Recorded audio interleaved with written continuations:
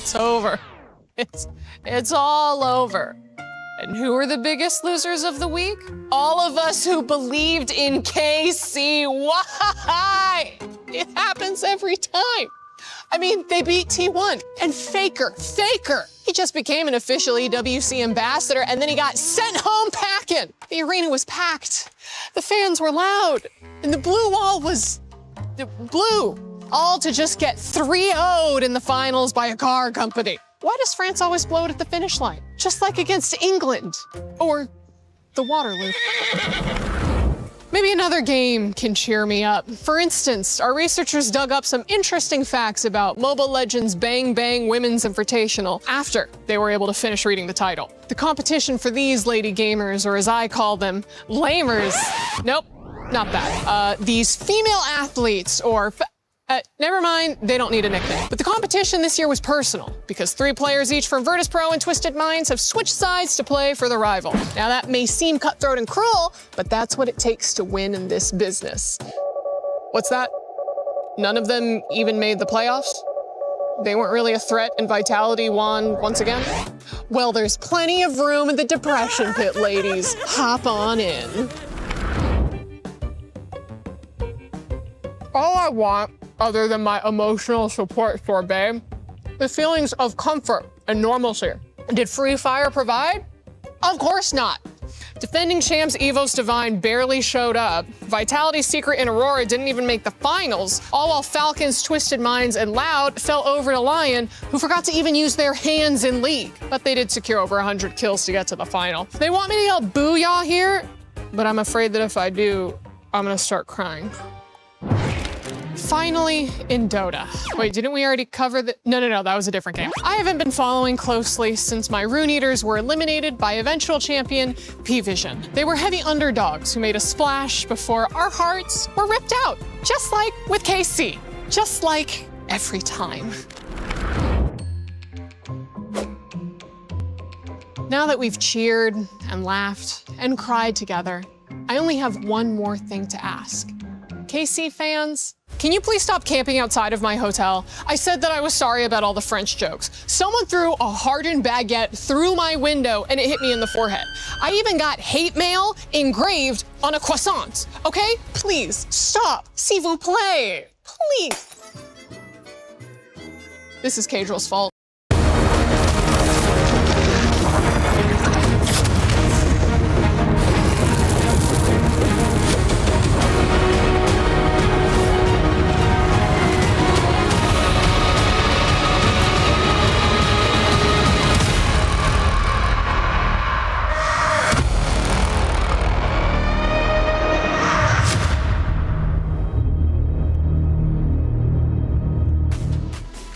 Welcome back, everyone, to the 2026 Esports World Cup here in Paris, France. It's day 2 of TFT, which means we're crushing keys today. It's going to be a big day, and of course, for some others, they'll be making it into the playoffs bracket. Hey, everyone, welcome into the Allianz Vault. I'm Taylor Reflections Noble, joined by Stuart and Dobbs. Good to see you, boys. How are we feeling for day 2? Super excited for day 2. As you said, keys are getting crushed. Players are going to be moving on to the playoffs. Yesterday was a bit expected, but today is going to be very hype. Going to be hype indeed. Dobbs crushing keys, 4 of them, in fact. It's hard sometimes to watch them get crushed because that's the hopes and dreams in the heart of the competitors. I mean, it's hard for the competitors. I feel like for us, it's amazing. I love the key crushing stuff. That's cruel. I think that this is the thing that I want to see in here. Keys getting crushed. That's right. Well, you're going to see it for sure. Day 1 was a wild ride and a lot of fun, and Clements and Casanova are going to catch you up. Day 1 of TFT at EWC was insane, full of upsets and close calls. That first close call being T1 versus Weibo. In what was a championship caliber match, our reigning champions did prevail and sent T1 straight into the lower bracket. The next matchup was Zeta Division versus JDG, and Zeta Division bringing maybe the strongest roster they ever had. After falling short in 2024, they're able to get the first match here, taking down one of the CN powerhouses. For CN, though, JD Gaming was the only team that fell into the lower bracket. All 4 moved on. One of them was Vision versus MKOI in a clean 2-0 sweep. And the last match of A's stream was Vitality versus the Flash Wolves. The Flash Wolves able to upset the giants that are Vitality, trying to make them repeat the failings of 2025. And in what was our most heroic moment, Dasik flew back for Godlike just in the nick of time to complete the 2-0 sweep of Fnatic. Amazing play. Insane day of games on day one. I can't wait to jump straight in to day two. Thank you for the recap. Day one was exciting. Day two about to get started, but the hit on day one a little bit more. We had 2 streams, A and B. A lot of matches ended up taking place. And there was one matchup I specifically remember saying to you, I believe it was, and you getting incredibly excited about it. It was Noxium Red Force on the B stream going against Aurora Gaming. And I said, they're tied up 1-1, and you almost lost your mind. No, it was crazy. I mean, you can tell that some of these teams, you know, the power of friendship that we always talk about as well, these teams that come in as the underdogs still have a chance against some of these powerhouses from China. That's clearly the case, and we thought T1 Dubs might have had a chance to take down Weibo at one point. Yes, they started very in high tempo in that first game of the series, but Tian Long did a great job. He showed after getting an 8 on the first game, he finished second twice, and then Weibo got the win. Yeah, I mean, that T1 was incredibly close. We knew that that was going to be an incredible game. Casanova and Clement put it perfectly. It was a match that could have been the semi-finals, could have even been the grand finals of this tournament as well. Of course, T1 going into the lower bracket means that they have to claw their way back up, but I'm sure they're going to have a great time today. We watched Movie Star Koi, we watched Vitality, so many different rosters fighting to move forward in the upper bracket. Of course, for some, Dobbs, they ended up dropping down to the lowers. Yes, I mean, you never want to afford another loss when you're into the lower, and I feel like T1 is the biggest team that is playing on that side. Absolutely. But I think they might have the best tools to come back. I think so. I mean, given T1's history, especially in EWC, we're talking 4th place, 2nd place, respectively. They are here on a mission. They no longer want to be second. They no longer want to be first. They want to be the winners. They want to be the title defenders like Weibo Gaming is. But they've got a little bit more work to do if they want to get to that point. Let's take a look at our schedule for today for both Stream A and B. We've got the action all day long. We start with Weibo Gaming once again, but this time against Godlike Esports. Vision will play against Flash Wolves, T1 and Fnatic, and then Movie Star Koi and Vitality. Those 2 lower bracket matches for Group A will be an elimination match. Keys will be crushed, and same thing for Stream B. Starting off for the B stream or B group, we've got ag.al versus Zeta Division, virtus.pro, Aurora Gaming, Maus, JD Gaming, and Team Nemesis and Noxium Red Force. A lot of powerful teams there to play, not only for a playoff spot, but also, of course, to protect their key. And we've been saying keys are getting crushed today, and we've got to prepare for it. It's officially Key Crush Day. Where are my inspectors, though? I hired them like 2 hours ago. No, Kitty, it's okay. We're all TV. We got Damascus as Traffic well. was crazy. You guys got hired for this? You guys have credentials? Damascus, the glass, brother. The glass. You are supposed to do this, Rob. Why is it so ugly? What are you talking? Oh, actually, most importantly, guys, I've got something special. What you got? What do you got? We gotta test the key crusher. No, Rob. No. This is no. dangerous, but this is for the keys. You don't put your hands in there. You're crazy. You're fired. Rob, you're fired. Damascus, you go on stage. We need stage hosts for day number 2. Be careful. Safety is important. And of course, this is the Teamfight tactics at the Esports World Cup 2026, day number 2. I don't know, with those 3, hopefully we'll get those keys crushed. I've got faith in them, but right now they seem a bit chaotic, Kitty. You need to keep Rob and Damascus in check, because clearly they need some help. Hey, the Club Championship is well underway, and they're playing for the trophy. What does all that mean? Let's find out. The Esports World Cup, the most elite competition in the world. Its trophy system is built to match. The Club Championship Trophy, awarded to the one club that rose above the rest and reigned supreme across all EWC games. Every participant earns a key engraved with their name. That's their right to compete. Reigning champions hold a key unlike any other. The game trophy is the ultimate prize for every game's champion, incomplete until a champion's key is inserted. The champion's key frame is locked into the totem, a stone marker of legacy, etched with every EWC champion. The losing keys are crushed. The champion claims 3, a personal reminder of who they defeated. The rest are preserved beneath the totem in resin. Every fallen contender captured forever.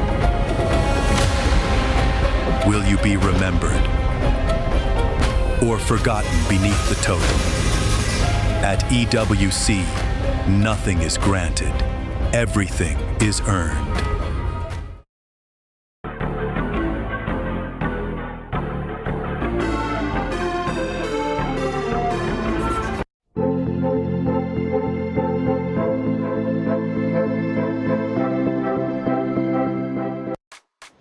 The Esports World Cup has quite literally the best format you could possibly imagine. The pressure is elevated each and every day of competition, and I love the trophy system, especially the keys, the hearts of the competitor once getting crushed. And who's at risk of getting crushed today? Well, there's no more second chances. It's Team Vitality. We talked to Danny yesterday, and he says, man, these guys, they love to tug at the heartstrings, especially with their close series. And yesterday, they had a close series. Yes, of course.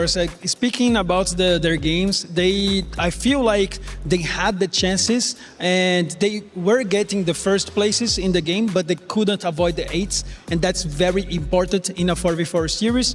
As well as, I think the last game specifically was very close, and I can look on the augment side, Soju and Ironbog, they both have the same augment, which gives you either items or a Radiant item. But the Radiant item is so much better, and Ironbog just got it and snowballed it from there, while Soju didn't have the same luck. So I feel like Flash Wolves, they were ahead because of it, and they closed out this series. But Vitality has the chances. And when you look at the bigger picture for Team Vitality as well, I mean, this is an organization that's been here before. They've been in this position before. They've gone down to lower bracket. Last year, they didn't even make it out of groups. They had the same group as T1 and Weibo last year. This time around, though, they need to try and make it out of groups as well. This could be the last time that we see this iteration of Vitality. Soju coming into this as well with his best performance this set, you know, going to Tactician's Crown, winning multiple cups as well this year. So it's an important series for Team Vitality as a whole. As a whole, as well as the org, right? Going for the Club Championship trophy. They're trying to take first place, and they have a chance to do it over Na'Vi. The players were walking in, and Dagon had a chance to talk to a couple of them. What's up, everyone? Welcome to day 2, and we've got teams coming on in right now. It's Godlike moving right on in, and Dasik right here. Here's the man of the hour, one of the few Western teams to get a win in day 1. Dasik, how's it going, brother? Hello. Good to see you. Good to see you too. How was yesterday's matches for you? Like it was nice. It was pretty late for me during the day because I was traveling for quite a long time. But we still played our best and we just won 2-0. You know, that was the coolest part. You weren't maybe going to be able to make it, and then you were able to make it here on time. How cool is it that you land, you show up, and you win? Definitely it feels nice because my entire team was waiting for me, and they helped me with travel and stuff.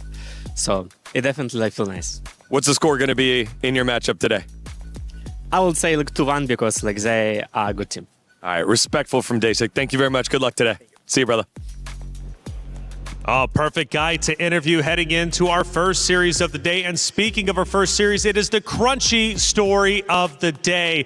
This is a big one. It's Weibo versus Godlike Esports. It's the winners versus the dreamers. And we've got to break it down because this series means a lot, obviously, not only for the tournament life. I mean, you go directly into the playoffs if you win this series, but also you don't want to go down to lowers because you know who's down there.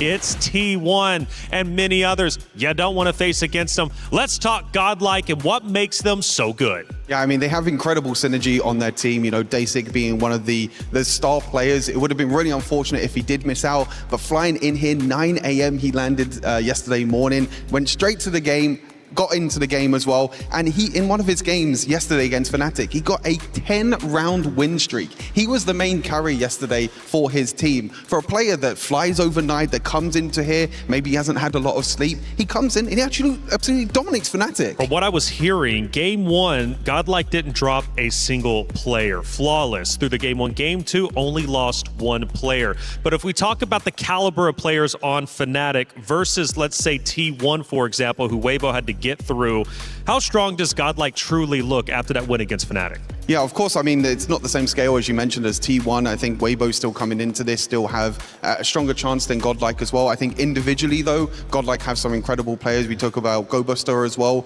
He's had an incredible year individually. Maybe a few other players like Dahua coming in from, the Americas. It's the first time we've had an EMEA and NA kind of collab team where you have 3 players from EMEA and 1 player from NA, which I think is very interesting to see their synergy. But this is a team that has worked hard, that's scrimmed a lot, and they've got the full roster here now, which is incredible. And the full roster, indeed. You've talked about a couple of them. And for you, though, who is going to be the superstar today? Because I'm learning from you guys. I really am. TFT is new for me, so thank you for putting up with my ignorance.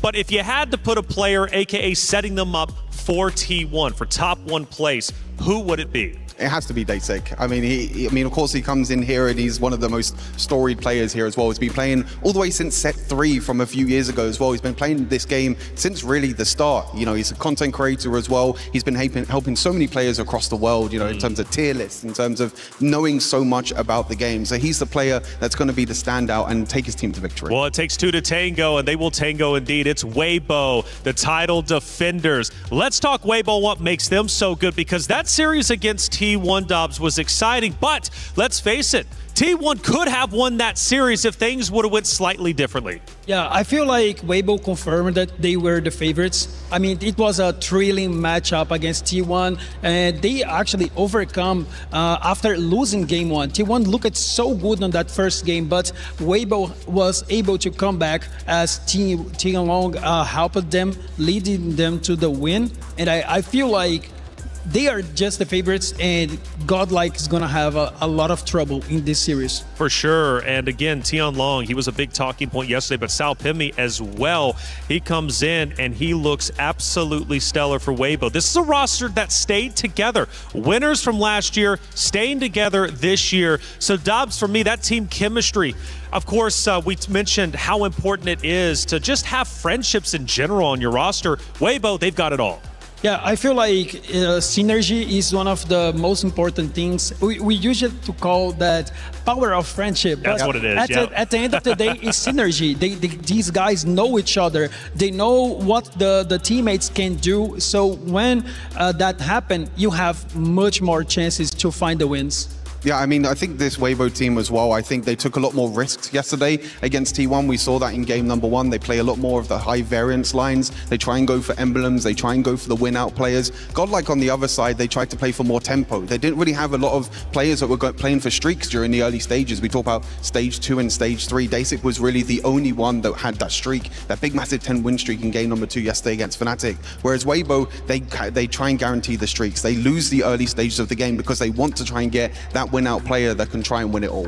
Yeah, we are talking that Godlike were played with more patience. Yes. But I feel like against Weibo, it's going to be very difficult because Weibo can play tempo very aggressively. So this is going to be a very interesting series. Which is so interesting to hear you say that, because I remember the biggest talking point with Weibo playing against T1 was that T1 had great tempo. So if Weibo's doing it better, they're clearly the winners and the title defenders for a reason. And speaking of title defenders, let's take a closer look at Weibo Gaming.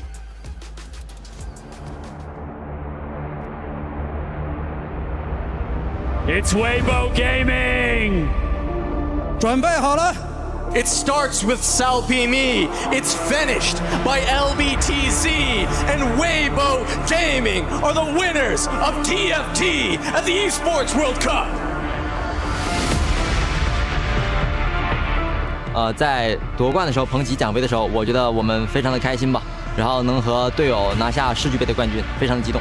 The MVP of TFT at EWC. This is where they get to pick their keys. Totally deserved. Amazing gameplay, amazing teamwork. 我没有预料到自己能成为这个 FMVP。回想去年的话，我觉得就是打好自己吧。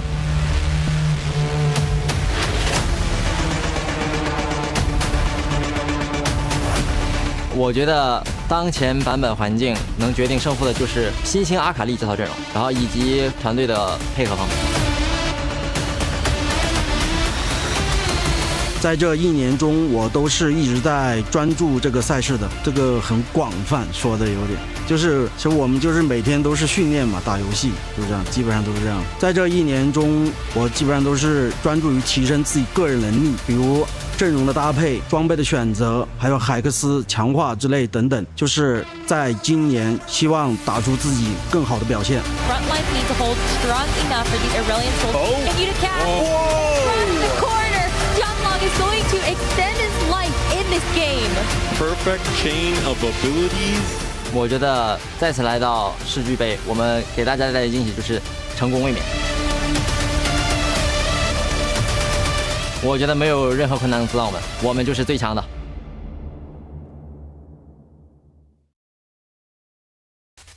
It is time, it's EWC TFT Day 2, and we are ready for our first match. But before the match, we've got a very special guest, Rob. Right now, as you can see, I am with my dog, Dasik. Now, I have to ask you, of course, representing Godlike Esports, usually you're playing in singles tournaments, right? We've seen that you recently in TAC Crown got top 8 2 times over recent years, but it's your first time here at EWC, the biggest event where it's a team format. How different is it for you coming into an event like this where you're no longer just relying on yourself? I think it's actually easier because you have a team behind you and you can talk like in real life, so like definitely helps. And spending time outside of the game also helps. So I'll say like overall it's a pretty good experience, and I'm happy to be here. Okay.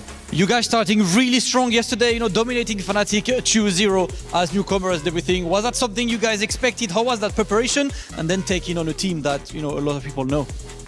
Yeah, I think like we played a lot of scrims. Like when we have like a sub on it, it's Alborozov played like a few games. Even our friends from our study groups also helps us. So like we never played with only like 4 people like roster basically, and we have like minimum 5 people behind the scene. So like we have like a different view on the game and stuff. Like definitely helps overall. And today's game is going to be very interesting. Okay, and just one last thing. We're only going to do 2, but I have to ask you about the fact that you almost weren't even here, right? A lot of people thought that you might not be able to make it because certain visa issues. So last second, you come here yesterday, if I'm not mistaken, and heroically pull up and are able to get a big-time victory. What was that like for you, almost not being here, and how did you perform last second? Honestly, I remember like a few things about yesterday only because it was like a very long day, and I hope like today is going to be also like a good memories after like we went to win. Okay, ladies and gentlemen, Damascus, I do think it is finally time for us to get to our first playoff qualification match. It is going to be Weibo Gaming going head-to-head with Godlike Esports. Best of luck, brother.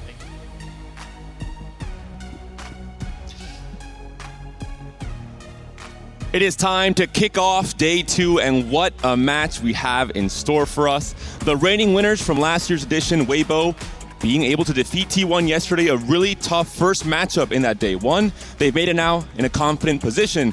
But this Godlike team, maybe the hope of the West, the hope of EMEA for sure. Dasik arriving as a hero yesterday, alongside Gobo, the 2 players who really, I think, performed at a really high level versus Fnatic. But this is a whole new beast today, Hupeson. Yeah, 100%. For Dasik, that's the wild card, right? He didn't have enough rest, and he popped up yesterday. And now he's even better. It looks like he got some sleep. He's looking great. He has great energy here coming into the game. And Dohwa, I mean, we have it here on the front. This is a player that gives the joy to the team. Raiko, also a wildcard, top 1 player that has the possibility to do so much and so much damage to the team. You talk about Saupimin, I want to talk about Wang a little also. Tianlong, this representative that for sure will give a cap game today. Starting off with Twisted Fate, so a little gold. Gold augments, we're going to see, of course, incredibly impactful augments potentially coming through on 2-1, something like spreading roots we see so often in 4v4 in terms of giving players direction, in terms of giving players a clear idea of what they should be playing for in that early game in particular. But looking at something like Treasure Hunt, you have the chance to play some reroll lines, for example. Cho Lissandra especially benefits a lot from this kind of augment. And we saw Attack Crown, Anima Commander, not so much in 4v4, very hard to get those crazy loot streaks going. Yeah, for Daisy here also the possibility to play Lulu. We know he loves the reroll lines also as a possibility. Very open. This is a line selection player, if you will. Has all the multiverses open and has all the possibilities to play anything that the game provides. Also good at resource management, but of course, he wants to play for the team. He wants to make sure that he's doing exactly what the team needs him to. And this is the pop-up player. It's the player that we want to watch being the win-out player, going for risk, and obviously trying to assemble a great composition. A bit more insight on Daisy as a competitor outside of the conditions in terms of him arriving last night or yesterday and coming in late. He's a player who's very creative in TFT. He's very intuitive about the game and his understanding of the game. And this really helps in 4v4 because having a big picture understanding of what your team needs in terms of lobby tempo, in terms of placements, going into stage 4 in particular, and being able to help the team understand, hey, we have to play for this placement, we have to avoid this placement, we need to remove items here, we don't want to sack for you because you're too weak already. You know, things like this really help going forward. We have been with a good start here just with the Lulu.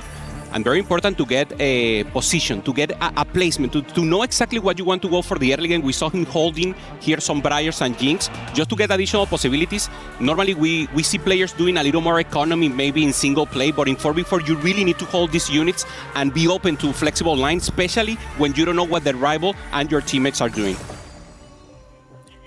Gold augments coming through. We'll see the different options for our players. For Daisy here, has a chance for Birthday Reunion, which is a Fast 9 augment we saw so often played into Nova Fast 9, and is one of the possibilities, one of the options to become a win-out player. This is something we absolutely need on every team.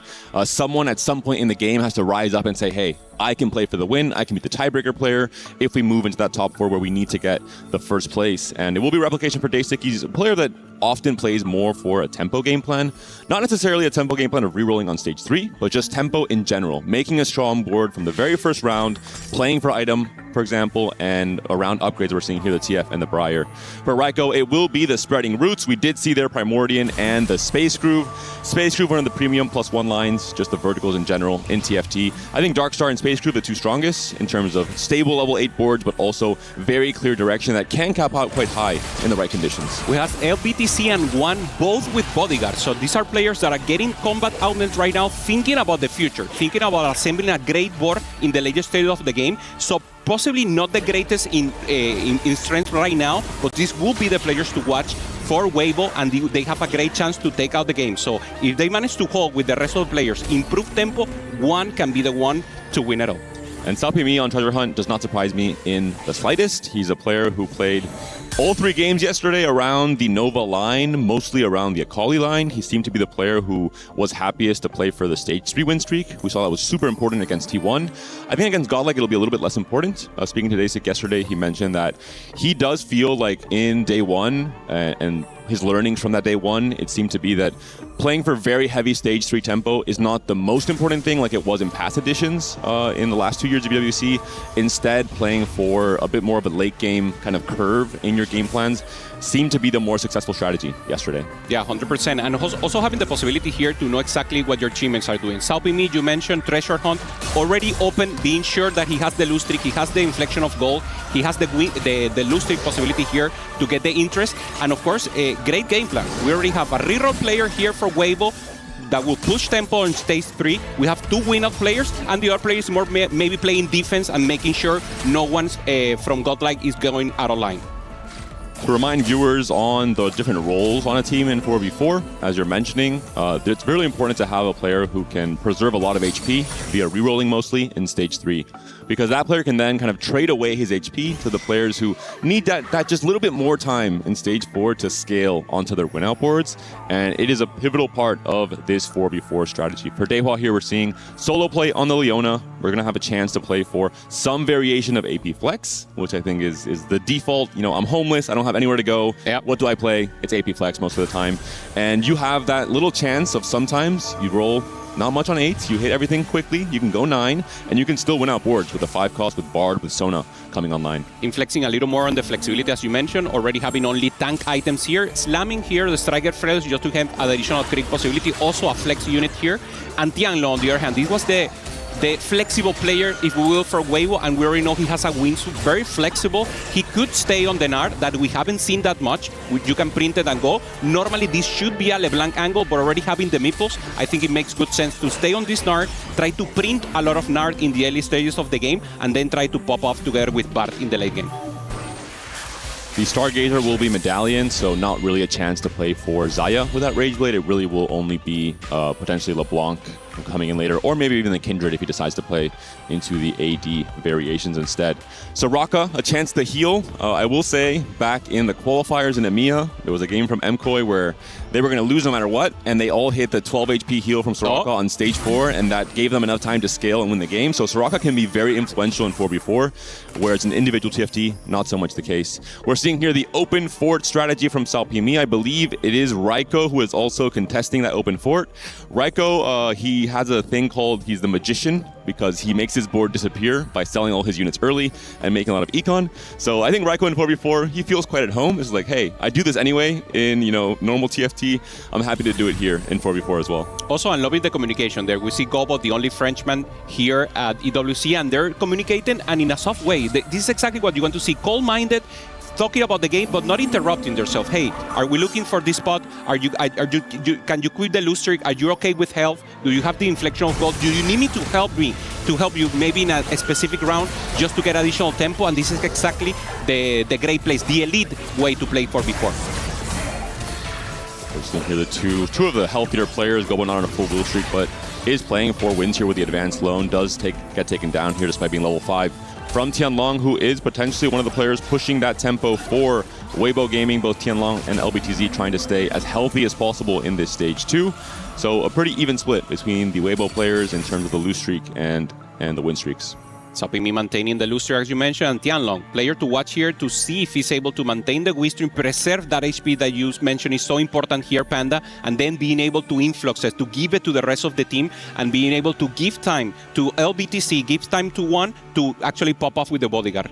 Looking at the augment selection, looking at the big picture game plans that will develop in this game, there's a very important thing to mention. 2 players on Weibo Gaming on the bodyguard training you mentioned earlier. These are players who are weak right now.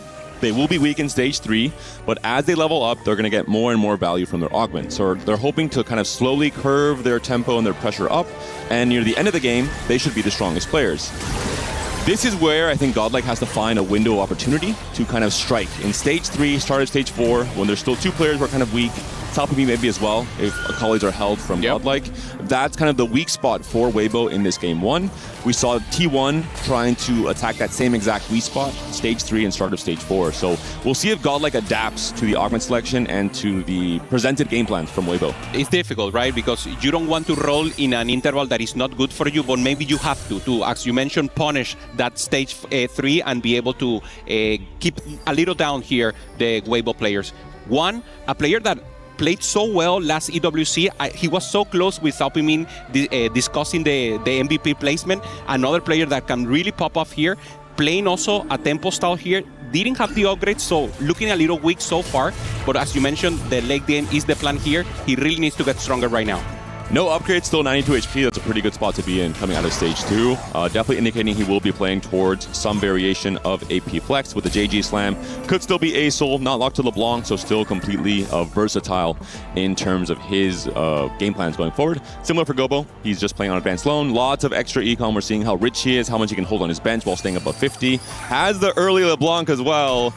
Doesn't have a bow for the Rageblade, but has still a component anvil. He can potentially find Rabadon's JG Rageblade LeBlanc on 3-1, which is maybe a formula for a bit of a win streak going forward. Also the early Morgana that is always great to watch here. The best tank in the game right now.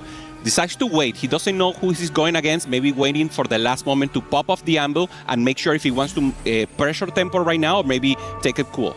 There it is. He finds the Rageblade. Item's going to be on the LeBlanc for now. As you mentioned, doesn't have the slam just yet. He is going to be facing Dasik. We'll see if he wants to go for the win here. Dasik definitely does. Full slams onto the Lulu for now.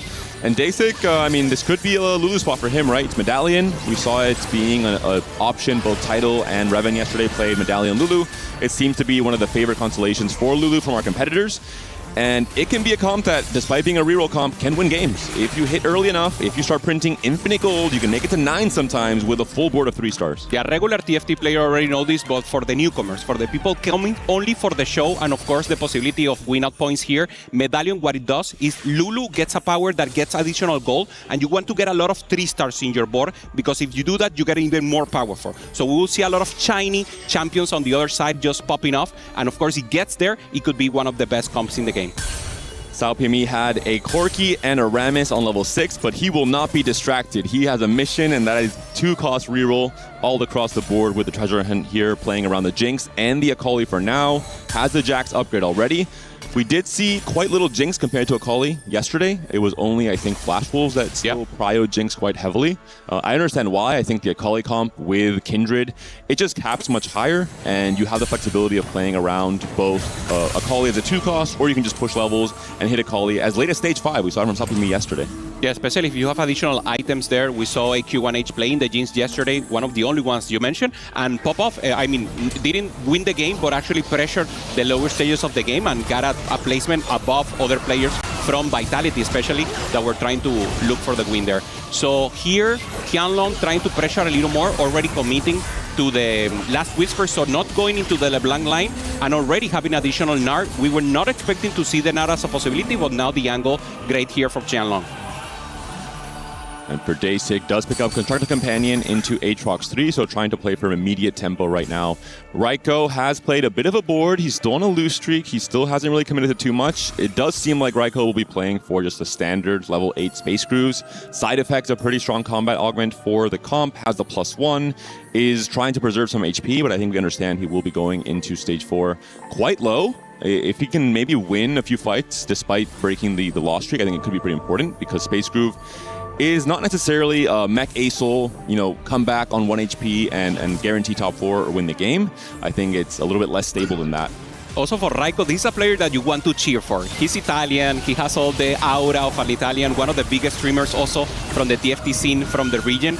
And I mean, he loves to go for the top 1, he loves to play flexible, and I mean, he shows it in the game. Right now, going for the emblem, as you mentioned, just trying to go into the vertical of Space Group and trying to pressure the lobby right now. Has the pair of Samira that will be great for the middle stage of the game, but taking a loss here.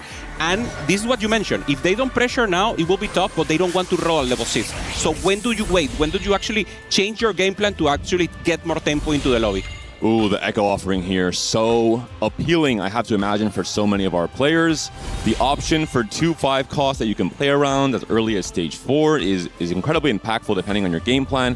If you're playing Space Groove and you hit a Blitz and then you high roll maybe 1 or 2 more Blitzes in the shop, a Blitz 2 on 8 can maybe decide the entire outcome of this matchup in terms of how impactful it would be for a player like Raiko with a +1 already. So we'll see what players end up opting for the Echo boon here, and we'll see what 5 costs we get 4 rounds from now. Also, Tianlong was the one calling the shots there. Let's take the opportunity. We see here on the camera, Tianlong, a player that is the veteran right now here. He wasn't popping off in last EWC, but he did pop off in Tactician Crown just a few weeks ago. He made day 3. He's playing in elite gameplay right now, and he's the leader of the team. Always composure and trying to do the call-outs in the particular way and in the matter of facts here. So already wins us here for the BTC, our bodyguard player with good pop-off potential on stage 4. Most likely will be playing towards Fast 9 or attempting to. I think we saw this exact kind of game plan and build with Advanced Olympic up in particular. I think he wants to play for maybe an Econ Augment on 4-2.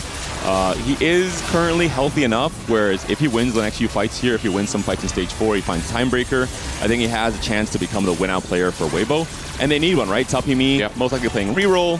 We saw the Tianlong on more of the Gnar angle, so I think LBTZ needs to be the player to step up and say, hey, I can win it for our team in this game 1. Yeah, I love it. LBTC and one are talking. Okay, one of us has to be the real win-out player, and the other one, okay, we both pop off, but there's a moment where you have to choose. Can I give you the HP right now? Can I be lower for you? And do you really have the potential to be the win-out player? So both of them going for the win, but of course, one will have the more influx of HP and maybe the opportunity to step up for the team. I think one is more likely going to play towards just Fast 8's AP Flex. We're seeing here with the item slams. We're seeing that's how the Timebreaker and Riven pair. If you find the Riven 2 for free, that can be pretty impactful as well. But we're seeing the lose streak here. We're seeing he has less gold. He's still level 6, for example. So I don't see him ever making it to 9, or at least not till quite late into the game. I think he'll be more the stable player that will trade some HP and try and get very strong in stage 4. Makes total sense. We see them facing each other, so the two win-out players that we have been hyping throughout the first game today.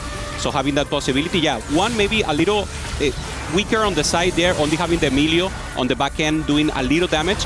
But of course, the pressure so far. GoBuster did exactly what he was requested to. Punish the lobby a little in HP. 5 win streak for him, and the Frenchman is about to pop off rear right now. If he managed to maintain a little more here, Panda could make the difference. Bit of a, maybe not a mistake, but I think definitely Guan would have preferred LBTG to get that win, to stay a little bit healthier coming into stage 4. Just a chance to go straight to 9, or yeah, to have more HP to work with. And especially with the fact that there was 3 timebreaker in for Guan, I think he would have been happier with the loss there. But we'll see how everything looks for stage 4, how the game plan starts settling, especially for Godlike. We've been seeing a lot of the spots for Weibo Gaming. We have a clear understanding of what they're playing for in each of their roles for the team. But for Godlike, it's going to come down to someone like Raiko with a decent amount of gold here, finding the Nami 2 right away, finding maybe a high roll Blitz 2 could completely decide the game for him as well, and we'll see the 4-2 augments. For Salpimi, this will be the big roll down. He really needs, first he wants to pop off Treasure Hunt, but then he needs to find something here. Ideally the Akali, and then transfer the items, but let's see what he managed to cook here. And we'll see if Godlike holds copies of Akali's. I think you have to in this current format, in this current meta. You have to have every single player holding at least 1 or 2 copies, making life more difficult for the 2-cost reroll players. Salpimi has a Nova emblem already online, has some pretty good items. The Gunblade, of course, is there, has a Stoneplate on the Jack. So a lot of the things you need to make this comp function are there for Salpimi. Gobo we're seeing here also. Of course, we saw earlier with the LeBlanc coming in on stage 3. In a great setup to play AP Flex. Yeah, already with the 5 Shepard together with the Morgana, this is perfect setup. LeBlanc pair on 7, having not rolled yet, is pretty good news for Gobo. Totally great. Also punishing the rest of the lobby and having the chance to pop off. And being so high in HP, this could be maybe not the win-out player, but top 4, top 2 for sure. And if he gets the LeBlanc quickly, as you mentioned, that could make the difference right here. Going up against his teammates, so friendly fire here against Raiko, who hasn't rolled yet, so 4-2 will be the name of the game. Everyone going to stage 8 and trying to pressure the lobby from now on. We have to look at Raiko and Guan. They will both be rolling down heavily on 4-2. They will both be rolling down for the same units, and they are both tasked with stabilizing their HP and trying to rise up in the HP standings for their team. We're looking at Gobo and Raiko right now, both players from Godlike. Coming through on a big roll down, Gobo finds an early Bard, a good pickup and addition. You want to roll right past the Namis, allow them to maybe populate Raiko's shops as well. Makes sense. Raiko taking his time here. He's holding on to Kindred as well. He's maybe trying to, get in the way of some of the Nova players on the side of Weibo Gaming. Holding also the Nard, trying to contest and grief a little the Weibo players. Doesn't find the additional. Already having the Pero, Morgana, and LeBlanc you mentioned, but doesn't find. Decides to go to True Zero, finds the Nunu. Great front line right now together with the 5 Shepherd, but doesn't find the LeBlanc that is also so important. Raiko's going pretty slow here. Doesn't have any kind of a board set up yet. Does not have 2-3 timebreaker in either. He just put in the Gwen last minute. So Raiko, a very slow turn. He's going to have to settle the board a little bit better on 4-3. Not quite where he wanted to be, I think, coming into this 4-2 round. Especially the fact that he is one of the lowest HP players on his team, right? Despite the 3 win streak. Yes.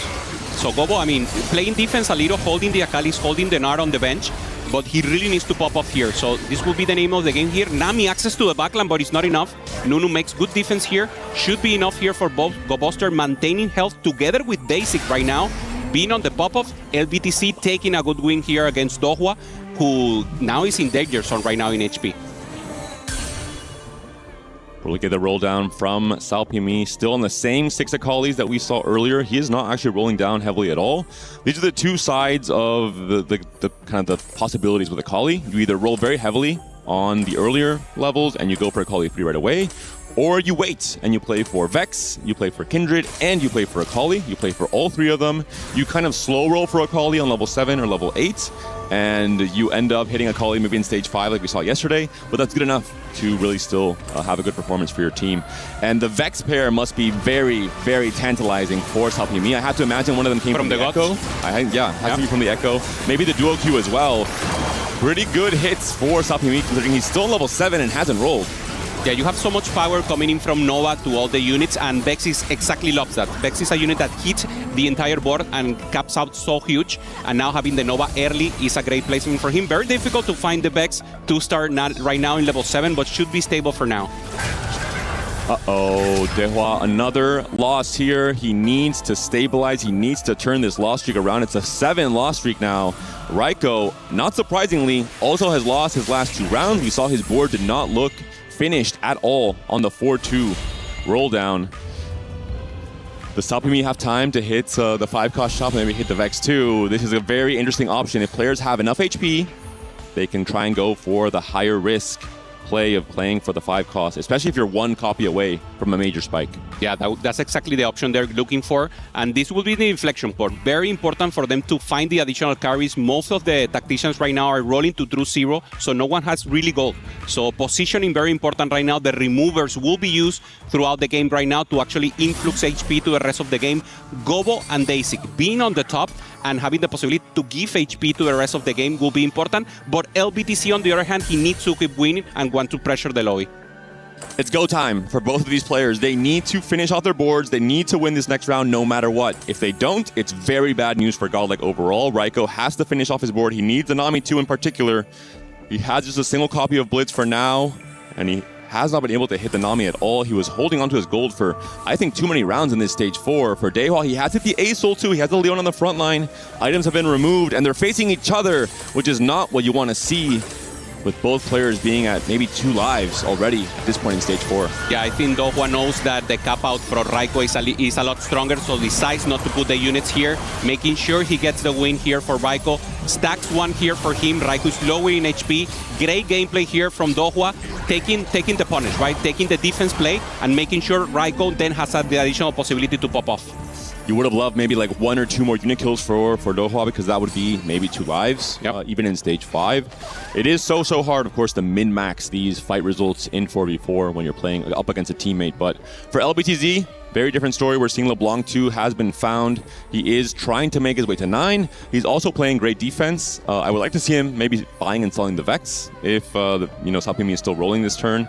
Or maybe he's hit it already and we haven't seen that. But the Nami holds here are fantastic for LBTZ. Doesn't find the Nunu, that is also important for him. So LBTZ just looking for the tank, and of course Raiko looking for the damage that is so important. Salpimi still with the 2 copies of Vex, managed to find the level 8, doesn't have gold to level 9, so he will be in the hands of the gods, if you will, to try to find the pop-up here. This is a very important fight. Gobo, he is currently at 75 HP, 3 win streak. He's maybe the stable point for Godlike right now, considering the rest of his teammates. It would be so important for him to win this fight, but the Vex Akali combo seems to be so strong. It is a close result. LeBlanc is down, and the Vex carries the fight for Salpimi. Despite being only on 12 gold, stuck on level 8 a little bit, his board is already so strong. Yeah, both with high HP, Salpimi obviously with the possibility of finding the Vex, and Gobo in a pressure moment right now, so difficult possibilities. We see the chance here for Dehua just to get a little stronger, finds the Aurelion Soul 2-star, finds also the front line, looking better right now and not thinking about that level 9 and popping off with Baran Sona. Doesn't have the goal for it. If he has additional time, he could, but the HP is not helping here. I think the problem is that Dehua maybe wanted to be the win-out player, playing more for 5 costs in this AP Flex line, but he has not stabilized at all on stage 4. We're seeing there 4 out of the 5 rounds were losses. Looking at the HP totals, it is not looking good for Godlike. They essentially cannot lose any rounds, or any fights rather, in the start of this stage 5. If they do, the moment you face your teammate, you're eliminating yourselves. It's going to be very hard to fight for the win in terms of the total point placements. Also, Godlike was playing defense throughout all the game, holding the Nards, and finally Tianlong managed to find it, printing the Nard with the Meeple, and now has an additional chance here. Finds also the Jhin, so double carry for him. Great front line there with the Ramos being so big with the anomaly from Echo, and now a good chance for Tianlong to keep the punish up. Able to go to 9, has a 3 sniper online as you're mentioning. All the items have been removed, so you can sack HP for someone like Guan. Guan is sitting on a Blitz pair. He's sitting on the potential Ornn 3 as well, so it is looking very scary. We're seeing at least 3 players on Weibo who are very close to really big spikes coming into stage 5, and I'm not sure Godlike will be able to hang with these players. Yeah, so tough. Also, we see holding Ornn there, so possibility to Ornn 3, having an additional chance there to have an additional frontline. Tianlong takes the stack here, and this fight is so important. Dehua takes out 1 HP for him, almost out against Salpimi that is so strong. And now he just has to roll. He has to try to find something, has the pair of bar, but it's only level 8. So hard to find right now. They take a 5-loss streak, finally just able to hit the Lulu 3. Is it too little, too late? The itemization is fantastic, but you're at 17 HP. That should be 2 lives, still similar for Raiko. But I mentioned we needed maybe full wins from Godlike in that last round. It was not the case. Gobo lost the fight. Daehwa down to 1 HP as well. We'll see who Daehwa faces. He's in a do-or-die moment. This team did not go 8th at all yesterday against Fnatic. This could be their first 8th place.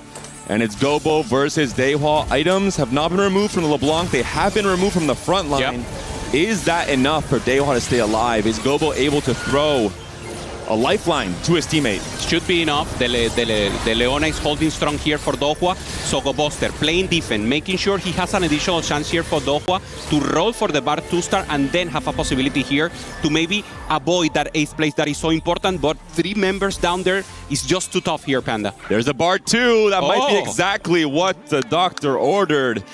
Will it be enough for the comeback here from Daehwa from 1 HP to maybe a win out now that he has some of his 5 costs online? But we're still level 8, right? We're still very far from making it to 9. I think we have to be kind of realistic. You could maybe win a few more fights with the Bard now fully online. And for Daisy, I mean, this is the moment when you need maybe 4 or 5, even 3-star right now. He only has 4 or 3, if you will. Didn't find the Emilio, only find the Lulu that you mentioned. So the strength right now for the medallion composition is just not strong enough. And this is where preserving HP early matters so much. Gobo, a second lifeline to his teammates, keeping Daisy alive, taking items off the front line yet again. For Daehwa, he's up against Tianlong, a pivotal 1v1 here. Both players very low on HP, but Daehwa especially, he's on his last life. Is the AP board able to beat the Gnar? It is a pretty convincing win, but not an elimination, it looks like. I have to check the HP totals. So close here. Daehwa 1 HP, Tianlong should be lower right now. So I believe he's also 1 HP, so it could be a pretty crazy turn of events here for both teams. Also having the chance, this is perfect. I mean, they have to avoid facing each other, especially Daisy and Daehwa, just to get a chance here to have a chance. And Saopimi is just going down right now, 3 win streak, but his composition is just not strong enough right now to hold. The placement, the matchup is now the important part. Decides to pop the units here and just get stronger and stronger for Daehwa. A 2-win streak. We'll see if Daehwa can continue this, but it will be a forced elimination, unfortunately, for Godlike. Daehwa versus Daesik. Bard 2 versus Lulu 3. No matter the outcome, this could be a bad result, but if Daehwa gets the win and Tianlong gets a bigger loss, that could be a dodge on the 8th place. So actually very important for this to be a close fight. It isn't. Daesik will get hit pretty hard here. Does Tianlong get hit harder? That's the question. Tianlong wins against Gobo here. This is exactly what we didn't want to happen here for Godlike. So Weibo doing great in the layer settles again. LBTC, one of the win-up players, didn't manage to pop off. So goes down, but Daisy takes the 8th. So it's a 1-point win right now for Weibo. The smaller loss there would be so important for both teams. In the end, Daisy took a bigger hit, and that will be the first 8th place for Godlike in this tournament. Weibo, I mean, I'm looking at them. They look very, very scary, especially Saopimi. The moment he hits the Vex 2, I think he's going to take over this game. Raiko did turn the corner. We talked about him being a little bit slow on stage 4 on his level 8 roll down. He's managed now to turn this around into a 6-win streak, but the rest of the standings, I mean... 1 life for 4 players, yeah. And Saopimi has 51 HP. Gobo against Daehwa here. One of them will be eliminated. Access to backline, strong side. Great positioning here from the other side. And the Morgana is just holding too strong. No damage coming in from Daehwa. No access to backline. Meanwhile, the LeBlanc is popping off and ramping in results. Leona holding on. Daehwa's Ace-ul, the Bard, the combo, 3 damage. There's going to be enough to take down Gobo. This was expected. I think Daehwa was maybe the player that we wanted to see try and fight for level 9 for the 5 cost, whereas Gobo was more the stable player. It will be Gobo going down in 6th, Guan going down in 5th place, and this is going to require a win, of course, from Godlike to have any chance, and more importantly, they need to take down Saopimi. I think he is the player to defeat from Weibo Gaming. So difficult right now because 2 points down, you really need to pop off here. Both players need to step up and have an additional chance here. So Weibo playing great defense throughout the game. And now Daehwa, the player that was helped by the rest of the team, is the one is trying to pop off. very close to level 9. He should be able to pop off right now. Goes to level 9, trying to find anything additional here. Carries, especially the Sona, doesn't find the pair, finds one Blitzcrank, but he really needs the Sona to start. There's the pair, one more for him, and he could make the difference. We're seeing still the Akali's being held, so giving us information that Salpimi has still not hit his own Akali 3, which is the next probably big spike along with the Vex 2 for that Nova board.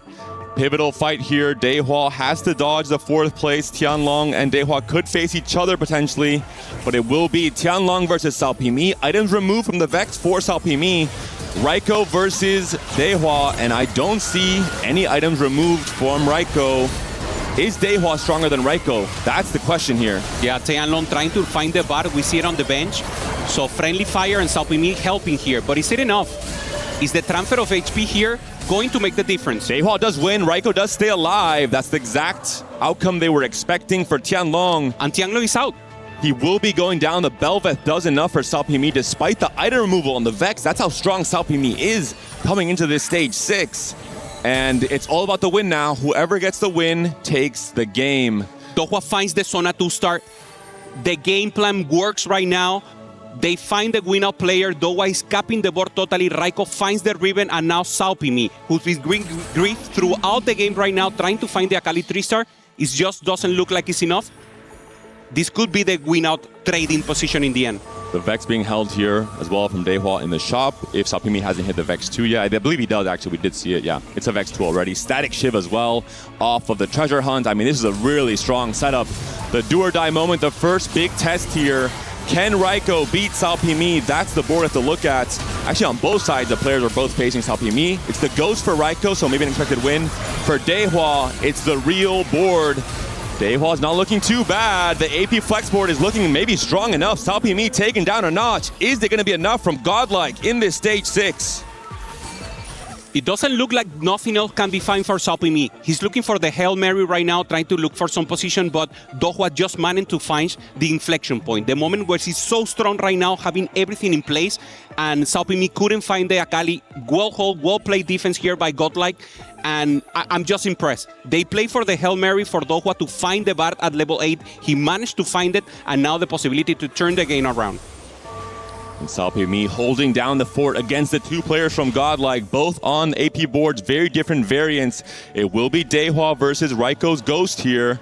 Dehua, I mean, currently seems to be the strongest player. Already beat Raiko earlier on without any items removed from Raiko. He's on a 6-win streak right now. Raiko versus Salpimi. Salpimi on 22 HP, that should still be 2 lives. So even if Raiko wins here, the game will continue forward. And it looks like maybe both players from Godlike are currently stronger than Salpimi. The Vex 2 is not enough to win these fights. Access to backline there. We saw Dehua just popping off here, going down, but Salpimi doesn't have the gas here to fight it out against Raiko. Raiko just won against the Ghost, and now with a chance to take the win for Godlike if he wins the next round against Salpimi. And Raiko isn't able to go 10. He knows it's the last fight of the game, considering that both players are on their last life. So he's rolling down for anything he can do to improve his board, even a tiny bit. But what else do you need? You've hit all your upgrades. You have the Blitz online. Your last item popped. So the positioning looks pretty standard here for Raiko. Not much more to change. Also block the Hail Mary. Salpimi maybe could sell something and try to find something. 3-star very difficult, but just trying to make sure he was holding the units there. Salpimi couldn't find that 2-star. Yeah, the Shen, the Akali, not yet upgraded to the final form. Having a chance here, Raiko taking the win here. Full damage here with the Space Group. Nami doing so much damage. Blitzcrank 2-star, everything assembled for Raiko, and it's just not enough for the Nova board. The Blitz is still healthy, but the Kali is onto the Nami. The Nami is taken down. The Blitz is down as well. Salpimi wins the only fight that matters. Weibo takes the game 1. The hero, yet again, the MVP for Weibo Gaming. We thought it was over. He lost fights to both Dehua and to Raiko, but in the end, he turned it around. That's what happened was you have Akali. The emblem was doing, the community knows, and Salpimi, experienced players you mentioned, are MVP for 2025, now having an additional chance, gets a little elongation here, just having a chance to pop off. They don't believe it, but they play to this. They play for the angle for Salpimi to pop off, and in the end, he made it happen. We see the expression here. They know they had it, Panda, and now making the loss, they need to reinforce the mental and try to pop off in the next one. Godlike with their first loss of the tournament in any game really after their 2-0 against Fnatic. A bit of a shock on their faces. I think a lot of plot twists throughout this game. Coming to stage 6, we thought SaoPimi would be the strongest player. Didn't hit a Kali 3. We thought there's a sliver of hope maybe for both AP players on Godlike.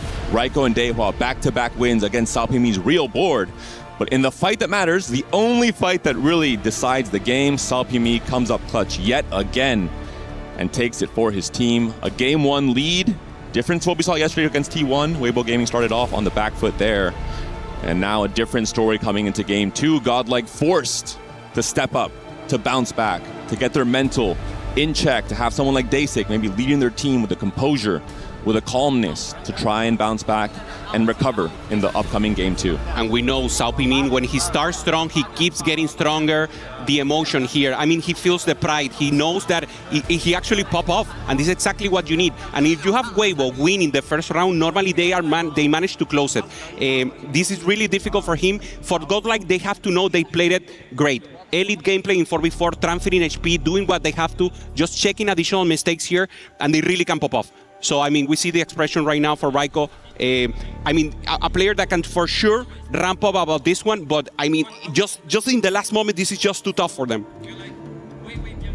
And if it's working, don't change it. SaoPimi, his 4th game on the Nova line, a lot of Akali as well. And it seems to me he has the best idea, but we're going to hear from Kitty in an interview on the stage.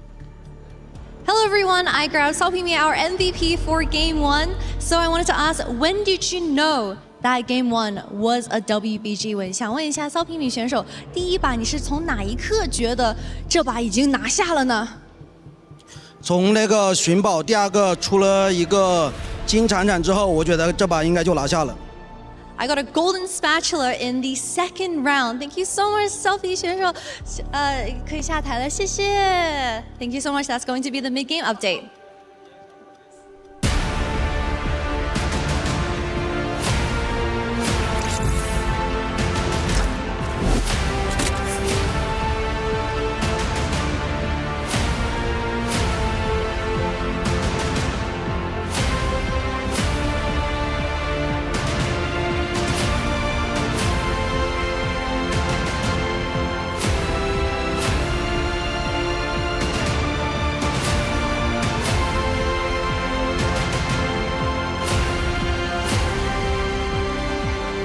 Play is in our DNA. Whenever we let it out, it becomes our superpower. Now imagine an entire city being built to supercharge it. Kadir City, powered by play.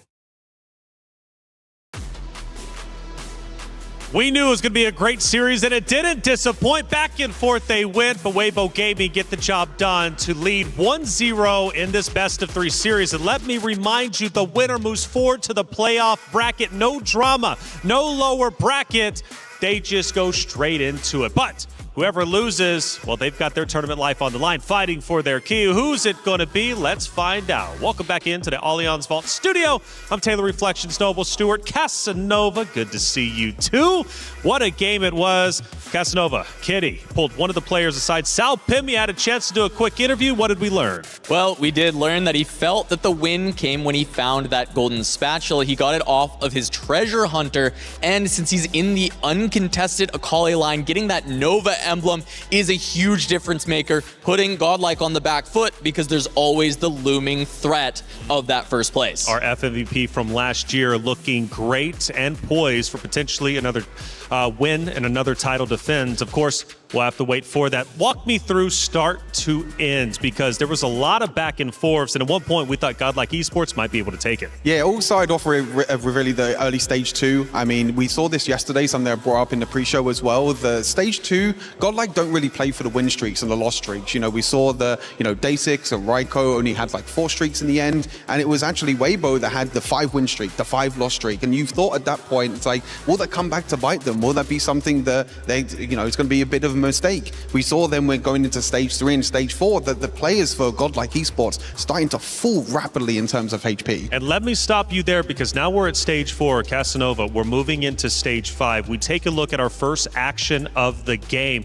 and it is stage 5-5, and this is where things start to look up for Godlike. Well, and you can even look at this board and you can see 3 different players on those blinking health bars looking like they're about to fall. And this is where Dehua was able to find that Bard 2 at the last moment. He had been free falling for many rounds prior to this. We thought the game was over, Weibo was going to have it, but Dehua was able to actually stay alive due to this Bard, and he ends up putting Godlike in a potentially winning position from there. Yeah, I think it all came down to as well the Godlike players being able to save HP for each other as well. Just before this round, all the players on Godlike were so low on blinking health bars, as you mentioned, also low on 1 HP. Of course, here in the end, Dehua actually taking out his teammate Dasik, who went 8th in the end as well. And on the other side, it was actually Tianglong that stayed alive and avoided that 8th place spot. So at this point, we're thinking, Godlike, hold up a second. They went from looking down and out to potentially coming back. But as we know, Weibo Gaming did in fact win the game. So Casanova, we go now to past stage 5 in towards the end. We take a look at our final action. What ended up unfolding to allow Weibo to take back control over Godlike? So this is where we think there is a potential mistake from Godlike in the end game. We had both Raiko and Dehua take on Salpimi. Raiko fought the Ghost and won. Dehua fought the real Salpimi and also won. But considering that Dehua fought the real Salpimi and won by a large margin, it's potentially correct for Godlike to have Raiko sell his entire board so that he doesn't take out Dehua. No, exactly that. I think it's so perfectly poised for that. When you're in this position, you maybe think that Raiko can also win this as well because he beat the Ghost, but when it comes to the strong board as well, on this uncontested line for Salpimi, unfortunately not hitting the Akali 3, but being so strong thanks to that Nova emblem that he found from the treasure hunt as well. Raiko not being able to sell his board, and actually Dehua dying in the end meant that it was down to this 1 versus 1 that we can see. It's hard to tell for sure because Salpimi's board was so good, but this may have been a case of rock, paper, scissors, where Dehua beats Salpimi, Salpimi beats Raiko, and Raiko beats Dehua. So with the team play of 4v4, that gives you the opportunity for Godlike to have tried to make a play and sell out Raiko's board. And these are the simple things, and these are the little things as well that can be such a big difference in a 4 versus 4 environment. Understanding what board states are like, understanding who is stronger at this point as well. But I think the overall point of this game as well is, you know, Godlike not going for that Akali, not finding someone to contest that Akali. And as the casters pointed out as well, this is Salpimi's comfort zone. He played this yesterday as well, treasure hunt into Akali. He was uncontested, didn't find the Akali 3, but at Vex 3 in the end as well, thanks to the gods from Echo being able to find 2 Vexes at level 7. And I think when we break down further the game plan of Godlike into this one, they were accepting that this was an uncontested Akali. They were grabbing Akali, all of them were grabbing Akalis on their roll down, and they may have even conceded that first place might not go to them in this game because Salpimi was going to be so strong, particularly with that emblem and the early Vex that he found. But from there, it just ended up being some of these fights not swinging their way in the end game. They took the 8th and the 6th, losing those first 2 kind of duo pairs, losing out in the bottom side of the tables, and it forces them to have to find a win, and that's where they were not able to convert at the end of this game. And it's a new adaptation that players have had to do pretty much since the end of the Tactician's Crown, right? This Akali composition kind of coming out of nowhere. We know that these 2-cost rerolls are going to be very, very important in a 4 versus 4 environment. You can't all pay for that level 8, level 9. You need some rerolls, and this Akali composition has kind of come out of nowhere and has been dominating every round. And I think just taking a step back and looking at just the Godlike versus Weibo matchup, Godlike does a lot of VOD review. They looked at Weibo's games from yesterday, and they actually felt that while the team was very coordinated and clean and strong, they felt like they were beatable. They could bleed. And even in this first game, you're starting to see glimpses of that with how close Godlike came to taking that. You two are so good at your job. I just want you to know that, okay? Shout out to you guys. We take a look at the fall during that celebration as Weibo ends up taking it. Obviously, a sigh of relief. Weibo once again trying to be the title defenders and winning this game puts them one step closer to doing so and grabbing the heart, obviously, in these intense moments. And, you know, the power of friendship, they're having fun out there for sure. But on the opposite side for Godlike Esports, you know, there's going to be a lot of stress, as you can see in this moment, grabbing the head. You know, at the end of the day, man, these are tough matches. At one point, you think you're leading and you think you're going to win. At the other, all of a sudden you are losing, forced to survive and win 2 games in a row. Riot is doing a lot when it comes to the Esports World Cup. Not only TFT, but also check this out. The TFT Open is coming back to Vegas. I just hope there's no conflicts. Why wouldn't there be? We're bringing the first North American Regional Championship to Vegas. So excited. Cool model. Thanks, it's extremely fragile.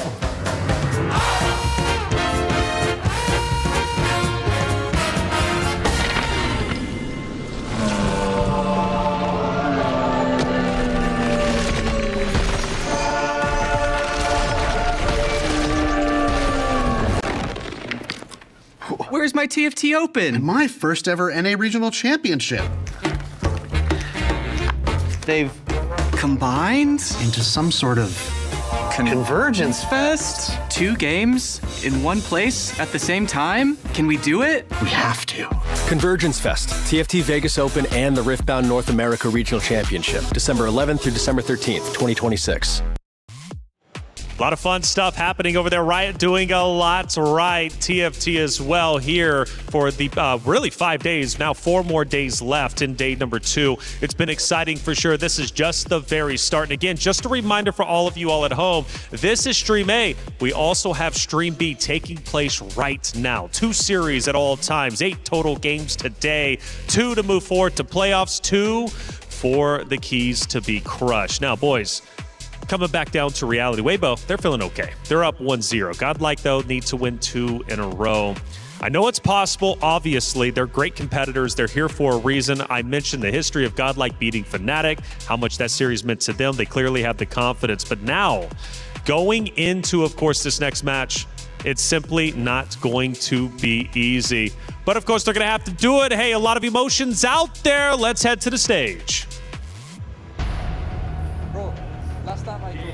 And it's a do or die moment already for Godlike. The first time in this tournament that they feel their backs up against the wall. Salpimi, the hero for Weibo Gaming, setting the pace on this series, the very first series of this day 2. We'll see how and if Godlike can bounce back. 100%. Weibo is showing why they are the title holders right now for EWC 4v4.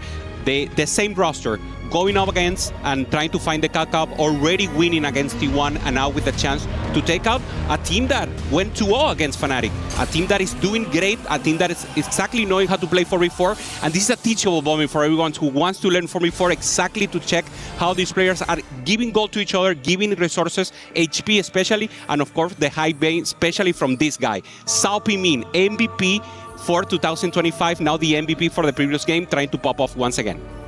The Stargazer will be the Huntress coming into this game 2 of the series. Very good for Jack's hero augment, not so good for Lulu and Zaya. And we will be having Kale and Echo as the gods. Kale, a lot of extra items, a chance for a duo, a trio carry setup coming into the late game.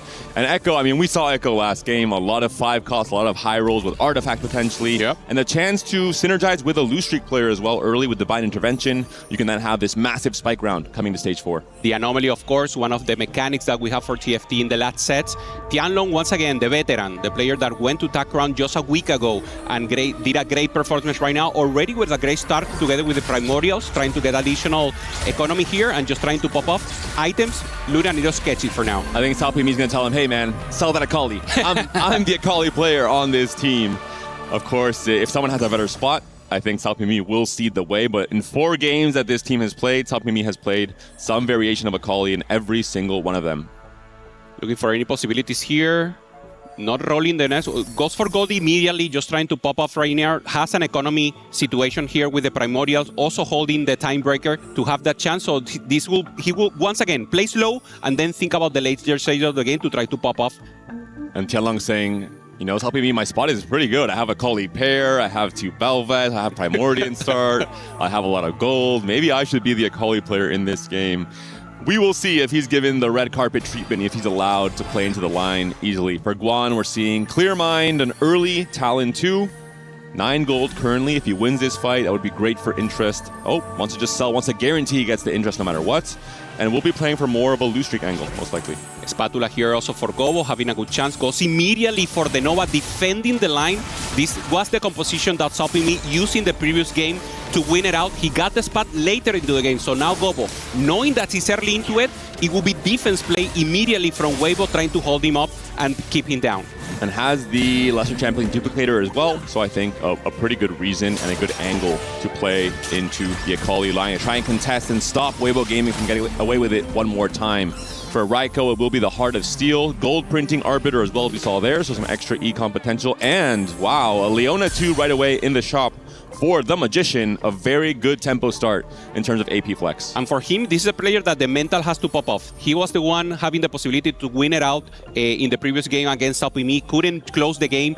Some positioning maybe, but especially the pop-up from Saupimi being so strong with the additional emblem. So now Raiko needs to shake it out. He needs to really perform at his peak.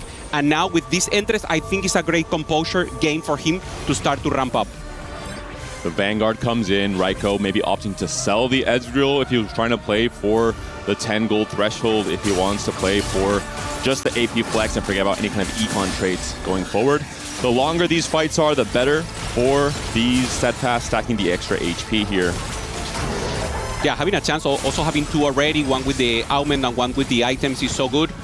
So once again, thinking about the later stage of the game, thinking about a big tank there in the front line, holding units here, just trying to make sure. Losing right now, maybe going for the Primordial also to defense a little. LBTC, a player that likes to play a little more tempo, already having the Winsus here. Good front line with the artifacts, and now just trying to... He's the player to pressure the lobby, maintain health, and then try to transfer to the others. With the artifact coming in, wants to be the win streak player for Weibo Gaming in this stage 2. A great combination, Rage Blade Slam. You want these longer stage 2 fights when there's just so little DPS for most of your units. And then, of course, the chance for the Light Shield Crest to put in a lot of work here.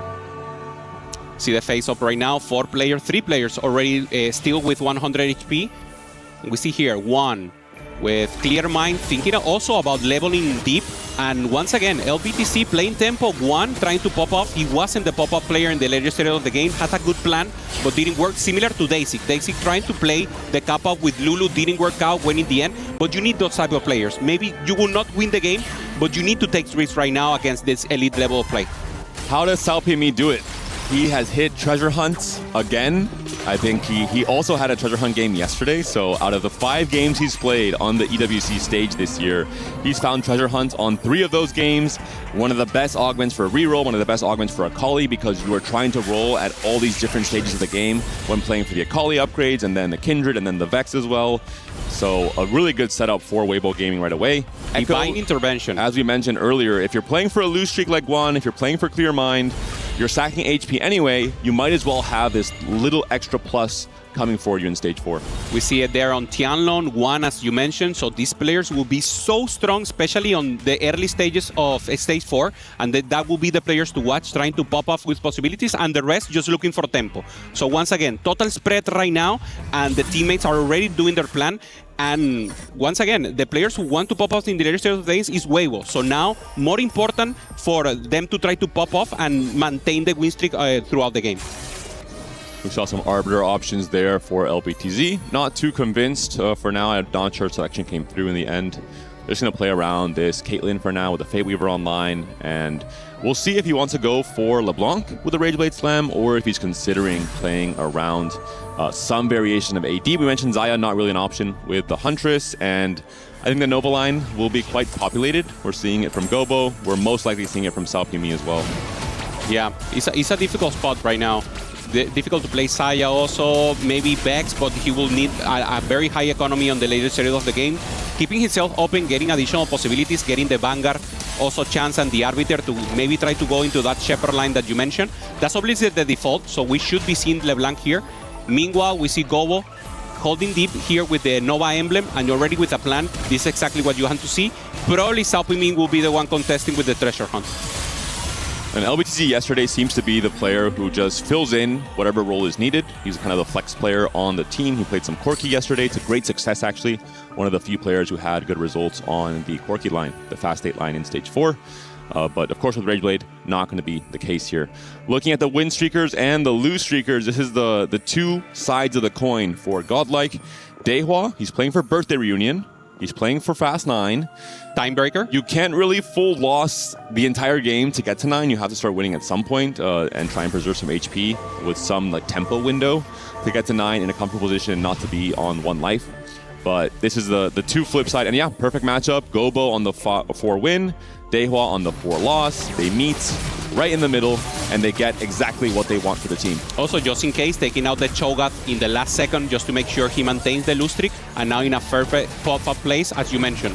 Top of the board here for Gobo, Dowa maintaining the lose streak, and Saopimi the other one. So Gobo and Saopimi will ramp it out there in the end, and for him, it's a great spot. He can roll right now to get value from Treasure Hunt and the Augment, and once again, it will be the MVP from last year, the pop-up flare that will at least pressure the middle stage of the game for Weibo. Pretty scary from Saopimi. With Treasure Hunt overall, we've seen mostly Saopimi playing an open fort and then rolling very heavily on 3-2 to stabilize. So he's usually coming into his roll down around 70 HP. In this case, able to get a 5 win streak essentially for free off of a very good Briar start with Primordian, getting extra econ. If he can win 3-1, or maybe he'll roll a bit. I don't think he has enough gold actually to roll to 6 or level to 6 and roll on 3-1. If he wins 3-1 and then he rolls heavily on 3-2 off the Treasure Hunt, that can be a 10 win streak very easily for Saopimi here. Yeah, very close to the Rek'Sai also. It's very important to have 1 tank at least to take the damage, and having 6 already is perfect because you roll a 6. Wow, you get so much gold coming in from the orbs. Exactly what he needed. 40 right now, the threshold for him. Let's see if he pop-ups. The safest place to wait 1 more round for 3-2. But of course, he needs to balance the rest of the lobby to see if he can actually maintain the win streak here against Gobo. An early Riven on level 5 as well when he has the Briar and he has the Kaisa and he's playing around Rogue anyway. I mean, this is a really strong start. The Gunblade is found as well for Saopimi if he is considering being the Akali player contesting Gobo on the same line. Gobo pressures. Gobo decides to go deep here. Saopimi stays at level 5, so it will be important here. Gobo trying to snap the win streak here from Saopimi, and Saopimi playing a little more greedy, waiting 1 more round. Yeah, it's really important if they face against each other. It will not be the case. The board is also looking very strong here from Raiko. Has a Nunu already, has the Zoe online. And Raiko, a player that maybe is going to be streaking some part of this stage 3 as well with the Leona 2 and the early Nunu. Yeah, committing the death play also. Having a good chance here for Gobo to just keep ramping up. Having the Akali 2 is just too strong. So he should be a little stronger than Saopimi, but Saopimi won the grid race. Won the possibility of not being able here to hit, and now with the chance to take also the win out spot. Let's see if he makes it. 5 win streak. No, he takes the loss. So works out here for Godlike, and now Saopimi will have to step up from this round on.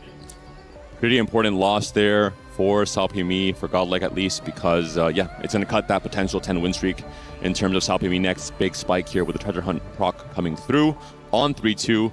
Prismatic augment for Saopimi, advanced loan of course for Tianlong, which means he's getting a gold augment, so a pretty big punish for Tianlong. You always want the better option, which is gold to silver instead of prismatic to gold. You lose a lot more value from prismatic to gold, but it will be sweet treats for Saopimi. A lot of extra items already. You get item components from Treasure Hunt, so really good synergy between both of these augments, and you have so many good hits on the artifacts for the Akali, for the Vex, for your tanks as well, for the Kindred, even if you have attack speed artifacts. We'll see the options here. Mogul's Mail, maybe the safe generic tank option. We saw Twitter yesterday saying Lich Bane Riven, so we saw it on Analyst Selects also as a possibility, but of course going for the default and having a great chance right now. Raiko, looking for Shoujin, AP flex for him. Doesn't have a strong board for now, just thinking about the later stages of the game, ramping up together with the Heartsteel, ramping up with Baron Lair. So thinking about holding gold right now and then having a full cap board on level 8 probably. Raiko will likely play for Space Groove yet again. The same exact thing we saw from him in the last game. Almost the winner in that game 1. Not quite able to defeat Saopimi, unfortunately. But for Raiko, I think really good augment synergy as well. The Heart of Steel into the Baron's Lair, gets the 3rd tank item for the Leona right now. You are allowed to extend these fights even further. You're on a lose streak now, yes, but the same thing happened last game from Raiko, and he was almost the winner. So he definitely knows how to play from behind. I think it's where he feels most comfortable, actually. And we're going to see him spiking in a big way on stage 4. Yeah, as you mentioned, holding the space group right now, so that's the default line. Also holding some possibilities here with the Leona to try to stay on the Vanguard, already having the Nunu as a chance. So, I mean, strongest board is the name of the game. He needs to preserve HP, and now the face-off will be so important for him. Gobo finds a Master G early, and now can really pop off once again. Has a trade 3 right now. also Marauder, so now he can think about cooking a little more and not doing the normal Nova board with Vex and trying to play a Master Yi on level 8 at least for now. The Stargazer won't be super relevant, but everything else is, I mean, pretty fantastic. Marauder +1, Nova +1, Brawler +1, Bastion +1 on level 9 can all add value to a Marauder Yi-ish kind of comp. And this board can reach a really high cap if Gobo is able to make it to 9. And I mean, this is one of the more creative players, not just on this team, but in general in EMEA overall. I think he's a player who can definitely navigate this game to a very high cap board. Increase HP permanently here for Echo, but no, people are going directly for the items. Kale is the possibility they want to pop off right now. They need immediate strength and try to pressure the lobby here on stage. We see the communication here coming in from Dohua, just making sure everyone knows their spot, everyone knows what exactly they have to do, and to preserve HP right now. Normally we talk about early game, to look position, late game, who wins, but this is the moment where the HP is handled by all the players and they need to be exactly in the same line. Compared to what we saw from T1 yesterday against Weibo, it seems like both of these teams are happier playing for higher cap. They're not so interested in playing for extremely deep roll downs on level 6 on stage 3, outside of Gobo, for example, and it's paying off for him. He's on an 8-win streak now, and he's already level 7 as well. So Gobo is continuing to push very high tempo here. Dowa, the player with the low HP right now, coming on for Godlike Esports, and only has a Guinso here. Decent frontline, not many upgrades, finds an Deadly Riven that is not doing too much for now. Just holding on to the time breaker and having a chance to pop out later. Echo, Divine Intervention for Dehua. Invested, Birthday Reunion. If he gets gold from Echo, once he drops below 30 HP, and if he hits the right augment on 4-2, this could be a very similar game plan to what we saw from Flancy in that Team Vision versus Mkoy, where Flancy went 9 on 4-3 and he hit a ton of 5 costs and he won the game outright. That's the game plan Dehua is trying to commit to. Also, not having a great game in the last time, and now once again having the chance from the teammates to take confidence in him. Yeah, go for it. Go for the full greedy play and the flash possibilities of this, taking the loss that we know he will have to, and now only 32, so very close to pop off that Divine Intervention from Echo. Next round will be the one for him. The benefit is that Gobo on 100 HP and a 9 win, and Daysik at 80 HP, they can say, hey, Dehua, you're in my pool. Maybe don't roll yet. I can give you 1 life. I can give you 2 lives. I can buy you enough time to get more invested value, to get more rolls as well, to maybe make it to 9. So we'll see how that strategy pans out in terms of the HP trading for Godlike. For Tianlong, also a difficult spot right now. He managed to preserve HP, has a misfortune, holding the Master Yi, holding additional possibilities here, but not an ideal spot, if you will. So he will really need to transition, play defense, and try to maybe take unit out of the rest of the players to be relevant for the team.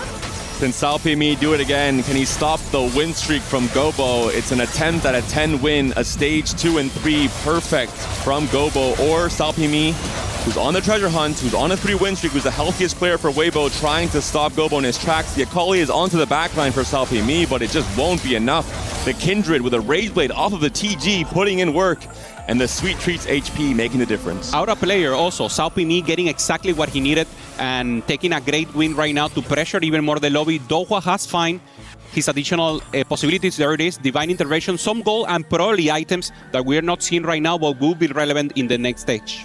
Dehua really wanted more gold here, I think. He wanted to go straight to 9. Now he can still do it, but with a little bit less confidence. 19 rolls? Yes, yeah. But you need the gold to actually make it to 9. If you make it to 9 with 100 rolls, if you don't have the gold to buy the units, it won't be enough. Yep. Great chance here. Salpimi also, level 6. Hasn't found the upgrade, but is stable right now. Now on stage 4, everyone will be so strong, so he will really need to roll deep right now. And he doesn't have additional pair. Only the Maokai close right now with 2-star units, and the possibility for him to really miss right now. So how much do you roll? How much do you wait here, Panda? He decides to up levels. I think it's similar to what we saw from him last game, especially contested. He has 6 Akalis already. He's going to try and just hold these copies against Gobo and just push for the Kindred duo carry instead. Dehua, level 8, 70 gold. He did get some gold from the PV round there as well, so that definitely helped his game plan. 22 rolls now. He's going to wait until 4-2. He's still 2 lives. He still maybe can get some HP traded away from his teammates. If he faces one of them here, it could be very important. And we're seeing exactly this. Daysik said, Dehua, you're my teammate. I got you. Items removed. That should be enough. The Urgot can potentially put in some work here for Dehua. And that's maybe one more round of greed. One more round of gold generation. Similar game plan, or almost exactly the same as last game. Dohwa with a cap-up possibility, and now Dasic with the HP lead, transferring that to him and being the chance to pop off. Would it happen the same? Will Weibo have a chance to pop off and transform this to completely on their favor, or will Dohwa be able to pop off? That's the name of the game. So far, 1-0 for Weibo, and really they want to wake up. Godlike wants to win this game and bring us to a game 3. Augments for Daehwa. He's trying to find maybe some amount of gold. Gilded Steel is an option, but I think you really want more items. You're going to play so many 5 costs anyway. I think Gilded Steel is not the best option. And Daehwa does pull the trigger. He does go 9 right away. Finds a Fiora 2 off the birthday reunion. 23 gold to work through. Maybe wants to go for a Fiora 3, but I think going to opt to buy the rest of the 5 costs instead. Finds the Graves, finds the Blitz. Needs to find the Vexes in particular as well for this Nova past 9. No Vex, finds the pair of Graves that will start to pop off, finds 1 Vex, and this is a great setup. You don't want the Graves 2-star shield, finds the Shen. Do you sacrifice anything or do you wait? You're still on 2 lives. Depends on your matchmaking pool potentially. Is a Fiora 2 enough to win this round when you don't have tank upgrades? That's the question now for Daehwa here. No tanks here, not ideal units also for the Fiora, probably going for the TG, there it is. Decent items right now, going up against Juan, who has the emblem for Space Group. Looking Stone right now having the Jhin 2-star, if you will. So additional Jhin here for Juan that could make a difference. Fiora's down. This is not a free fight whatsoever. Guan has rolled down to 10 gold on level 8. And this is going to be maybe the first loss of the 2 that Daehwa can give up here. It would be a super important win if he had this extra breathing room. And he is down to 9 HP, which is 1 life on stage 4. That being said, Shen 2 has come through. Fiora can heal. Graves 2 in the shop. This should be enough for now. Daehwa off of the Fiora wins. He's going to be able to heal past 1 life and going to maybe enter stage 5 on 2 lives. That being said, any RNG that does not go in his favor, if he's out here in 8th place, the entire game plan from Godlike crumbles. We saw it in the last chance. Fiora didn't do anything because we have no tank. So only Nunu 1 with 3 items here should not be enough. And let's see the placement. Is there a way here for Godlike to transfer HP into Dohwa? Goes into a Ghost, so this should be strong enough for him. Goes against Raiko. No items directly. So giving additional chance here for him. LBTC, the only one also low, but we see the spread. Only 9 HP for Dohwa, and the rest are still playing the game. And let's look at the HP heal as well off of this fight win. If it's a big win, which it is against Raiko, he's going to be punished a tiny bit. He had enough HP to trade here, I would say, above 40 when this fight started off. And Daehwa has now climbed up to 11 HP, which could be 2 lives in stage 4, so already feeling a little bit safer. Got selections here. Artifact after 5 rounds. So greedy if you want to go there. The people with high HP have a chance. Dohwa probably is going to that. Everyone's going to this one. Only Juan wants some possibilities here to pressure. And I think it would be a great pickup for someone like Gobo, for example. You exit stage 3 at 90 HP, essentially. You're not going to be strong in stage 4 because that's when everyone else is spiking, who've been more greedy, who've had, they've saved their econ for the 4-2 spikes. I think Gobo can kind of pair with this low tempo position in the game round, pick up the Echo artifact, and then have a second spike on stage 5. Saupimi trying to use Treasure Hunt as much as possible. That's why he's rolling still. Finally finds level 8. So playing tempo here for Treasure Hunt, only finding the front line. So just trying to find the Kindred, trying to find something to really do damage here. He should start losing some HP. But I mean, he's playing what he has to. He couldn't roll. He was being contested with the Akali and decides to meet maybe the highest EV line possibility. Great to see from Saupimi. He plays aggressive. He plays greedy when he has to. And now he's just playing defense. Daehwa, Vex pair up against Gobo. Gobo, I think, has removed some items. We're seeing a Kali with a Gunblade and nothing else. The Graves with the Striker's Flail and the Marauder emblem. So Gobo is playing for a higher cap as well with the Graves carry coming through. This should be another easy win for Gobo, getting some breathing room from his teammates. So important to scale his HP back up to 2 lives. And once the Vex 2 is found, I mean, it might be lights out. He might be the strongest player in the lobby. So close right now. LBTC going up against here. One, is it strong enough? Saupimi just looking for the fight and having a chance here to really pop off Panda. It's so difficult spot. The Morgana is closing in and Saupimi keeps losing HP, hasn't found that Kindred, and he should have found it a long time ago to actually keep pressuring to the lobby. So Saupimi just keeps running down. I will say this game too, We wanted the game 3 to come through in the series, right? We want to see more high-action TFT, and it's looking pretty good for Godlike here. Daehwa coming back up, very, very strong. Raiko hit the Nami 2, that's what he needs. Daesik and Gobo still quite healthy. Gobo has a chance for a high cap as well, alongside Daehwa. There are win-out potential players. But against Weibo, I can never count them out. They always somehow have They find a way. Another trick up their sleeve. Is it gameplay? Is it out? It's everything for Weibo. They always find a way out and have a possibility there to win it out. Roll at level 8, find the Jhin, and this is popping up for him. Yeah. Making a good chance right now. It's not a normal setup that we see accomplished right now. Normally the Riven is the one with the emblem. Is it enough here against Gobo? And this is the inflection point because Gobo can be stronger, but Guan wants to pressure right now, and he's doing it. Gobo is still scaling, and he is still missing key upgrades on all his units, right? It's Graves 1, it's Kindred 1, it's G1, so we have not really yet seen Gobo at his absolute highest level. Pressure spot here. Final boom. Obviously, Echo with the anomaly on the right now for one, having additional possibilities to support. The rest of the team decides to go for the front line, so we see a very big Ornn being beefy and having a chance here to preserve more chance and more time here for the Jhin to do damage. Tianlong going level 9, 6 free rolls, 70 gold to work with, and quite a lot of time to get this board going to try and contest Daehwa on the Nova Fast 9. Looking for the Vex, looking for the Blitzcrank 2, looking for the Shen 2, the Nunu.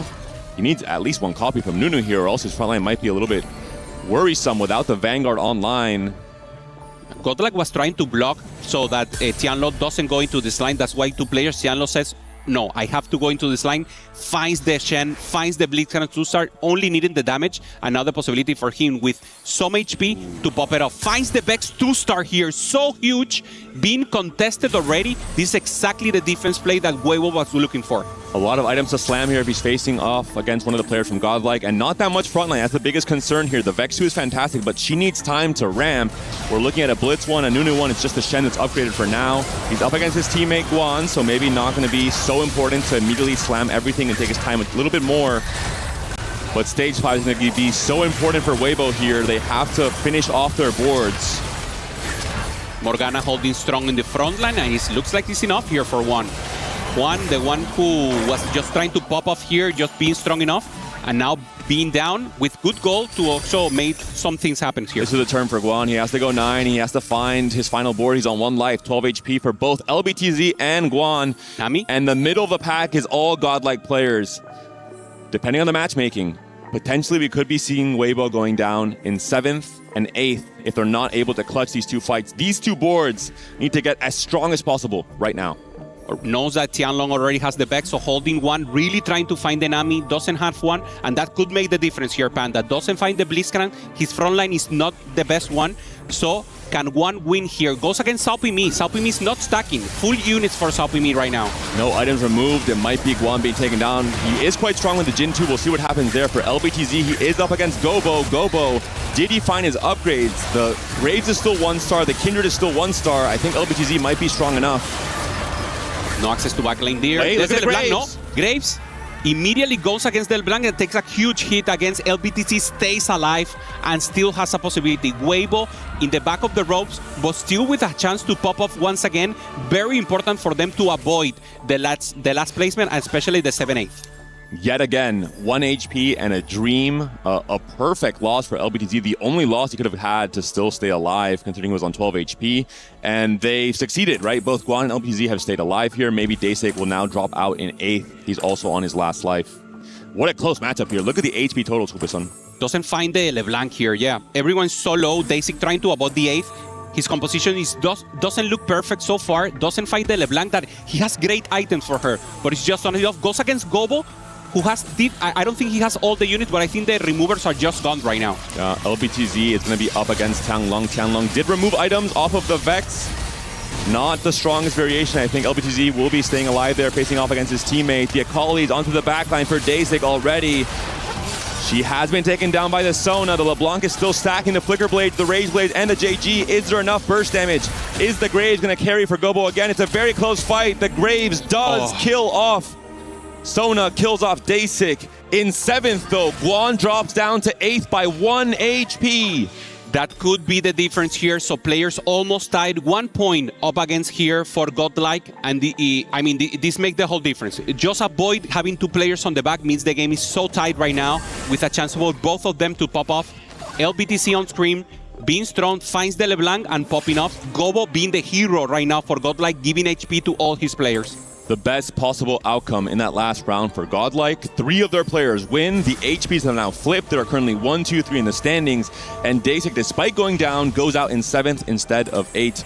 This is exactly what Godlike needed to try and mount a comeback, to try and win this game 2 and force a game 3. Pivotal matchup here yet again. Salpimi is on 11 HP. These players could be taking each other out. It is Salpimi versus his own teammates.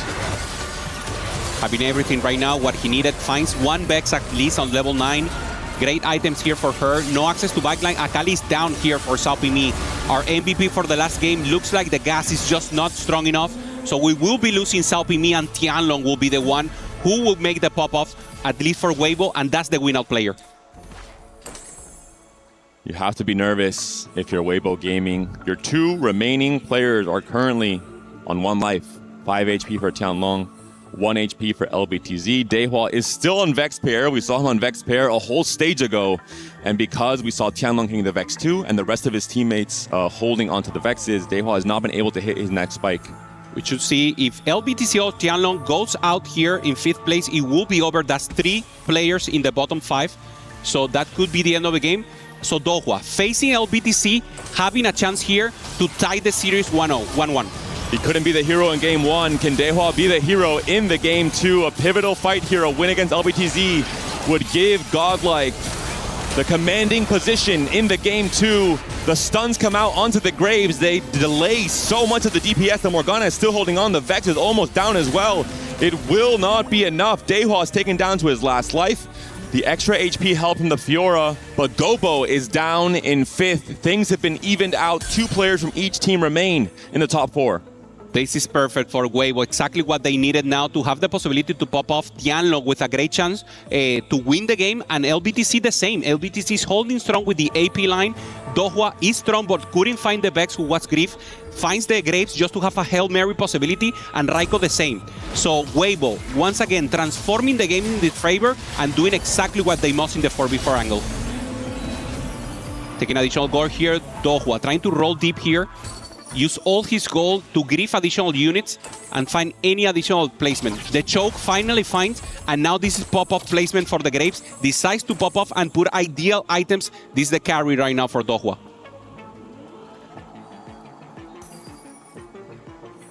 What else? Nothing else to find here, Panda. The Vex face-off. The Vex is the big thing that Dehua was looking for. We'll see where the BT is going to go now. 3 players low in HP.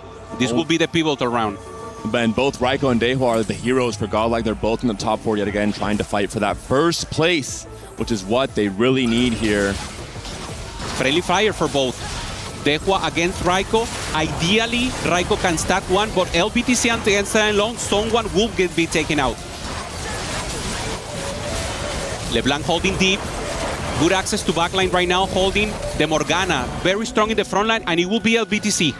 Tianlong is being taken out, and LBTC will be the one who will have to take the win here and take it off. And Raiko alive in that 3rd place position. Doesn't even matter. Dehua now finds the Vex too, but Dehua knows he's done it for his team. We're seeing the smiles, we're seeing the laughs in the webcams. 3 players possibilities here. Dasik 1 against 1. Gobuster winning against Salpimi, and of course Raiko winning against Tianlong. That's it here for the tight series. Godlike Esports taking it again in a well-fashioned here, Panda. Playing defense, playing strong, and for Weibo, once again, finding the out to actually pop off. Very close game, and we'll have a great game 3. What a finish, what a clutch game plan from Dehua. Everything lined up. The invested on 3-2. The Echo Divine Intervention. He was able to make it to 9. He was able to assemble one of the strongest boards we have seen all tournament long. Despite no Vex 2, all the other 5 costs carried their weight. And Godlike is making this a very close series. 1-1. So much in store for us for the game 3. 2 Titans from CN and from EMEA clashing on the big stage.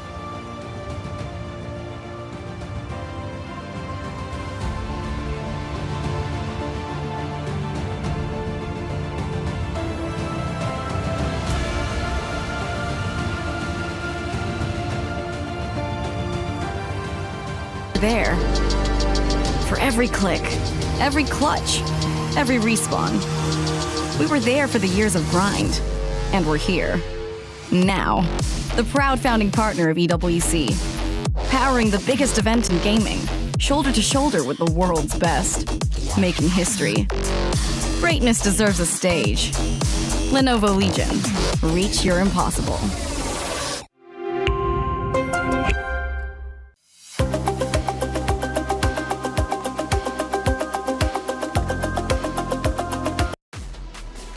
I would be remiss if the series ended in a 2-0. It is undeserving of such a score. It's now 1-1. It comes down to game 3. Who's it going to be? Well, Godlike are looking great. They tie up the series, but they've got to go a little bit further, win the next game. But Weibo Gaming is looking to shut them down. Let's find out how it's going to end up unfold together. But first, to break down that last matchup, boys, let's talk about it because it was absolutely incredible. Let's start at the beginning. Godlike, how did they look, and did they look different this time versus last? It was completely different to last time. You know, last time they didn't have the streaks, they didn't have the early compositions, and they didn't have the early direction that they were looking for as well. This game, though, they had one player on the 5-win streak, one player on the 5-loss streak, which was Dahua, which is a player that we're going to be talking about throughout this whole segment, I feel like, as well, because Dahua was their win-out player. They had their win-out player, they had their tempo player as well, they had the early gold and the early streaks going to stage 4. Well, it's even further than that, too, which I think was really interesting. Those streaks ended up going to 9 on both, at least. That's true, yeah. Very, very valuable for them as far as the gold and econ there. But they also had a second win-out player with Gobo with the trait tree. So they had 2 players with win-out equity and 2 players playing tempo. And I think if you can draw it up, that's pretty ideal. It's not always that you have the spots for it, but it felt like a very good, nice little present for Godlike in Game 2. Now, I heard stage 4. Let's go to stage 4, where a big turning point in our match ends up taking place. We take a look at our first action of the game.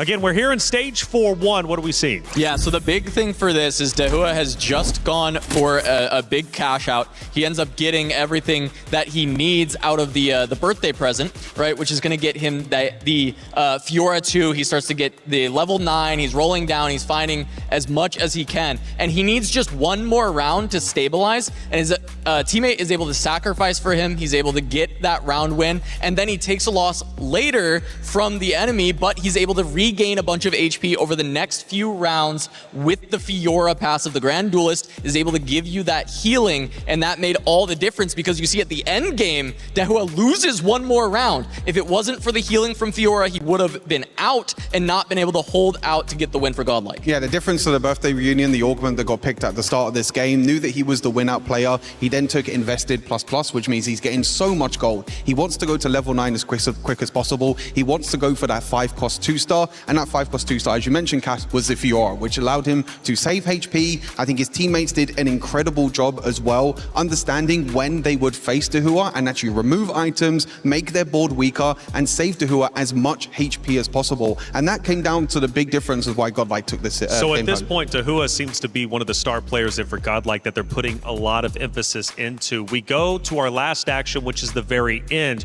where Godlike starts to tighten the vice grip and chokehold Weibo Gaming. Now, is Dahua still in this final clip, in the final moments? Is he still as instrumental as he was during that stage 4 breakdown? Yeah, he's still incredibly important because Dahua is the player, the one that's trying to win it all. You know, in here, this was actually Weibo, as you can see on the clip, kind of team killing in the end. And then the other clip as well, it was Dahua who won against Raiko. So at that point as well, with Weibo team killing, they knew that they had the victory. And we were at the point of the game where Godlike had actually gotten the better out of Weibo on the bottom end of the life totals, right? Weibo taking 8th and 6th versus the 7th and 5th from Godlike. So all the rest of Godlike has to do is not allow Weibo to escape 4th place, right? So all that needs to happen is Dahua wins versus Raiko, and one of these Weibo players will fall, meaning that as long as Dahua can survive the round, Godlike will always win, and it's exactly what happened. And I feel like this is something that Godlike were missing in game number 1. Like, they didn't have the Akali player, they didn't have the win-out players. This time they went from 0 win-out players to 2 win-out players, with Dahua and also Raiko as well, with that spatula, with the Akali coming online.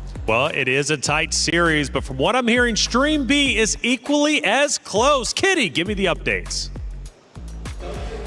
Quick update from Stream B as we have Zeta Division versus ag.al in the upper bracket currently being scored 1-1. ag.al was able to bounce back in Game 2 with that Grace 2, however, title in Game 1 was so dominating with 20 wins to 1 loss. So let's see who comes out on top in our upper bracket between Zeta Division and ag.al.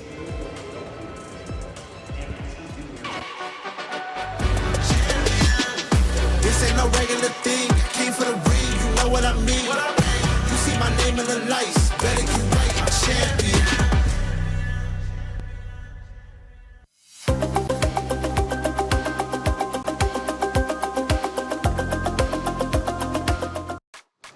Ooh, both Stream A, Stream B, both tied up 1-1, coming down to the third and final game. We've touched a lot, obviously, on Weibo and Godlike, but just real quick, ag.al, Zeta Division, all tied up 1-1.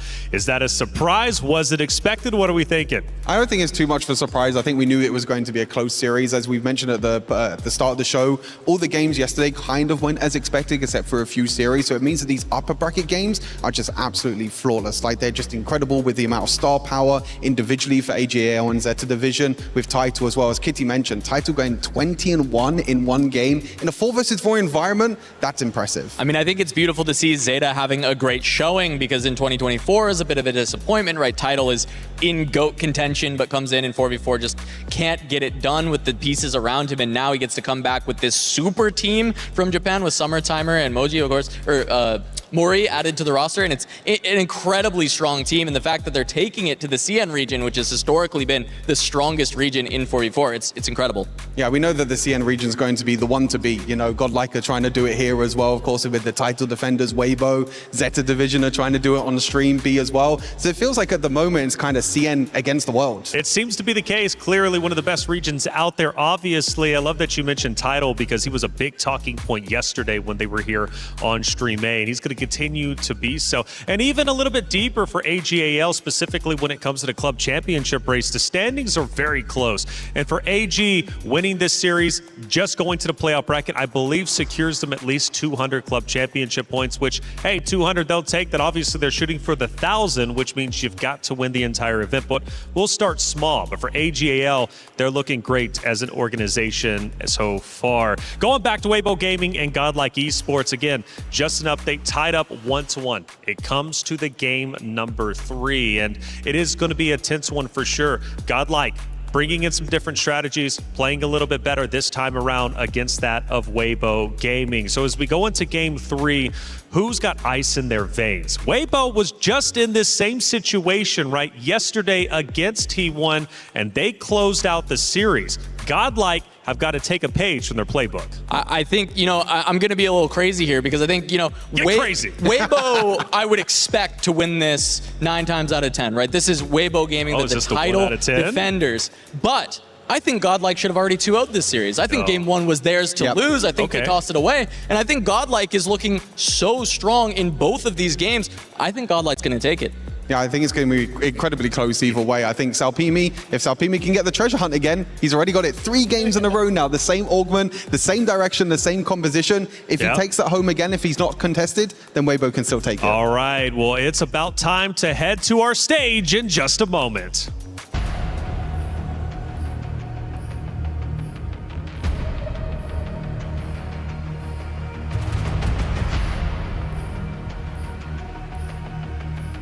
Game 3 time, baby. It's 2 titanic forces meeting for a final game in this series.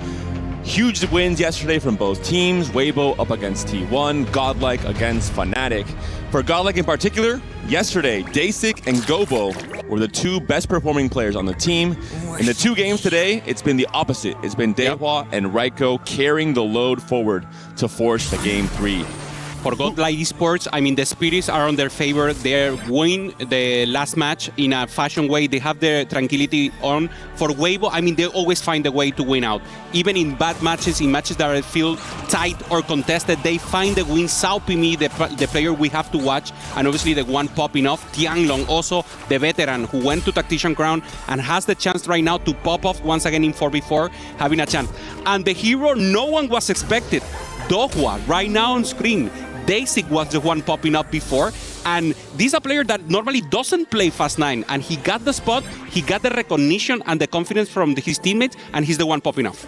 More of a scavenger player, more of a top 4 player, similar to Soju, for example, playing for placements, playing around level 8 comps instead. But hey, in the spot he had last game, you had to commit to Fast 9, and he did so in a spectacular fashion. It will be silver scrapes for the encounter, so an explosive final 1v1, 70 gold injection for both players at the very end of the game when only 2 remain. Yasuo and Evelynn are going to be our gods. Yasuo, of course, incredibly strong for powering up specific tanks in reroll. I'm thinking about Cho'Gath, I'm thinking about Ornn, Jax as well with the Kali, and with Lulu. And talking about Lulu, it's the mountain for the Stargazer for the constellation this game 3. So both Xayah and Lulu are on the table, but you have to have the Stargazer early on in stage 2 to start printing those emblems. Yeah, you have to have the chance as soon as possible, as you mentioned. Obviously, maybe Lulu in Orb, something that helps you immediately go into that line. If not, probably we will not see it, but that's one of the preferred line for sure. You cannot force it, as you mentioned. And Dohwa, with a good start here with Primordial, maybe the best, if you will, giving so many options to play reroll, to maybe go Fast 9 and have additional possibilities. Finds also a Misfortune, sells it immediately, and just trying to go into more of a tempo line. A lot of gold here for our competitors. Gold augments as well for the 2-1 pickup. We'll see if Treasure Hunt will be the pickup for Salpimi again, as Stuart was mentioning on the desk. Bodyguard training, a possible late game option for Daehwa. We'll see if he wants to take it and be that win-out potential player once again for Godlike. Yeah, Bodyguard also a great option here, asking permission, because he's a very great augment if you manage to have the time here. He's playing Primordial, so more of a reroll line maybe for him. So just making sure he has the cap-out possibilities and a good chance here to find something interesting. Tianlong already committing to the lose streak, just thinking about the later stage of the game. Once again, the player who played Fast 9, Tianlong already thinking about winning the game. LBTZ as well with birthday reunion. So LBTZ and Tianlong are going to be the potential win-out players for Weibo Gaming. It's great to have 2 options. Yeah. And then we saw a few more tempo-oriented options for the rest of the players on Weibo. So, as always, you want the balance. And as you're mentioning, the talking between the teams on 2-1 is so important. You have certain augments offered. You're not just picking the best optimal augment. You have to balance your game plans, the win-out players, the tempo players, and see who has the better spots for each of those roles. Yeah, the asking permission, if you will. But yeah, it's so important that the team confidence you. Do you have a really good spot? Do you like it? And normally that's the conversation. It's not, can I use it? Normally they turn it around. They say, okay, Dohwa, do you feel confident? Do you like it? And he's like, yeah, I can go for it. Okay, let's go, man. And that's exactly what you want to see in 4v4. You don't want to maybe take the best overall decision. You want to have confidence in the other teammate, and maybe the teamwork can be even better. That power of friendship that we mentioned so far. And the more you delay your augment pick, you can also counter the picks from the opposing team, counter their kind of game plan, tempo for the rest of the game as well. And we saw Warpath there for Goboster. Let me tell you, this is the Godlike special in EMEA qualifiers. They played so much Warpath. In 4v4, you have so much more control over being able to get these huge tempo streaks. And if Go was able to cash it out, if he's able to take over the stage 2 and 3 with that Jinx 2, they're set up for a very good outcome coming into stage 4. Anima together with Primordial here for 1, maybe not exactly what we was looking for. So difficult to get the cap out from Anima. So normally an emblem augment that is very, very good. Maybe on the low roll side here for 1, trying to make it useful for now. Only Primordial making it work. Maybe trying to put Anima later, cash out a little, and maybe try to go for a more tempo play, but not ideal for sure. Deja Vu, Guan actually had branching out into the Anima emblem yesterday as well when they faced off against T1 in the very first series of the tournament. So another small low roll for Guan. Unfortunately, we'll see if he has a Reforger to bounce back. Salpimi in this case will be playing around the Frontline Foundation, will be playing around the Brawler emblem. Can, of course, play into the overall Nova line, either with a Kali or Yi or Kindred, or for the 5 cost later on in the game. We'll see what he commits to, but I think Salpimi, he's sent a message across every single game he's played in this tournament up until now. He is very comfortable on the overall Nova game plan. Yeah, having so many carries and also the possibility here, Tianlong playing defense immediately. Of course, he has the element for this, and we were mentioning, he's stacking completely the early stages of the game, making sure no one stakes out of line. He will maintain the lose streak and just trying to pressure later into the game. Gobo is the one who wants to win. He wants to stack the warpaths as soon as possible, but going up against one who has a very interesting board right now. And Guan has leveled to 5 precisely because he had Gobo in his pool and trying to stop the win streak, trying to stop the warpath game plan. He has succeeded despite going below 10 gold, despite not playing for Econ. A very smart move from Guan. Doing exactly what the most. And yeah, that's exactly what we want to see about Weibo. Our reigning winners from last year, they have the title and they want to keep it. And of course, we have to set it up here, Panda. This is upper bracket. Whoever wins goes directly to playoff, and they want to have that possibility immediately and then study. Have the possibility to check the rest of the game, being in peaceful mode. And of course, if you win 2 games in a row, 2 cities in a row, you have to be considered the favorite. Super important option here from the Evelyn, always benefiting the players who are trying to steamroll the lobby or trying to win streak or trying to really push the tempo in this stage 2. Okay, a few also getting the Yasuo, having a good possibilities here. So we have an additional Hex that will be considered, just trying to pop off additional strength. And of course, Tianlong, not in a hurry, just trying to wait and then decide if we want to put it maybe in the center that is default, or maybe try to cap it out in an additional possibilities here. Tianlong maintaining composure, and of course the win-out player that we'll be expecting to pop off for Weibo. It will be the acceleration hex from Yasuo, so it will be just a chance for a lot of extra attack speed on your backline carries. I'm thinking about LeBlanc and Kindred and maybe Xayah, if anyone has a Stargazer online. For Tianlong, of course, wants to commit to the full lose streak, not just in stage 2, but maybe also in stage 3 with the Calc Loss. The game plan is 10 loss, a lot of gold, stage 4 starts, you stabilize on a very strong board, hopefully with 2-star forecasts. And for Juan, this should be an important win if he managed to assemble it. Very close fight here, but the stacking of the Kraken is good enough. And Juan, I mean, he's happy. You get the emblems. It's not emblem that you can cap up with because you need immediate strength. And the fact that he managed to get the win streak so far, 4 wins, is so important for him. He really wants to take some value out of the Omen, and he's doing it so far. Raiko, there's the Hex that you were mentioning here. So just maintaining Primordial for now. Should be strong enough, and of course Raiko wants to shake it out. He was the player that could have closed it on the previous game.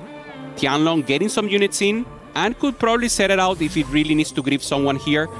Basic playing around already the Krakens and thinking maybe later into the game to play a Xayah. Xayah, it's a rare comp to play. You need to have the right constellation. You need to have a lot of bows. You need to have the right setup for it. But if you can find that setup, it is a very strong comp on level 8 that can also cap quite high once you get the Blitz 2 and the Jin 2 online on level 9. So Dasik, very happy to find the Stargazers early to be able to start playing towards those emblem prints on the mountain, which also scales you into the late game. Yep. And if someone can play a difficult line as Xayah has to be Dasik, we're checking a little of the replay from yesterday when they 2-0 Fnatic, and he plays spot that normally people don't play it that way. Very, very different, very confident in his playstyle, and of course looking for the angle at whatever the game can give you. 3-star Leona here for LBTC, already having this front line is so huge. Trying to find AP here. A Winsu will be so important, trying to pressure and maybe go into the blind line that we know is the default, and you can pressure the lobby so much and maintain the tempo of the gameplay, if you will, and maybe be in a more comfortable spot to be the conservative one, and then try to get additional placement while pressuring the opponent.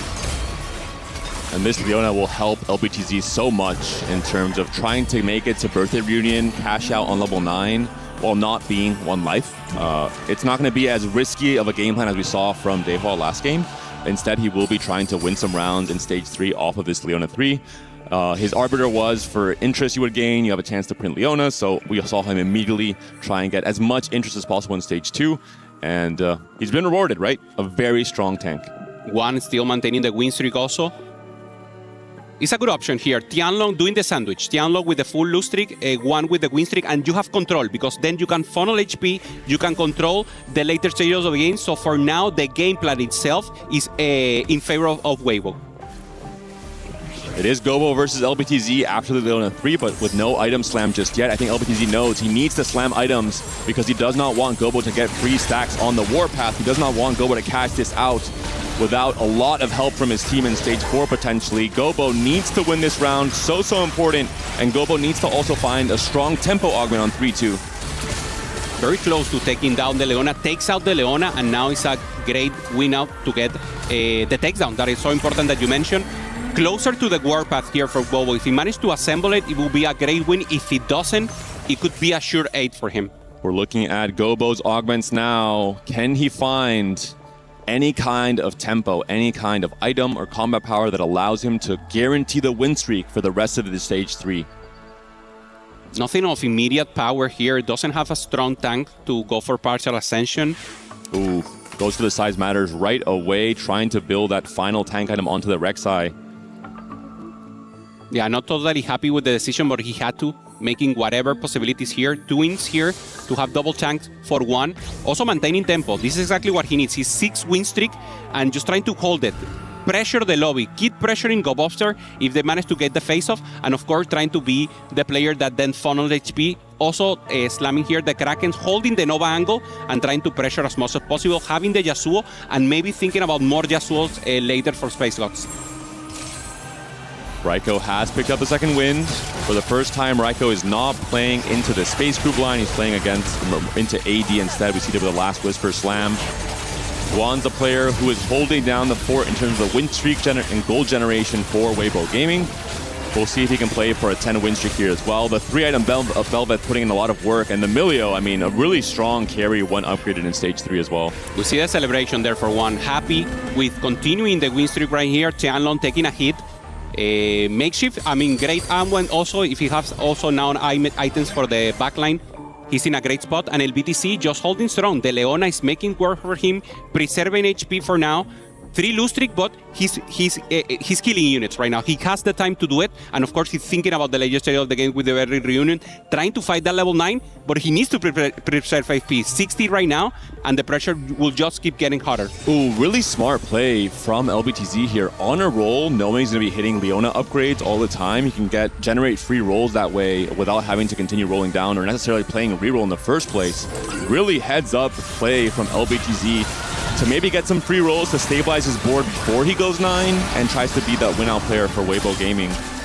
Dohua on the front side there on the top, the hero player here for Godlike, had played 2 fast 9 games. 1 didn't work and the next one gave the tide here for the series. Takes the win, so LBTC will keep getting the loss, and the plans for the fast 9 are now getting more tight.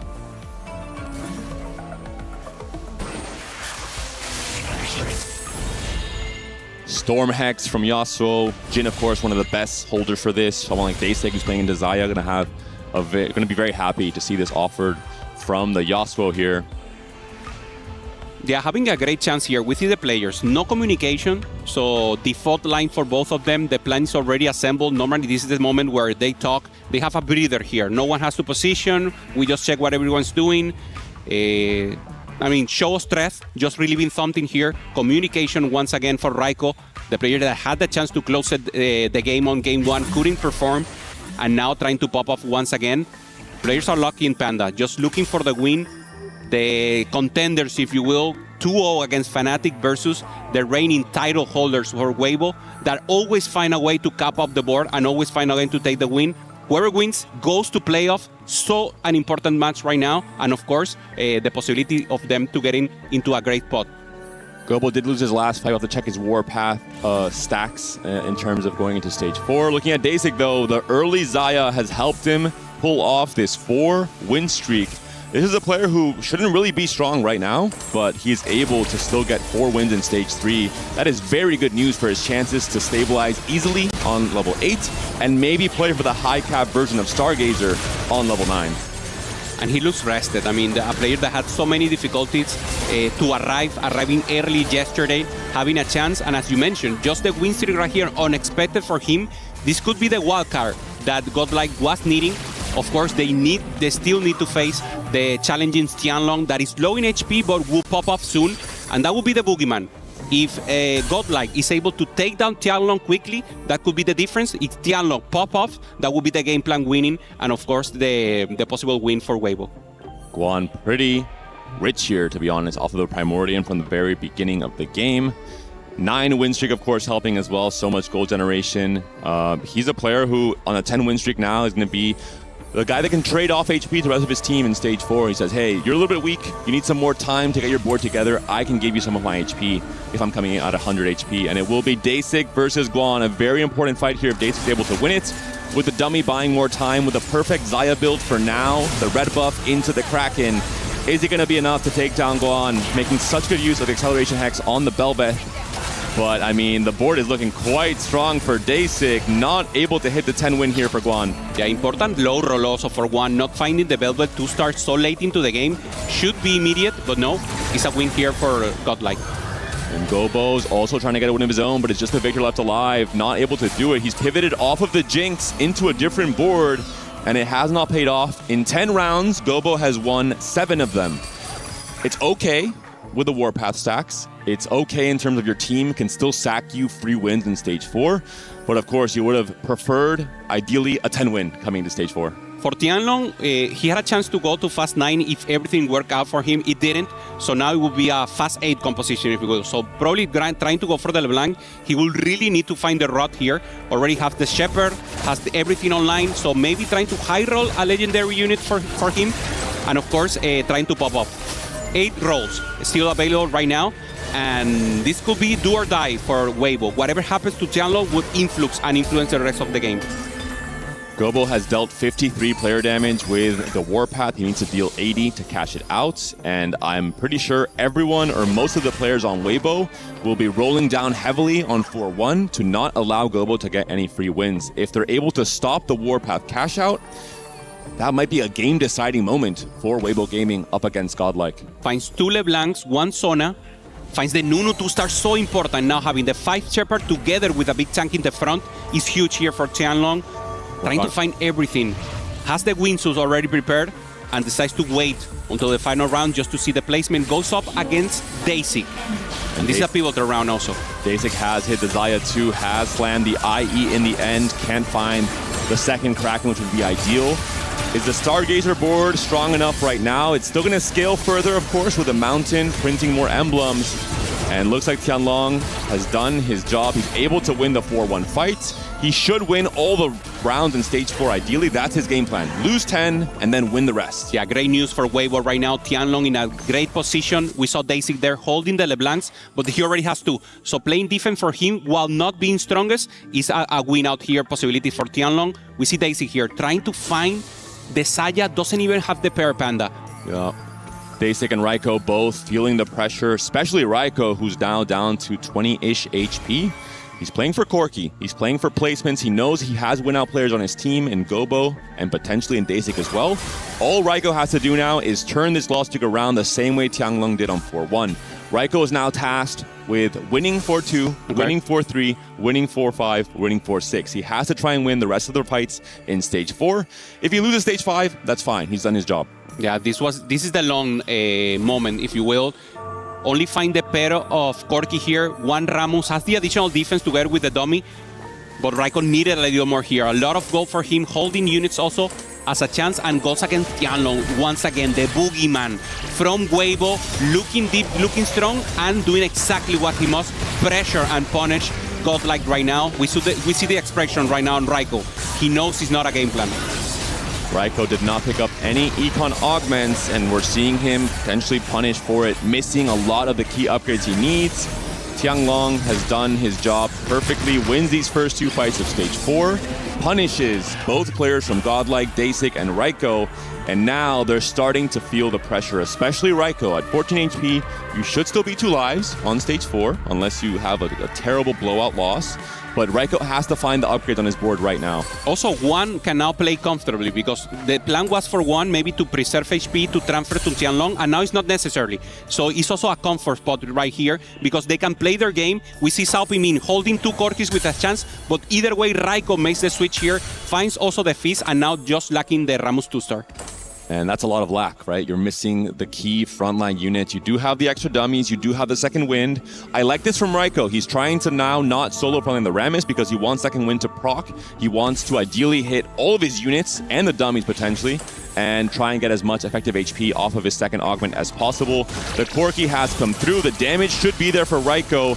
Acceleration hex not so important. He's also just facing a teammate for now, so there hasn't been any sack from Dasic though. Xayah still has full items. This will be a big test for Raiko. He put it in. I think he knows he's weak enough here that he needs to preserve HP some way. Yeah. So he put the items in the last moment, knowing that Raiko is pretty strong right now, hitting the Corki. And now the pair of Saya, pair of Morgana, and Daisy needs to hit through 0 right now for him, Panda. Will he hit? And he needs the lock of the gods in his side. Let's see if something interesting pop-ups here.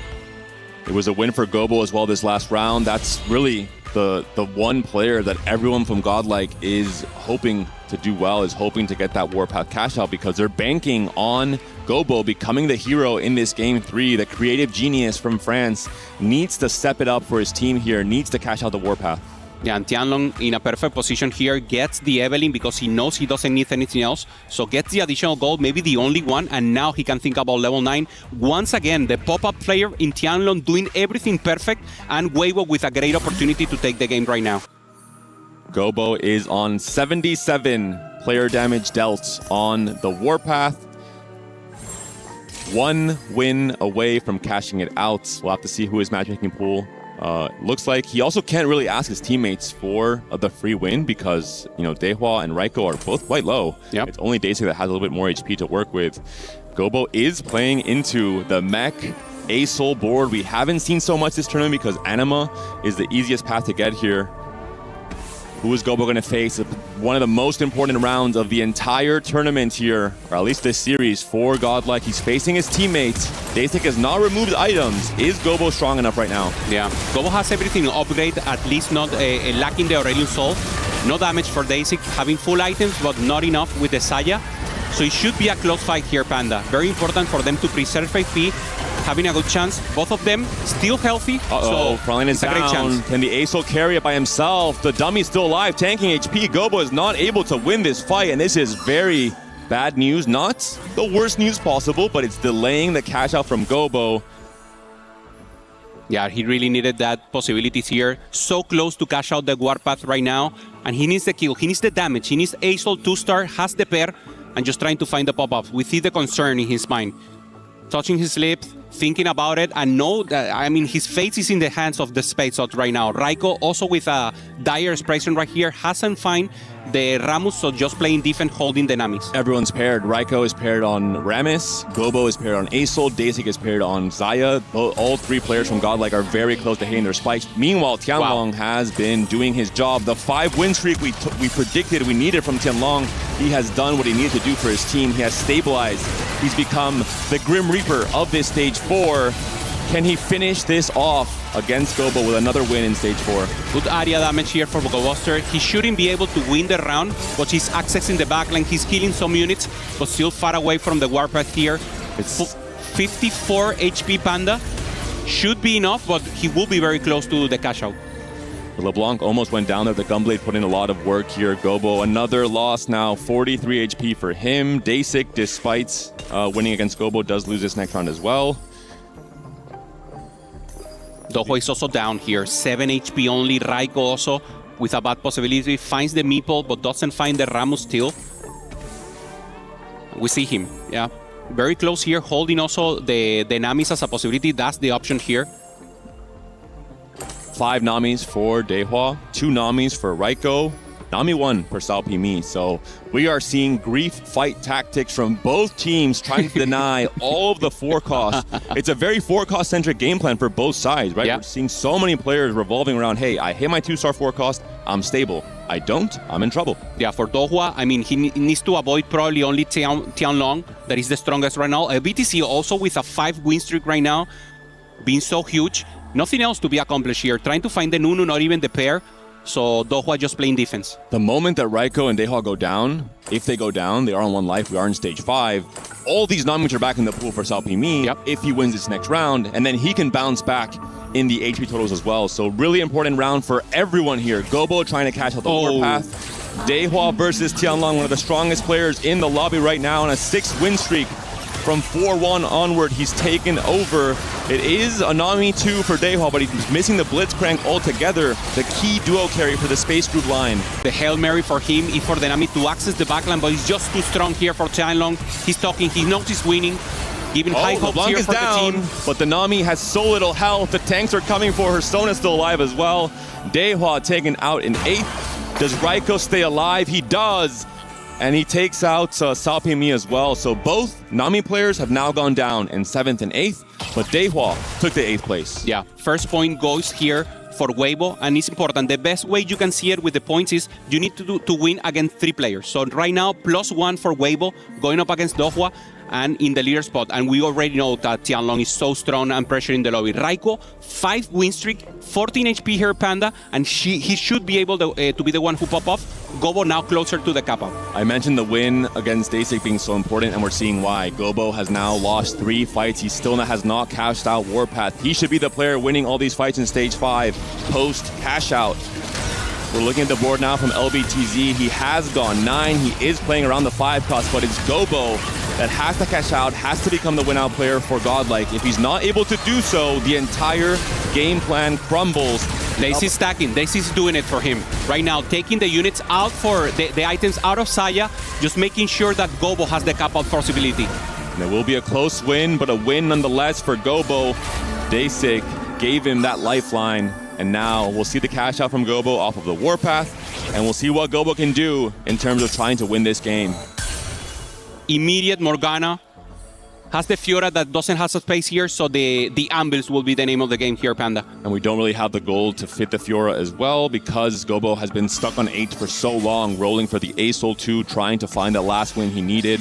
He does have the chance to get some extra items, as you mentioned, some extra power on the board. Is this going to be enough to become a win-out spot here? I like the setup. I mean, he has 2 full tanks right now. He has the scaling with the Arcadian, so the composition makes sense. Is it enough with maybe focus damage? No, but he should be able to win out from now on. Raiko, on the other hand, very low in HP, going up against Gobo that couldn't stack. So Gobo in his strongest spot right now, going up against Raiko, and possibly the fallout possibility here for him. The A-Soul's almost taken down by the Fizz. The A-Soul does stay alive for a little bit longer, but the Corki is still dishing out damage. The Rammus is holding on for a long time. The Morgana is still very healthy. The double Warlock setup is very, very strong. And the A-Soul staying alive has swung this matchup in Gobo's favor, but he's eliminating a teammate. Raiko down in 6th place, and Dasik on 4 HP on his last life. Weibo looking so strong now in Stage 5. That's 2 points already in favor of Weibo. If they manage to win one more face-off, is a win directly for Weibo, advancing directly to playoff.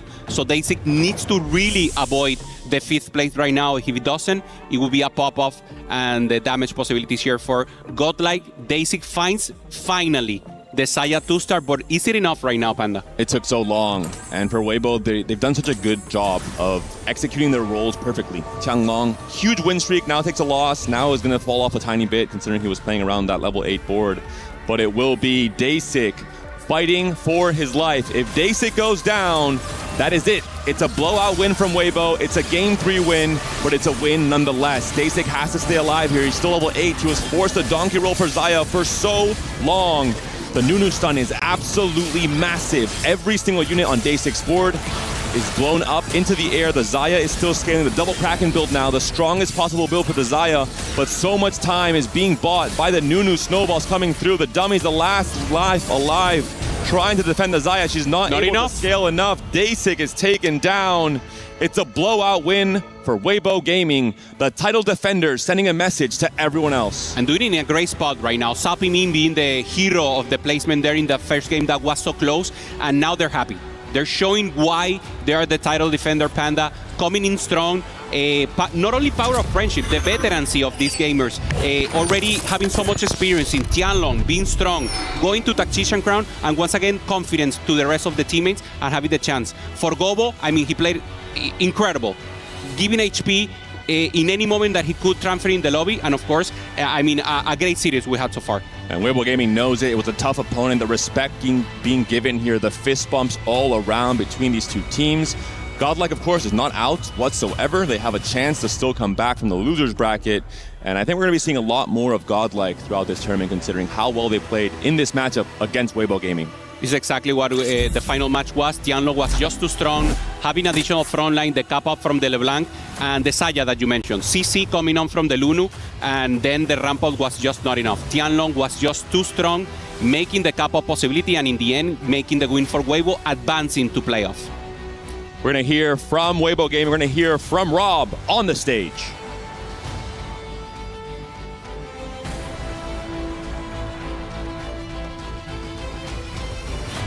Okay, ladies and gentlemen, of course, we are live here with Guan from Weibo Gaming. Of course, these are the title defenders from last year. First and foremost, last year when you came here, you were not favored on paper as a team. There's other teams that have TAC Crown champions and things of this nature.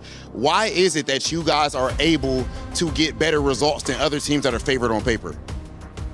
关少，第一个问题，因为去年你们现在是卫冕冠军嘛，但我们再回闪一下，就是去年当时你们的发挥，因为当时你们进入电竞世界杯的时候，可能当时不是公认为就是最强的战队，可能也有其他战队在就是往年的这个成绩都比你们好，但是你们去年当时夺冠了，你们当时是。相当于是怎么做到的？尤其是在这种不算是热门夺冠的战队的情况下呢？可能不被别人看好，就会激发出我们最大的潜力。I said that being underestimated might have been part of the reason for our victory back then, because even though we weren't like the most favorite team, like the tournament favorites, I think that also contributed partly to other people not researching us as much and us being underestimated. Well, this year, they aren't underestimating you whatsoever because you won this title last year. So how are things different? Now that everyone is looking for you, you still qualified for the playoffs. Is it different preparing now that everyone has a target on your back? 那今年就不一样了，毕竟作为卫冕冠军，今年应该说是所有的战队都有个目标在你的背上，每支战队都在研究你们，都在针对你们。那今年你们的准备会是有怎么样不同呢？因为现在你们也是成功晋级到了后面的淘汰赛。我觉得我们打好自己，我们依然是世界上最强的4次团队，所以可能不太需要做出什么准备，就是打好自己。Well, we're really confident in ourselves. We just have to play to the best of our abilities, and I'm sure that we'll be able to beat whatever challenges that comes our way. Confident, and that is with good reason, ladies and gentlemen. Congrats again to Guan and to all of Weibo Gaming as they try to hoist yet another title right here at EWC.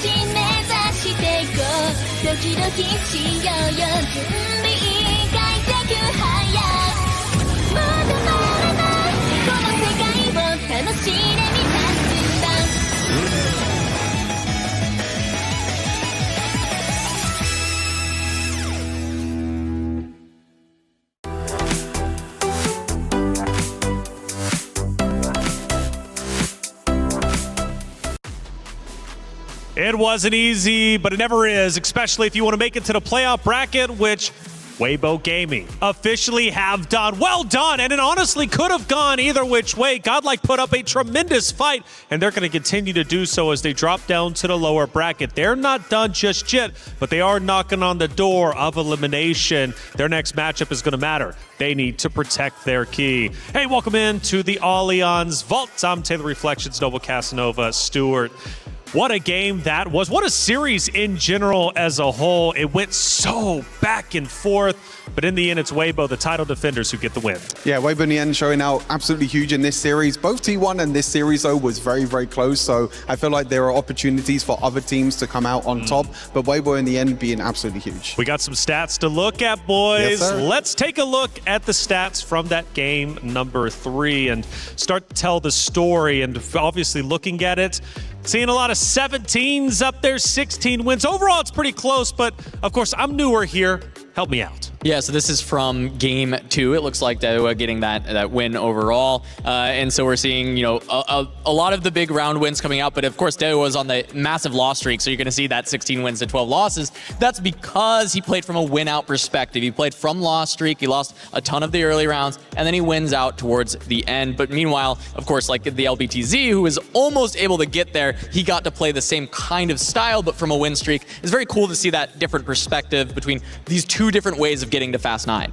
Yeah, and that's the interesting thing as well, is that Dahua in that game was their win-out player, and when we go into game number 3, Dahua wasn't the win-out player. He tried to in game number 1 and game number 2, but in game number 3, that completely changed. Well, let's start walking through game number 3. Like you said, it completely changes. We have a clip from earlier in the game, starting in stage 2, which I find very interesting because normally you guys want to go a little bit deeper into the stages. Why did we choose a clip from so early on? Yeah, so the big thing here is that Gobo takes an augment called Warpath, which you want to win rounds and you want to win very, very quickly. But Guan on the other side for Weibo actually levels very aggressively. He has 0 gold left in his bank, and that's because he wants to try and stop the win from Gobo. So Gobo actually loses this round, which is really, really huge later on, because when we get into the later stages of the game, Gobo actually takes way too long to get his Warpath online. Yeah, and for those who don't really know what Warpath does, is basically when you win rounds and deal damage, it gets you towards a cash out, and with that cash out, you can become a win out player from a heavy win streak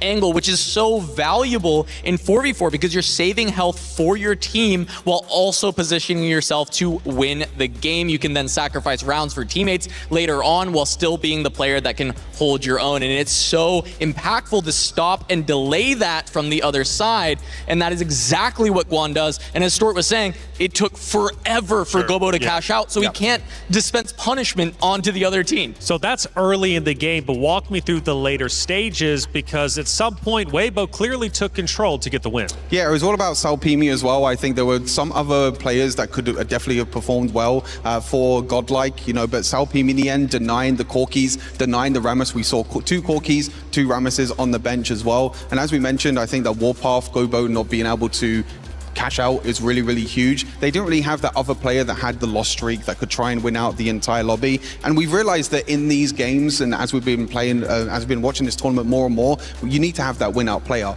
But Godlike put all the eggs into one basket onto Gobo, and he didn't get his cash out in time. Casanova, we take a look at the ending of game number 3, and this is when Weibo starts to take the win definitively, but Godlike is still putting up a tremendous fight.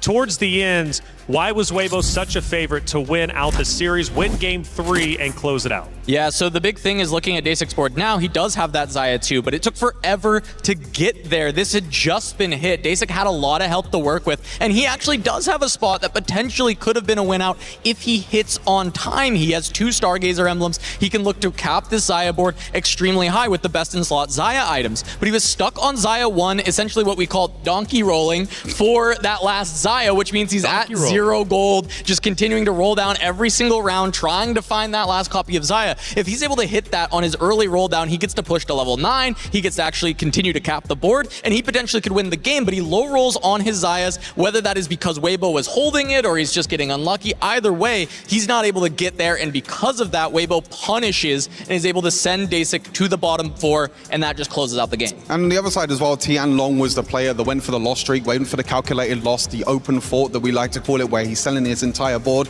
which we realized during the series that Godlike doesn't really like to do that. They don't really like to open fort. They don't really like to give up that early game that they might have. They might have some units they want to keep hold of. And because Tianlong got so much gold, he got that early Nunu 2-star, he got the early LeBlanc 2-star, and he was able to stabilize much earlier on. It was a tough series for sure, and a lot of emotions were showed on that very stage between both of the rosters. Of course, sometimes elation, sometimes heartbreak. For Weibo Gaming, though, it wasn't easy. Almost reminiscent of that T1 series. It was a little bit different for the T1 series. After all, they had to win back-to-back maps, which they ultimately did. But in this case, obviously for Weibo, they had to hold on tight to what they got. It was up to Godlike to come back. They did, to their credit, but Weibo, with their experience, was able to hold on tight. Again, you see some of the grimaces, man. These matches are simply not easy. But luckily for some, as well as most, you got the friendships on your roster that help you get through it. But what does this loss feel like? What do you think it means for Godlike? I mean, you're losing to the title defenders. So that's one thing that you could say, okay, cool. We know we can do better next time.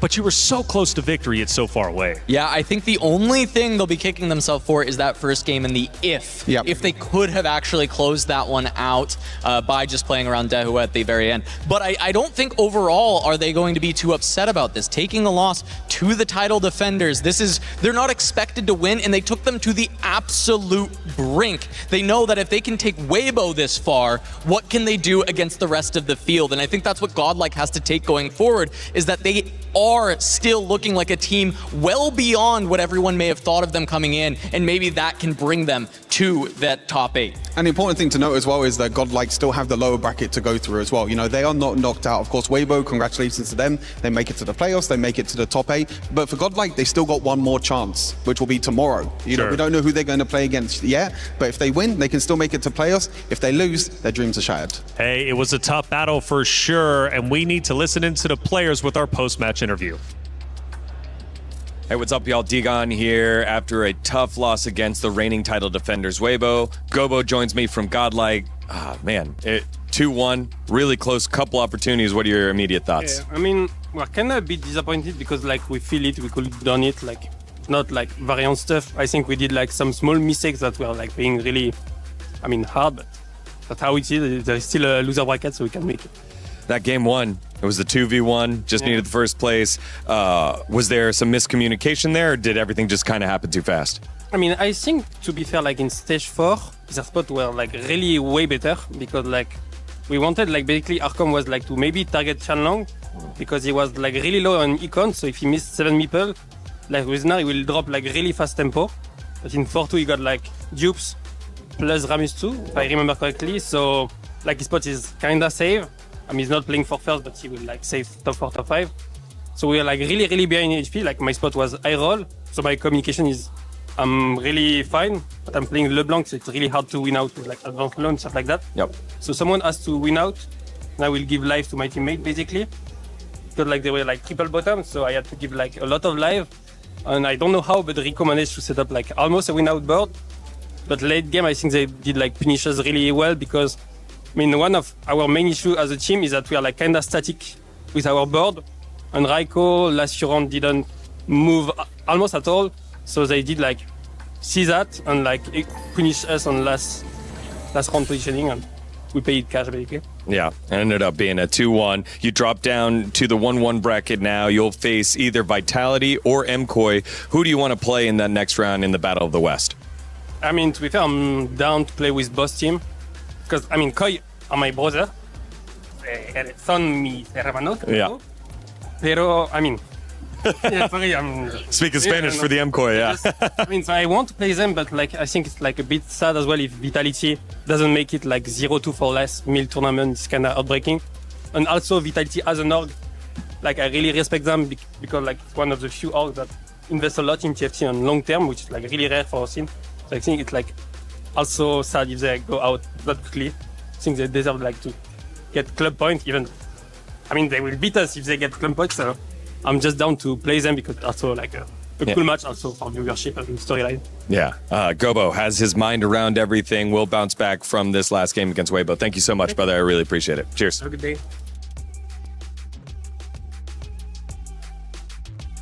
Digon for the interview. Shout out to you, Digon, for the interview. Obviously, there's some frustration there, naturally so, but also encouragement. He knows this next matchup is going to be tough. He doesn't care who he plays, but either way, he's going to get the job done. Now, big update, by the way, for Weibo Gaming. This is huge. For them securing a top 8 finish by default now in the playoffs, it means Weibo Gaming for the club championship race is now eligible for club championship points. This is a big deal because for organizations entering into the club championship race, they have an opportunity to earn millions and millions of dollars depending on where they place. So for an organization such as Weibo, the money could be tremendous. Riot is doing a lot of great things, and this is some of them. The TFT Open is coming back to Vegas. I just hope there's no conflicts. Why would there be? We're bringing the first North American Regional Championship to Vegas. So excited. Cool model. Thanks, it's extremely fragile.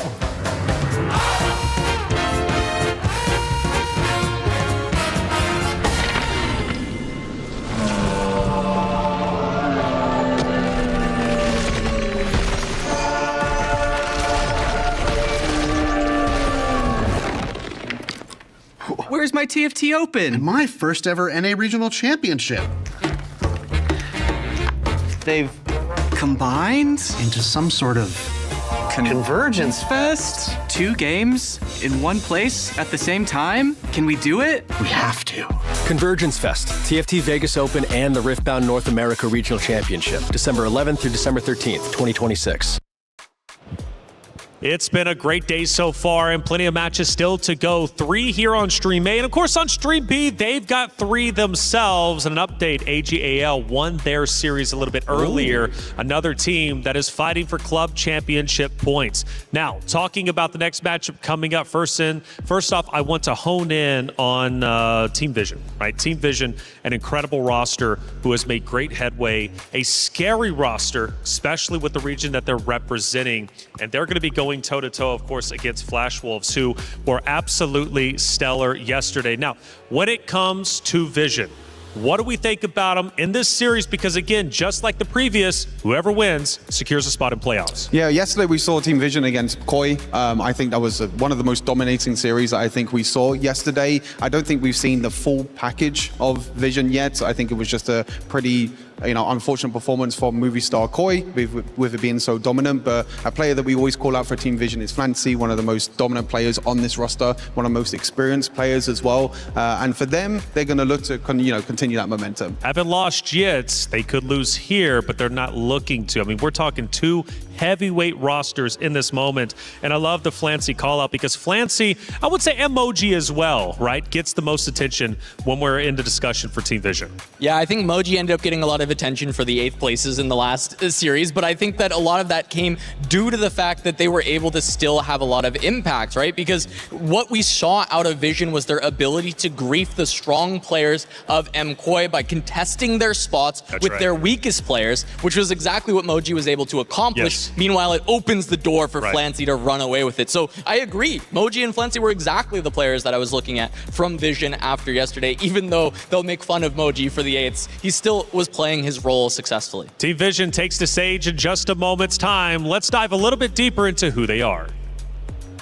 大家好，我是 Team Vision 战队的选手 Flancy。然后我的队友是真白、秦吹维和摸鸡鸡。摸鸡鸡是团队的大脑吧，因为他就是相当于说我们的指挥。然后秦吹维更擅长于连败锁血这样。更擅长于玩那种深蹲型阵容，然后我和真白是属于全能补位型，就是我们玩到哪个位置都可以。我们平时就是还是队友之间就是还是比较轻松氛围，就比较轻松，比较就是没那么严肃的那种。但是去打比赛的时候，就大家还是非常严谨，就是不会嘻嘻哈哈这样。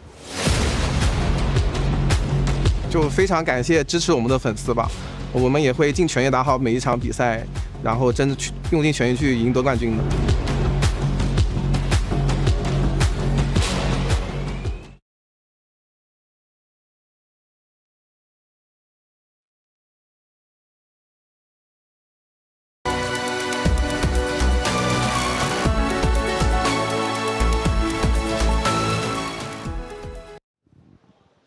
Ladies and gentlemen, as you can see, we are joined with Flancy from Team Vision, and I am very excited to pick his brain on a couple of things. But Damascus, I feel like you should start this thing off. Of course, let's do it. No, Flancy, good to see you there. Obviously, you guys have been playing amazing. But there's something cool about your team. You are the one player with EWC experience in this team, leading this. You got back-to-back first yesterday. How is the vibes of the team? Are you acting as a leader, or are you all friends vibing on the stage? Flancy 很高兴再次见到你。在你们战队里面，你是唯一一个有多次电竞世俱杯的经验的一位选手。那能不能跟我们说一下你们现在战队氛围是怎么样的？你是否是作为一个相当于一个老将在带这些新的成员，还是说你们都是比较要好的朋友在那边比较放松的打呢？因为我们私下也是关系比较好的朋友，然后也是经过了很长的这样一个训练和磨合嘛，所以说我们战队整体心态啊什么都是比较放松的。对。Well, I mean, everyone on the team, we're really good friends, and we've been through a lot. It has been a very tough year, training and just gelling together. So I would say that right now the team atmosphere is really great. We're all just really relaxed, and we're all here together as a team. Okay, and we have seen that hard work paying off because Team Vision, you won the qualifier in China, which is strongest region in the world. With you winning in the strongest region, does that give you more confidence to win EWC? Do you believe that you're the favorite team to win? 那现在 Teamvision 也是通过中国的这个预选赛晋级到了电竞世俱杯的，而且众所周知，就是中国赛区现在是最强的赛区。那你相当于在最强的赛区晋级的话，你个人认为你们是否算是夺冠热门呢？我认为我们非常有信心拿下本次 EWC 的冠军。I would say that I'm pretty confident in being the champions at EWC this year. Hey, confidence is key. Thank you so much, Flancy. I can let you go and sit down, get ready for your match now. And while Flancy and the players get ready, Rob, let's talk about this match real quick. Obviously, Team Vision, you know, maybe China's finest. They went through China qualifier. They went for a strong 2-0 yesterday. They're looking nice. To be honest, I do not know if anyone is going to be able to stop Team Vision. Of course, coming into this event, absolutely destroying the competition in the strongest region in the world, ladies and gentlemen. So of course they have every intention to walk away as our brand new title defenders. Of course, but against them, the Flash Wolves, they went to the APAC closed qualifier. That is not an easy qualifier either. Oh, of course. I mean, they're dealing with teams like T1, virtus.pro, you name it. And through the fire and the flames, they have made sure that they were the ones to qualify for this event. Flash Wolves, definitely a pack of wolves in every sense of the word, and I believe that they are a formidable opponent for anyone here. It's so much aura right now on this stage, so much tension, it's even tossing me off, Damascus. Listen, all we have to say right now, Rob, they took Vitality down yesterday. They're gonna look to take another team down. Is it time? It's about that time, ladies and gentlemen. Let's get into it. It's time for Flash Wolves versus Team Vision. Thank you so much to our amazing host for setting us up for our second promotion here on Stream A. Honestly, you know, my name's Coveted here alongside Clement for this series. So far, looking across the day, as I mentioned before, the CN region has been dominating. We've had two promotions, one on Stream A, one on Stream B, both CN teams. We could be seeing a third promotion here. Vision looking to go 3-0, and I have to say this matchup is one that is near and dear to my heart. Both of these teams are in the same study group. They're APAC and CN, and I have heard them in endless discussions on how to improve themselves. They know each other very well. It's a battle between brothers. And I love seeing as well, we saw particularly, we've had the Vision time multiple times as we were getting our first game that started off here in a second. They are relaxed but focused. We could definitely see that from the attitude on the stage. But let's get started with Varus and Thresh to kick off game one of the promotion series. So we have two of these God Boons that really can offer you a huge variance of different items. I think this is going to be a fairly level playing field. Both sides are relatively open, and we have the two component anvils coming up early, so very strong carries could appear in stage 2. So let's talk about, you know, again, for anyone who's coming in late, let's talk a little bit about a comparison between these two rosters. Of course, they both won their first games, but we're looking at teams which have, you know, got a lot of points in comparison between them. Exactly. I think for the side of Vision, we heard Cass talk about it, they are masters at dragging the other team down, making sure they don't get to their win conditions. And it's a very fun contrast because Flash Wolves is a team known for playing the slowest out of APAC and also stacking their team with the most win conditions. So you're going to see that sort of balance between, you know, is Flancy going to get that free runway to be the highest scoring player, or is it going to be K-Bao on the side of Flash Wolves able to carry the game? Well, let's talk, you know, since we got a little moment before we get things truly kicked off, so just making sure all of our ducks are fully in a row. I want to talk about some of the ways that teams can be looking to win out here. Certainly we saw, you know, of course, these very high-end boards, but we've seen, particularly from the Flash Wolf side of things, they have got that flexibility when the moment arrives. That's exactly what makes me so excited for Flash Wolves. When we watched their Vitality series, Game 1, Game 2, standard Flash Wolves. Very, very slow, trying to play for highest cap, and they got ran over multiple times. But in Game 3, they flipped the switch. They went for 4 reroll compositions and were up by 120 HP over Vitality, sending them into the lower bracket. So I think it just adds more wrinkles to their game. It shows that when given the spot, they can still break the mold.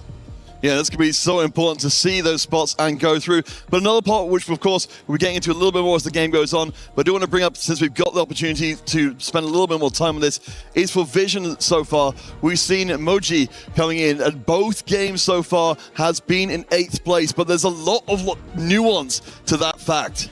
I did run into them at the buffet yesterday, and I asked, well, was that a game plan for you to kind of just, target Dallasum in the games? And he was like, well, I found myself in a bad spot. That's all I could do, and I went for it. And it was really funny because the rest of the team members, just like Clancy was saying, they have a relaxed atmosphere, and they were kind of poking fun at Moji, asking them to, buy them a good dinner in Paris and everything. So I really enjoyed their play style and the friendship that they've been building. Oh no, certainly when we were setting up here, I was thinking Koyui, I believe, leaning over the side with a big smile on his face coming into this one, which is so fascinating when it's such a high-stakes game that they've got the kind of team atmosphere that allows for this. Of course, we're getting things really kicked off here in a second, but, you mentioned before, we've saw Clancy being given a lot of the tools to go for the number one spot. Ironbog, we haven't talked about too much as of yet. He definitely feels like a standout player between both rosters. No player has been to TAC Crown more times since set 11 compared to Ironbog. He has the highest rate of making it to that final destination, and I feel like if you look across the field, he probably has the highest prestige right now just in the game. We're going to go into our 2-1 augments here. As we talked about, there's going to be additional items coming from the Poppy encounter, so I do expect Econ to be a little bit more favored coming into the first one here. Ironbog already picking up the learning augment for extra experience. As you said, we can see on the left-hand side, we've seen that from Zenbai as well, going for the cluttered mine. So our players have definitely got their eyes on some of these later game boards. Aura farming coming in from AQ1H as well, and a treasure hunt. So we're actually seeing some of our players really laying out some quite different lines from each other already. Yeah, K-Bao going to be on that reroll line, and I think most interesting is AQ1H. He did go for aura farming, and depending on what 5 cost that is, it could really decide his cap and what type of line he's going to be going for. We know that AQ1H is one of those players who's got that big potential, so it's certainly a very fitting augment for him. We did see a little glimpse there of Moji with the spatula and a lot of Dark Stars, so we've got a pretty good idea of where we're heading from there. Aura farming did turn out to be the Sona. We certainly know from seeing many other series, the Shepherd line, extremely reliable.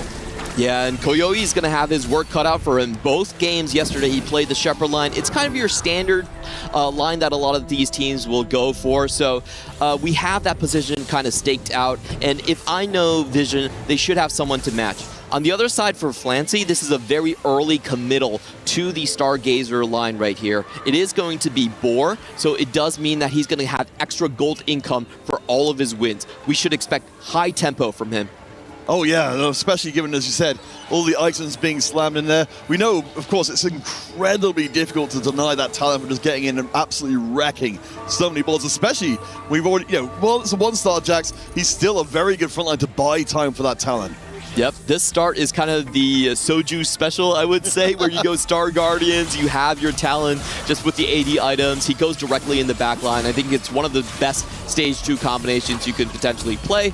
On the other hand, for Koyoi, this is going to be very interesting because there's fairly limited 2-cost reroll lines that you can actually play for. And he's going to be going up against K-Bao. Who's going to be going on to the Jinx? Who's going to be on the Akali? I think that's going to be a huge difference maker in this game.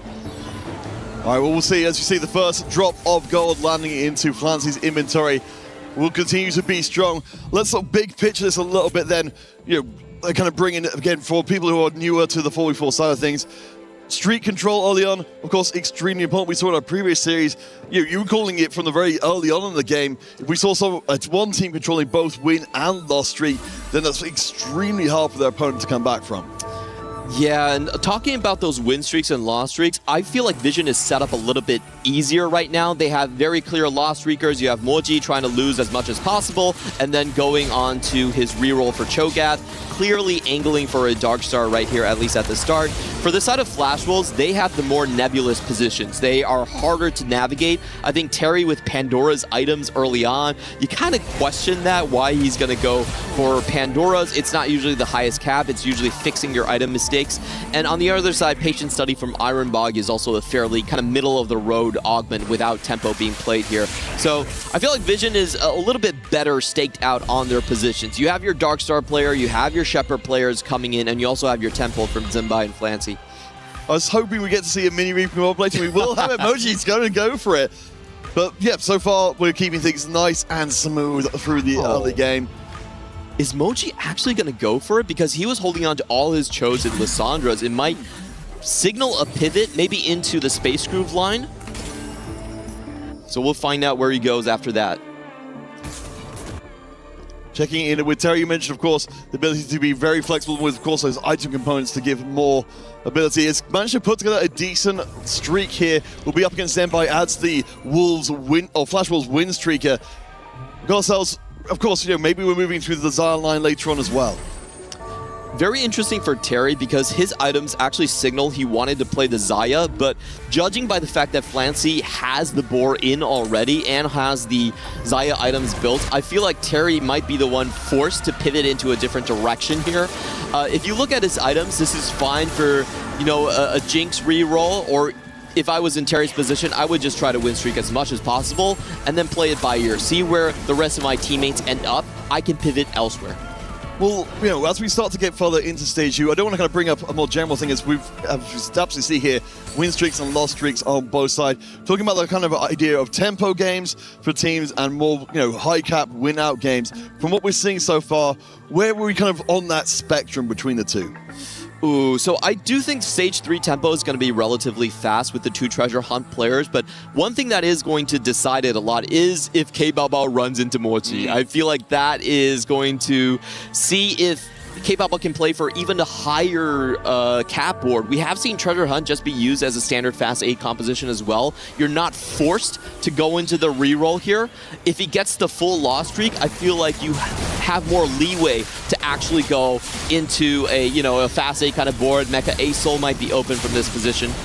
Yeah, and he'll run it into Flancy, of course. He's not very inclined to sell off his board just to try and grief the Anima. So keep an eye on Mochi if he's able to do a similar thing. But K-Bao, yeah, gets above 100. Looks like we will see a battle of our win streakers here. Again, this is very important, and it will be Vision who take the lead. Zimbai making good use of the Clutter Mine to get the level 5 board online. Shepherd already active, looking very good very early. Small HP lead coming in from the side of Vision already. Zimbai, Flancy, and Koyoi in the top 4, but this is kind of the Flash Wolves game plan. We have seen this over and over again against their matches in T1, is they tend to fall behind early and then come back with their high cap type of boards. And right now, I still like feel like they have a lot of maneuvering to do. We actually got a cash out from K-Bao. So very important to note right here that he's not going for the, you know, higher cap boards. He is going to try and contest on one of the reroll lines. Yeah, well, I mean, of course, we've got the treasure hunt there waiting to be farmed up for as much extra resources as we can put in. Right now, it does seem to be the Jinx board. Of course, you know, we've seen it across the tournament. We saw it coming into the tournament. We knew this would be a board that a lot of teams would just lean on because it's been so reliable. Absolutely. You know, you get a lot of leeway because so many players are taking Akali's away from the pool as well. It's actually pretty easy to hit your Jinxes and Bel'Veths. So I think K-Bao is most likely, as you're saying, going into the Jinx Bel'Veth line. On the other hand, for Koyoi, this is very interesting because he is setting up for an Ornn Samira, holding onto that 4th copy of the Ornn. However, we have not seen a single game of Ornn Samira being played in the tournament so far. 3-cost reroll, too easy to deny. Well, yeah, I mean, that's the whole thing, isn't it? Again, if you're new to 4v4, it's incredibly striking the first time you see an entire team grief one player, because you're right. We've seen games on similar lines where just no Samiras or barely any Samiras even turn up towards the later game just because there's no way to guarantee you'll ever get it. But Dewey definitely has that one in mind. We'll go to Silver. We've already got some promising choices dropping down here early. Yeah, and we do have to think about the gods here as well. There is a chance of, you know, getting a lot of extra rerolls here from the Varus augment. So I feel like it does incentivize both of these players to continue on their reroll routes quite heavily. This is a huge find, actually, potentially for the side of K-Bao. Getting that Kindred on level 6, it helps your board quite heavily, gives your frontline tank a lot of shielding. Oh yeah, and we've definitely seen the priority being pushed there. ag.al keeps the loss streak intact. I think looking forward, as you said, the second minor animal item to give it a little bit more power. Already, just a little bit of extra tankiness on the front line buys a little bit more time and hopefully farms a little better. This is when we see the most important part of 4v4, the stage 3 tempo battles, because you can afford to roll some gold to continue your streaks. On stage 3, you have the most agency in this section. We've heard Panda talk about it a lot. Stage 3 is when these teams decide on their overall strategy. We have Zunbai deciding to continue his streak. He's already on a Victor 2 with full items. Very powerful AP line here. And I do like, as we look at the scoreboard on the right-hand side, we see Flancy moving up in a similar position. We've noted he's a player oftentimes pushed towards a very, very high cap, very high finish. We know that Zenbai won't be able to keep up his win streak forever, but already, I was going to say we're ready for a baton pass, but actually Flancy losing the previous round is going to throw a wrench into the works. And we have the sort of question that we were posing all along. Where is Terry going to go with Pandora's items? And I feel like he's taking a page out of Vision's playbook. He's actually going to be contesting on the Akali. Already 6 Akalis on his board. I am assuming that he probably hit something coming in from the Thresh to allow him to go into this line. And he's going to be throwing a wrench in everyone's game plan. Suddenly, if you're someone like Koyui, you're thinking to yourself, where can I actually go with my treasure hunt? Well, this is something we haven't been seeing so much directly, at least in this EWC. We've talked about it multiple times before, the idea of really just being tasked in a game with a very specific task, which isn't just get the highest finish you can, but make sure the opposing team can't pull off a coherent comp themselves. Absolutely. On the other side for Ironbach, he's trying to stop Zunbai from just steamrolling the lobby. Isn't going to actually work out here. If you look at the game plan from Ironbog, who was also one of our members that was on this very, nebulous kind of streak, he didn't actually go for Fast 8. He's going to go for the Lulu, and Super Parting Gift is going to be actually massive for a lot of these players if they can find that duplicate for the instant 2-star. All right, we'll see what our players go for. Just a point of clarification from before, bring Barbs up as well. Noted Terry going to the Akali line, Shrine Contest. It was thanks to a mini recombobulator that put him right into line, which couldn't have worked out better. Just sealed off one of the most strong pathways that you could have gotten, potentially. And now we're going to get a look at all of the forecasts in here as well. It is going to be a Nunu on the side of ag.al. Since there are Xayah players, I do assume that he's just going to hold on to that for now. All right, so let's take in the big picture as we get close to the end of Stage 3. Ironbog, of course, building up. You talked about the idea for the Flash Wolves here in Game 1 to try and, circle around the sun, come back from low HP. But we're seeing 3 members in the bottom 4 right now. It feels like that's maybe too many to be able to all come back. I have to agree with you. The situation didn't look very good from Stage 2. They did not have a lot of pivots in Stage 3. You usually expect someone like ag.al to start winning with that Jinx reroll. Hasn't been able to make it happen just yet. And on the side for Ironbach, he also gave up playing the Lulu. He looked at the Varus God boons and he said oh, I'm not getting a duplicator from this. So he's actually just going for a standard AP route now that he got the karma from the earlier Thresh. Look like Zenbai will drop the 8-round win streak. As we said before, that was never going to last forever because, of course, he's been spending and trying to push levels to keep head. Does find a Vex very early on. He's going to be tempted away from the path of the Shepherds. But right now, Zenbai in a decent spot, as we mentioned. Flancy not doing so well. But overall, looking at the Vision squad, we've got all 4 members in the top 5. That's not to be sniffed at either. And Zunbai also has a level 7 1% Vex. So things going very well for them. Even though Zunbai did just take a loss, I still think 92 HP, your position is rock solid right now. If you're looking at the entire lobby right now, I have to give a massive advantage over to the side of Vision. AQ1H, you look at him, he's getting contested by Zunbai here on the Shepherd line. He's very far away from the champions that he wants to hit. He's basically playing an alternate board right now while holding all the Shepherd units. He doesn't want to lose as much HP, but he's still bleeding out regardless. Hasn't been able to stop the tempo attack coming in from the side of Vision. So now we're roughly halfway through the first game. Based on everything we've been talking so far, game plan from Vision, game plan from the Flash Wolves. So overall, I think that ag.al is still going to try and play onto the Jinx line. We still have Terry. I think he's winning his contest against the side of Moji because he has just so many more copies on the Akali. But the HP advantage heavily favors the side of Vision. Flancy is kind of running away. No one's stopping him on the Xayah line. That's just completely uncontested. So I think it's going to come down to basically two lines, right? Can Zembai just continue to coast on the amount of strength and the amount of HP advantage he has over his counterpart in AQ1H? And can Moji continue this win streak against someone like Terry who has more copies than him? Yeah, of course, it must be a little bit of a relief for Moji to be in the position to move forwards on this. As we mentioned before, 8th place in the previous games, but we can see on the right-hand side, Moji is hitting the units. Jack 3 is absolutely enormous to pump in more power. Ironbog, though, checking back in. The Voyager board is looking pretty good. Again, we've got the patient study. We've got the units stacking up on the bench.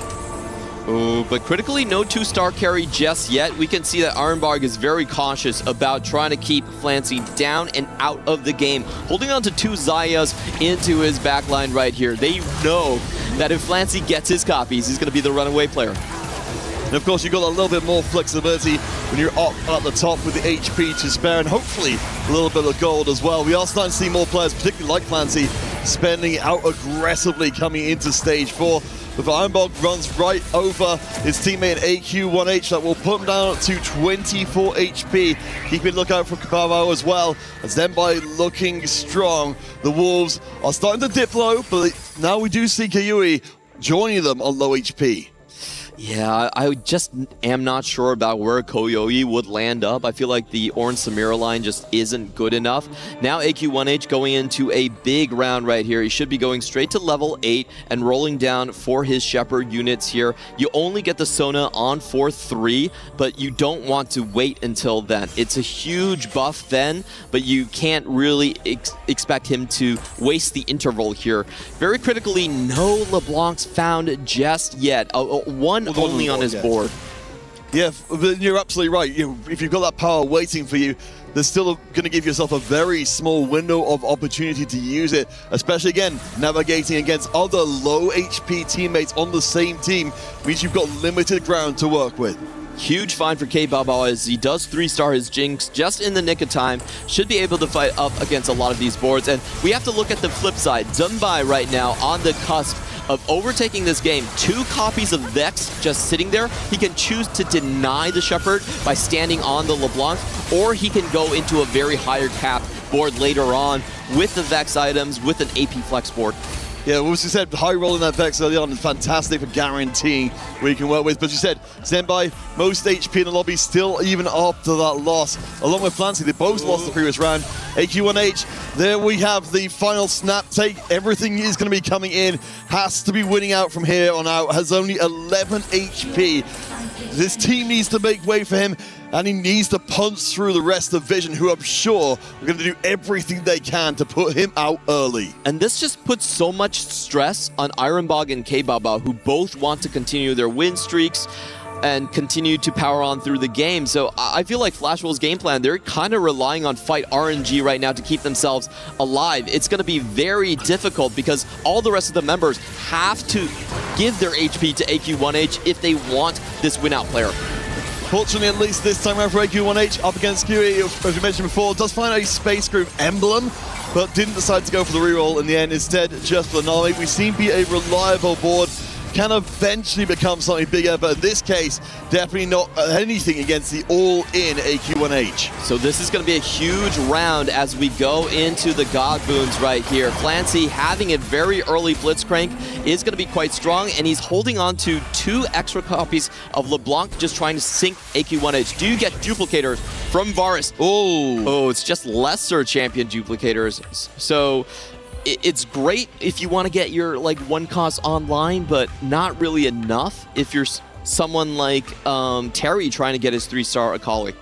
Well, yeah, I mean, we certainly in other games saw, certainly falls Lissandra and Cho'Gath kind of reroll, but definitely not in this kind of game. But yeah, I mean, if you're looking for the race for Akalis, this is a significant moment. Terry is doing very well, even with the 2-star Akali pushing up into second place overall, I believe, and looking very good for being a strong point for the squad.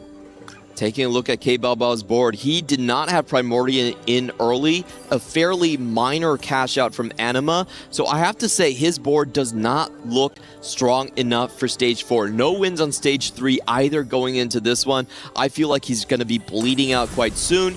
On the other side for Moji, he's just trying to deny as much Akali's as possible. He's only one Akali copy off. If he can get the 3-star, it would significantly slow Terry down. So once again, very same strategy from day one.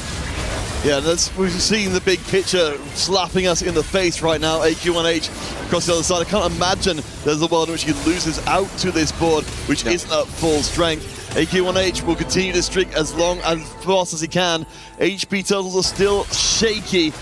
Emoji will take the loss, so Huey on the other side versus Terry. Terry actually does drop out there, so breaks the burgeoning streak he was putting together. Huge find for Koyoi here as he does hit the 3-star Ornn. Very difficult usually in the lobbies, but he's still able to find this because everyone else is also very low on gold. A lower cap lobby overall. Zumbai also not hitting on his LeBlancs. You can see the team strategy here is I have more HP, so Flancy, you are okay to deny the LeBlancs. I will pick up the copies after AQ1H is knocked out. And that's just a general thing of 4v4, isn't it? When you've got the HP and you've got the upgrades, you can do as you wish and explore the strategic place even more. Zenbai going to set up his new board and new item setup, which is looking really fantastic. Goes up against Emoji here, who again is just playing in mostly denial for the time being. Yeah, we've got the Jinx 3, of course, not the Akali 3. So I think for Zenbai, just going to soften. He's not even going to play most of his items here, as he will give some of his HP to his teammate. Yeah, he had 92 HP coming into stage 4. He's perfectly happy with that result here. I think the key is who is going to fall down on 8. Is it going to be Koyoi or AQ1H, right? I think those are the two players that are most in threat right here. And for AQ1H, his frontline has finally found the adequate upgrades. You have the Nunu 2 coming in here, but he's stuck on level 8. Not looking like a high cap board whatsoever. Cannot find the LeBlanc even after the Zenbai sells. Yeah, I mean, he's committing to absolutely everything. I mean, Kyuri, it's really interesting because we got two players on low HP with very different roles in the game. And it feels like for the Wolves, AQ1H, you know, the pivot point for the game. If he goes crashing out here, for the Wolves, that's going to be a massive loss in overall team power.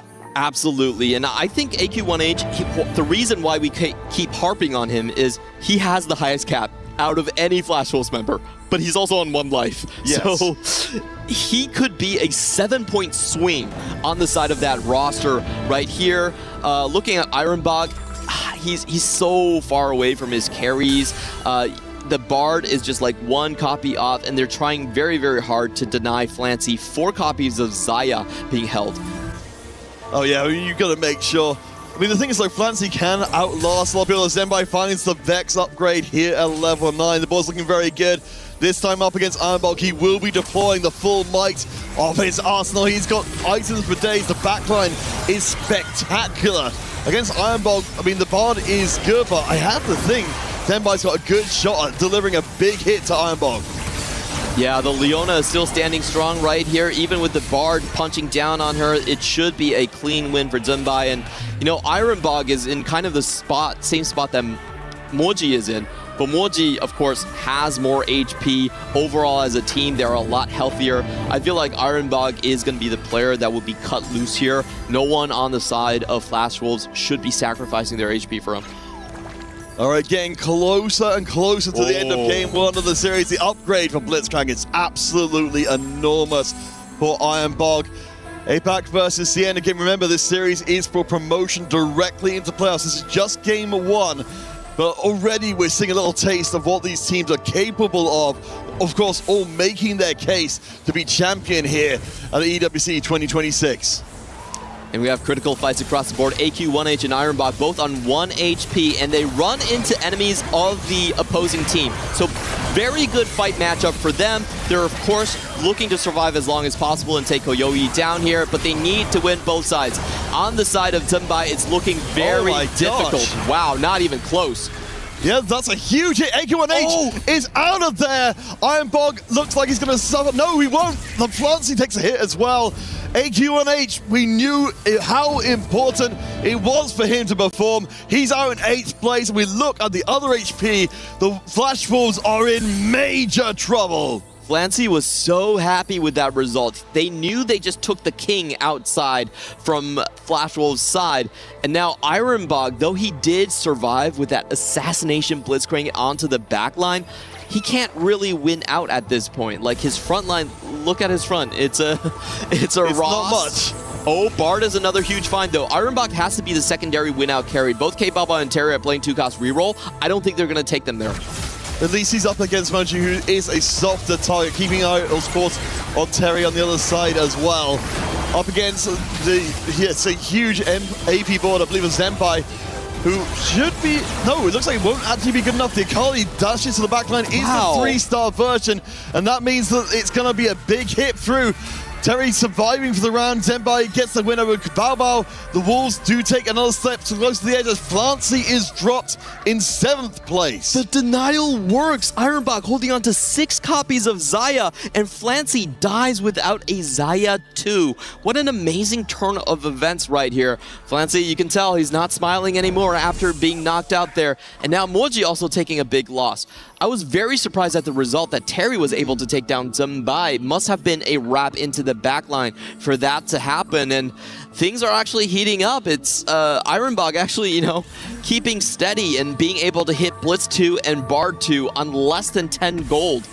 Well, right now we've got 3 members from both teams remaining. Moji, you can see here, up against his teammate. I have to imagine, we knew sooner or later he was going to be quitting the field, having done what he needed to here, just trying to do his best to slow down the Flash Wolves. Zenbai carrying the long-term potential. Keep our eye on that Akali, which is just an Akali 2 in this case. I think this configuration, Zenbai steps forward. Zenbai has no removers. He didn't put on his Thornmail, but it still wasn't enough to lose to his teammate. Moji does go out, and that actually means that we are tied on the bottom. Whoever wins will take this game.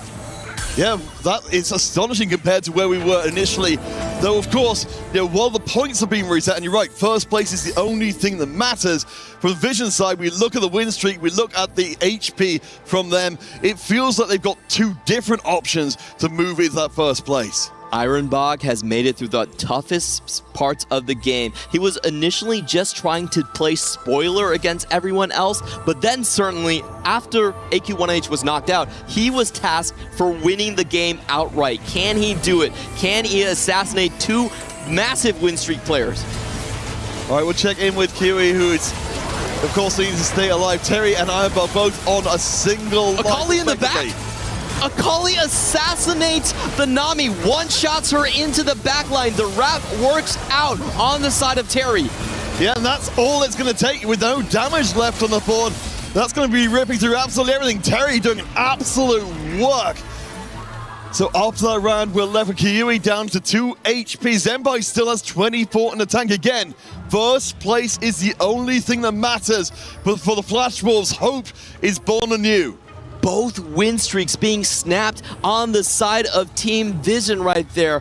I felt like Koyoe with the Ornn definitely had a chance to take down Terry, but the positioning, the solo tank did not work out for him. Now this is going to be a huge round. Whoever is able to steal the Elder Dragon will have a massive advantage. Does the steal come through? And I think it does! For Zenbai, he gets a 6,000 HP tank out of nowhere. I mean, that's got to be the difference maker. We do not see any other dragons on any other benches right now. Of course, it's worth noting, coming into this one, Vision of 2-0, they have not taken a loss in EWC Teamfight Tactics so far. The difference maker being the dragon would be spectacular.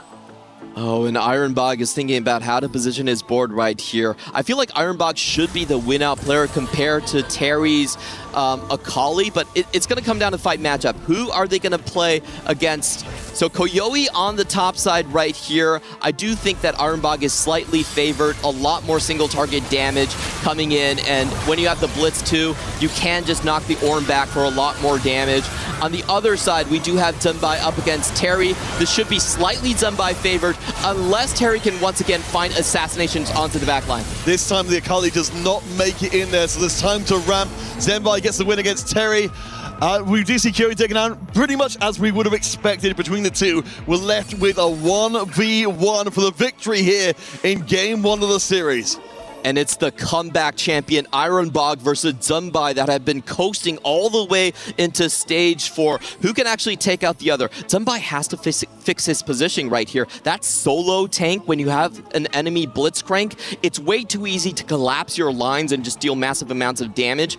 I think if you're looking at the combat augments, this is also where it comes a lot into effect right here, because whoever rolls more on the Thresh is going to get a sizable advantage.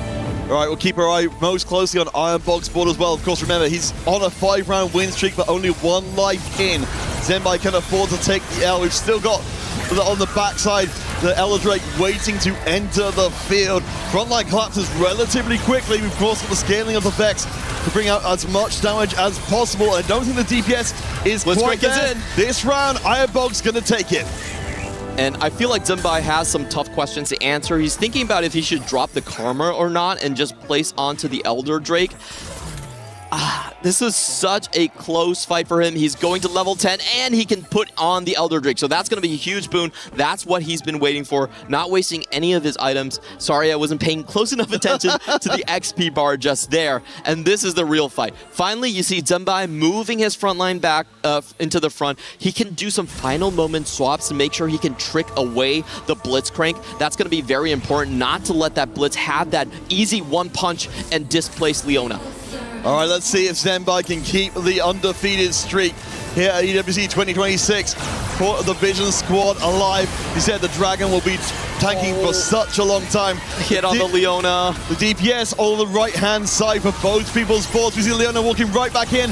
The Vex is reaching out. The DPS is gone, and for Vision, it's game locked and loaded. They will still be undefeated here at EWC. It's just game after game after game. The closest game that we've seen so far in this broadcast. It comes down to the positioning right there. Even though the Blitzcrank gets the one-hit punch onto the side of the Leona, the difference maker was that Vex, able to tag the backline, steal the AP, and then we saw the Blitzcrank finishing up the job. But what a spectacular game for our second series today. Again, promotion at stake. Whoever wins the best of 3. But just a titanic battle between the two. Down to the line, just as we like it. And you have to congratulate Moji for doing his job as well. He was holding on to both the Akalis and the Jinxes, trying to grief everyone else. And because of that, there was no stage 3 tempo coming out from the side of Flash Wolves. It was a huge wrench coming into their game plan. All right, guys, enough from us. We're heading across the kitty to let us know what's up next. Welcome in. I am joined in by Zunbai. That was a crazy game 1 where it's the 1v1 to finish it all. I wanted to ask, how are you feeling after that game 1?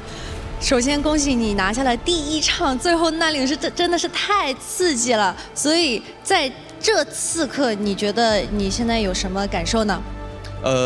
因为其实闪电狼也是非常强的队伍嘛，如果能在赢下这一小场，其实对我们后续再赢下一小场，然后进到8强的概率还是比较高的吧。所以第1场拿下给我们就是打下一个信心吧。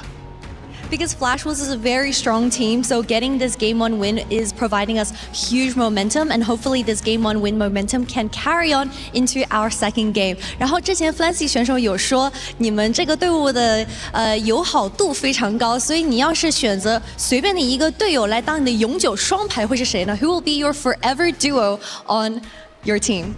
那应该是挑 Flancy 吧。为什么呢？因为他很全能啊，什么都会啊。I would choose Flancy as my forever duo because I feel like he's a very well-rounded person. 谢谢, thank you so much, and I hope you prep well for the second game. Back to you guys.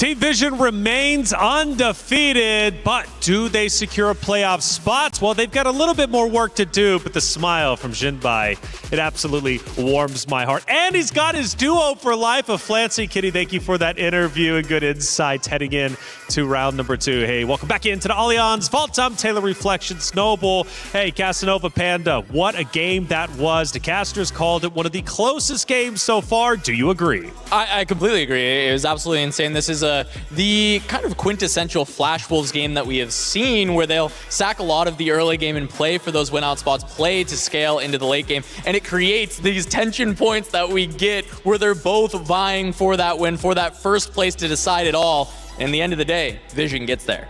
And we thought it would be higher tempo early game. 2 treasure hunt players, not into Akali, but rather into Jinx and Space Groove. And Terry, no plans to play Akali.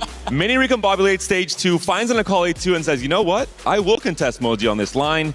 In the end, both players could not really reach their highest cap. And stage 3 was pretty low tempo, allowing the players to go fast 9 to play into the AP lines in particular. So let's jump into the future from stage 3 over to stage 5-2. There's a play that you guys wanted to specifically call out and look at, and could very well have been a turning point. Who wants to take it? I'll start. We'll go to Panda. But basically, this is Ironbog at Death's door, ends up finding a Blitzcrank 2 in his shop, and this is the turning point of the entire game for Flash Wolves to even have a chance. And this was the first win in a win streak that made it all the way to that final 1v1 versus Zenbai. It was a loss in the end, but the turnaround was massive for Flash Wolves. They had 3 players in the bottom 4. We thought it was over. Ironbog, the captain, the star for the team, turned things around. Look at the Blitz ult here on the Xayah. We're going to see her go flying into space, getting demolished by Blitzcrank. Awesome. And this started it all. This was the momentum that Flash Wolf needed to make it as close of a game as it was. Yeah, and it really just was on the back of Ironbog from this point forward. He was a player that we expected to fall in the bot 4, and that would have sealed the deal on Flash Wolves. And he was really kind of the unlikely hero, because this bought him enough space to then get to level 10, fully cap out this board, and from there it almost looked like he was going to win before there was just the final little bits of power that Vision was able to pick up. So knocking on the door, being eliminated, and then finds himself in a 1v1 for the ends, but he's going against Xiaobai, who is I guess declared the comeback king. And I thought at one point he actually wasn't going to get the win because he falls a bit short, but going into the final round, he gets the job done. We take a look at it, the final moments here, where it's Team Vision who, again, gets the win, remains undefeated. And this was so many different small things working out in favor for Zenbai. He abducts the Elder Dragon. He has it waiting on the bench, waiting to come in. Can he make it to 10? Does he have enough gold? The Bard prints come through. The TK print comes through. He sells off both units, makes it to 10 with exactly 0 gold. So a perfect level up.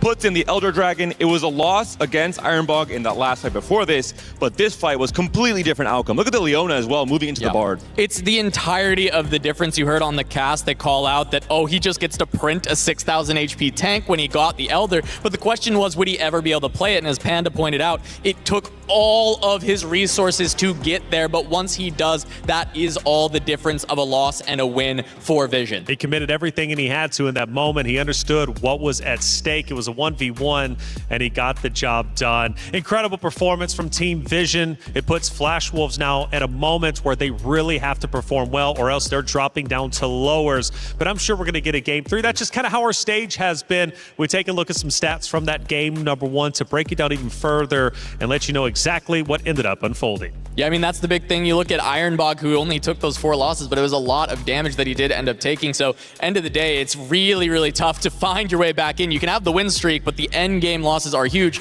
Zenbai with the 10 loss, though, he became, I was in backstage, I was calling him the blood boy of the team for Team Vision. You know, he's providing life to everybody else on the roster after his massive early win streak. But then he has to find his composition because he still is the best player to go for the first. But Panda, for Flancy, right, the duo for all of Infinity, for the duo Zenbai, he falls in number 7, which put additional pressure for him to set himself up for first place. He was a carry yesterday. yesterday. Time to offload that pressure to some of his teammates in this game one. I do want to make note of Flash Wolves' overall big picture game plan. They played the most reroll in day one. They're still playing a lot of reroll today. They're the only team playing Jinx as well. This is the third game of Jinx and from a third different player as well, with K-Baba moving onto that line. So this is one of their tricks that they have up their sleeve, and I think it could pay off in a big way in terms of the stage 3 tempo in particular. We're going to have to see going into game number 2. The Esports World Cup is well underway now here in week number 3, and there's a lot to do. Take a look. Everyone is playing, you're not yet. EWC Play is your all-in-one platform to compete in fantasy, pick'em, and quests for a grand total of $300,000 in prize pool. Build your dream fantasy team in 5 different games and track your score with live results tables. Predict the winner of every game, every group stage, and every tournament. Complete daily and weekly challenges to earn boosters that help you climb the global leaderboard. Got what it takes? Join EWC Play now.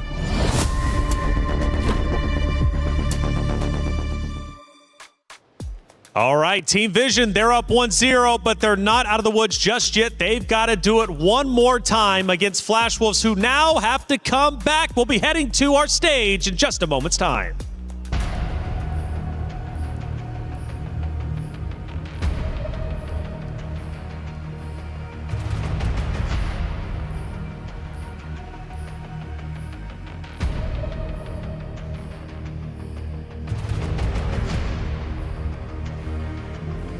All right, it's time to get our game number 2 started. These two Titans, once undefeated, another one falls, but now they've got to come back. It's Team Vision versus Flash Wolves. Counterfeit, clip it. Let's get it started. It's wonderful to be here after what a fantastic game number 1. Let me talk to you about this one. Flash Wolves, of course, they have fought very hard to get to this point. When you're in such a high-stakes best of 3, a place directly in the playoffs as one of the top seeds at stake, how do you come back from that game 1? We have to talk about the stakes. The first seed is so huge because you don't have to play other first seeds coming out of the different group right there. You get the easier pickings going into the playoffs. And for Flash Wolves, they have to tell themselves it's possible to come back. We've already seen 3 comebacks in just the past 2 days. ag.al, of course, managing it. Zeta Division doing it. And Weibo Gaming also managing a comeback against T1. Anything is possible. Everything is earned. Absolutely, and of course, you know, if you weren't here for game 1, you wouldn't have seen AQ1H. We thought it was all over when it had this incredible board operating on basically 1 HP for a good part of the game. We thought it would be a game-winning board, dropping out in 8th place. A lot of teams wouldn't be able to recover from that at all. Yeah, it was a very hard, arduous road for Armbach to come back, and I was just kind of laughing at Moji right here. He gets pretty lucky, I would say, opening up with a Zoe 2 out of nowhere, just straight in his shop. He was having big smiles on his face, and I was just pondering, wait a minute, where did he suddenly have a 2-star champion out of nowhere? Well, it's worth noting he's got the Arbiter, which gives star levels mean AP for the Arbiters. So if we do decide to, say, take a leaf out of players like Binthamsburg, go for the Zoe reroll, it would be very powerful. Yeah, no, I think he's just set himself up for a very strong tempo game plan right here. He's looking at the Spirit of Redemption, laughing to himself and thinking, well, you know, I have a very strong pathway into multiple tank items. I can just open my Poppy into these APs and have a great board. Now he's communicating with his team. Who has to be the win-out player? Who can go for the tempo play? I think if you're a Zoe 2, you have these different play styles where you could go on a Zumbai path that he did in the last game as well. Oh, yeah, we got the double gargoyles. So, I mean, this, as we see, a few more options coming in. Of course, our players looking for that direction. We can see on the left-hand side. We saw in the previous game a lot of being pushed towards the XP side of things. Mochi, Flancy, both. Oh, no, sorry. AQ1H and Flancy both going for that patient study, but they're the only ones to push XP in this game. And now Zunbai is going to be on the full loss streak route, making sure to break any streaks from the opposing team. He already has the components he needs for Space Groove, so we should just pencil Zunbai in as one of the highest cap players going into the end game here. Terry, in the meantime, once again up to his old tricks, is going to be playing for the reroll here. He was stopped by Moji last time, so we will see if he gets a clear runway this time around. Yeah, honestly, I was really impressed. You mentioned before, of course, the positioning was absolutely key in getting the most out of that board. And honestly, it was terrifying to see what Akali 3 can do if she hits through to the backside. Kababa will be looking for the early strength. It's worth mentioning because we mentioned, of course, we had desired potential in the previous game. In this case, Mountain from the Stargazers means that we've got some real high cap potential. This is an amazing board to just behold. He's going to be printing out the mountain emblems. He has a very good win streak to start off with. And critically, he does have bows as well. Whenever you're playing this composition, it's all about the 4 bows that you want to get onto Xayah, to get her BIS. He has a great start for it. And looking across the board, we haven't really seen other mountain players just yet. So he's solo on this line. It's very high cap. He can tech into Blitzcrank and the Jin later on to fill out your composition. So I think this is going to put Flash Wolves in a more comfortable spot. They're not going to have this situation where it's the main lost streak player that has to come back and save the game. Yes, and that's never where you want to be, because it's introducing the extra element of variance. Kyuyi here will, of course, be bringing out some extra gold to try and push things forward. Worth mentioning, of course, we've got Kale and Eve as our space gods this time round, so we've got some potential for some spiciness, particularly for our players who want to go down the Evelyn path. Very interesting here for Zenbai is that he is holding on to the potential for playing a Nova Kindred board here. This has been one of the strongest outs for an emblem. We heard Salpimi when Kitty asked him, when did you know you won the game? And it was like, well, I found an emblem and I was already on the Nova path. So it's very strong for him. I thought initially that he might be going on the space group, but it looks like he's holding on for any potential pass here. Yeah, well, certainly with all those component animals, you're very open to making sure that you're at least established before anyone else can fully understand what you are doing. We'll keep an eye on these early boards, though, and see which of our players can move forward. We are seeing a little bit of what we saw in the previous game as well, where even the players who are patiently studying are still trying to play strong boards, and I think actually almost got away with pushing forwards. Yeah, unfortunate right there. Important thing to note is Flancy does have the Stargazer in, so there is a chance that he can contest. Gain a random forecast is just so incredibly powerful in a lot of these game plans. So I do expect if you're kind of the Xayah players, you're thinking about it, you have the potential to hit the Xayah, the Tahm Kench is your main tank, and of course the Nunu. On the other side, you have the Reforgers here that give you extra gold. You know, Lost Streak, you get your Reforgers, and I have to say, the players have said no. They're not thinking about the forecast, losing HP at all. All of them going for the Reforgers currently. Yeah, very united as a front, as I mentioned before, of course. The Space Girls certainly giving us some interesting extra wrinkle to the 4v4 players. Teams can play around each other's choices. Zenbai, hasn't committed in, hasn't got the emblem as of yet, but certainly the board is looking very promising. Mochi, though, currently contesting with Kababa for the early win streak. Perhaps this is the game we get to see his full potential. Yeah, I'm surprised Mochi hasn't needed to commit to any of his AP items just yet, so he's actually much, much stronger than his current board would suggest. There is a chance that if they are lucky on the side of Team Vision, they can have 2 full win streaks and 2 full loss streaks, which would be massive for their economy. Yeah, this is definitely worth keeping your eyes on the bottom right of the screen for Zenbai and Kyuyi. Have those loss streaks intact for the time being. Actually on the screen, though, did decide to start slamming some items, though. He's got his 3-round win streak. He's looking to take it all the way through stage 2 by spending aggressively. AQ1H just not having a very good day so far, getting pummeled right there. And if we look at the win-loss streak, Zenbai is the one that did break his streak, is going into the win column right here. And I think that's fine. If you're going for an Akali composition, you want to play with a bit of tempo. That composition is not expected to win out, but it is expected to bleed the opponents heavily. So I think Vision actually got a lot of what they wanted. They just need Zenbai to continue winning and need Koyoi to continue losing. Yeah, it was a bit unfortunate for your 2 loss-streaking players to face up against each other, but RNG, it does work that way sometimes. Here, of course, we're trying to do everything to make sure his loss streak stays intact, going against Flancy, with, of course, the Stargates, the mountains building as well from his side. Yeah, and we have two Stargazer Mountain players, but they're each going on different paths. Flancy is going to be contesting on the side of the front line, but he will be playing with the Lulu package. In the meantime, we do have the other side of ag.al, I believe, going for the Stargazer Zaya. Just looking at the win-loss situation right here, MOGG looking for a big win streak, and you have to say that this is pretty lucky for the side of Vision. They get the full loss streak, full win streak, and they also break the back of ag.al. Well, talk to me a little bit about, based on what we've seen so far, of course, we're still pretty early on in the competition, but in 4v4, how much of a difference does it tend to make when a team can control both streaks versus when the opposite happens?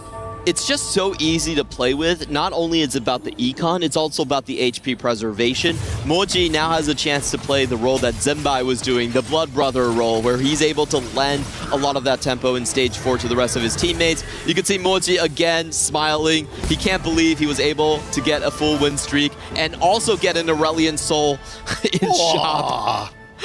That's not allowed. Yeah, this is just getting ridiculous. Yeah, but it does mean, again, as we look on the right-hand side, Ironbog is jumping at me from the middle of the table there as a player from the Flash Wolves who is starting to build up a little bit of momentum. Of course, Ironbog, we saw from level 4, is actually got Trade Sector in place and is building a Shepherd board, so fascinating to see where he ends up going long-term. I'm not usually a huge fan of these sort of middling econ augments.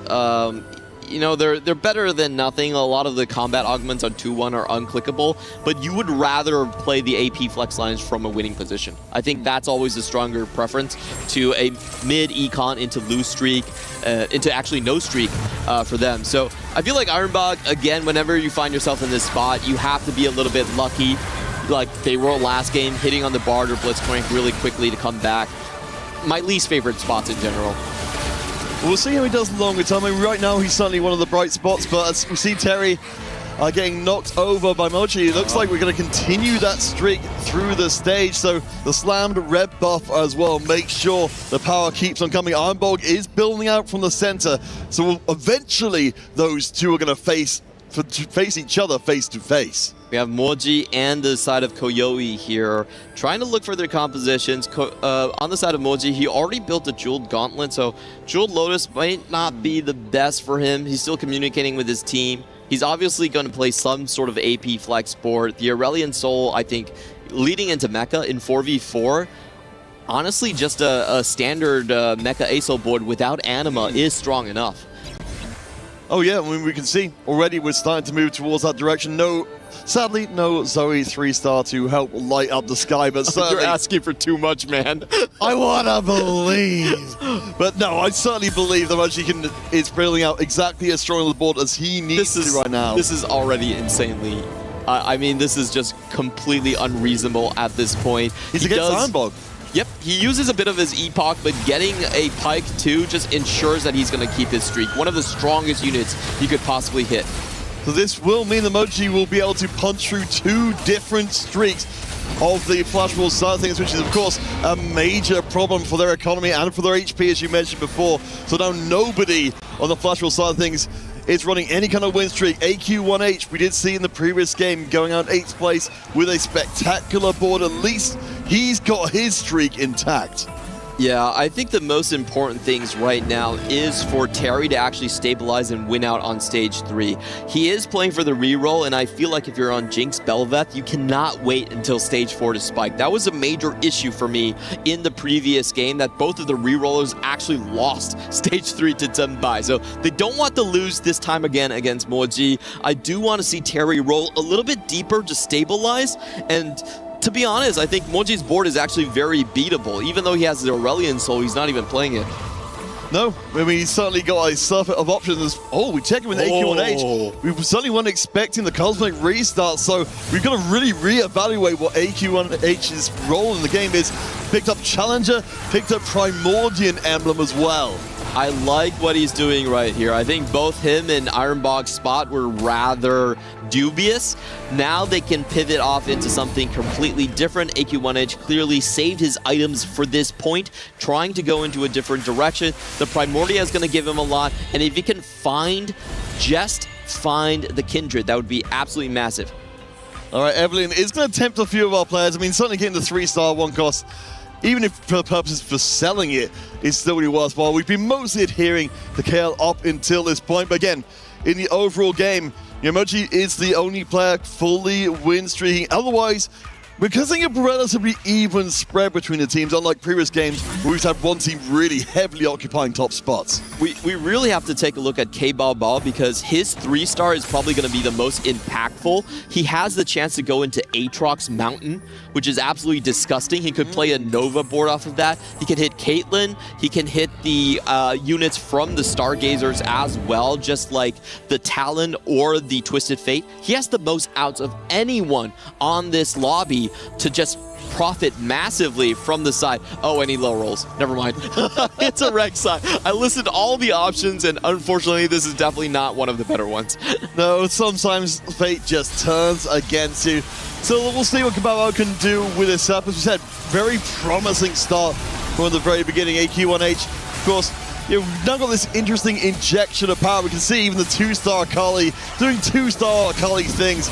And at least in this game, I don't believe we've got anybody else. No, sorry, my apologies, but Zenbai does have a few of those Akalis in the lineup as well, so not completely uncontested. And Terry looking a little way that towards himself.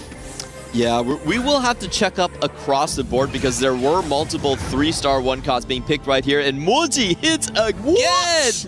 How is that legal? That's so unjustified. That is absolutely crazy, but when it rains, it pours. Again, we're looking to see if we can keep a completely undefeated streak here for Team Vision. They've not dropped even a game so far. If we're looking for teams to really put forward their case for becoming a champion, going completely undefeated through these early stages is a great way to do it. I know Moji very well. I've teamed up with him in 4v4 for multiple years, trying to get him to find teams and talking about players. And I have to say, I know Moji right now, he's holding in a massive smile. He knows he got lucky. He doesn't want to show it on camera. This is just an unjustified game. He gets a Zoe 2 on 1-2, and then he gets Evelyn to drop him the Shepherd he needs in Lissandra 3. 100 HP into stage 4. Things looking very good for Vision. You can just see the big intake of oxygen there towards the end as he makes the streak last all the way to the end of stage 3. But on the other side, Koyoi, 10 loss streak right here, and actually not as much gold as I thought he would be getting. He does have Money Hungry, which gives him 7 gold every stage, but he needs a big roll down to stabilize. And honestly, I'm not sure he's there just yet. He's no extra lucky Nami copies right here. He probably needs a Blitzcrank to do it. If he falls to 8, it might not even matter how high roll Moji's game is. Well, I mean, it's kind of an ironic part to be in. Moji, of course, was the player who was 8th in the 2 games so far that Vision have won. If we do see Blitzcrank! First roll, oh, okay, never mind. Right. Okay, maybe it's high roll all the way. Okay, let's examine the situation. If Kiwi, even with that Blitzcrank, does go out in 8th place, for Vision, where would the next steps be? So I think if you have an 8th place, but you have a very clear win out and a 1st place spot, you can still play very strongly. In most board situations, the 1st place will take the game, right? If you're matched on the bottom side and you win, you're okay. You're in a completely safe spot. So I think there's a lot of positions that they could still go for, but right now I would expect a lot of this players on Vision's side to slow down.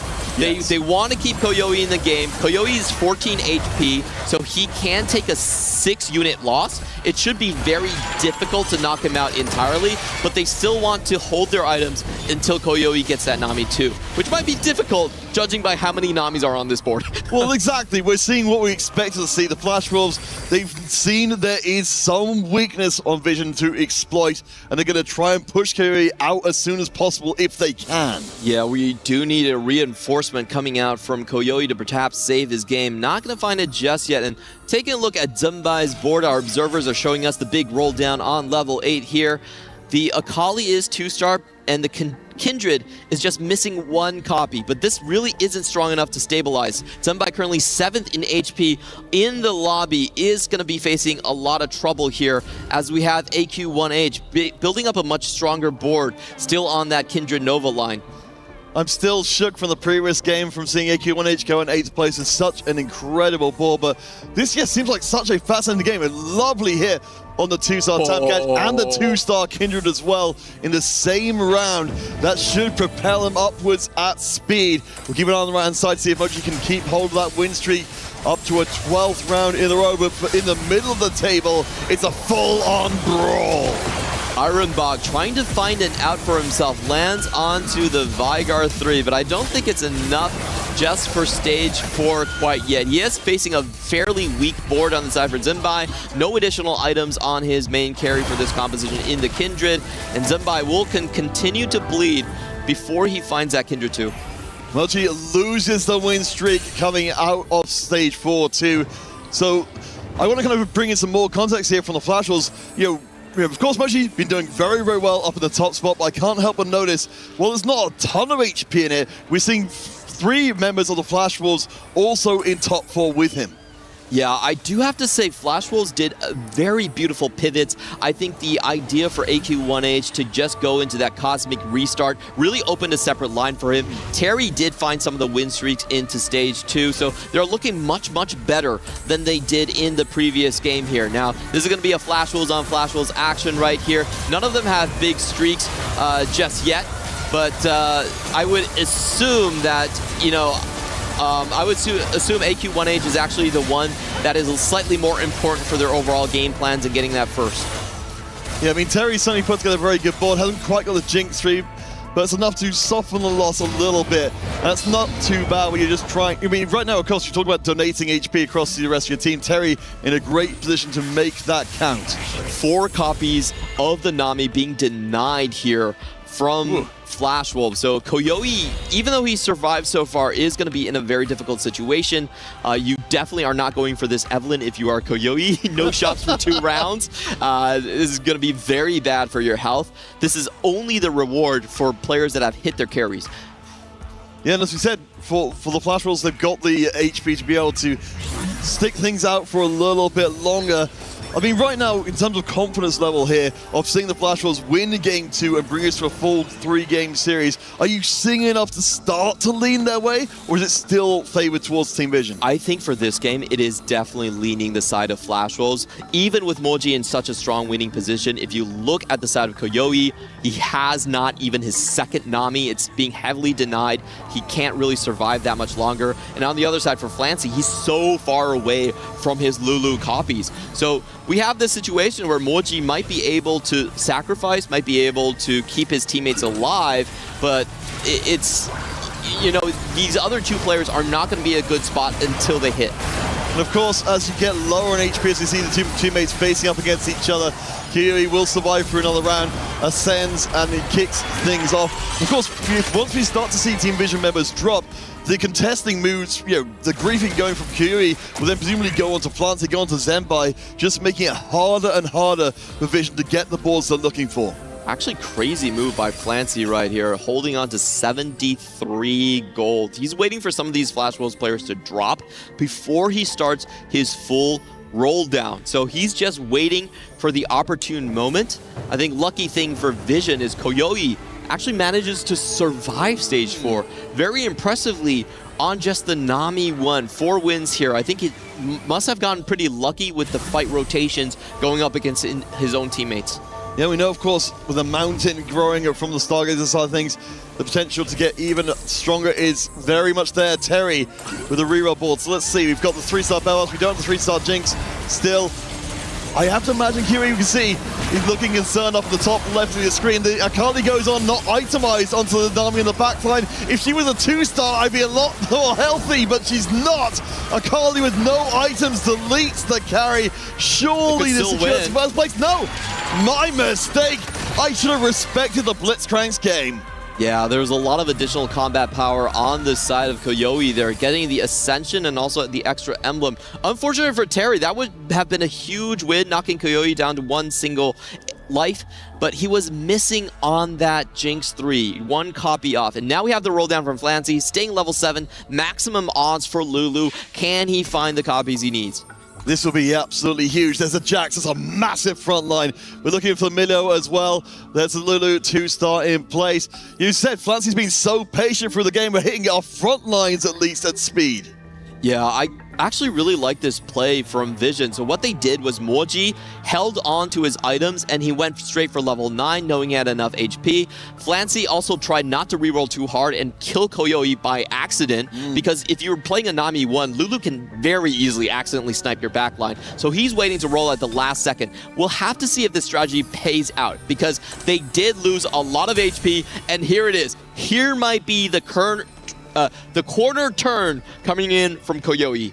Yeah, we would hope, I mean, again, as we've seen from so many series before, the ability to hold on when you're on the brink of elimination is huge. Terry just hit the 3-star Jinx, so the flash rolls are getting stronger and stronger. We'll go up against that Cosmic restart board that has been building strength. We see a 3-item Kindred. We've got the Kali 2 on the side, but it's very far away from the Nami. I think Yui, if he's ever going to have a chance of being okay, he should be good. The 3-item Blitzcrank stays up for a very long time. The Ascension kicks in. Kyui holds on for a little bit longer.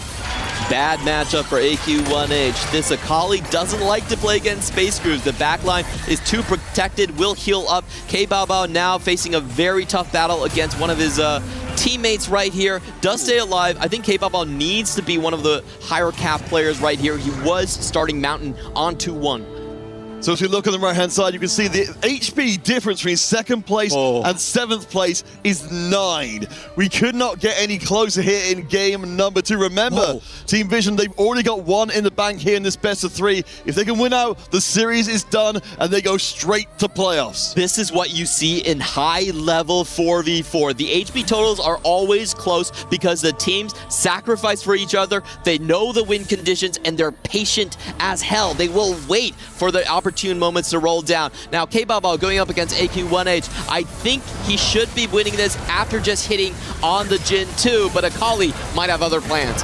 Yeah, we got to keep an eye out because of course, she needs to go through a very strong Nunu to be able to get through there with all the healing in the world. Will not step down and cause trouble.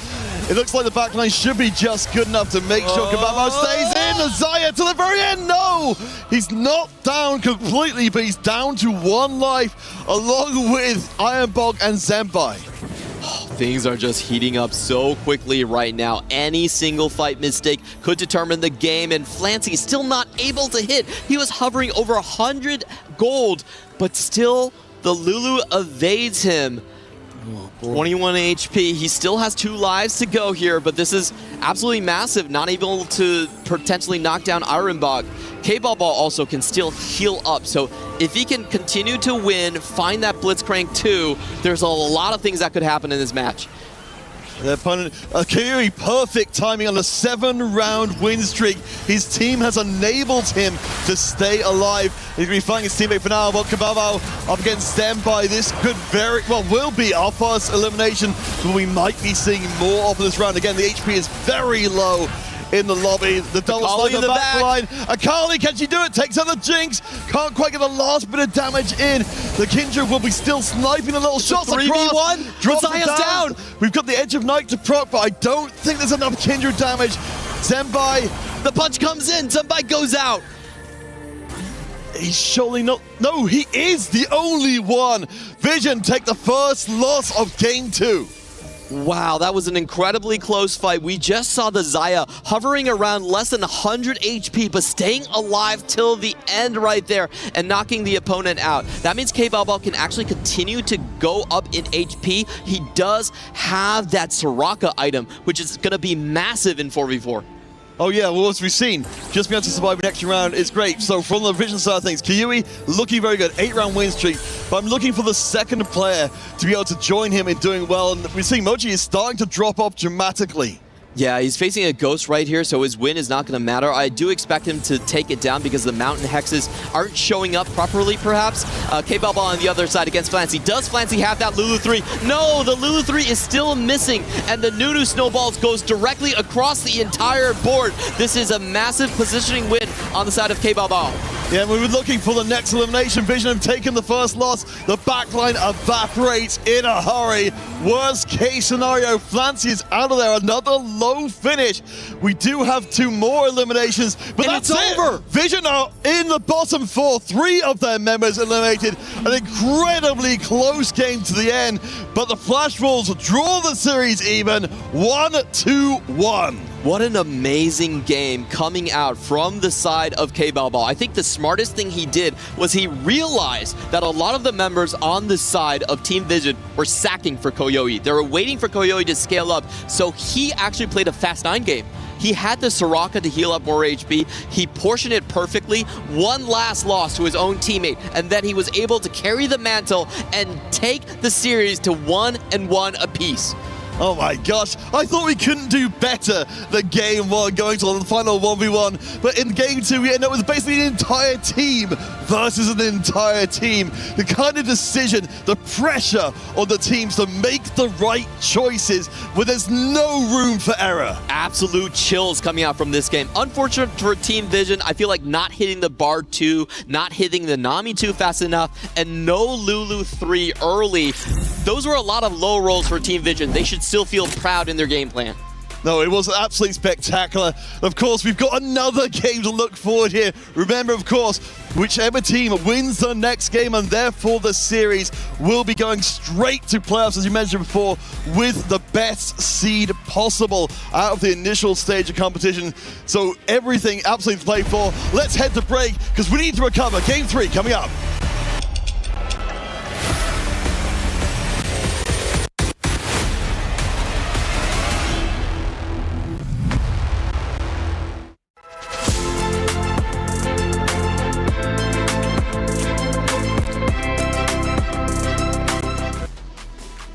And the series is officially tied up 1-1. My goodness, this stage, I don't know what's going on with it. Last week, we had a lot of 2-0s for a different title. This week, though, TFT is nothing short of entertaining.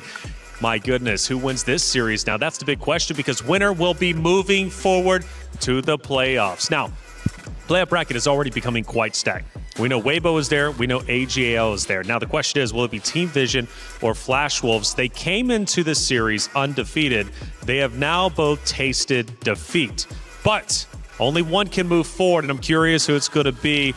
Game number 2, a little bit chaotic, but in all the good ways. Yeah, I mean, this was something special in the early stages. We started off with another treasure hunt, this time from Terry, and it led towards the normal Flash Wolves reroll compositions that they're going for, which is something that they've kind of becoming known for this. They've now had all 4 different players play Jinx across this tournament. We're expecting to see even more of that out of the Flash Wolves. But even from there, we saw some very big plays coming out of the side of Vision. They were able to find some perfect hits throughout the early game. I think especially looking at someone like Moji, he's a player who we saw with a 10-win streak. We saw having some high rolls, but TFT is about when you get these high rolls, you have to capitalize on them. And he's a player who yesterday, even though Vision won their series, he went 8th and 8th. How do you bounce back from that? How do you bounce back mentally and save your team in a game like this one? Well, let's go to stage 3, which we were in the green room. You were losing your mind during this moment, and rightly so. The luck that was needed for this play was just sensational. Walk me through it. Well, and this is what we're talking about, right? They have LeBlanc as one of the, or not LeBlanc, sorry, Evelyn is one of the gods. They end up getting a 3-star 1 cost from this, and the perfect one to fit the composition Moji is playing is going to be that Lissandra. He needed to find that Shepherd, gets the 3 Shepherd in with the upgraded unit, and it allows him to kind of extend this streak. And this was exactly what we're talking about when you find that luck, and how can you capitalize on it. From there, Moji ended up having to spare a lot of HP to his teammates. We were thinking that maybe this is a world where Moji can run away with it. You know, they talked about Tidal on stage B earlier, a 20-1 game when it come to win and loss in rounds, and maybe Moji was going to get there. That's not what ended up happening, but this was that spot where it's like, oh, Vision might just be able to run away with the game. And if you ask any player in 4v4, what's the ideal start to the game? It's exactly this. 10-win streak, you sack all of stage 4, you trade HP to your teammates, you come back with your next big spike on stage 5, and you try and win the game. It didn't quite work out in the end for Vision, for Moji in the end, but individually, he had a fantastic start. Fantastic start and a great ending, at least for Flash Wolves. We take a look at the final moments here. The last play, the last stance here for Team Vision in game number 2.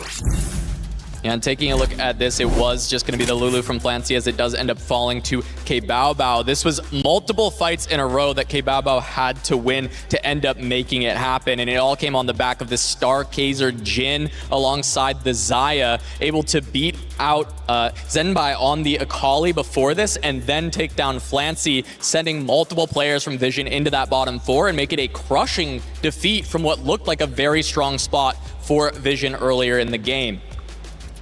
It was a really, really insane final fight there, but we have a lot of cool fights in this game as well. We'll see if we'll have a chance to see more of them because there was so many fights in the late game that you thought if this is just a little bit different, this team could take over. Yeah, and a lot of that even came off the back of having Kayuya having the blitz that he was able to pick up on 4-1. He was at level 8 playing the Space Groove line. He's able to find that blitz crank, which actually is another setup from Vision that made us feel like the game was in their hands because that was the player they were maybe going to have to cut loose, and instead he got to run all the way back, and he ended up placing one of the highest of the Vision players in this game. Well, Ben, I think we're going to go back a step into what, stage 5, stage 6. There's a moment that you want to break down. I love these segments. Panda with Telestration. It was one of the coolest 1v1s we got to see. We're going to see on the screen right now. And it's a cool fight because so much happened. There was an Akali that was about to come in to the backline with the Xayah and the Jin. We're seeing it here. And it's the case where the Akali is coming to the backline. If she accesses that backline, if she kills off both the Jin and the Xayah, the fight would be over. Kebaba would be out and eliminated. And we're seeing right there, the Xayah immediately comes into this backline. No tanks defending. Free reign for the Xayah to do her thing. Is she able to do it? That's the big question. The Jin gets taken down, but the Xayah stays alive. Now, the Kindred also has a chance to get some damage onto the backline. We're seeing it from here, and we're seeing the chance for that damage to come in directly onto the Xayah right there. Is that going to be the case? Does the Xayah get taken down, or does she dish out even more damage? She gets taken down. We think the fight's over. Kindred took down both of the backline damage dealers. The Jin and the Xayah are down. That's going to be it. But there's still a Blitz left alive, and the Blitz takes out the Kindred at the very end. And in the end, it was a massive win for Bao, which is exactly what Flash Wolves needed to win this series. Thank you, Panda, for the breakdown. Telestrations, I love them. It gives you a visual on what's actually taking place. Let's get a visual on the comments, though. Hey, they've been chatting out there, and we've been watching and looking. What do you guys got to say? You take the first one. Yeah, I mean, Akali. It's been, yesterday was this Akali unit is disturbing. I think we're just continuing to have even more instances of that being the case, and chat is picking up on it. Shout out to you, Loris. Keep the comments coming. We got another one. What are we looking at? I'm looking at reroll in general. I think reroll is just the key thing in terms of the stage 3 tempo in particular. Yeah, and the Challenger Ginsu Shen Cinema, yeah, I mean, carry Shen, not something we're always expecting. And Gora, thank you so much for the comments. Hey, like I said, keep them coming because we are paying attention. Ireball, God of TFT moment. Absolutely. How could you not think he's a god out there amongst men? After all, this is a great series. Both teams came in undefeated, and they've been performing exceptionally well. But question is, as I always have, who's going to win the next game? We hone in on that game number 2 a little bit further, taking a look at the stats from game number 2. Yeah, I mean, this was just a big moment for all of the team of Flash Wolves. They sent 3 members of Vision into the bottom 4, coming from a spot that was incredibly close. The HP totals across this game kept tightening, and that feels like it has been quintessential Flash Wolves over and over again, with them falling very low and looking for those big win-out spots at the end. And despite the game 1 loss, they are not changing their overall game plan. They're still playing Jinx reroll, the 4th player that hadn't played it yet. So now every single unique player on Flash Wolves has played Jinx at least once, when most other teams are ignoring Jinx altogether. Akali is the hot new reroll line to play in most of these games. All right, it's getting tight out here. I'm ready to set the stage, so let's get it started. And Flash Wolves are officially 1-1 in a deadlock. You can see the keys in front of both teams as they hope eventually to be the one team at the end to place their key into this trophy and lift it up as our title winners for TFT this year. But before they do that, they stand in each other's way. This is the culmination of years of hustle, grind, and of course, we will see eventually who ends up walking away and punches their ticket into the playoffs. Ladies and gentlemen, the stakes do not get any higher than this. Let's get started with game 3. Thank you very much, Rob, for setting us up for what is sure to be a spectacular encounter. Team Vision and the Flash Wolves one more time for the promotion to the playoffs. We are walking on the precipice right here. On one hand, you get to move on as the first seed into playoffs, or on the other, you might be finding yourself in a bottom 8 finish directly out of EWC. It doesn't get better than this. Game 3, here we go. And we will get something different to start us off with. Again, one game to the finish. Varus, we saw last time out, Aurelian Sol will be joining us for the first time this series. Also worth noting, a prismatic finale. We couldn't ask for anything better. I think this whole game is a prismatic finale. Definitely. Very fitting for the Game 3 finish right here. And we have to talk about the Aurelian Sol as one of our gods. Whenever you see a Sol, you know that there's a 75% chance that you're going to get the chance for additional emblems by stage 3. So it's very important to plan around that. You want to keep in mind that there's potentials for deep verticals with the +2 coming online. No, absolutely. But of course, we're going to take in a larger story point. Of course, was mentioned on the desk, and we've been mentioning as well. For Team Vision, they have taken their first loss of the tournament, and it was a blowout. Their team, or enough of their team, getting pushed out in the bottom 4 to negate the rest of the game. You know, to be able to recover from that in this such an important game, it's going to be a huge trial for them. I have to say, I felt like Vision were a little bit unlucky in the previous games. A lot of the roles that should have gone through didn't really happen. So if I'm them, I'm not too depressed about this. We had a really high roll with Moji. We saved Koyoi all through stage 4. We did what we needed to do. The shop just wasn't in our favor, right? So you play your standard game plan. You think about what types of ways you can high roll potentially with emblems coming in. Yeah, like we were seeing a very high variance final game. It's a kind of kick us off. Of course, with the prismatic finale means we won't be seeing too much action from that side of things to start off with. As things pick up, we'll continue to get stronger. I wanted to follow up with you as well. David mentioned, of course, we're seeing the Jinx seeing a lot of play from the Flash Rules side of things. You know, from what we saw from Terry and from other players, it does feel like it's presumably going to be a big part of this game as well. Absolutely. There is a lot of teams that just have forgotten about Jinx for some reason, but when almost every single player is taking Akali out of the pool, why not just go on to the Jinx? We saw it both times with Treasure Hunt, so I think it's more understandable why that Jinx line was open, but it's kind of like forgotten tech, and I do sort of understand about it. We have seen players like Moji in Game 1 actually flex the Akali reroll with the Jinx. So oftentimes it's not just you like being able to kind of catch the upstream, you are also being denied in some senses. We're starting off here for an all-important third game of the series with a lot of items being picked up by players, at least some of them on delay. The artifacts coming in for Terry, Mochi be picking up the AP and the AD respectively. Well, I know where this one is going. Iron Bog is one of the greediest players we've ever seen in APAC, and with an econ start like this, 3 Primordian, ladies and gentlemen, we are going straight for Nova Fast 9. So here we go. It's the best performing composition that we've had so far. When you have an Aurelian Sol, very high cap type of boon. It can give you additional gold and item components just on 2-1, so there is a very high chance of that.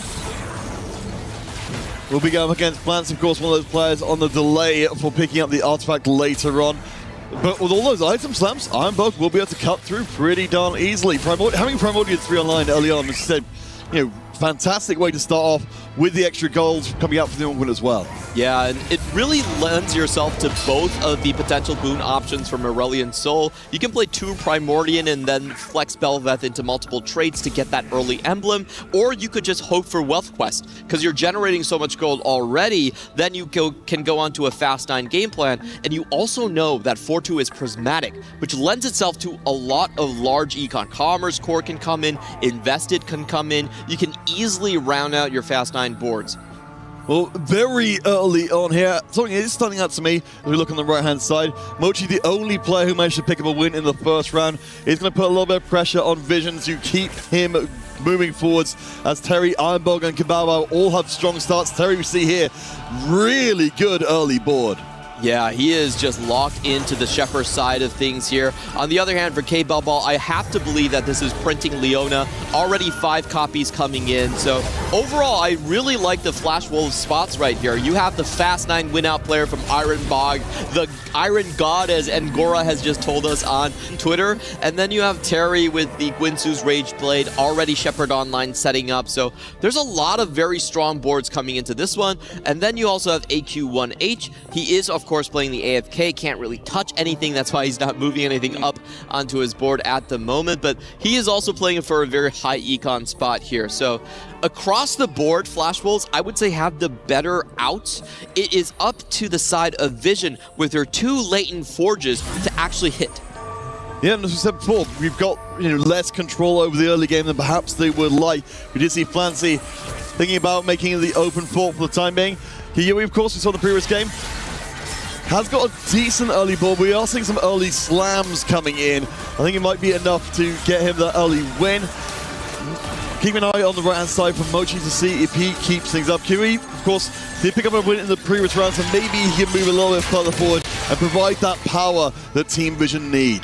It's a bit of an interesting slam right there. AQ1H with AFK was not really expected to win, but Koyoi actually hard commits himself to an AD line by building the Last Whisper. So we'll see where he goes with that one. Typically, you see the Last Whisper only in the Corki Riven line. It's going to be very interesting. What do we get from Merwell? Oh, you called for it and it appeared. The trait quest and everyone's leaping on it immediately. That's so much power in a prismatic finale lobby. So we will have to check in once each individual player completes their quest. For certain players, they are looking for very specific outs. If you're someone like Koyoi, you're looking for the Meeple, you're looking for the Rogue Assassin, you're looking for potentially Bastion as well to kind of round out that composition. I think that's probably why he committed so early. He thought about his potential outs with the Corki Riven and said, I have enough outs, I can reasonably go for this. Well, let's talk about the trait quest and how it affects the lobbies. The AFK will catch up there. Because our players, of course, don't have control over which emblem they're going to be getting. How do you kind of take account of that? Because you say, ideally, you get something relevant, but that's not a guarantee at all. The easiest way is to just opt into lines that can take multiple emblems. That's kind of the smartest way to do it. So a couple of the lesser seen lines start to pop up, like Brawler Yi, where you could take Challenger, you could take Marauder, you could take Brawler, all of those work. Meeple Corki suddenly gets a little bit better as we outline Koyoi's game plan right there. And I think for something like the Nova Kindred, it also works quite well. Nova emblem, of course, is the biggest prize. You don't have to hit the Kindred, but it lends itself a lot of different ways, even if it's slightly suboptimal like Bastion.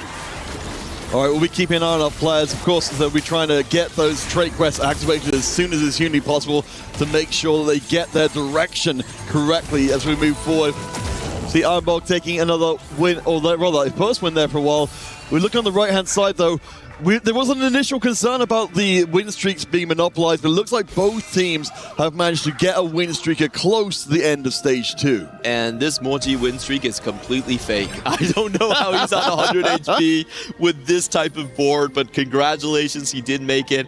I think if Terry meets him, he will just completely smash him. Of course, Flash Wolves are definitely hoping for that result right here. And we see Moji, he knows that his board is, not real, so, he's just kind of hoping and praying that he doesn't run into someone with an actual board. Well, I have to. Well, we'll see. We shall see. He's not winning this one. Yeah, I mean, we've got the Belveth there, itemized on the back line. Maybe, it's going to keep teasing me. No, the front line collapses very quickly. Akali does get onto the right target, but not going to do enough damage. So, he said the burgeoning win streak for the Vision side will collapse in a hurry, while the Flash Wolves and Terry, is correctly identified, will maintain.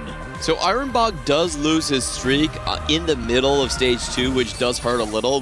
We're talking about him potentially going directly for a Fast 9 type of composition, but we do see him trying to actually preserve win streak by leveling it to 5 and making sure things go a little bit smoothly down here. I would still say that for the side of Flash Wolves, things are looking quite strong. AQ1H full loss streak. Oh, actually, he ran into Flancy, so both of them lost their streaks, excuse me. Yes, so 0 losses is something we haven't really seen before, because of course the mechanic being that if you're both fully open, rather than both of you losing, you're both effectively drawing, breaking both streaks, individually costing both teams that same amount of loss streak gold. Yeah, and that's actually going to be huge for both of these players. It makes the comebacks that much harder, and it means that whoever has the more tempo, the more HP to spare for the teams, that side is going to have a better outcome. Now for stage 3, the most important thing is getting your emblems unlocked. So you really need to have 6 traits online right here. This is always a fun test to see if players know the standard boards. Diana is a very good one because Challenger can flex easily into Belveth that also has 3 traits, and you can have 2 Arbiter on with either the Zoe or the Leonas. And typically, you know, a couple of the big units are the Urgots, the Mordekaisers, and the Belveths. Those are the 3 you really want to keep around if you want to unlock your traits. Yeah, those triple trait units are absolutely fantastic to getting these emblems online. We'll keep all you folks updated as we know which ones. I believe everybody in the lobby has got the potential, or will be picking up an emblem sooner or later, so we'll change things dramatically as we go forward. Worth noting, you know, continuing on, Terry, of course, we're keeping the win streak alive. Across the rest of the field, you know, if we've got no loss streaks in place, we've now got Ironbog moving forward with a small win streak of his own. So right now, Flashball's looking pretty flush with cash as the second onward comes in, and it'll be silver. All right, so we are getting a bit of a damper before we head into the prismatic finale here. Let's see what these players are picking up. Zembai opting in for even more randomness. Okay, I applaud this. I think Zembai's spot right now is, it's not very clear where he's going. You're going up against Terry, who's already set in that Shepherd line, who has a Karma. It's very difficult to contest him on that. So I think Zembai has to flip his game, right? So branching out, it's going to be huge. I think there's a world where Zembai actually waits a little bit to hopefully reforge after he finds out what he gets from the Aurelian Soul. As you said, this should be the time where we're getting to see our players putting it in place. Of course, if you've got a win streak, you're going to take care of us. Terry has. You've got a little bit less flexibility. Just play whichever units you care to get all 6 of those traits online. But you see him? No, actually, I'll eat my words there. Terry has actually got 6 online. Never mind, the Karma creeping in from the side means that's just a little bit more power on the board. So managing to get the cash out and also play the strongest board. I just have to say, this Terry board is absolutely obscene. He naturals a Karma, which gives him Darkstar and the Voyager to round out 6 traits right here. He's going to get the emblem next. This is one of those spots where you can actually 100 HP all the way to stage 5. We're going to check in on his emblems with a lot of these different players to see where they're going to end up. 6 traits already activated here on the side. I believe that was AQ1H. All right, what have we got? He's hoping for a Voyager would be great right here. Timebreaker. Oh, very decent. Usable for now. I think you're just happy to get that 15% attack speed across the team. Continue your win streak. Is there a world in which you would look at? I mean, as you said, you know, it is a solid buff by itself. A lot of players, of course, got the Reforges to potentially take another shot at getting a stronger one, though. Koyoi, one of the highest HP members on the side of Vision. It does look like he's just... I'm not sure Timebreaker is good enough in the end for Corky Riven, but you can definitely use it on the start of stage 4. You might have to reforge it later, but earlier on, it's totally fine. Yeah, and even without using the emblem, Kiri is looking very good. Of course, we saw in the previous games, Kiri holding on to the brink. This time round is actually starting to pick up momentum for Team Vision. We'll keep it, see if Terry will keep his win streak against Ironbog. Unfortunate for Flash Wolves to have their 2 win streaky players face each other. Yeah, Ironbog is going to be taken down a peg right here. We still haven't seen all of the potential emblems coming out from each of the players, so we'll be paying very close attention to that one. Additional gold for Ironbog, that sounds very, very nice. As we know, he's heading into more of a Fast 9 composition. Gonna try and skip stage 4 level 8 altogether. Looks like most of our players, well, no, actually, no, we got reasonably split between. Certainly, the lesser duplicate is going to be a little bit tempting for our players, but of course, the extra gold in pocket is never going to be sniffed at. We'll see how things develop longer term here, as we will continue to look for these emblems. And we also have to pay attention to Leighton Forge. Our observers really on point here. This is the flippy flip situation that Team Vision is playing for. They had the worst stage 2. Now they have to make a comeback. Are there strong potential artifacts here coming in Flancy, this is probably best for a Space Groove line where you are angling for the Blitzcrank multiples as well. And on the side for Koyoi, this is acceptable, very decent item onto the side of Rammus.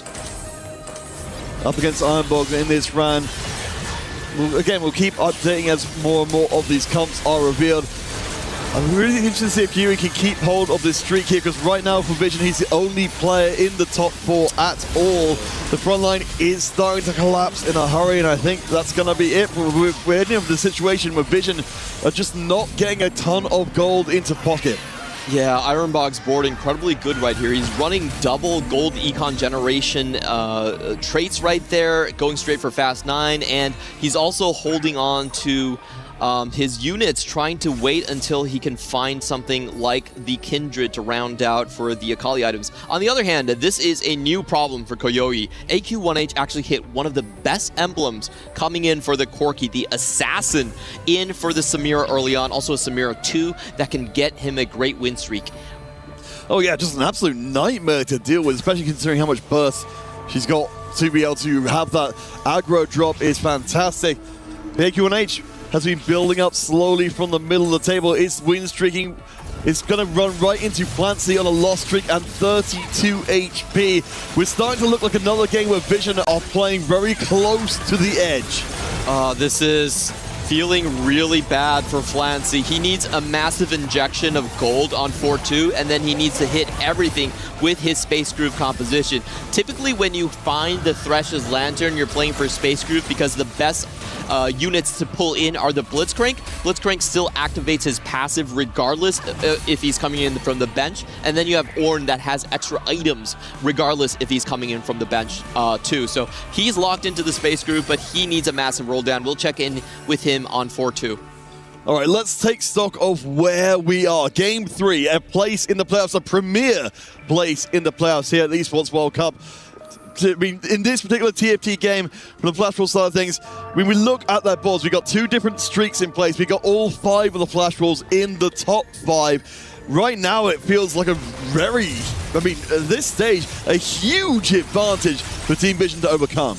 I have to agree with you. I'm getting deja vu between Flash Wolves and Vitality Game 3. It really feels like Flash Wolves saves the best for last, and they have a massive HP advantage. I feel like most of their lines are a lot more clearly defined. K-Bao sitting on Leona 3, just printing it early. 2 massive econ tempo players, Terry and Ironbog, very upset for Fast 9. And here we go. AQ1H actually rolling off interval to make sure that he actually hits the Corkis and the Rivens before Koyoi can stabilize.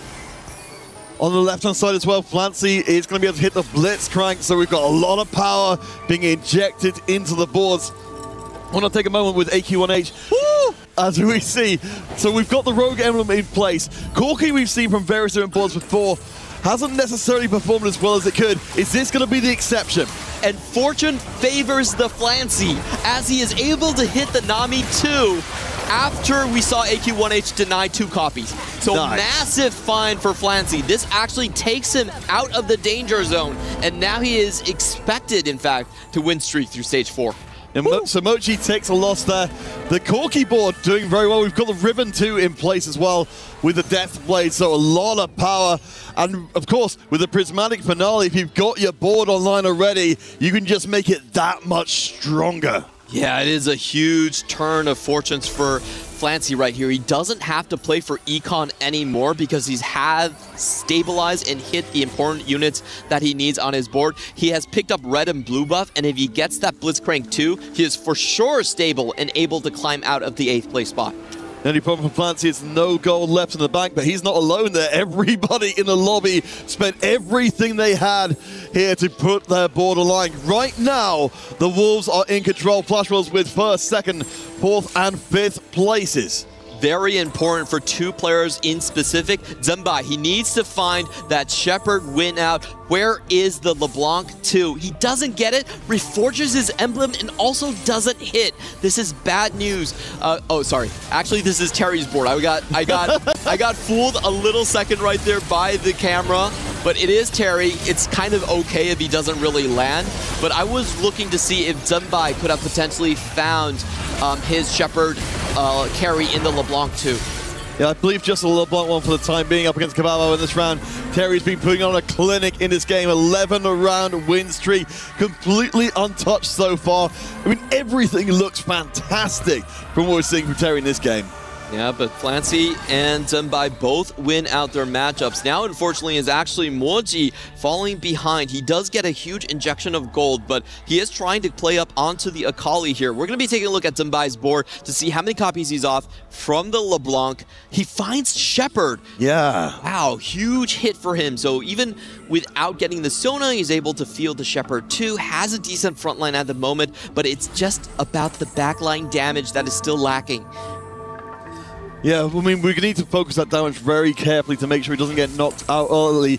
Up against his teammate Kiwi, who, of course, has got the Corki ready to go, and, of course, the ribbon to rip through absolutely everything as well. I think in this case, hopefully, it's going to be good enough to not hand out a harsh loss to his teammate at the very worst. We can see the two backline carries focusing their damage very carefully to eliminate individual units and hopefully soften the loss.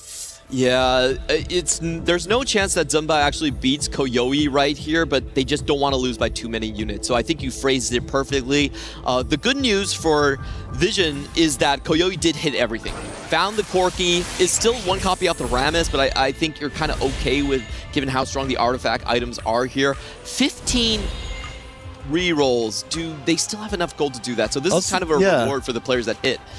Well, to say, with everyone having spent their gold already, I wonder how accessible this is. Certainly considering, I think particularly on the side of Team Vision, they are in pretty big trouble. They really need to be able to high roll some 5 costs into the lineup. Yeah, we are looking at, I believe this is Ironbog's board right here. Not the units he necessarily wants to fight. There is a Blitzcrank offered for him. I think the most important player is likely going to be Moji right now, because he's already down to just 13 HP. That's within takeout range. Woo! Huge find. Yeah, LeBlanc 2 online for Zenbai, so that's some good news. Definitely feels like Team Vision are fighting out of a corner in this game 3. Things have not been going well. Of course, they started with their power on the delay with those delayed artifacts, but it may have ultimately been a mistake. They've been bleeding HP for quite some time. And Flancy, he needs to remember to pull in his stronger units on the left side of the board here. He's going to get an Aatrox for his troubles with the Thresh Lantern. Going up against a strong teammate, I do think Flancy should be able to take this one with the frontline difference. Oh yeah, I mean, the front line is enormous. I'm a little bit worried about the Corki damage punching through, but I think you're right. The bubbles should be enough to clear ground. And yeah, with the extra bodies on the board, Flancy is in place, but I'm still concerned here, Clement. We've got 3 players who are very, very low on HP. Zenbai drops down. Moji down to 2 HP. There's barely anything in it. We could be looking at another blowout.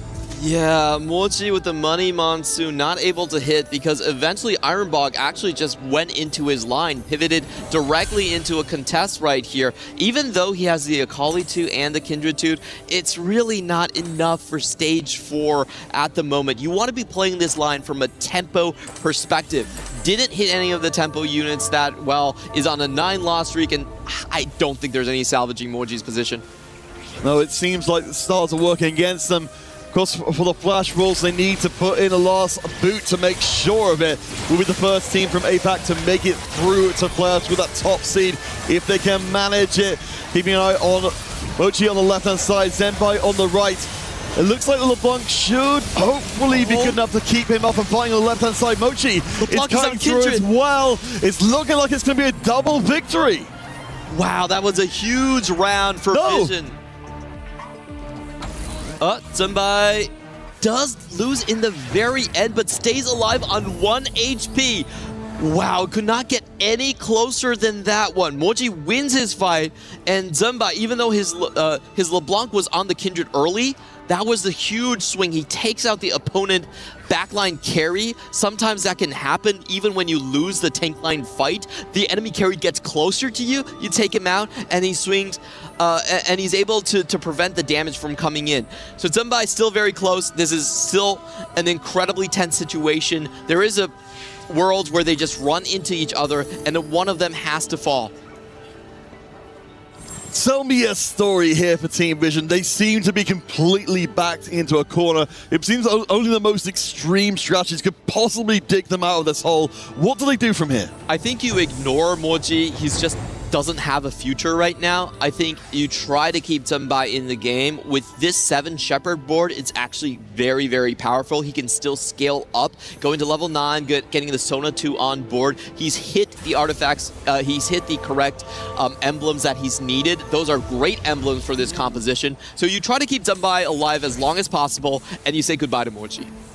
And of course, for any of you folks who are newer to 4v4, 3 players out in the bottom 4 ends the game immediately. You may have the strongest player in the lobby, and it may not matter. You really need 2 of them, ideally, to go through. And every finish matters from this point forwards. If we see Vision going out in 7th and 8th, then only a 1st and 2nd wins them the game. Flancy absorbs the loss on the right-hand side. Mochi on the left also does not die, so we're still waiting to see how everything finally falls out. Oh, huge win against Kate Baobao there. Once again, Kindred jumping forward and sniping out the enemy backline. We are in incredibly knife-edge HP territory. One member of Vision has to go out for this round. 8 HP, 2 HP, 1 HP. They have been surviving for so long, but I don't think they can evade fate. No, they've got to run into each other. This is the advantage of having the HP. You can soak those losses for your teammates, against your teammates. There's no room for error here at all for Vision. Does Flancy hit the blitz too? I really think Flancy and Zumbai are the players you try to keep alive here. We are going to have Flancy, unfortunately, running into Moji, so one of them will have to drop. Flancy did not find the Blitzcrank 2 or use the duplicator somewhere else, so it will be potentially, I think Flancy should still win this one on the left side, but on the right side, it is going to be Flash Wolves versus Zumbai. Yeah, this is the big matchup. Fortunately, LeBlanc takes the first hit and soaks it, which means that Terry takes a loss. Mochi is out of there exactly as predicted.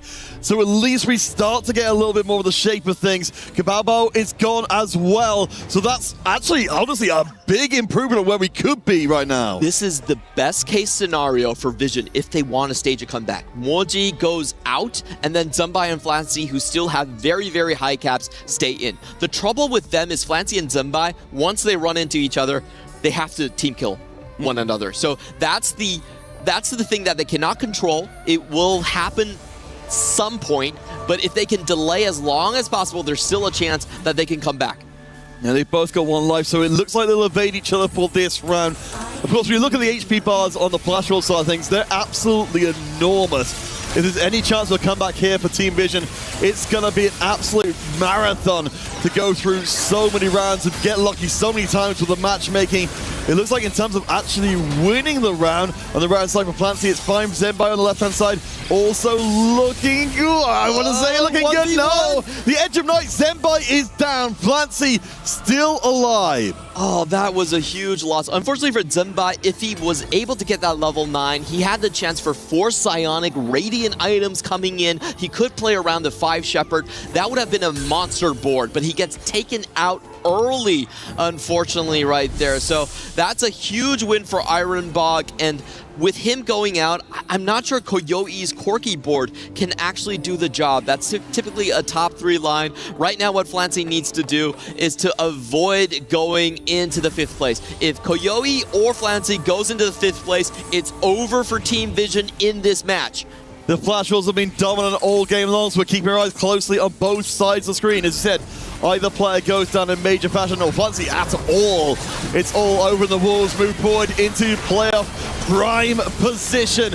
Keeping a very close eye on the front lines. It looks like for QE, the front lines are good. On the left-hand side for Flancy, though, the Blitzcrank walks in, smashes everyone to pieces, and without a carry, there's nothing left to be said. Vision drop a 3rd member, which means Flash Wolves will be the first team from APAC to head directly to playoffs in pole position. And we have the 4th comeback match of the EWC 2026. I said anything is possible coming into this series. A very strong win by Vision in Game 1, but 2 back-to-back blowouts coming out for Flash Wolves. They held the tempo early on. They had the better positions, the clearer game plans as well. And unfortunately, for the side of Team Vision, they had to flip their games. They had to bet on the artifacts. They had to bet on the emblems, and it just wasn't enough. It was really heartbreaking to see after such a hard-fought series for Team Vision, and they came into it with so much positivity as well. Said after game one, it seemed like things were coming together, but the Wolves were absolutely amazing. You're absolutely right here. Look at the way Terry played this one. He went straight level 9 because he had a 10-win streak. He didn't roll for the LeBlanc 2 and was able to take out the enemy team captain in Flancy with the Assassin Blitzcrank. All right, well, that is our second series of the day done. Let's head across to stage and check it with Damascus.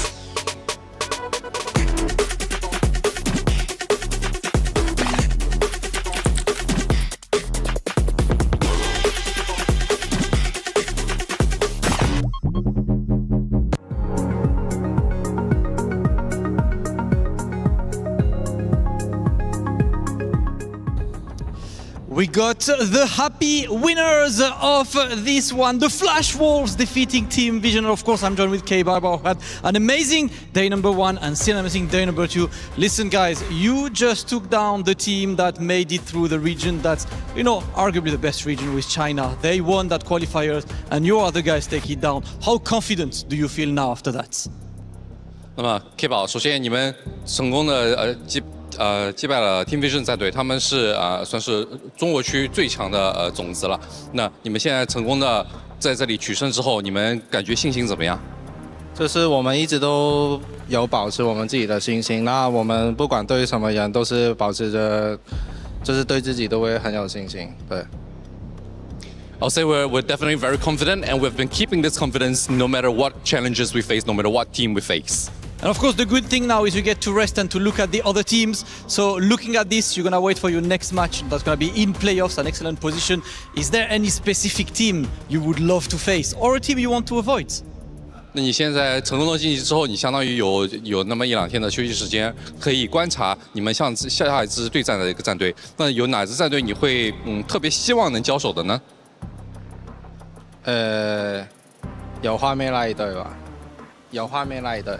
对，我说有画面的那一队，想跟他有画面的那一队，有画面的那一队，就是都可以的 call 画面Is there a team called 画面？ Oh, that's team for Aurora. Okay, Aurora Gaming. Is that the one team he wants or want to avoid? 你是想对战的是 Aurora 战队是吗？对。Aurora, sorry about that. Yeah, no problem. Listen, that's what I want to see. That's what I want to see, call-outs from the teams. Regardless, K-Barber, Flash Wolves, congratulations for moving forward on the playoffs. We're looking forward to see you guys continue on your quest for the Esports World Cup. We're going to let these guys rest and move forward to the next game.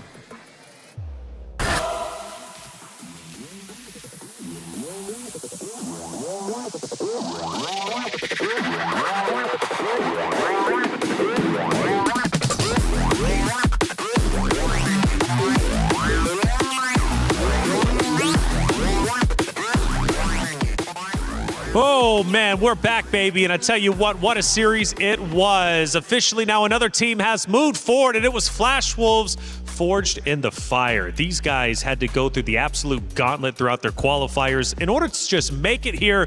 And arguably, it made them just as strong as they needed to be to take on their opponents. Look, and iron sharpens iron. You hear K Bao saying he actually wants to play against Juan Mie going forward in this tournament. They don't want this train to stop of some of the best teams going up against them. They want to take down everybody. Because what's the point of being, of course, a winner, a title contender, if you don't have to beat the best to be the best, right? You want to take down everybody in your path.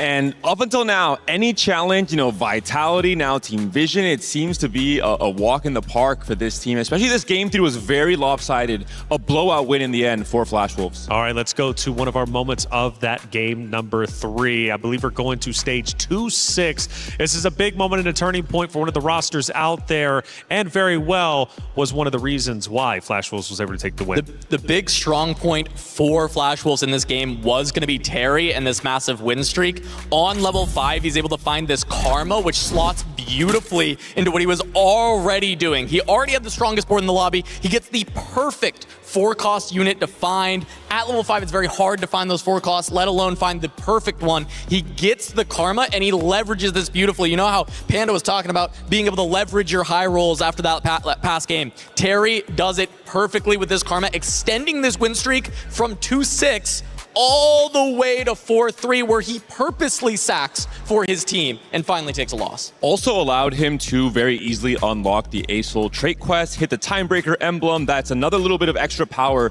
to extend the 4 win into a 7 win, into eventually a 12 win. He sacked all of stage 4. He traded HP to his team, and we saw the HP differential looking at both teams really coming into stage 5.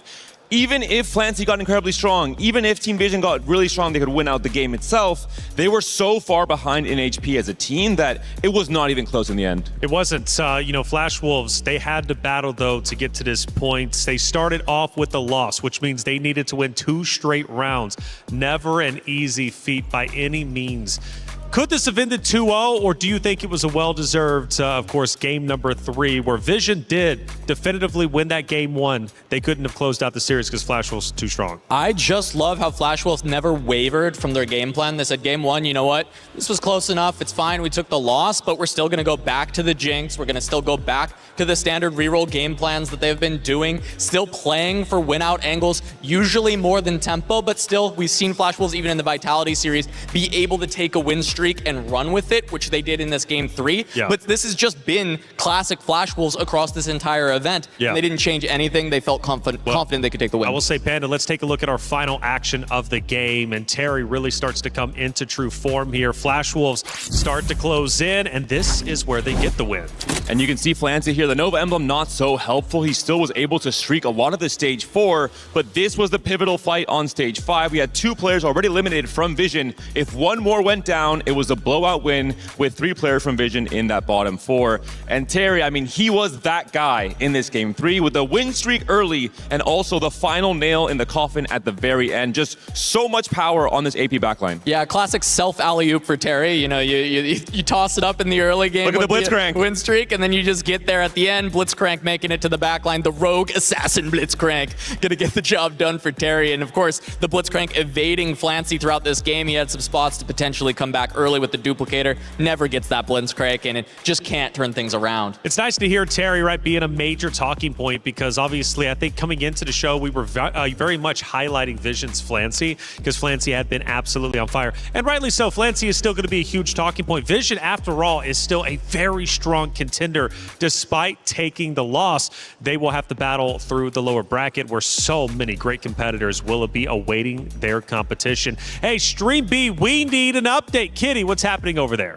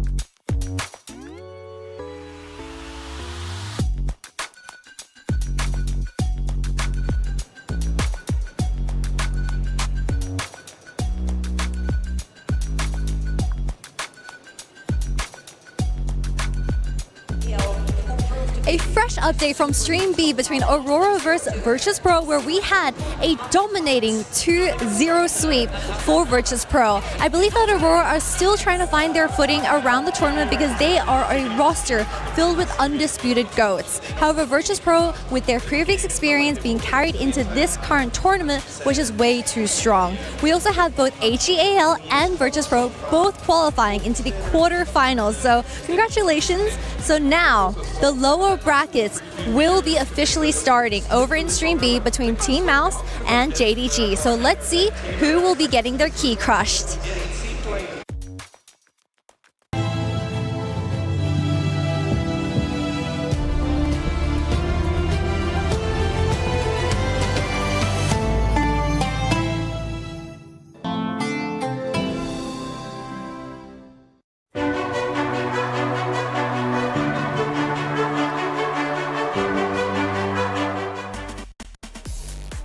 Virtus.pro were powerful last year, and they're looking powerful this year. That's a major win. They move on to the playoffs, beating Aurora Gaming. I know we heard from K-Bao just a little bit earlier. He wants to face off against Aurora Gaming, but they've got to worry about even making it to the playoff stage as they drop now down to the lowers. What does it mean for Virtus.pro to represent in the way they did? Look, everyone wants a piece of Juanmi, I guess, coming off of his big win at the Tactician's Crown, and now it's a big chance for them to prove that last year was not a fluke. This is the same roster for that Virtus.pro, and they are once again in form. Absolutely. Marius also had an insane individual season in Space Cloud Set 17, so I think he's a big part of that puzzle in terms of VP trying to make it back to that final and maybe becoming the winners this time around. Well, Virtus.pro move on. We've got 2 more series here on Stream A as well as on Stream B, and you all can get involved via EWC Play. I would love to know where your predictions are lying, and I've got it loaded up here. You can go to esportsworldcup.com, go over to the left-hand side, click play, go to Teamfight Tactics, and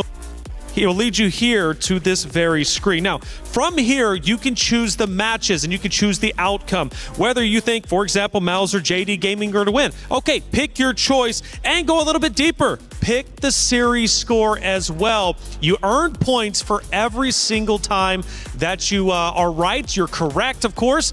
Put your knowledge on the line. Doing so means you can potentially win tremendous prizes, and I'm talking a lot. $300,000 in prizes. In fact, scan that QR code, get involved. Hey, and maybe we'll even pull up your predictions here on the stream itself, because yesterday we actually saw, I believe it was one of our rosters who had like a 77% chance to win. They ended up being wrong, but we love whenever you guys get involved. The club championship race is well underway, and T1 is going to be a big talking point coming up. Trav, lay down the law. T1 enter the group stage of Teamfight Tactics with 500 club championship points already secured. Unfortunately for them, they were faced with the tournament favourites Weibo Gaming in the first round and were knocked down to the lower bracket in a close 2-1 series. However, it's not over. There's still a redemption arc left available if they manage to win 2 consecutive games in the lower brackets and make it to the playoff finals. That would secure them 200 points and a lifeline to try and pursue glory as the Korean organisation wants to get multiple title wins in the EWC in 2026.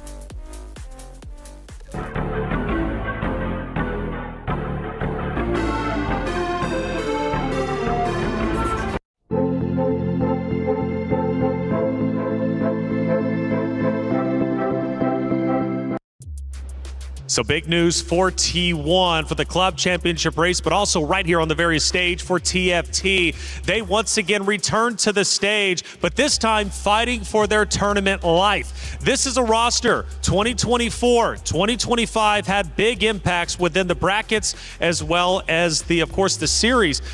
Top 4, top 2, what are they going to do this year? Well, the question lies up to them. Of course, T1 going against Fnatic.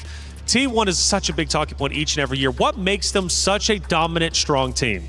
Yeah, I think T1 has just consistently been able to show their ability to adapt to each and every single meta. They have the strongest team play, I think, a lot of the times out of the entire field, not just in their region coming from APAC. So T1 is always respected by everyone. They feel like they're a scrim dominant team as well. And so when it comes to the tournament play, everyone has high expectations. Yeah, one of the most experienced teams when it comes to EWC, but they do bring in a young gun of Sangyup, who again still has played in all the EWCs as well, just with a different roster. Has he made enough of an impact for T1 to be a true threat to the contention, of course, to be a winner? I think he has, and I think T1, what they really excel at is all the way back at the very first edition of EWC, they set the meta on how you play 4v4. Every other team, no matter what region they were from, copied T1's homework and said, okay, we have to go for stage 3 pressure, we have to play for griefing, we have to play for holding units, and that's what we're seeing now in this edition 2 years later. All right, well, it takes 2 to tango, and Fnatic is going to be on the opposite side. Let's learn a little bit more about their team.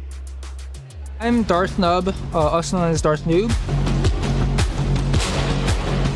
Stellar Minhee, he placed top 8 at the TFT Macau Open. He has big clutch factor within him.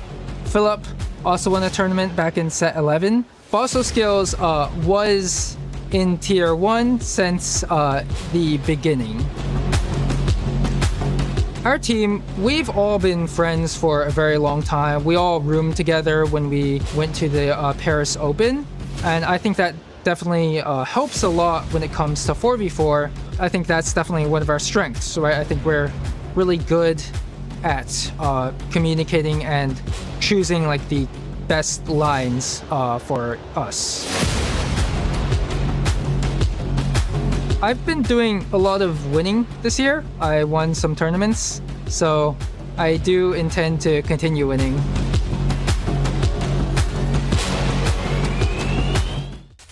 Ladies and gentlemen, it's show time here at the Esports World Cup as we are about to have our first elimination match.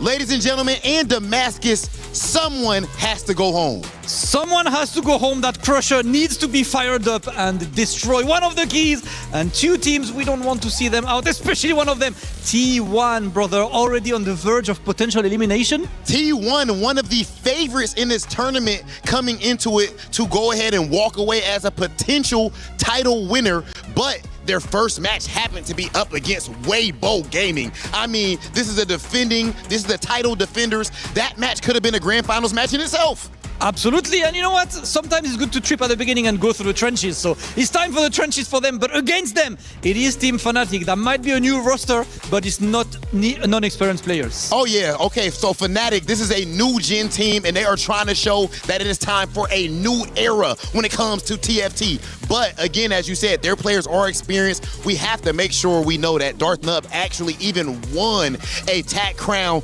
just this year. So that goes to show the experience is as high as you need it to be.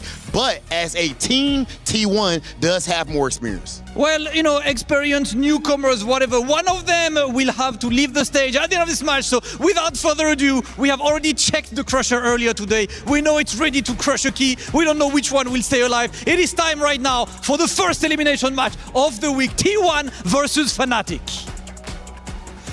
All right, thank you so much, guys. It's been a day of promotion so far, but now everything changes. And kind of it again, this time joined by Dobbs. Some dreams end here, and a potential path opens for redemption as well. We just started the best part of the day. I mean, promotions are amazing, but I mean, I want to see some keys get crushed. Well, of course, coming to this one has already been established. This is a David versus Goliath kind of situation here. T1, of course, the team we'd expect to see, as was mentioned, potentially even playing in the grand finals just by default. That's really where they belong, deep into the playoffs. For Fnatic, they've been laboring under the Fnatic curse over the EWC so far, not winning a single series with 3 different rosters so far. Yeah, I feel like T1 has been one of the favorites just because they showed it. And they were like too good on the first season. They almost won it all, finished it as a runner-up, and the later one, they actually played the semifinals as well. So we always have high expectations on them. But as the Fnatic side, I feel like bringing a new hoster maybe get some new energy for them, and Dartnub is the guy that we need to follow. This guy just won a Tactician crown this year, so he knows TFT. So let's see if they can bring that energy into here. I did love how he said he just won some tournaments as he wanted to minimize his own contribution. But we've got a real stark contrast here to see our players readying themselves. T1 on one side, a huge amount of experience across the roster. For Fnatic, we're praising Darth Nub, but for the rest of the team, they do not have comparable achievements. It feels like it's a lot to ask for them to come together as a squad and face down T1. Yes, of course. T1 has been one of the teams that didn't change much their rosters across the seasons. So we have Bintam that played EWC 3 times as well as CSC. So we expect them to be better as a team, but when it comes to the EWC, we never know. You know, sometimes the team that has less experience, they can pop off. So I feel like nobody's out of contention just yet. Well, yeah, I mean, certainly, of course, T1 heavily heavily favored. I don't think they could be more favored heading into this matchup. We saw them, of course, in the first round against Weibo, almost upsetting our reigning champions. But as we look at the roster here again, decorated players across the board. I would not be wanting to be facing down this team in a 4v4. Yes, I feel like when they were playing Weibo, they were so close to the win, but they just reset. They have to do everything again, and now they're facing Fnatic, a team that didn't have the quite success so far, and they faced a godlike, getting swept 2-0, not the start they wanted, especially for Dartnub. He went board for twice, and I think like if Fnatic wants to succeed, they need him to show up, as well as other players like Minye that played in the finals in TFT Macau Open. So these guys know they have the tools to come back, but let's see if they can put them together and work well as a team. All right, we'll be jumping into game one of the series again. This is the first elimination on mainstream of the EWC 2026 for Teamfight Tactics. Right now, Fnatic have got a massive uphill battle to face up against. We do know at least, which we might not know at this point in the tournament, that T1 can be beaten. But for Fnatic, I mean, I guess the question for you, Dobbs, is how much influence can Darthnub, extend over the rest of the less experienced roster to try and bring them up to his extremely high level? I mean, one of the things that he pointed out that they were friends, so sometimes that is very important in a 4v4 matchup because you need to know each other. Sometimes you can see the spot of your teammate and you already know how high they can cap their boards, so you know how to expect your players to perform, and I feel like having a great player as Dartnub, I think it's always good. So let's see if a star in Fnatic can lead them to a win against the team play from T1 that has been so good across the seasons. We certainly, with the group, of course, the power of friendship behind them, we fully expect to see that that's generally their relationship to each other. Of course, they're going to be looking up to Darthnub and taking direction from him generally. I have to imagine it's very much going to be the case here in the 4v4. As you mentioned before, though, coming out of the double blowout, that's a very harsh, recent history to try and shrug off heading to an extremely difficult match. Yes, of course. And speaking about Fnatic as a whole, they didn't have a single win in a series so far here in the EWC in the past seasons. But this is a different roster, right? So we don't have to judge them by the scenes of the other rosters. But I feel like this time they have to trust themselves. So I can say that in a short series of 3 games, you always can win, but it's very difficult to ramp up the whole thing. So let's see if Fnatic is able to take this step. All right, we're heading into game 1, our first elimination series here at Teamfight Tactics at Esports World Cup 2026. Fnatic presented with the most horrifying matchup they could face off against T1, fresh off of almost pulling off an incredible upset out of the first round. It's going to be a huge uphill battle. Golden Gala means that we'll be at least seeing things in a more predictable fashion than we might have otherwise. Yeah, speaking about the gods of this game, we have Varus, which is a god that gives you extra units, sometimes 2 costs and 3 costs, maybe some duplicators that can enable some tempo play or even enable a reroll line. And Ari on the other side, we have experience roll, so players might aim to get that to try to reach those compositions, late game compositions. Well, let's go back out to the big picture here. So Golden Goal in place. We know from the Fnatic side of things, of course, Darthnub can definitely play whatever is thrown at him. If you're working with less experienced teammates, they're still very good regional players, but players who aren't at the very bleeding edge of what's possible. What kind of a general approach would you want to see from Fnatic to overcome a team that on paper is very, very strong? I feel like they have to play their best, their best outs. I feel like targeting a specific player in T1 might be a mistake because they have so many tools to turn around. So I feel like maybe if you have a spot to win it out, just take it and try. Sometimes you can try those high risk augments that can lead you into an instant win.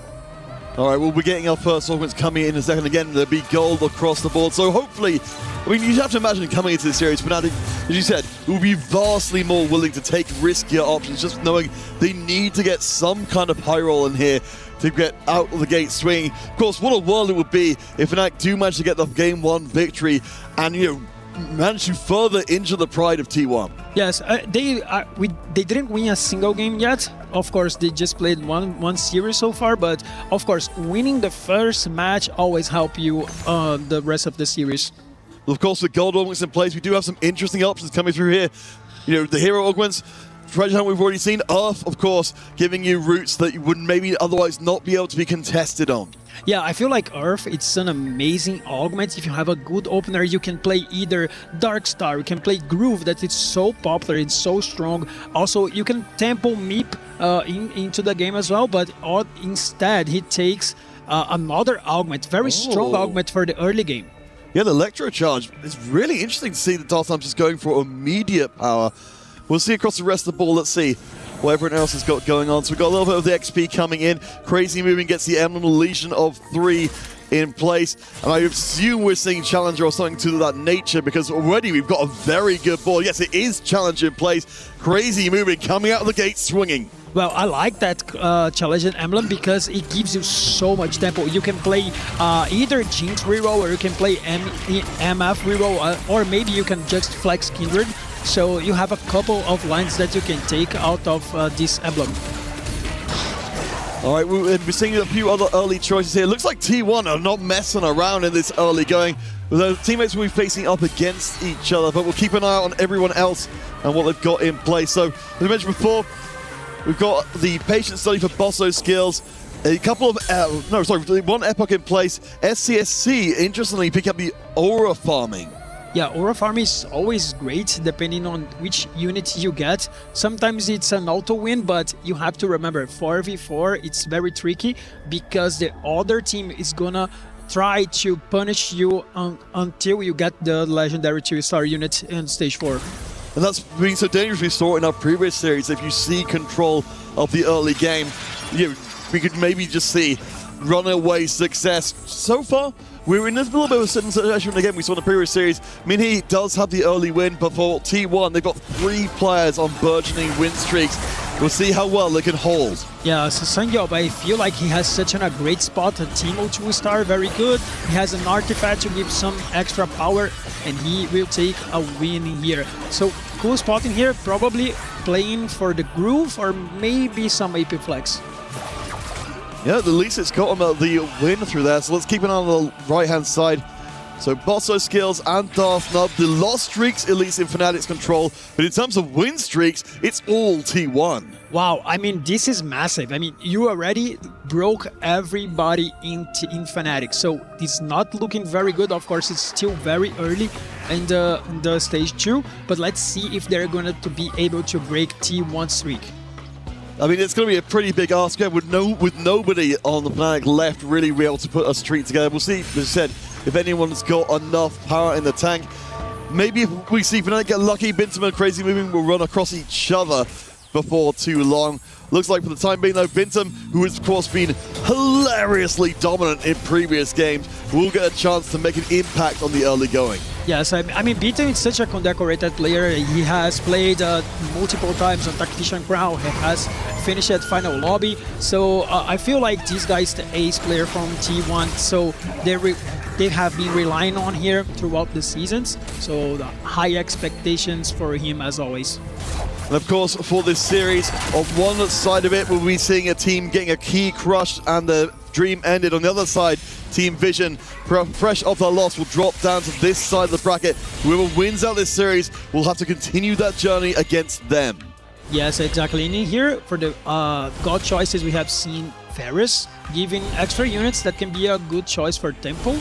And on the other hand, we have Ari giving you free rerolls. Sometimes very good, but usually you're gonna keep these rolls for later on in the game. So 2 very different choices in here. So as our players make their final choices in, so we're left in a situation again. I think certainly if I'm on the Fnatic side of things, my big worry is seeing what we saw from the previous games, Fnatic getting blown out early on. And sure, they've got the loss streak from Bottle Skills, but without any win streak, I worry about Fnatic's HP preservation to avoid that blowout. Yeah, I feel like when you play just 2 games, it's hard to tell because sometimes you just didn't have the spots to streak. But maybe we are seeing a pattern in here. No one of Fnatic will have a good early game because they already lost some of the fights. But the game is just starting. Let's see what they can play. Well, Bossa Skills, certainly with the patient study, that's a good setup. He's the lost streak holder for Fnatic. He's also getting the XP poured into the tank. But I think the big thing for me, Dobbs, is to see sure, Bossa Skills' plan is working. I want to see somebody else from Fnatic starting to look promising as well. Yes, I feel like Patient Study is such a flexible augment because you can either play tempo or you can just have like a good lose streak and then come back later on. So it ends up waiting for to see what composition he will pick. Well, of course, if things don't go well for Fnatic, we know it will only get worse because, of course, T1, they've got the Aura farming waiting with a Fiora too. So if Fnatic don't get established enough, they're just going to get rolled over once we start to see the Aura farming come down and the plans of T1 come to even more fruition. Yeah, the Fiora is such a great unit to have in the Aura farming. Not the best one, but I would say very good. And I feel like when you're having a Fiora, you can always roll for a Kali early on, so you can save a lot of HP because this is a comp that you can roll down very easily on level 6, save a lot of HP, and then reach the Fiora and try to come back after that. The 2 win streaks of the T1 will face each other as they inevitably would. Nearly managed to make it all the way through stage 2 with 2 win streaks, which would have been absolutely devastating. But ultimately dropped one of them towards the end. I imagine Bossa Skills will keep hold of his loss streak. Sang Yup immediately moves in with another win streak as we see more going in. I mean, for T1, the stage 2 has been spectacular. Wow, this is such a great early game. I mean, despite the fact they just have one player 100 streak, they still have Sang Yup with a very good early game. Binto as well. Almost 50 gold. I mean, this setup, it's looking very good for T1. So let's start to examine some of the pieces Fnatic have got going forwards. I mean, Philip has got the Treasure Hunt, has got the Jinx Ball coming together, so if we're looking for some kind of mid-game power, we at least got that in the good news. I wonder if, Darth Nub seems to be walking more towards the Dark Star side of things. Mentioned the Electro Charge coming in very early on to give him that extra power. He's not lost a ton of HP, so at least he's got more long-term potential. Yeah, I really want to see how Fnatic is going to play out the 3-2 augments because, at least for now, the game is looking in favor of T1. Yeah, and of course we know all those augments will be golden, so we're not going to see any big surprises like the Prismatics creeping in. But Darth Nub, I mean, right now the Dark Star looking okay. We've not quite got up to Dark Star 4.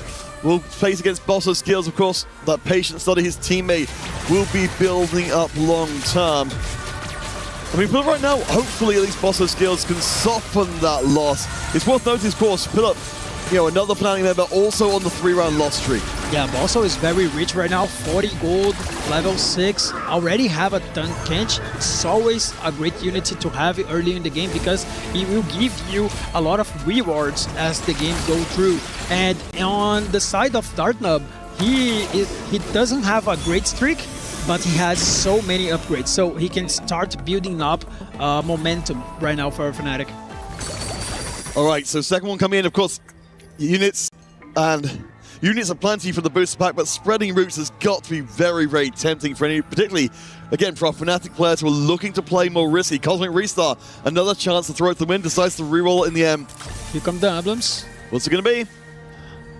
I feel like these emblems are quite important for Dartnub. It doesn't seem to have like a great spot by now, but the emblems can actually change his game. I believe he's going to be reforging them. Yes. They were not the ones he was looking for. Ideally, we'll get a Dark Star emblem or something similar in to make it easy. We have got the Kinsus though. There's a Dark Star. Yes. All it took was a reforger, Dubs. Yes, I feel like his itemization might not be great for Dark Star, And he also have Groove, so he will flex between those two comps, but so far he's actually very strong because he's relying on a Kai'Sa 2-star, and his front line is very strong as well. All right, so we do... Oh, it's worth noting as we get deep into stage 3, Sangya, of course, keeps the win streak intact. Fnatic starting to build a little power, because Minhee with the 3-round win streak as well.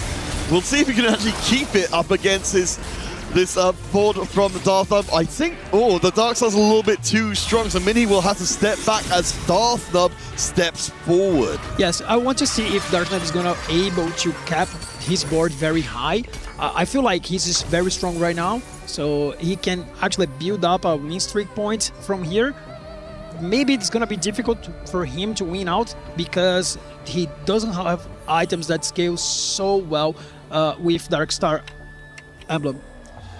Yeah, it's going to be a concern absolutely going on. I mean, looking at the overall scoreboard right now, T1, they still got 3 members in the top 4. They've still managed to keep things going very well. The win streaks have started evaporating, and of course, Butterskill's loss streak has also been snapped as well. So, economically, the team's on a roughly even foot. My concern still does stand with Fnatic with their HP turtles, but it feels a little bit like they've addressed the sharp decline that we're seeing before. Yeah, they have some good setups in here.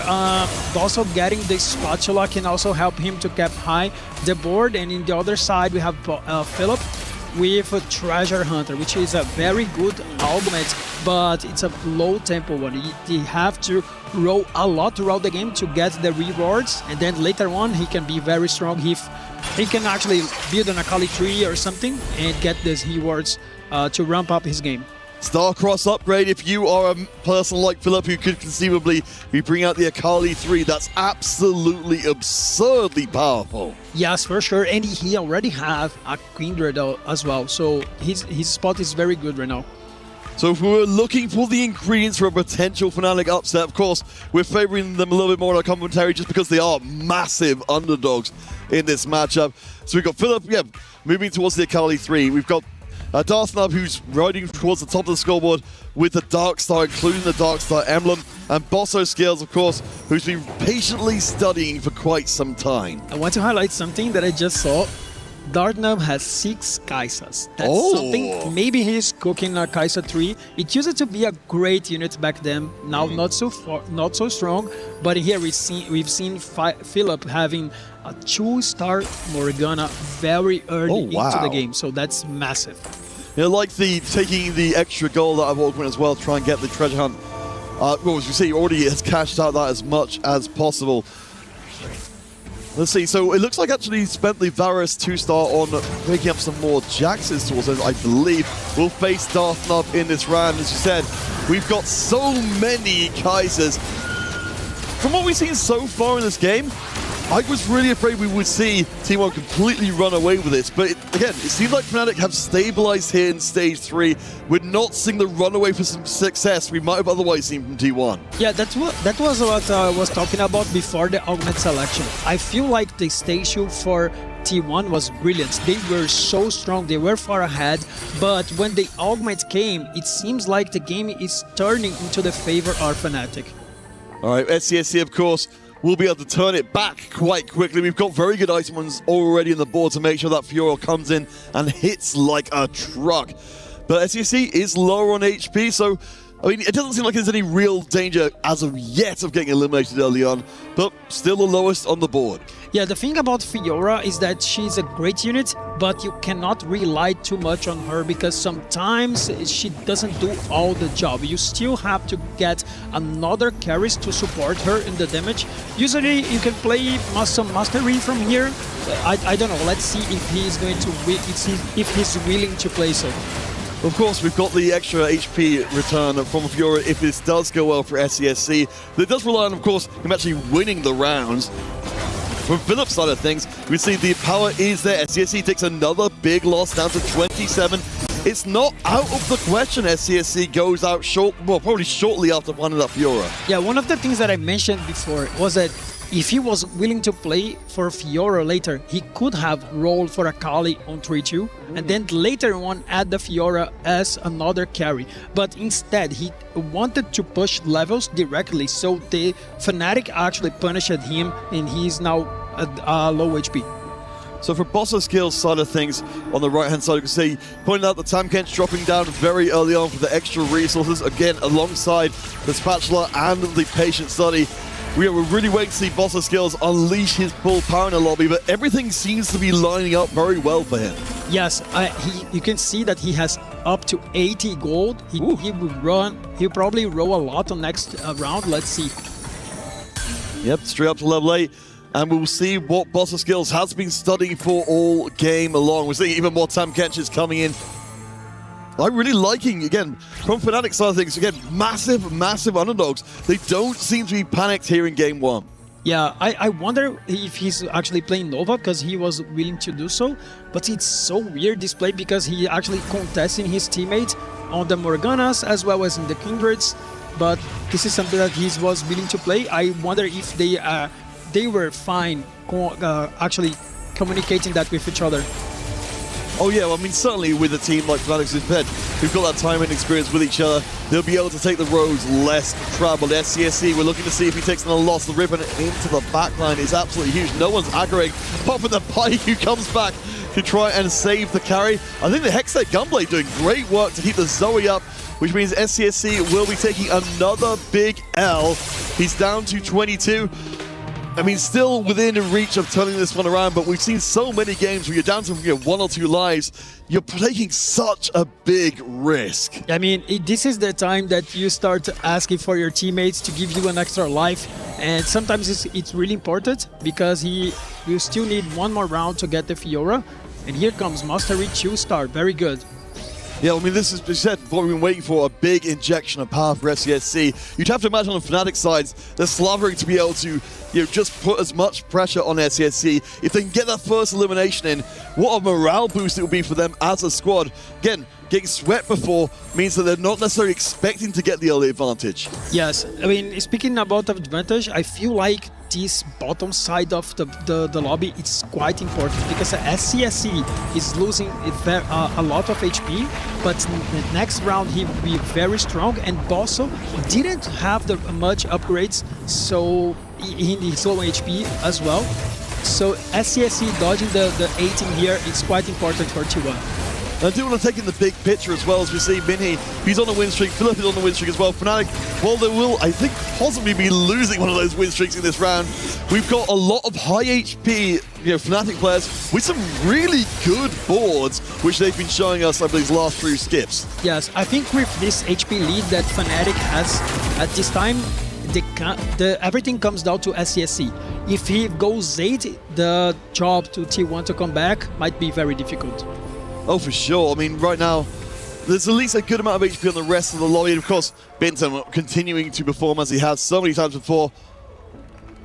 Look at that Dartnub's board. He is flexing a lot. Kai'Sa 3 alongside Aurelion Sol. A lot of flexible items, flexible augments as well. And he goes to the duplicators to play some tempo. I don't expect him to win this game, but he played the tempo so well.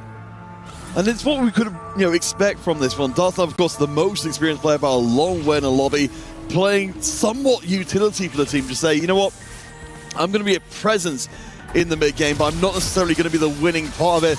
With Aurelion Sol, against this kind of matchup, of course, this could be the one that gives SCSC the big hit. We have got the Aurora in the mix. She goes right onto the back line. Aurelion Sol does get sniped out, and that's exactly what SCSC was hoping for. Yes, for sure. I mean, SCSC is quite strong right now. A lot of upgrades. The Fiora 2-star with 3 items is doing a lot. He will start to heal as he can finish the fights and win.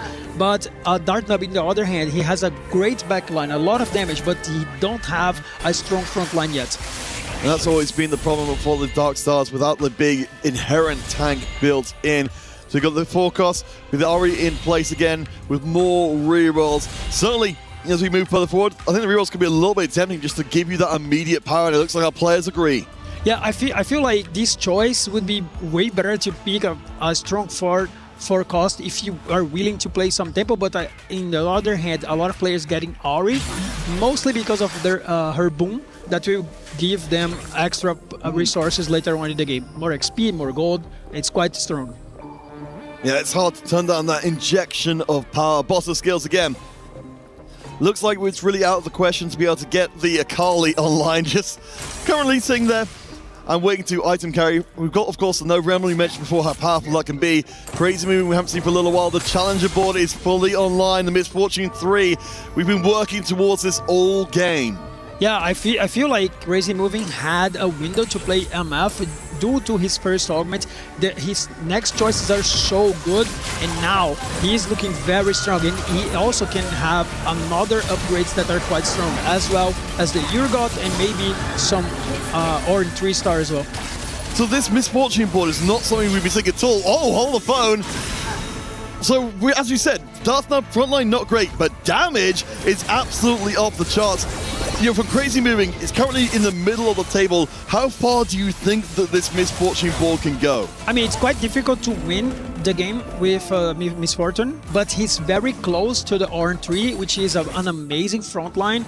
So I feel like he can be in the middle of the pack, maybe getting a third or second, depending on when he actually gets those units.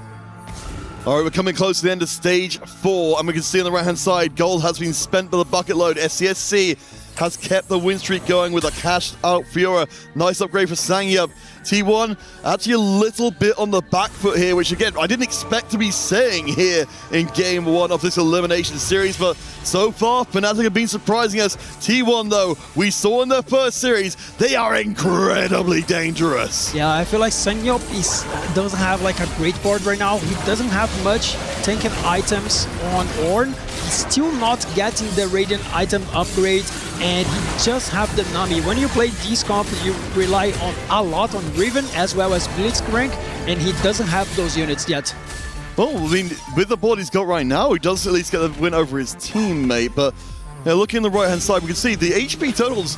We saw this on a previous series as well. There's barely anything in it. SCSC catching up now to the rest of his teammates on around 20 HP. Wow, this is amazing. Look at Fnatic. They have 4 players at the top right now. And in the other side, of course, T1, 4 players in the bottom. But we have to remember, SCSC is coming for the win. But who else is going to stand up in T1 favor to actually help SCSC to reach the victory in this game?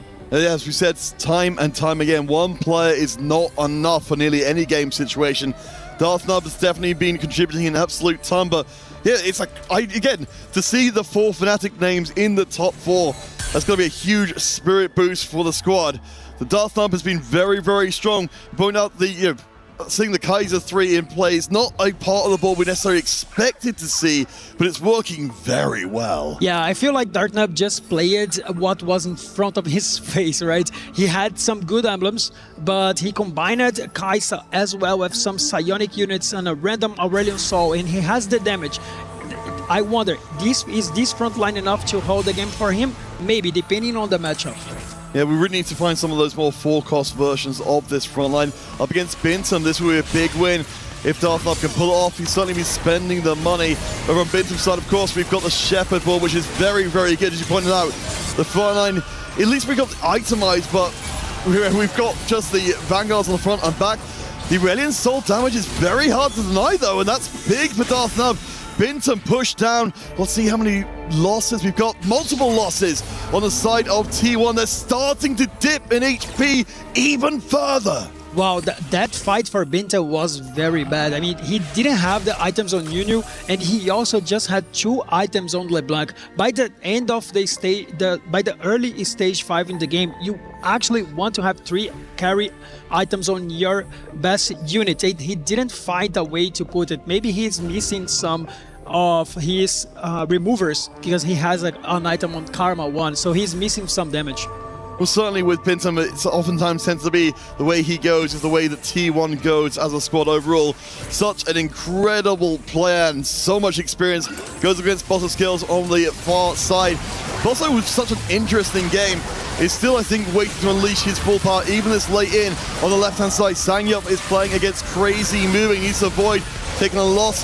Of course, we've seen the Nami this time, or this game, built for damage. I'm a little worried this Misfortune might have been a bit too strong and send the first member of T1 out. Yes, I feel like it was hard for Sangyup to come back, but I feel like Crazy Moving has the chance to get into the top 4 and maybe help SCSC to win out the game. So I think T1 is still on the conversations on this matchup. Oh boy, but it's so close. Again, I would have never believed it was possible. Firstly, for Fnatic to, even win this first game. Of course, we were talking about before, they've had Fnatic not won a single series at EWC ever in 3 years of trying against T1 to get that first step towards the happening, potentially in a blowout. Just unbelievable. Yes, this is something beautiful about TFT 4v4. You don't have to take out the team out of the conversations. We see Bintum fighting again, SCSC and Bintum very low. Again, you said crazy moving, probably impossible to stop, but these two, SCSC and Bintum, they need to stay alive. Wow, I don't think the game's looking very in favor of T1 right now, because now beating going 7, it means that T1 needs to go first and second in order to win the series. And we know crazy moving is more than capable of doing that, but SCSC needs to make that happen with a single life. He is running, of course, we saw the aura fire input before.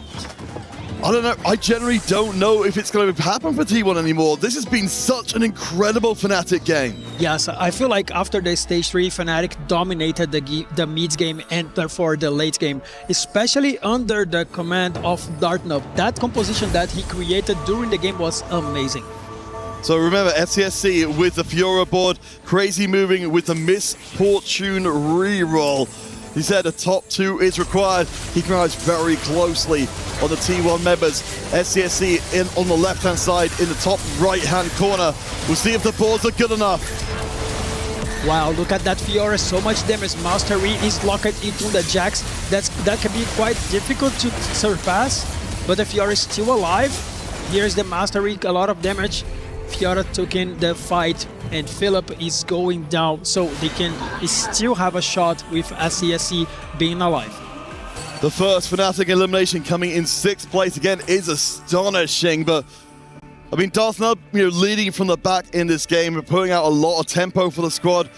It does seem like he's close to getting knocked out in the lobby, but maybe he's done enough. Yeah, the most difficult part for T1 right now is that they both have 1 life left, which means unless if SCSC can farm some HP with Fiora, if they face each other, they can lose the game. Let's see if it happens this round. And they will, they face against each other. I could not believe this is even possible. We'll see how the final HP lands out, but I believe this means that we're going to be seeing T1 at least one of them gets knocked out, which means 3 of them in the bottom 4, meaning that Fnatic will win the first game of the series. I mean, this is quite impressive. I feel like that the early stages in the game, Fnatic just turned the game in their favor. And here it comes, crazy movie is going down. Dartnub, okay.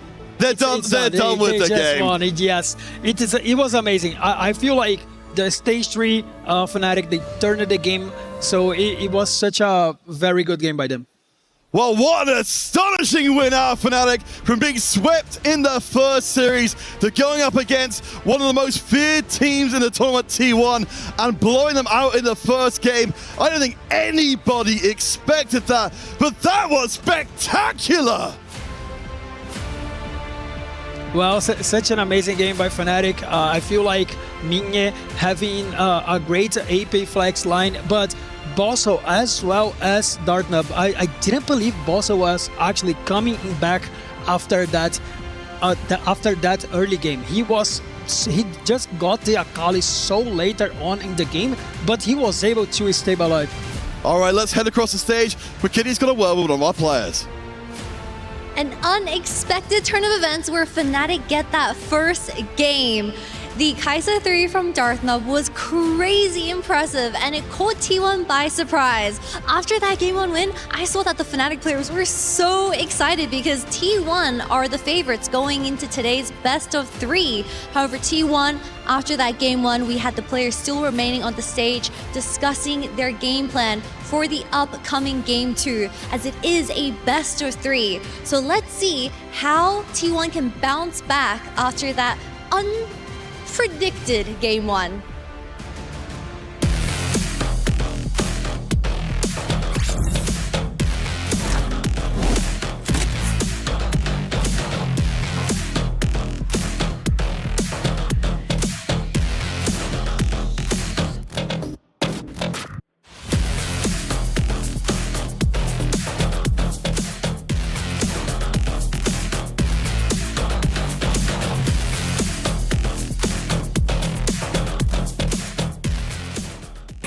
built to move. Not trapped at a desk in one singular posture for 12 hours a day. It's time your chair evolved. This is Secret Lab Titan Evo. Ergonomically engineered for you, gamers, hybrid workers, artists, backing your every move. Imagine a playoff bracket without the Titans of T1. Well, that could very well become a reality because Fnatic just played flawlessly. They lead 1-0 in this best-of-3 series and are now knocking on the door of eliminating T1. Their key soon to be crushed. But will Fnatic close it out or will T1 come back? We've seen it all day today. Why should this series be no different? Hey, welcome back into the Allianz Vault. I'm Taylor Reflections, Noble, Stewart, Hoope. Guys, there's been a big development. T1 has lost game number 1. However, Stewart, you're convinced it's not because of a level of skill. Of course, that still has something to do with it, but maybe T1 just didn't get as lucky as they needed. Yeah, I think they were really unlucky kind of with their start off with the augment selections. I think Fnatic got some incredible positions starting off with this game. The gods especially as well definitely helped Fnatic a lot get their position that they were in. We saw the contention of Akali on Fnatic's side. 2 players playing Akali this time, which we don't really get to see too much in this tournament. But Fnatic, I think, proving why Akali is such a strong unit. That's right. And Varus coming in as well as one of the gods. Being able to get that early Jax 3-star, that tempo is just too strong. Hoope, let's look at tempo and go to the very end, which was quite shocking. It ended so quickly. There were 2 players out for T1, 1 only for Fnatic. But then we go into basically the next round, the next 2 rounds, and all of a sudden, T1 is completely out and Fnatic are in the winner's circle. Yes, you lose Sanjob and Bintium so early, and supposedly the other player has to funnel HP, then you don't have 2 win-out players. Darknoob played great, finds the Kai'Sa early, finds the Darkstar emblem. 2 players on the Akali. Your favorite unit, Reflections. You know that you like this unit because the access to the backline, and it's exactly what you say, Stuart. Normally, you are contested in the unit. They contested themselves. Yeah. 2 players playing Akali just to be able to avoid the tempo from T1. But they played 2 different styles as well. Both their front lines were completely different. Like I said, the Varus god coming in, the second offering for Varus was that all 2 cost shop and you can get a 2-star. So Bosso was able to get the early 3-star Jax, which is such a strong front line. So you can sit on the Akali too. You can play 2 players on the Akali 2-star, which is completely fine as long as you can scale up as well. But like you said, when you lose Bintum and Sangyop, who are both your tempo players, SCSE on that Aurora farming, not being able to save as much HP early on to stick to that Fiora, T1 just kind of fell apart. A suspicious Master G, yeah. It's tough, man, to see T1 fall apart like they did, but let's tell the story and go a little bit deeper with our stats, Hoope. We take a look at it, and it really tells the story of Fnatic and how well they played. Minhee, 20 wins, 11 losses. He's going to be your #1 scorer, but you mentioned Sangyop, the new addition to this T1 roster, finished out earlier than expected. Having the artifact early for Sanjo means he needed to step up, but then he couldn't play the game. He was just out tempo every time, and the HP just didn't work. SCSE was the win-out player, but had Aura farming Fiora is just not strong enough, and Master D is not a comp in the meta right now. Yeah, the augment that we don't see as well from Crazy moving, Legion of Threes going for this really interesting challenger board with Misfortune 3, with Urgot 3. T1 trying something a little bit different, I think, in this game, trying some compositions that we don't really get to see too much in a 4v4 environment, but I think they've got to go back to the drawing board. Let's go ahead and take a look at a couple of your comments out there during that series, during that game #1. Please lock in, Philip. Where you at, Philip? Lock in, my boy. Well, I gotta say, he kind of did lock in because Fnatic get the win. I mean, he got Treasure Hunt, he got the Morgana 2-star. What else do you want from this guy to lock in? He's totally locked in. Chat always wants more. You know that. Chat always wants more. Please win, Fnatic, even though T1 is gonna win. Where do you lie? Chad knows. Where are you Chad at? knows. What does he want? Again, Chad is always indecisive. Let's see what else we got here. And Kali 2 equals top 4 every game. And if you have 2 false? players doing that, I mean, you're ensuring the early games of the game. I think the socials right now have a great point. That's exactly what's going on. Well, at least 1 out of 3 had a great point. For the others, well, come on. Hey, keep your comments going. We'd love to hear from you, and maybe you'll be featured onto our next FlowX broadcast. It's always fun to have you guys involved. We take a look at the emotions from the players, man, and my goodness, were they flowing on the stage, because this is a tough series for both, and especially for T1 to take that loss. The pain is being felt. I mean, T1 are one game away from being knocked out in the groups. This has never happened before. Never happened before at EWC. In the first year, they got top 2. In the second year, last year, they got top 4. T1 being knocked out of the groups is anyone would have predicted. This is the key that everyone wants. I was trying to buy a t-shirt right now for T1. Couldn't get one. It's sold. You don't have it. So now, That's this guy where he don't was have the whole time. Yeah, they want the key right now. That's the total, collection, if you will. That's why you were hiding. That's where you're at. Hey, I don't blame you, man, trying to get it. There's the smiles finally, though, as Fnatic get a big win. But even this player on the right-hand side, you can tell he's happy, he's satisfied, but he knows the job's not done. He's like, oh, we got to do that again. Yep. My goodness. Now, for Fnatic, they have had a great run, though, all right? They've had a wonderful run, and they are trying to stay alive. That's what this matchup is all about, right? Protecting your key, protecting your heart in the competition, and it genuinely would be insanity for T1 to be eliminated, not only for the historical aspect when it comes to TFT and EWC, but also simply for the fact that, obviously, for the club championship race, T1, they're on a tear. They're trying to work their way up. We're talking millions of dollars on the line, $7 million for first place, okay? A top 8 here for T1 would be great. Of course, they'll still have to win one more series, but if they can't get through this, it's going to be tough. However, I do go back to their series against Weibo, and they did have their back against the wall several times. They do lose that series, but T1 still put up a tremendous fight. They've got the experience, and that veteranship at EWC, I think, is going to pay off. Yeah, it's absolutely huge. I mean, for Fnatic, we know that this is a new roster coming in. This is a new group of friends. We heard from one of the players at the start as well, saying that they shared a room together in the Paris Open. They were all friends. They were all together. So being able to have that friendship that we know about, hopefully can take Fnatic through. All right, well, let's find out what's going to end up happening. We're about to head to the stage in just a moment.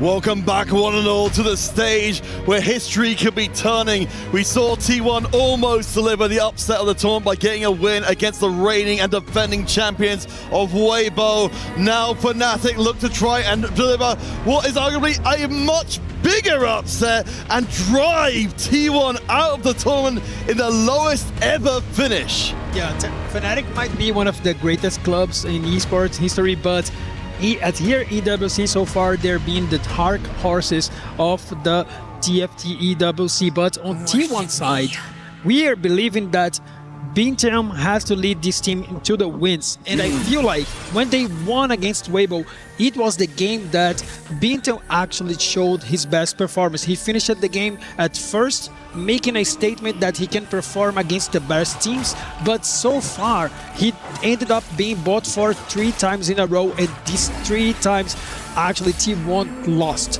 So I feel like he is the key that needs to turn around. If he goes well, T1 might perform well. So let's keep an eye on this player. No, absolutely. And I think you're right. Even if Bintam is trying to play, for the team's sake, he's such a ridiculously good player.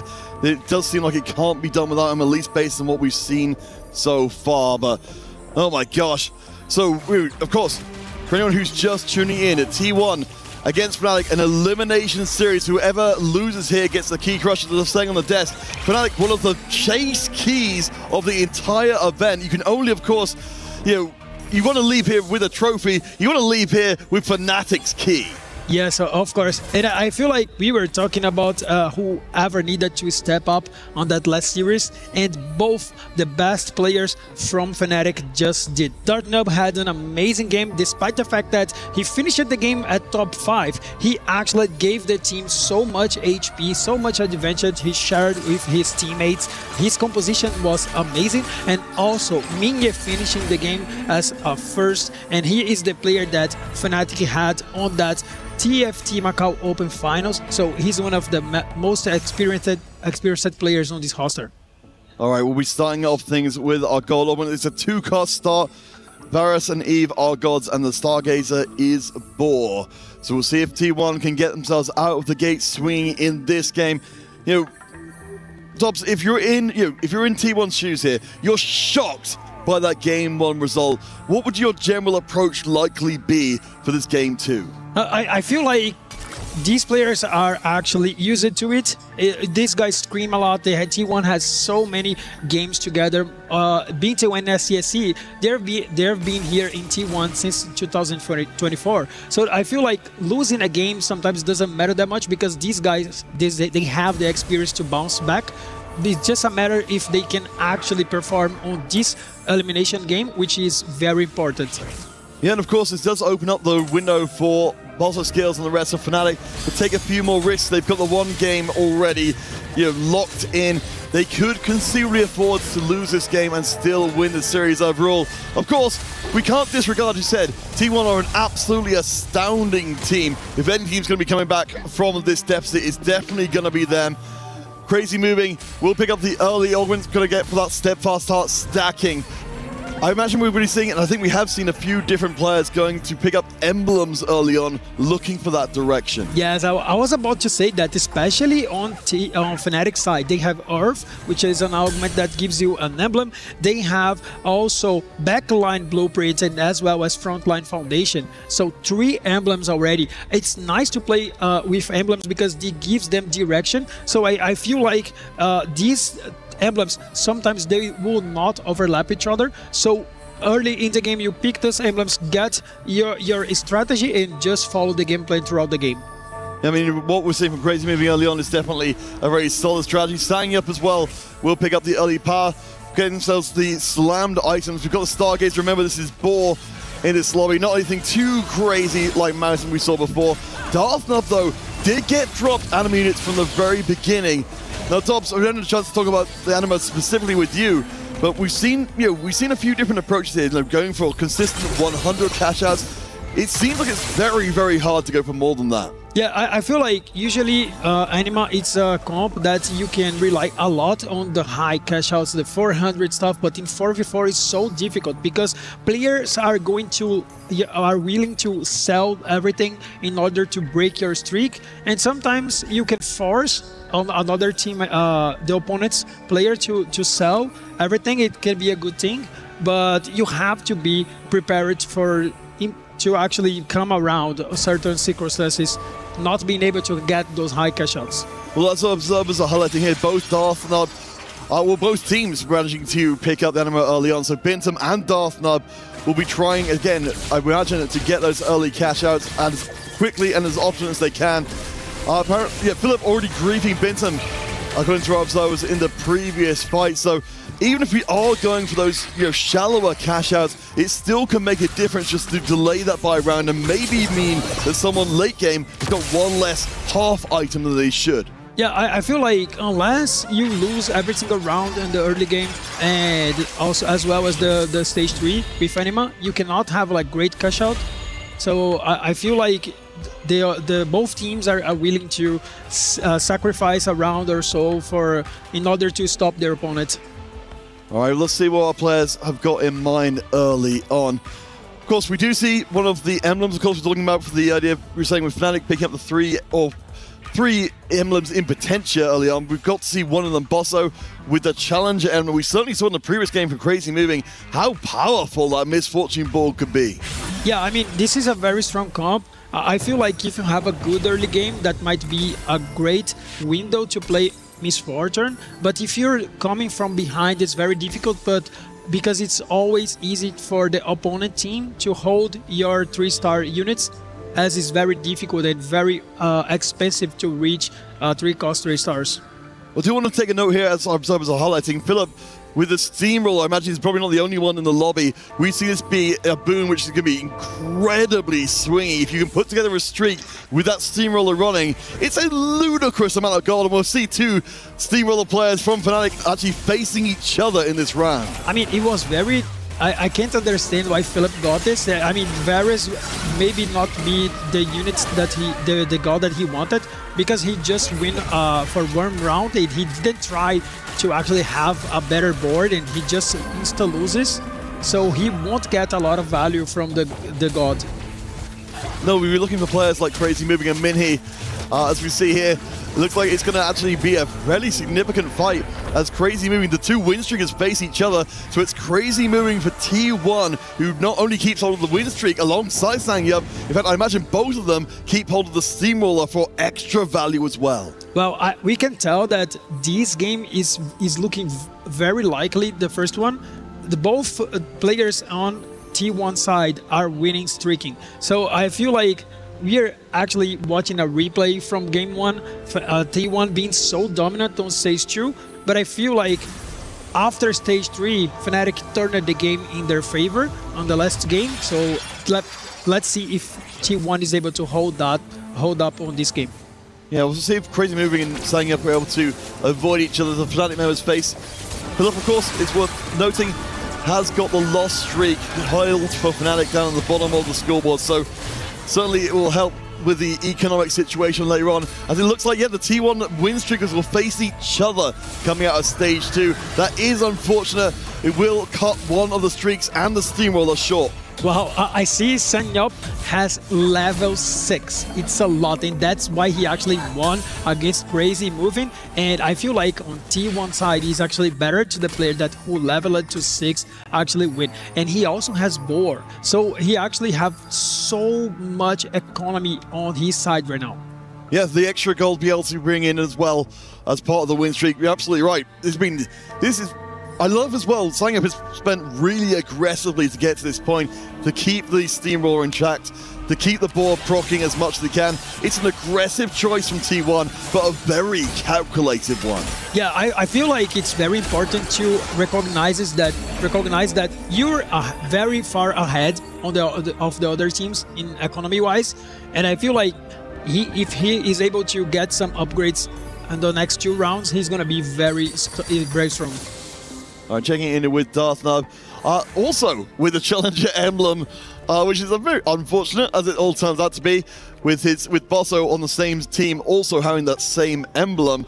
So Darthnub, we saw in the previous round, kind of really did play more a supportive role in the squad, bringing the squad together around him. We'll see how well Fnatic navigate that unfortunate reality.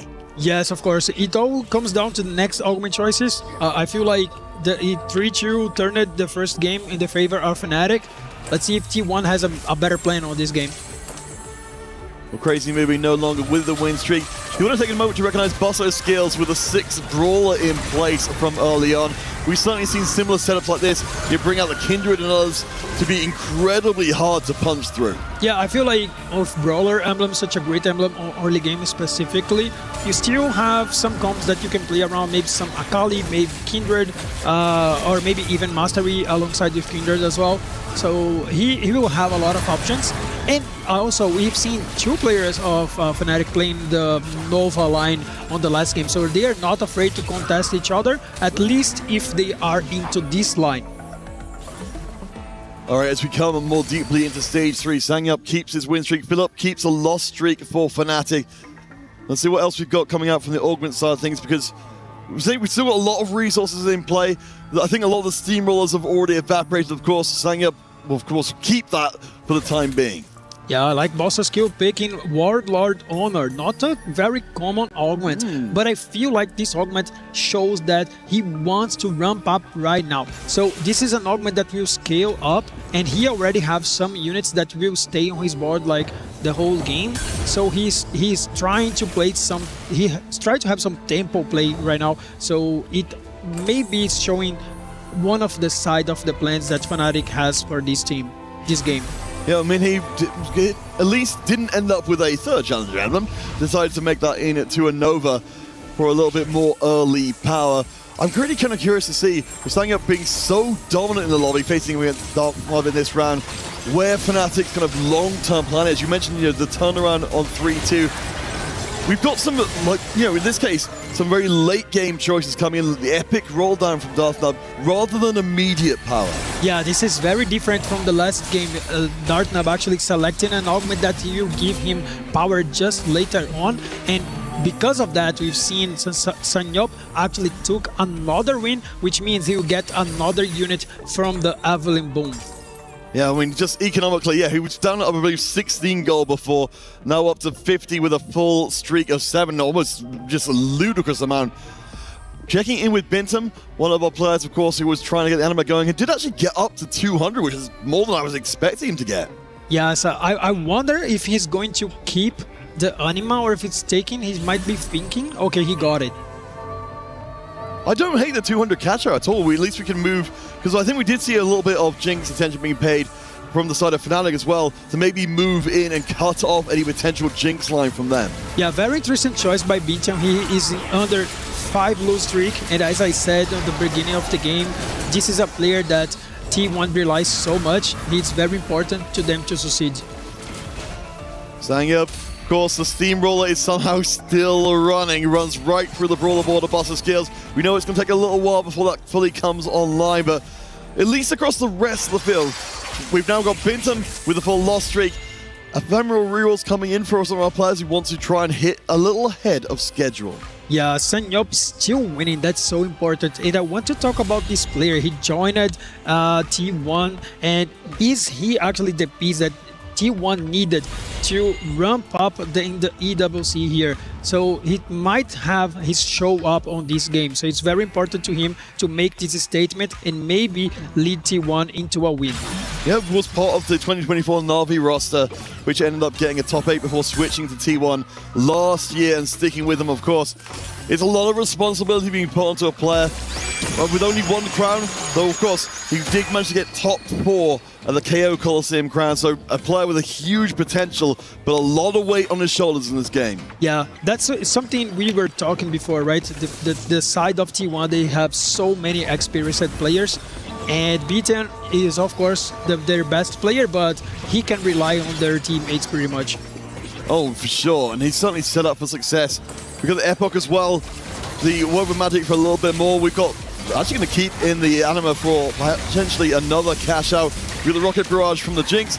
Will, of course, not be able to face off against some of these stronger boards, but it does at least get you quickly, because he's kept his loss streak intact, very quickly up to a second cash out. Wow, it was a great fight for me. He's quite strong right now. We've seen that he has a Kindred on level 7. We've seen a lot of players playing Nova, which is one of the most popular lines, but I feel like this Kindred always show up early.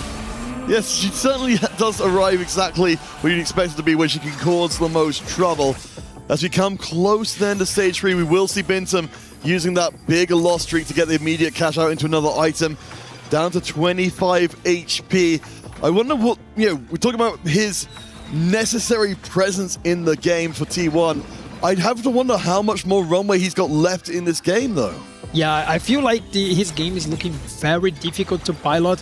He might be aiming towards a Nova, but still, he has a duplicator, which is quite important, but he might lose another round here. It's very important to him to save some HP. Up against SCSC, who I'd imagine is going to try and make sure. Of course, this is another thing we haven't even really talked about as of yet. That, we know that people can take away their items to make the matchup easier for the teammate, but you can also position in such a way that your board is specifically bad against your teammate. Yeah, I feel like I wonder actually if T1 actually communicated that, because I feel that Bintum is being so low right now. He's on 13 HP. That's getting very scary. So SCSC could have took out the items and give some HP for him already. This is not something that players are willing to do on early stages like a stage 3, but still something that you can aim for if you're that low. Bintum is certainly the lowest right now. It's going to be switching up his board coming into the tail end. Make a big sell, trying to pull out a little bit more power. I'm definitely worried for him because it seems to be headed for a fast 8 for him, despite the fact the rest of the T1 plan seems to be going more or less according to schedule. Wow, I wonder what his Bintum actually playing. Oh, here's a prismatic orb that can change the whole course of the game.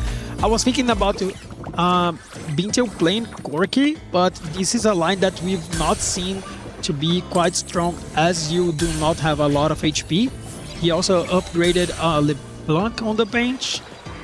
He didn't find a single copy of Corki yet, so he doesn't have any great units to carry his items. I'm definitely worried for Bintum. He's going to be spending down to the bone just to try and find something. So we've got the Ramos too. I'm not even sure where we go from here. Bintum, I think, should be able to shrug off one more loss.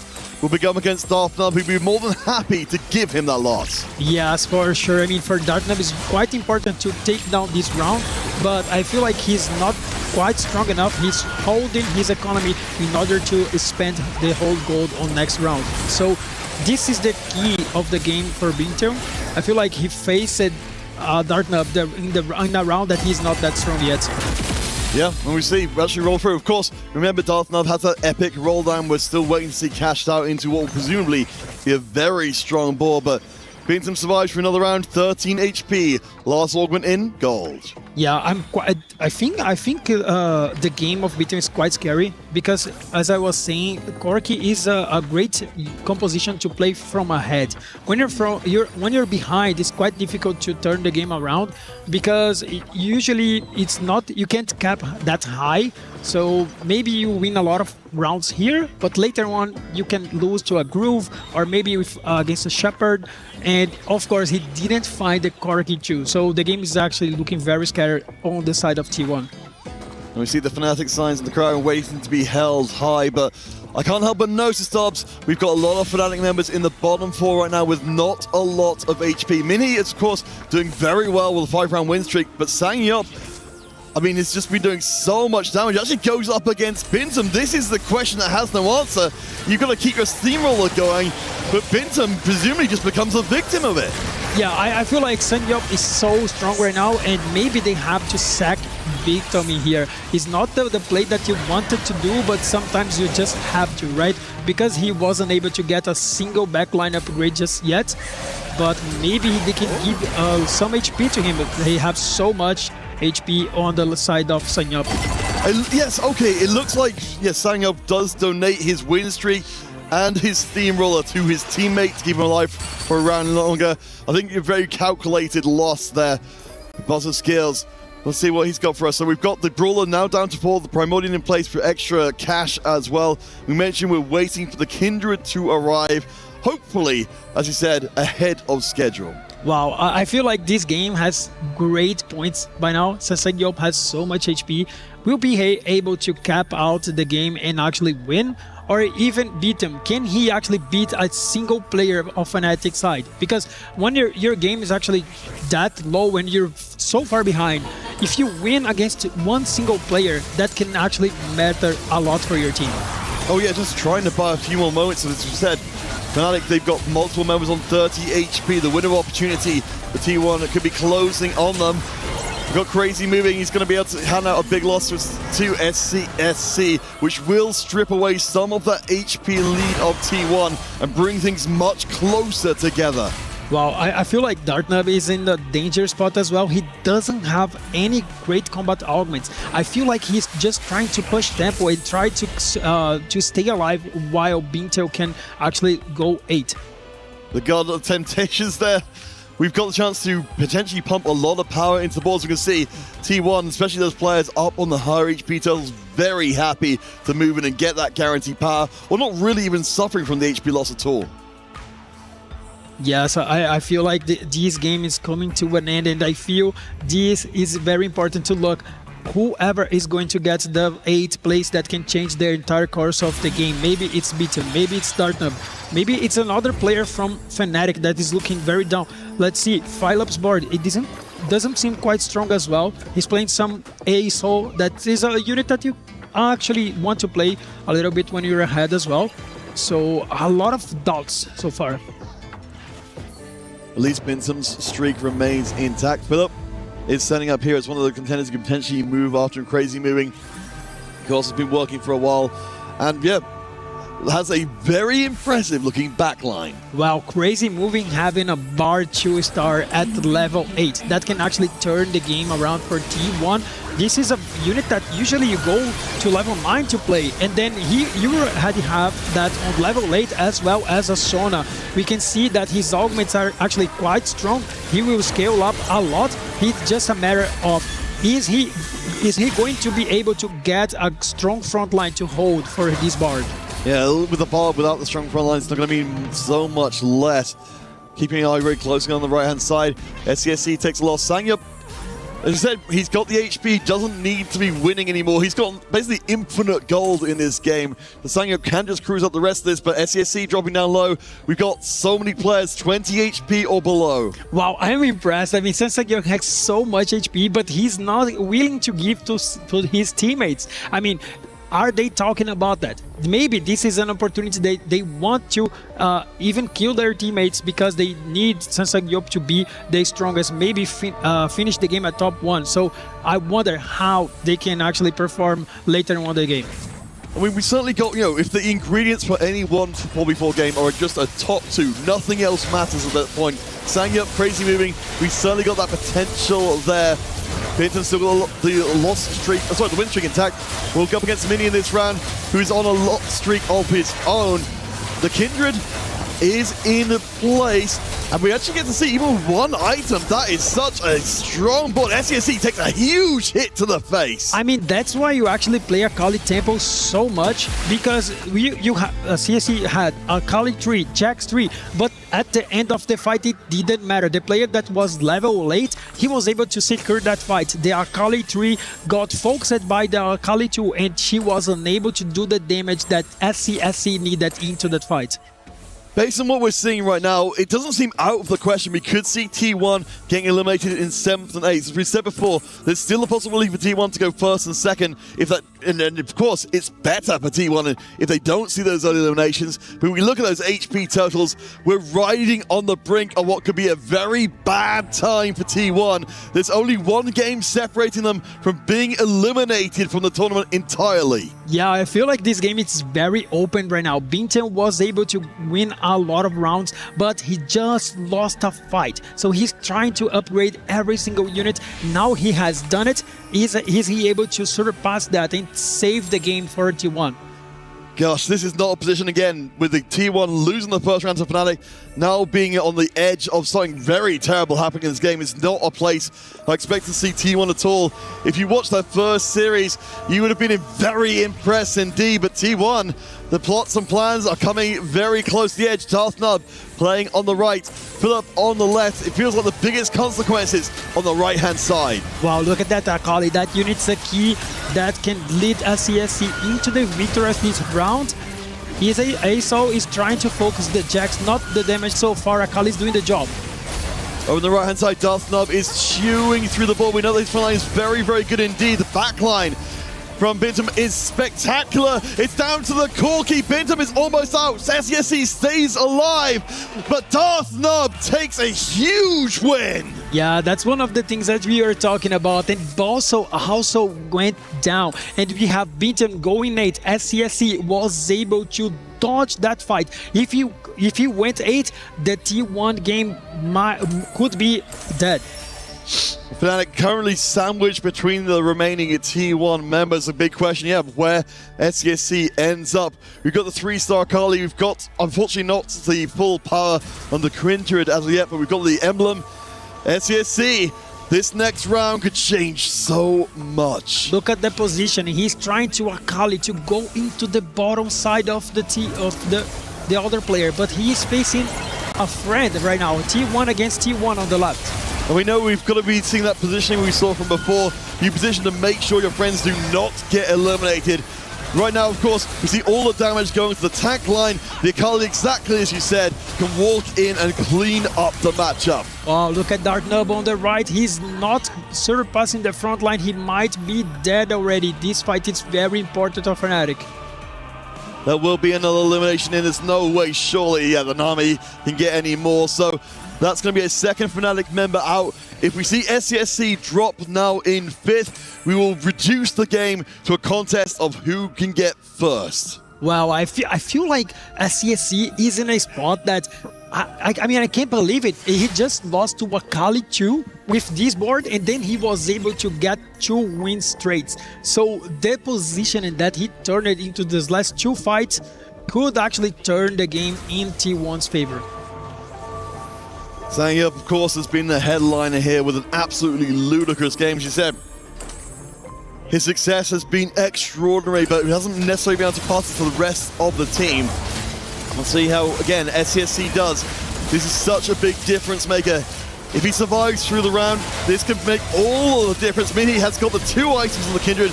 Not exactly what you're looking for. The Akali is creeping closer to the Kindred on the right-hand side. It's looking like he's not even going to be close. Wow, look at the difference between this fight and the last one they have with each other. The positioning mattered so much, but CSC was able to take this down, and Minye is now maybe going bot 4. If he does, the game is over. I mean, I would honestly have been astonished if this game had gone any other way, just because, of course, the end of T1 in EWC 2026 is almost unthinkable, but opportunity slipping away from Fnatic to close out the series 2-0. Philip is still up there with 17 HP, but Sangyup, he feels like a mountain of a player that no one's even close to climbing. Wow, this game is actually very difficult to Fnatic to come back. This last round will tell us a lot, but Mia is relying on Akali too so far, so he might get scaled up. This is game with 2 of the elimination match. Fnatic did win the first game in shocking fashion. Mini needs to stay alive here and stay out of 5th place. The Akali gets stuck on the tank line. He's not wrapping for now. The double Warmogs and the heart. Akali does get freed up. She doesn't go to the back. The Kindred kicks in as well. This will be a 1 round, and that means Crazy being dropped out in 5th. Oh my god, this game it's like so ups and down, and Fnatic refuses to drop the ball. Here we have Philip and Minion trying to stay alive. SCSC and Sanyop actually both on a win streak. So the next round can actually change the whole game, but Fnatic still fighting for the win. Yeah, for Fnatic, they'll need to land someone in top 1 and then at least a top 3. For the T1 side of things, they just need to get 2 players into the top 3 at all. They have the advantage right now. It's theirs to lose. I think like Sanyop has the better chance in here. He just upgraded a Shen. He has the 2 Namis on the board, a Blitzcrank with great items. This fight is going to be maybe the last fight in the game. Yeah, Fnatic just don't have the HP anymore. They're both fighting for their lives here. There doesn't seem to be any way forward. They're trying their best to win out the rounds and extend this game a little bit further, but it's not going to happen. Fnatic will get knocked out there. They needed the top 1 finish. They're not going to be able to find it, and we will be drawing ourselves even. It's 1 apiece. T1 and Fnatic, we're going to game 3. Wow, what a performance from T1. We can see the smile on their faces. They just did an amazing job after Sanyop. Actually, after Sanyop having a perfect game, he understood that he had such an amazing opener. He finished and punished the whole game from Fnatic. All right, guys, well, that does mean we get to see one more time which of these 2 will be eliminated. Honestly, an astonishing game. T1 firing back in big fashion. Of course, this is all in the shadow of that amazing Game 1 win. Sangyup, of course, with a game of his life. So stay tuned. We will be taking ourselves a short break. When we return, the decider between Fnatic and T1.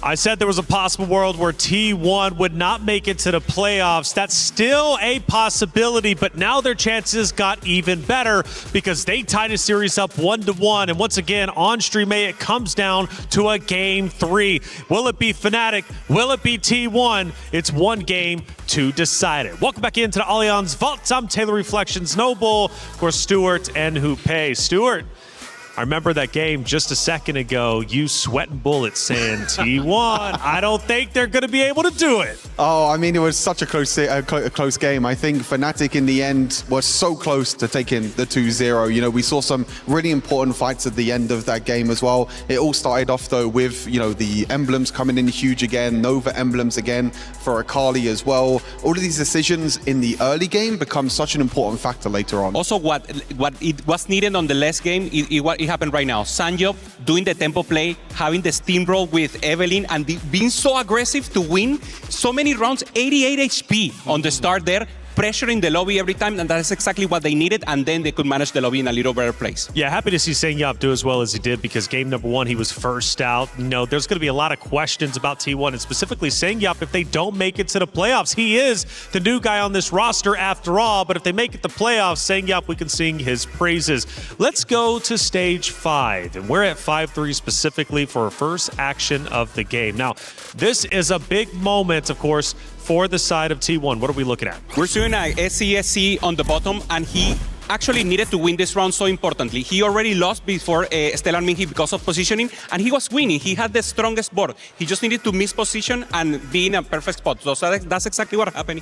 What happened here, and the possibility is you need to win the Akali round. You need to win the face-off, and that's the important thing. T1 winning this already pressured the lobby, and he couldn't pop off in the end. Yeah, it's so important because we knew from the start of this game that both these players were going to play Akali. You got Spreading Roots on one side, you got the Spatula on the other side, both of them going Nova. The interesting thing though is that SCSC stayed level 6 and re-rolled for Akali 3-star, and Minhy went for the tempo Akali instead. A few rounds before this, it was actually Minhy that came out on top, and we were like, wow, is this Fnatic turning things around because the Akali 3-star was just too much? One more level there for SCSC, getting that 3-star, and like you said, the positioning in the end, keeping that Akali 3-star protected in the end made a huge difference. You need to have the confidence here to stay on that level and be greedy, and that's exactly what T1 does. And to do that, you need to be confident. So the team confide there on Sanjop, and he made it happen. Let's take a look at our final moment from that game number 2, where it was T1 closing it out. Now, Stuart, one of the things you mentioned earlier from game 1, T1, they got very unlucky. This is their true potential, what they can do when things go right. Exactly. If they have a player on tempo like Sangyop here, look how big his little legend is. You know, look how huge he is. He's been tempoing the entire game. He's been win streaking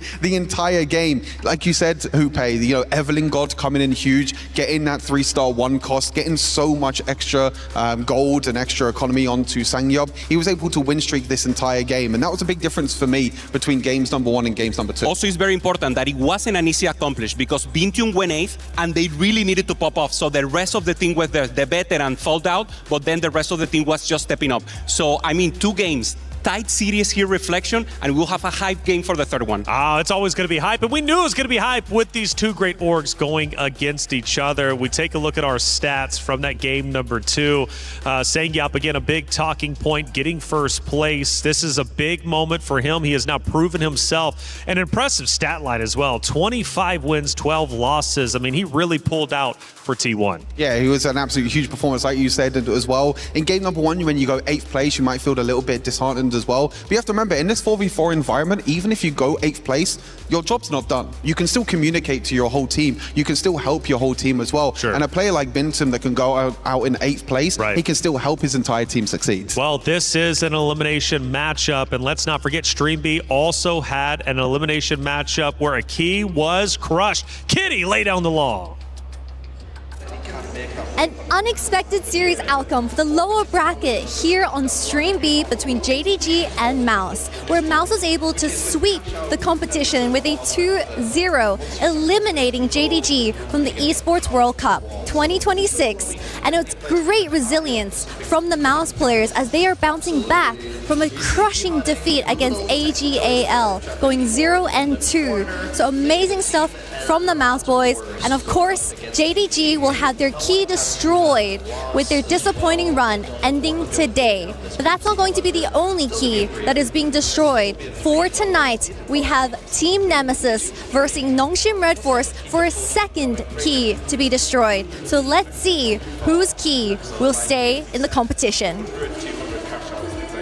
Oh my goodness, the first official key to be crushed. And it was Mouse crushing JD Gaming. The snap is in, the thumbs are up, and Mouse moves forward. Now, they are not in the playoffs just yet, but they're one step closer. Hoope, this is the reality of the Esports World Cup. Keys will be crushed. And Travis was looking for that. We saw there popping off, and the joy for him to crush a key. This is exactly what he came for. And he made it happen for the first time. He wants to crush some keys more. That's it. Now, keys were crushed, but let's praise Riot a little bit. There's some good things coming your way. Where's my TFT Open? And my first ever NA Regional Championship. They've combined into some sort of Convergence Fest? Convergence Fest, TFT Vegas Open, and the Riftbound North America Regional Championship. Key was crushed, and now it comes down to this final game. There's another key on the line. It's T1, and of course on the opposite side, it's Fnatic. Now for T1, they're doing decently well when it comes to the club championship after all, but making it to the playoffs is imperative for them. And the same thing for Fnatic, who currently sit at 0 club championship points. They're in other titles, but this is the title that matters right now. Fnatic need to get to the playoffs, get top 8, because they need to get eligible for the club championship points. This is going to be a close race to the finish, and only one team will move forward. Who's it going to be? Let's send it to the stage to find out.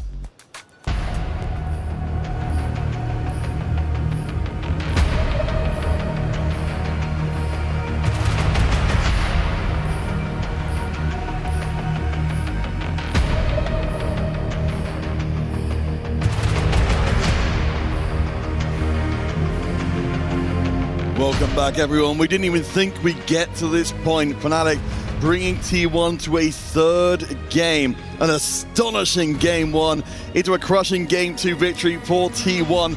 This is elimination station, as they're saying, a key crusher at the end of this game. We just legitimately do not know whose key it will be. Yes, I would say it's now or never for one of these teams, and I feel like I'm getting very excited to see which one of these keys are getting crushed. We just saw our first key getting crushed by JDG.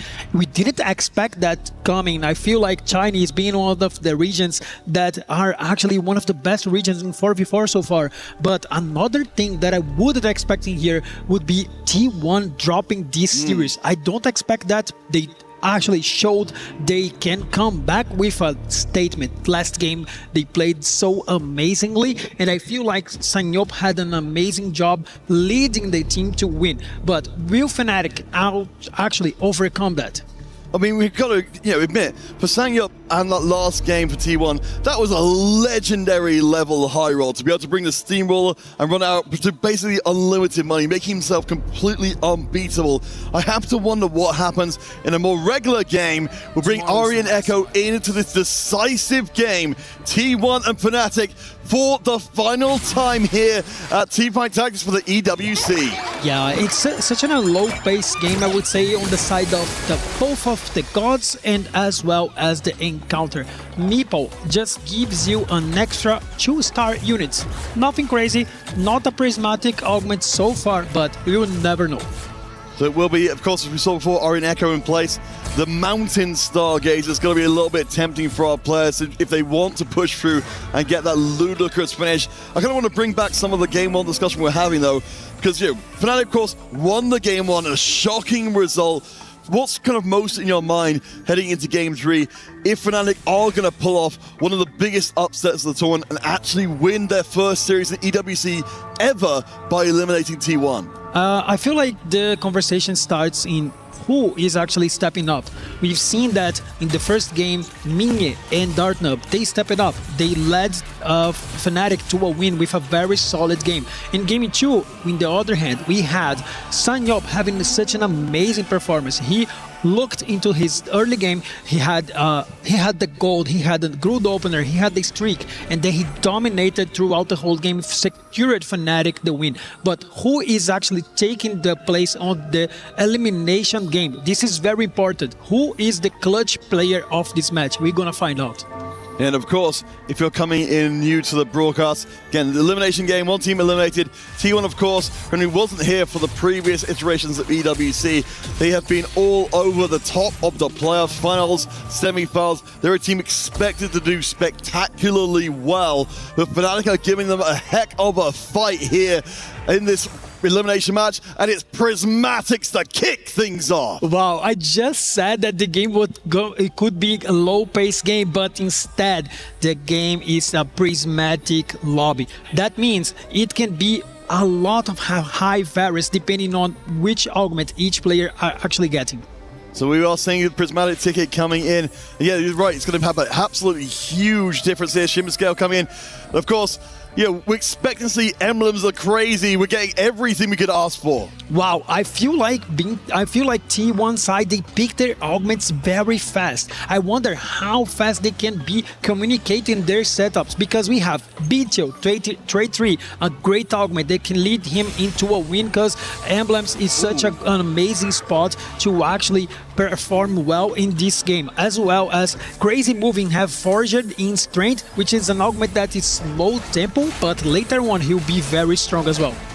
Yeah, we've seen that cash out into some truly ludicrous balls. I think Bintam, though, these emblems, really fantastic starts. You mentioned Mountain in play, so you can get access to that much quicker and start getting to print even more emblems to make the most of. You're saying we're looking for the players with the highest potential to be the huge carry for their team. Sangyo, with a level up, certainly has that massive cap out potential.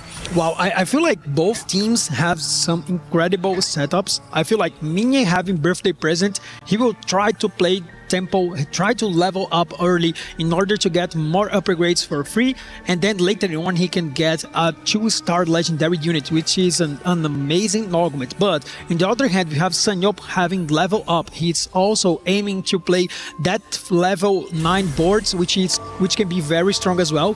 But in the flip side, we have Dartnub having prismatic ticket. So we have to keep an eye on Dartnub, because this is the player that will play tempo. He can roll a lot during the mid game, and he can actually punish those players that are actually trying to ramp up to the later levels in the game. And certainly we saw that from our game one. Dartnub being a very strategic asset for the team, not necessarily being the complete focal point, but making sure the rest of the team revolved around him. Again, it's worth reiterating, the Fnatic squad, with the exception of Dartnub, vastly less accomplished on the international stage than really any member of T1 in the field right now, but still, in game one, they made it work. Yeah, I feel like history, it's important, but at the end of the day, what matters is what in the convergence. And we've seen that Philip actually have a great setup. This artifact is one of the best in the game, because you can pull a unit from your bench to your field, and then you have one extra unit on the board. So he's trying to play some tempo play. He has the Living Forge, which will have much more artifacts throughout the game. So this is an amazing augment. If he can play well, he can pop off a win. Yeah, I mean, especially when we've got so few units in play, that's going to be a significant difference to get the Meep seat online. Unfortunately, against Bintam, who has got a very strong board indeed, that Teemo does stay up for the time being. This is, of course, for Philip, one of the win-streaking players from the Fnatic side of things. If you can keep this win streak against Bintam, that will be huge, and he will.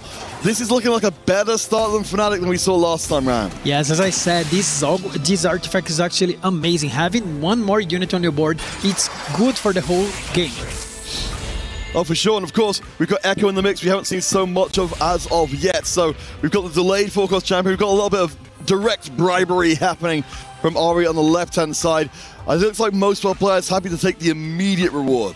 Yeah, I feel like it ends up depending on this strategy from each team. I feel like these both gods are actually good, and we've seen a lot of players actually selecting Echo.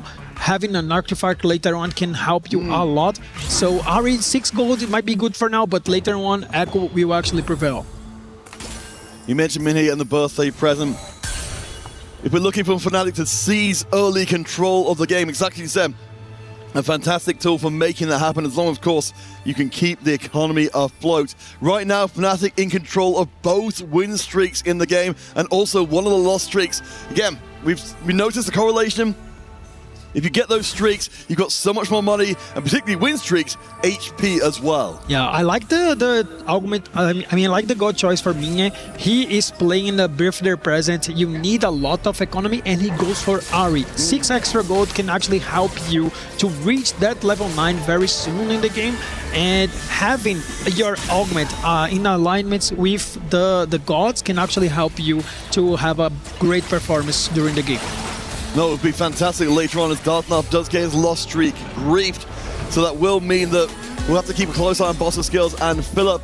As Boss of Skills wins his round, let's say Philip won his, because right now Fnatic have no lost streak, but they have two nearly full win streaks. Yeah, differently from the first 2 games that T1 had an amazing opener, this time Fnatic has one just better. They have Bosso and also Philip with 100 HP. They can face each other. That can be bad for Fnatic. Let's see whoever is going to face both Philip and Bosso next round. Well, I think, given how high roll T1 was in the previous game, but I maybe owed the opportunity, and it looks like, Bosso Skills manages to evade. Philip has got a very winnable matchup as well, so 2 full loss streaks. We knew in the previous game, T1 had an incredible start. This time, the stars seem to be aligning for Fnatic. I actually like to watch this because in the first game, T1 dominated the early game, and then Fnatic overcame after an amazing comeback during stage 3. On the second game, we had the opposite. T1 had a great early game, but they didn't let Fnatic to come back. And in here we have seen now Fnatic taking the early lead. Can they actually convert that into a win? So in this kind of situation, Dobbs, for Fnatic, you've got several players, very good HP between you. In terms of overall game plan, are you looking to try and make early eliminations from T1 or just outlast them? I mean, I feel like it always gonna depend on augment-wise. I feel Bosso and also Philip can play some tempo. Philip will have a lot of artifacts later on, and Minye can actually win out with birthday present as well. And Dartnub is actually sitting on the bot 4 right now, but he rolled down a lot during the mid game in order to get the value from prismatic ticket. So they have a window that they can pressure the mid game from T1 and maybe smash them into the bot 4. Yeah, no, I love that. Just to kind of follow up on the point you're making there, that if you've got the HP and HP equals time, as you're saying, we've got so much from Fnatic, which feels like with enough time, with a Living Forge, with all these other pieces, we can just put together an incredible board. I think for T1, we've got to bring up the conversation there of, under these circumstances, what kind of routes are most easily left open to them? I mean, it always depends on how can they actually manage to save HP during the game, because they have some tools to win out. Level Up is a very strong augment. You can go to level 9, build up Vex, Graves, a lot of great units, and you can win out the game, as well as Forger in Strength. We've seen this augment being very strong, but the problem with Forger in Strength is sometimes you lose so much HP that you cannot come back. We've seen a lot of teams having the spots to win, but sometimes they are so low on HP and they will face each other and die. So you have to manage the HP very carefully. Well, speaking of HP, our 2 win streaks on the Fnatic side keep both of their win streaks intact. Again, we're talking about high rolls. They've managed to avoid each other so far. That's a ton of extra golden pocket, a ton of HP as well. Oh, here comes the augments. It's not going to be something crazy like the prismatics on stage 2. Otherwise, instead, it's going to be silver augments. Nothing crazy. A few items in there, here and there. Some economy augments as well. Yeah, and of course, for Fnatic, they want things to stay basically the same as they are right now, so that's absolutely fantastic for them. Just looking around some of the other boards we've got in the lobby, Dartnub, I think one of the bigger question marks for Fnatic, what he's going to be going for. You can see, got the extra damage from him on the side. I believe Dartnub going for the Akali Primordial line, which of course works exceptionally with all these free rerolls. Wow, I want to highlight Senyop option that he just got. Level Up E2 race started mission. Such a great combo. He probably didn't have a lot of units because he was losing, and then he got one of the best silver augments in the game. And in here we've seen Dartnub with an upgraded board. He has an Akali 2, has 4 Akalis already. He might go into the reroll Nova line that we've seen to be so strong. We already see Bintam on the other side with the Carlies on bench immediately.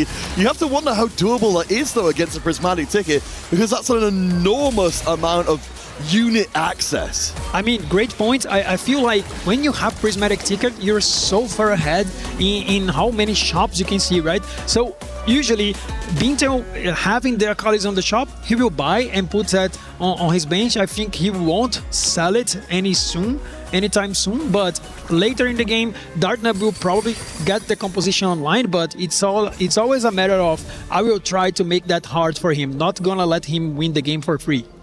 Checking in with Sangyup, as you mentioned before, the restart mission, restarting his board entirely. Small note, of course, on the win streaks at the top, as you can see on the right-hand side. Boss of Skills dropping down. Philip will remain in place as a Fnatic win streaker. Lost streaks, though, belong to T1. Sangyup, crazy moving. They're both managing to keep very substantial lost streaks intact. Yes, in fact, and you see Sangyup here with Lulu 2-star, but don't have the items quite yet for her. I wonder if he can find good items on the stage of the gods next round. So it's very important to him to use that 3-star 2 cost early with good items, but instead he doesn't have it.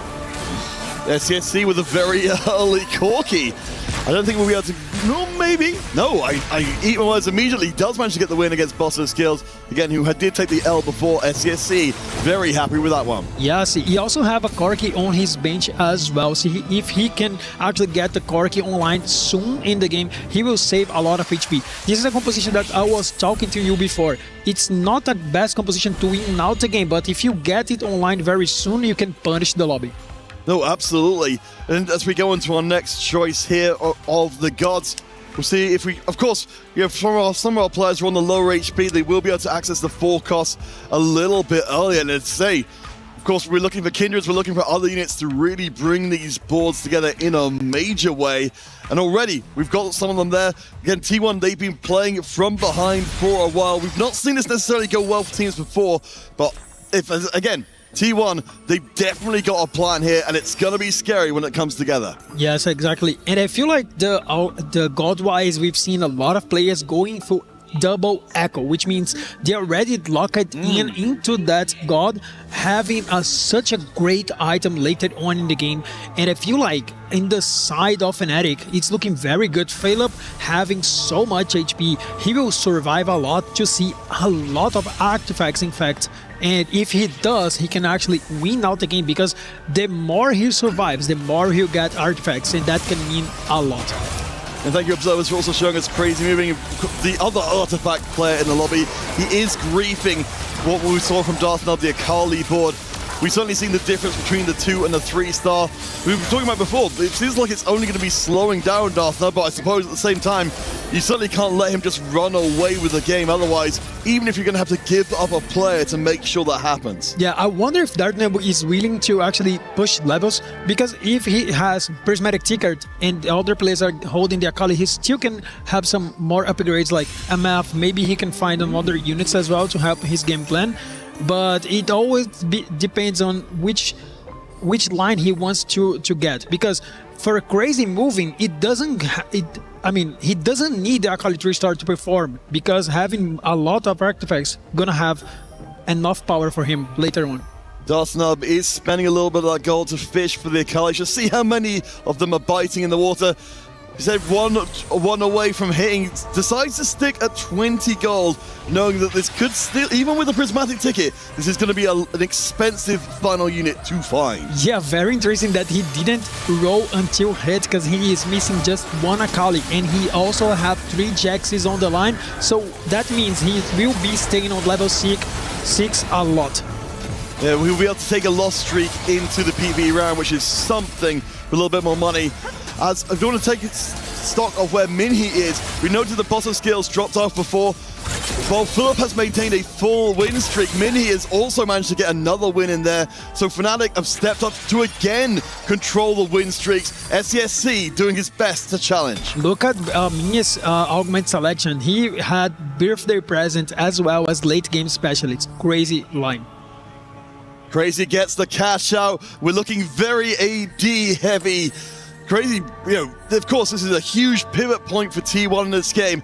Again, a crucial elimination game. Every decision must be on point. I mean, this is such an amazing combo that he just got. I feel like having Bruiser artifacts for this combo, it's amazing. I feel like he's lacking one artifact for his front line. If he had it, it would be for perfect.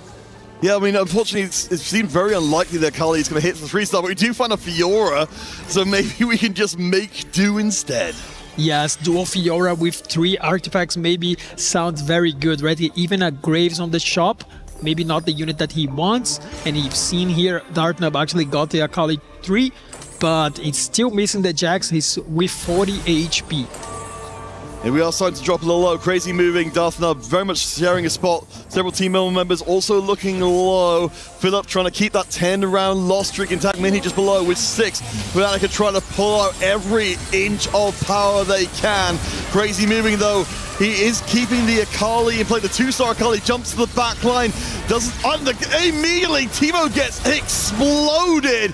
Crazy moving unveils the plan that's been building all game. Wow, what a combo of artifacts. Getting gold execution and also making Akali jumping through the back line. This was an amazing fight by Crazy Moving. Darthnub, even with the Akali 3 in place, will take the L. Prismatic to end us out here as the way we started as well. Darthnub seems to be on the brink of getting knocked out. You said the Jax isn't quite there yet. Well, I feel like Dartnub just showed that he's trying to save placements because he had such an amazing combat augment for his side, but instead he chose invested, which will not get so much board power for him, but having more gold can mean that he can save some HP hitting the units and maybe dodging that 8th place. Philip's win streak collapsing off the previous round means SCSC is the one left with the opportunity to push up through the table. But Philip and Minhee, they preserved a lot of HP, as has Bosso's skills. Darthnub really standing out. Yeah, and in the T1 side, SCSC having a great combat augment at the end of the day for the Corki Soul Awakening is such a strong augment. And on the other hand, we have in here such a great fight. This augment will give so much bros for Philip. Maybe he's trying to win it out for Fnatic side. Yeah, that is absolutely crazy amount of power that's of course been kept off the board as he goes up against his teammate here. You can already see, even while keeping most of his power on his bench, he's still going to win the round. And I guess a slightly less bad loss to his teammate at least. Yeah, Minhee is not that strong yet because he is pushing into that level 9. So team play was quite good in here. You save some HP for Minhee, you still give the win for Philip, and then Fnatic maintain the HP very high, which is very important because Dartnub can actually go 8. So it's very important to save a lot of HP right now. As you said, Darthnub immediately invested to bring his board online as much as it's ever going to be, pretty much immediately. Up against Philip in this round, who's again keeping most of his items in reserve, making sure Darthnub lasts a little bit longer. Look on the right-hand side, we can see Crazy moving, Sangyup, they're in the 20s on HP-wise, so Darthnub's got quite a long path to get out of 8. Yeah, this is not looking very good for Dartnub game-wise, but he got their teammate on his back. So they're trying to give him an extra life in here, maybe waiting for a player for T1 to drop the game.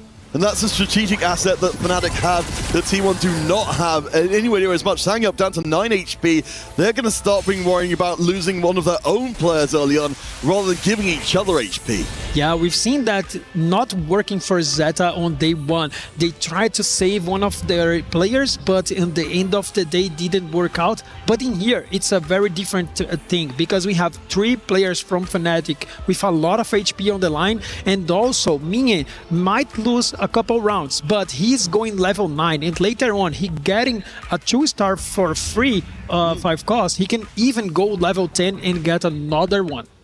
Yeah, and of course, just further on the mini point, we've got the late game specialist in place to make that an even bigger spike in power. Fnatic with 3 members in the top 3. T1 have been brewing for a while. They're looking for the early elimination. Sangyup is very low. Here comes the level 9. It's a Sona. What an amazing unit to have when you have 3 AP items. I feel like the game just turned it in the favor of Minion. He's still rolling, trying to find a better front line. And I feel like if he gets it, he can go straight to 10. Here comes a Bard 2, and he already have a Leona 3. So this board is so amazing. And he also is playing some Ari. He still can go level 10 and get another 2-star legendary unit. Well, for me, you just the focus on his face, not smiling at all.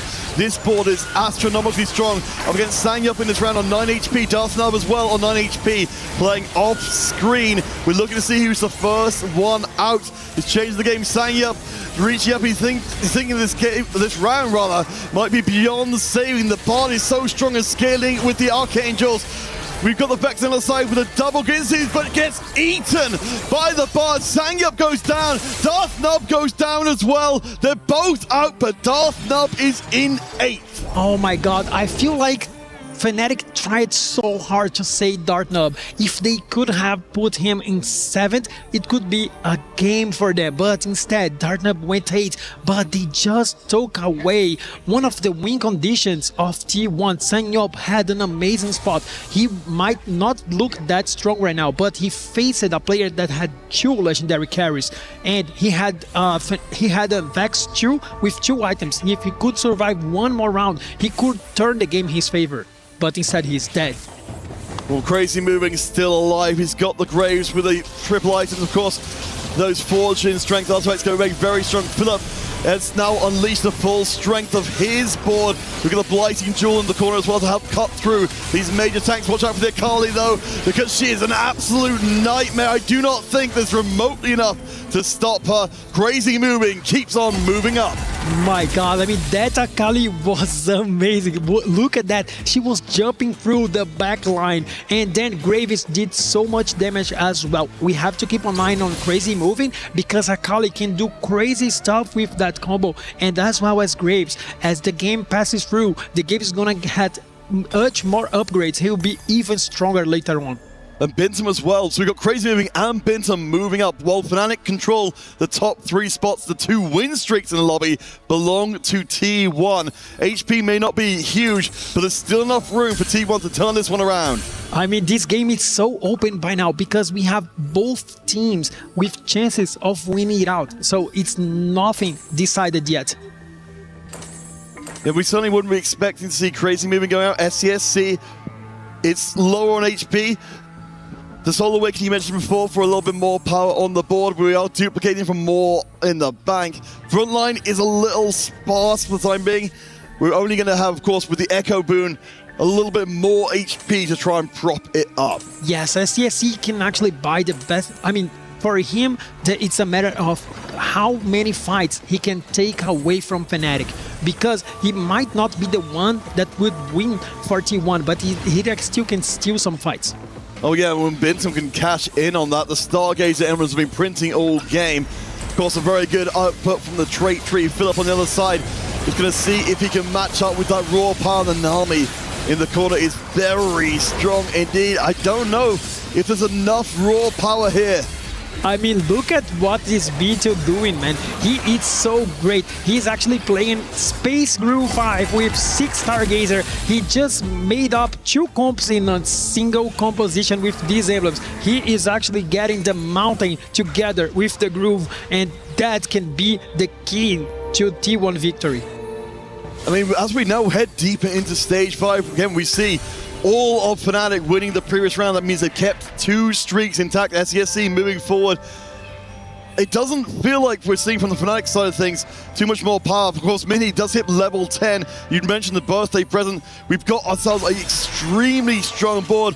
Feels like one of the strongest contenders from Fnatic to try and push back. Yes, I feel that once again he got a great unit so far with the augment. He leveled up to level 10, but he also got a Jhin, and Jhin is a quite good unit to have without items because he has some utility, dropping the armor NMR from the opponent team as well. Unfortunately, he gets his teammate in this round, so it will not be a good result, however it goes. I mean, of course, no win streak. In fact, no win streaks really at all for Fnatic. They've been taking the hits for a while. This does mean that we should be seeing one of the T1 members facing off against each other, I'd imagine. And yes, Fnatic dropping into the 2 members into the bottom 5. Oh my god, this game is actually so close. SCSC just got a win against Fnatic, and that was what I was saying before. He just won 2 rounds, and that's the key to T1's victory. They might not had the HP during the stage 4, but in here on stage 6, they can actually turn the game into their favor. You've seen that Crazy Moving have 7 win streak. That's massive on this point of the game. It's absolutely crazy. The ag.al definitely the defining unit of so many games so far. We will see Fnatic facing each other again. Again, this does also mean that likely, well, almost certainly T1 will be doing the same off-screen, but the HP totals are such that I wonder if that's going to matter for really stopping T1's momentum. Yeah, look at Philip, still in the chance of having a great round, but again, his friend Bosselski will take the loss. Binto just lost again, so this game is still anyone's favor. Oh no, actually Binto just won against the Fnatic player, so T1 might have the window to win it out. Yeah, Binto and Crazy Movie sharing the losses between themselves down to 19 and 17. Bosso Skills needs to stay alive. Currently we've got Fnatic out in 8th place, Sangyup from T1 out in 7th place. Wow, look at Crazy Moving. He just got an ag.al 3 out of nowhere during the level 9. I mean, this guy is so strong right now. He has 3 items on the Kindred, the ag.al with a crazy artifact, a Graves that is actually ramping up, and he still have on pair. So he still can upgrade his board, but he might face the death in here. So let's see if this fight can actually turn the game. Will be up against Philip in this round. We'll keep a close eye. Bosso Skills, of course, one of the most important ones, goes up against Bintum. A potentially beatable board. Bosso Skills has got, let's say, very well set up Zaya in the corner. Looks like it will cut through. That's going to be absolutely huge. You can lock this one down. The backline is gone immediately. Bintum is not in elimination zone, but this will be a huge, at least I don't think he is. Oh my god, gosh! This was such a crazy fight. I can't believe that. Bintel going 6, that might can change the turn of the game, but otherwise is still CSC and Crazy Movie. They are top 1 and top 2. Can actually T1 secure their first 2 spots in here? They can decide the game. Oh my gosh. We're left in the position with Fnatic just try. I mean, at this point, Crazy Moving did take a loss of the previous round, finds the Shen 2. If he can be taken down, that's going to change absolutely everything. That'll push 3 T1 members out in the bottom. Yeah, Graves 2, 3 great artifacts, but he's facing the bot. Instead, he CSC against the Saya. That can be the key round of the game. Yeah, Fnatic facing each other on the right-hand side. Bosso Skills needs to stay alive a little bit longer. Fnatic so close, they can taste it. 3 EWCs without a single series win. They could be moments away, and we could just see T1's plots and plans come together. SESC takes the hit. Philip gets knocked down and out. Oh my god, the game is still open. What a thrilling late game so far. Bosso have 2 wins right now, so he just got this grave that is so massive. He still have another emblem to put on his team, so he keeps scaling with this augment, with this synergy that is so powerful late game. And also Min have great 5 cost carries, 3 good items for both Sona and Bard. He's keeping rolling. He has 2 Sonas away from Sona 3. That would be a crazy way to break the 3-year curse. But now we've had the sandwich finish. Fnatic in 8th and 5th place. T1 in 6th and 7th means the only thing that matters now is first place. That wins the game, that wins the series, that keeps the team in the competition. Look at that, Blitzcrank 2, that might be the key to the victory. He just sold the Sonas because he knew that he could not hit that anymore, but he will have a Blitzcrank, one of the powerful units in the game, to start on the final fight, maybe on the final fight of the game. Let's see. We'll see how this all plays out. Fnatic fans, T1 fans, lend them your energies. SCSC will drop himself out of contention. We've seen this from before. Crazy Moving being put forward as the winning candidate. Wow, that round, T1 decided to drop SCSC as well as Fnatic decided to drop Mingye. And we're gonna have the last fight of the game between Crazy Moving and also Bosso Skill. That fight could actually change the fate of one of these teams. Fnatic may break that curse, or T1 might try to ramp up into the playoffs once again. Yeah, Crazy Moving with a little bit more HP. We've got level 10 coming in for Bosso Skills. I think everyone in the arena holding their breath. Look at that. Both of them are 3 streaks. I mean, I can't even predict that. That's going to be a matter of positioning. Both players having a Graves full itemized, a Xayah with great items. I mean, it's anyone's game. It's Xayah on. We've got the 2 AD carries stuck in the corner. Keep your eye closely on the Akali because she has been the death knell of so many teams so far. Bosso Skills. There's the Akali right onto the Xayah. She's going to wipe her out immediately. T1 from behind. Oh my God, I can't knocked believe down that. and out Fnatic. It was so close. T1 will not be eliminated. Fnatic brought them to the brink, but no further. T1 continue in the competition. I mean, I don't know what to say right now. It was such an amazing game. We can see the disappointment on the faces of Fnatic because they almost had it.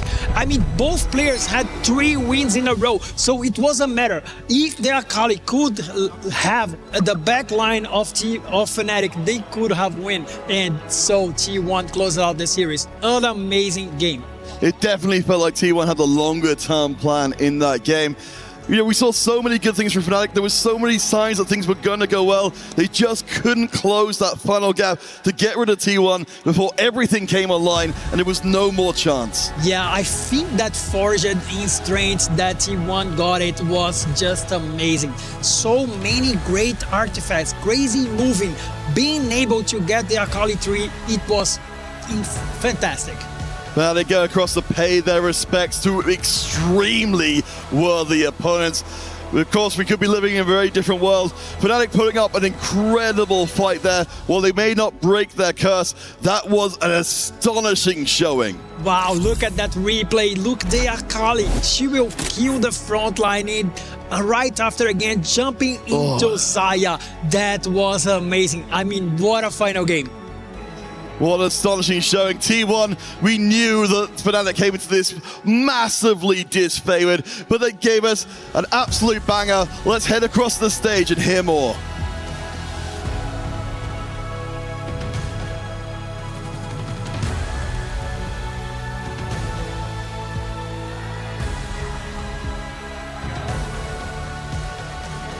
And we officially have our key handed over. Congratulations, Benjamin. That was an unbelievable comeback victory. So you're one of the favorites. T1's one of the favorites in this tournament going in. You find yourself on the brink of elimination and you clutch out over Fnatic. How did you guys clutch it out in the end? 저희가 일단 좀 강한 우승 후보 중 하나인데 이제 첫 라운드는 푸나틱에 졌다가 이제 역전승을 하게 됐는데 좀 어떻게 그걸 이루게 됐는지 한번 말씀해 주세요. 첫 라운드. 첫 라운드 졌잖아요, 저희 푸나틱.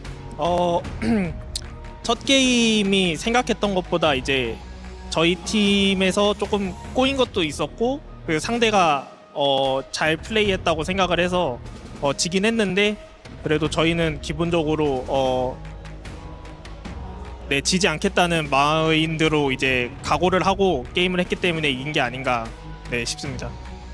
So on the first round, Fnatic certainly played very well, and also we kind of tripped up over our own feet. But even after that first round loss, we came into the game with the mindset that we're not losing this. So I think that's how we were able to clutch it out in the end.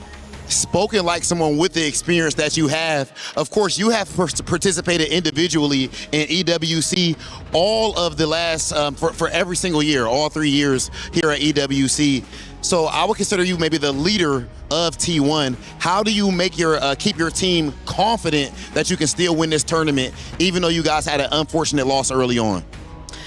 이제 아무래도 틈 선수는 이제 첫 대회 때 첫 EWC 때부터 계속해서 이제 EWC 진출하셔서 아무래도 이제 T1의 리더 같은 이제 프레임으로 이제 바라보게 되는데 어떻게 팀 선수 이제 나머지 선수들에게 좀 이제 자신감을 부여해 주는지 한번 설명해 줄 수 있을까요?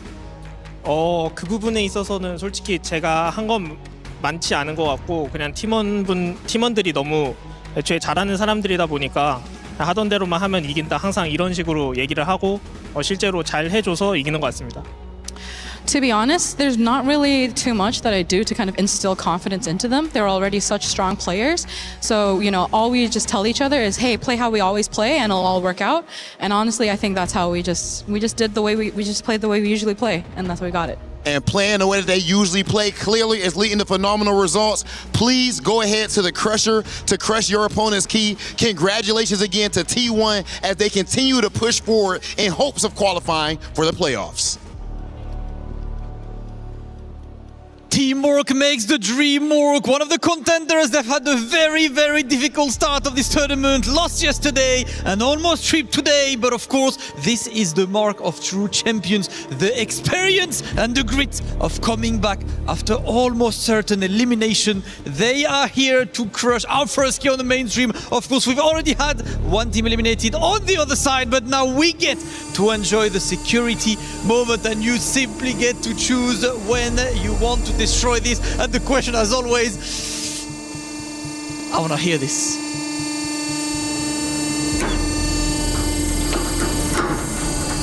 Hey, that was the cleanest crusher we've had for the entire 3 weeks. Cleanly snapped in half. No need for a pop for a team that remains confident and a team that remains strong. T1 moving forward. They are one match away from qualifying to the playoffs after sending Fnatic out. Excellent performance from the team. They will be back tomorrow for one more match. Still alive in the tournament and the hopes at getting the new titles are still up. Let's take a look at the highlights.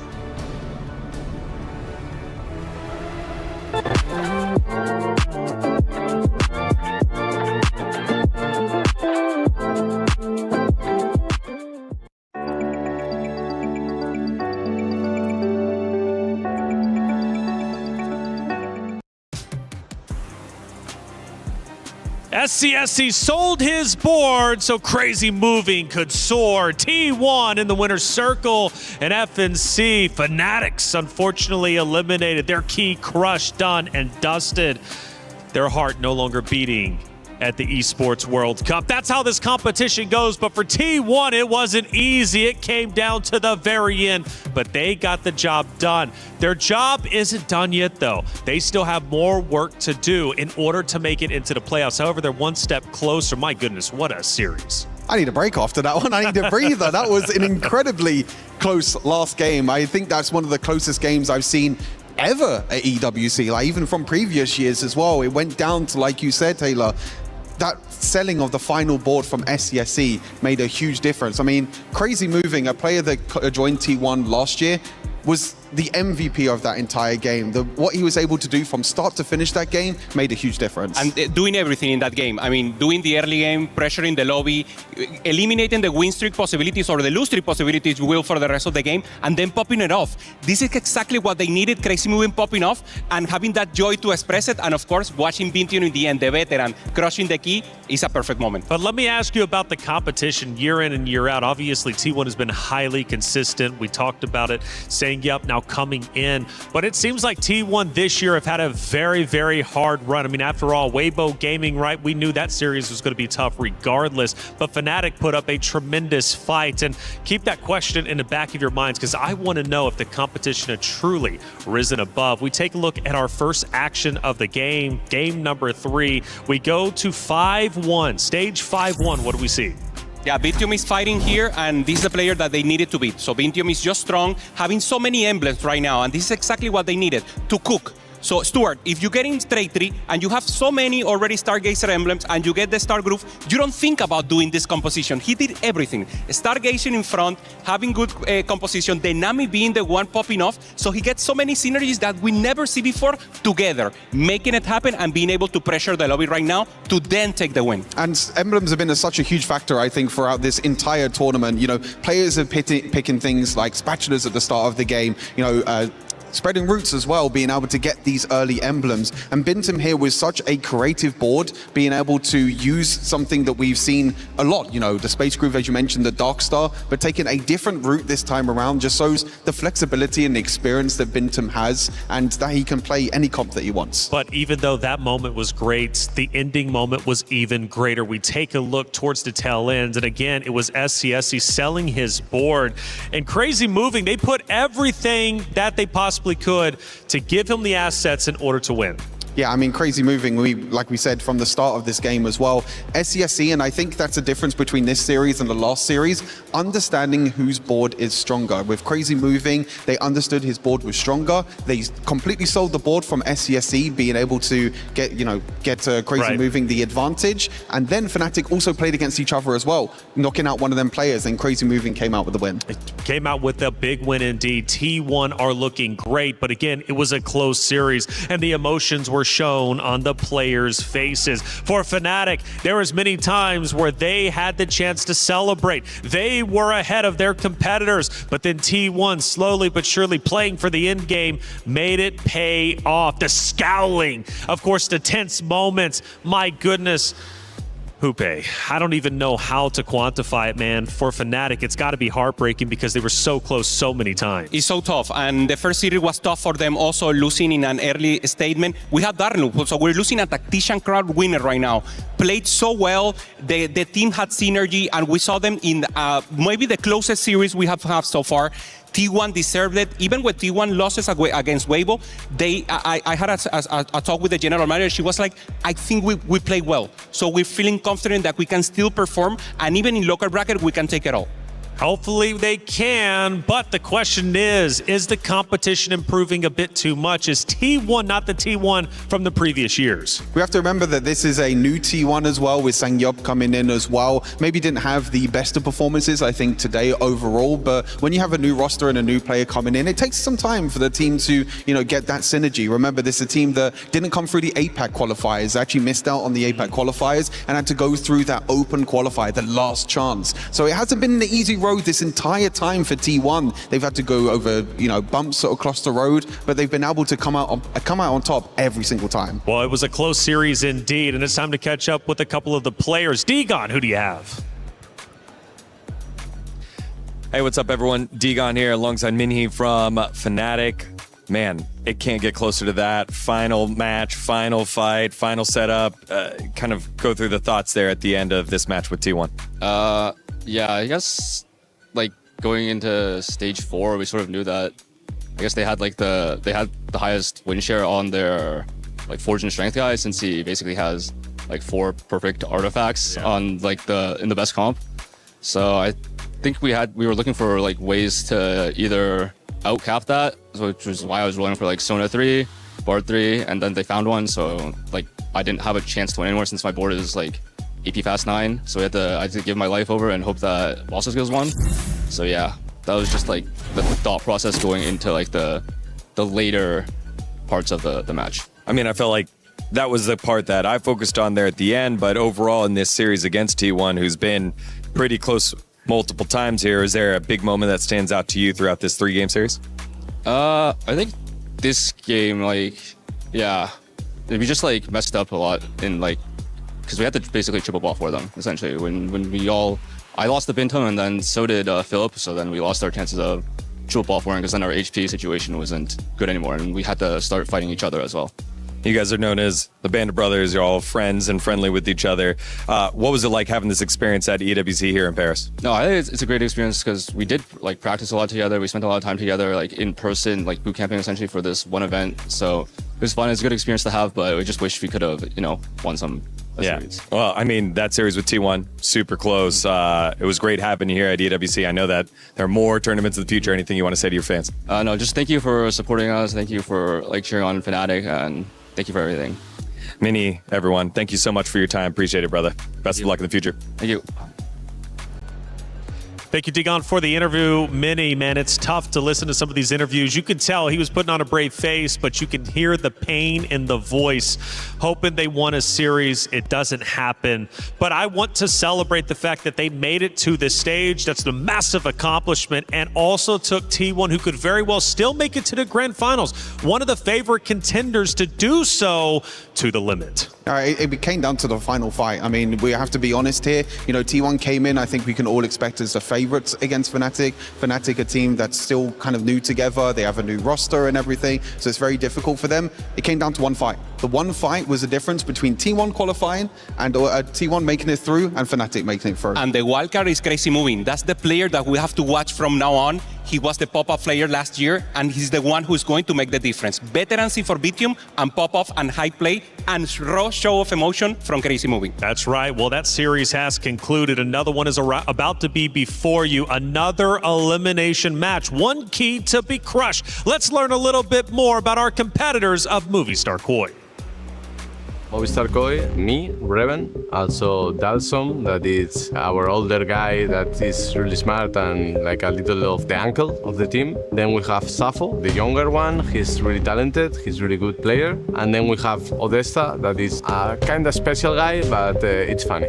I would describe our roster a really complete team. Had a lot of fun following our journey, getting in here. We started like 1 year ago trying to get into the Esports World Cup, and then we just made content of everything, all the scrims, all the tournaments, everything. The people could saw everything. We are a really good team, but especially also on the content part, we fit really good together. We will keep improving, we will keep getting better. I don't know how far we will go here. I hope we win.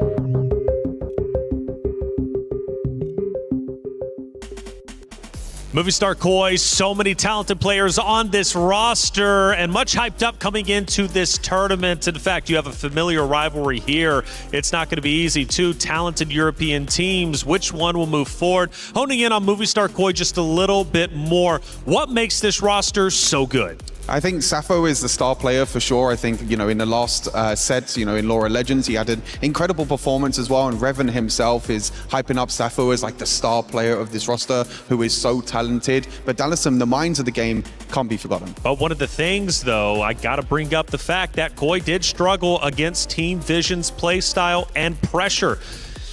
That, to me, speaks volumes, because you look at the differences between them and also Vitality and how they ended up playing a little bit against their opponents.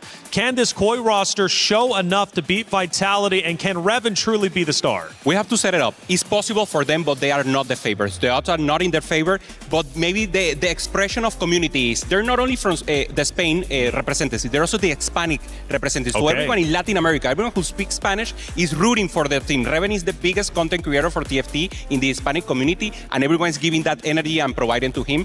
They have a chance, but it will have to be a Hail Mary. One thing, interesting thing to note as well, Team Vitality has never lost to an EMEA team. Ooh, in 2024, they beat KC, which was a full French squad. And in 2025, they beat Al-Qadsia, which was also a full French squad as well. So the Americas coming in here for Team Vitality with Soju and Setsuko have never lost to an EMEA team. Could this be the first time? Well, let's keep the conversation rolling. Vitality, they will take the stage in a moment's time, and they are such a good roster, and also here on home turf. But again, unrealized potential. You mentioned Al-Qadsia, also Weibo Gaming, T1. That was their group last year. They didn't have a problem with Al-Qadsia, but of course they had problems with T1 and Weibo Gaming. This year, though, they took the stage day number 1, and they pushed Flash Wolves to the limit. But they took the L, and now that's why they're in the spot they're currently in. Yeah, and these players, they want it all. They want to really win. This is the redemption arc. This is what Prestiven was expressing. We wanted to go deeper. We want to win at least to go to grand finals, and they can do it. They know they can. In scrims, they said they win 90%. I don't have evidence. All right, but that's impressive. I decide to believe, but of course they can make it. And they have played for before so much. This is one of the only roster that hasn't been changed. Only Prestiven coming in as a new acquisition, and they can make it. They can make it work. Let's find out if they can, but also weighing on the shoulders for Milk especially is his retirement. No, exactly. I mean, we know that after this is Milk's final tournament. The Milk is a player that hasn't really competed that much individually in the 1v1 format because he's been so focused on this. This entire year, this entire format means so much to him. Same for Soyu. Exactly. I mean, he was streaming so much, and only to prepare for EWC, prepare for the 4v4, he diminished his time to stream, and he really wants to pop off. This is his moment. And for Vitality as a whole, right now in second place for the club championship race, winning this, or at least moving forward, we want them to obviously get those points, make the club championship race that much more competitive. For Vitality, though, they had a chance to have a little bit of fun before they take the stage.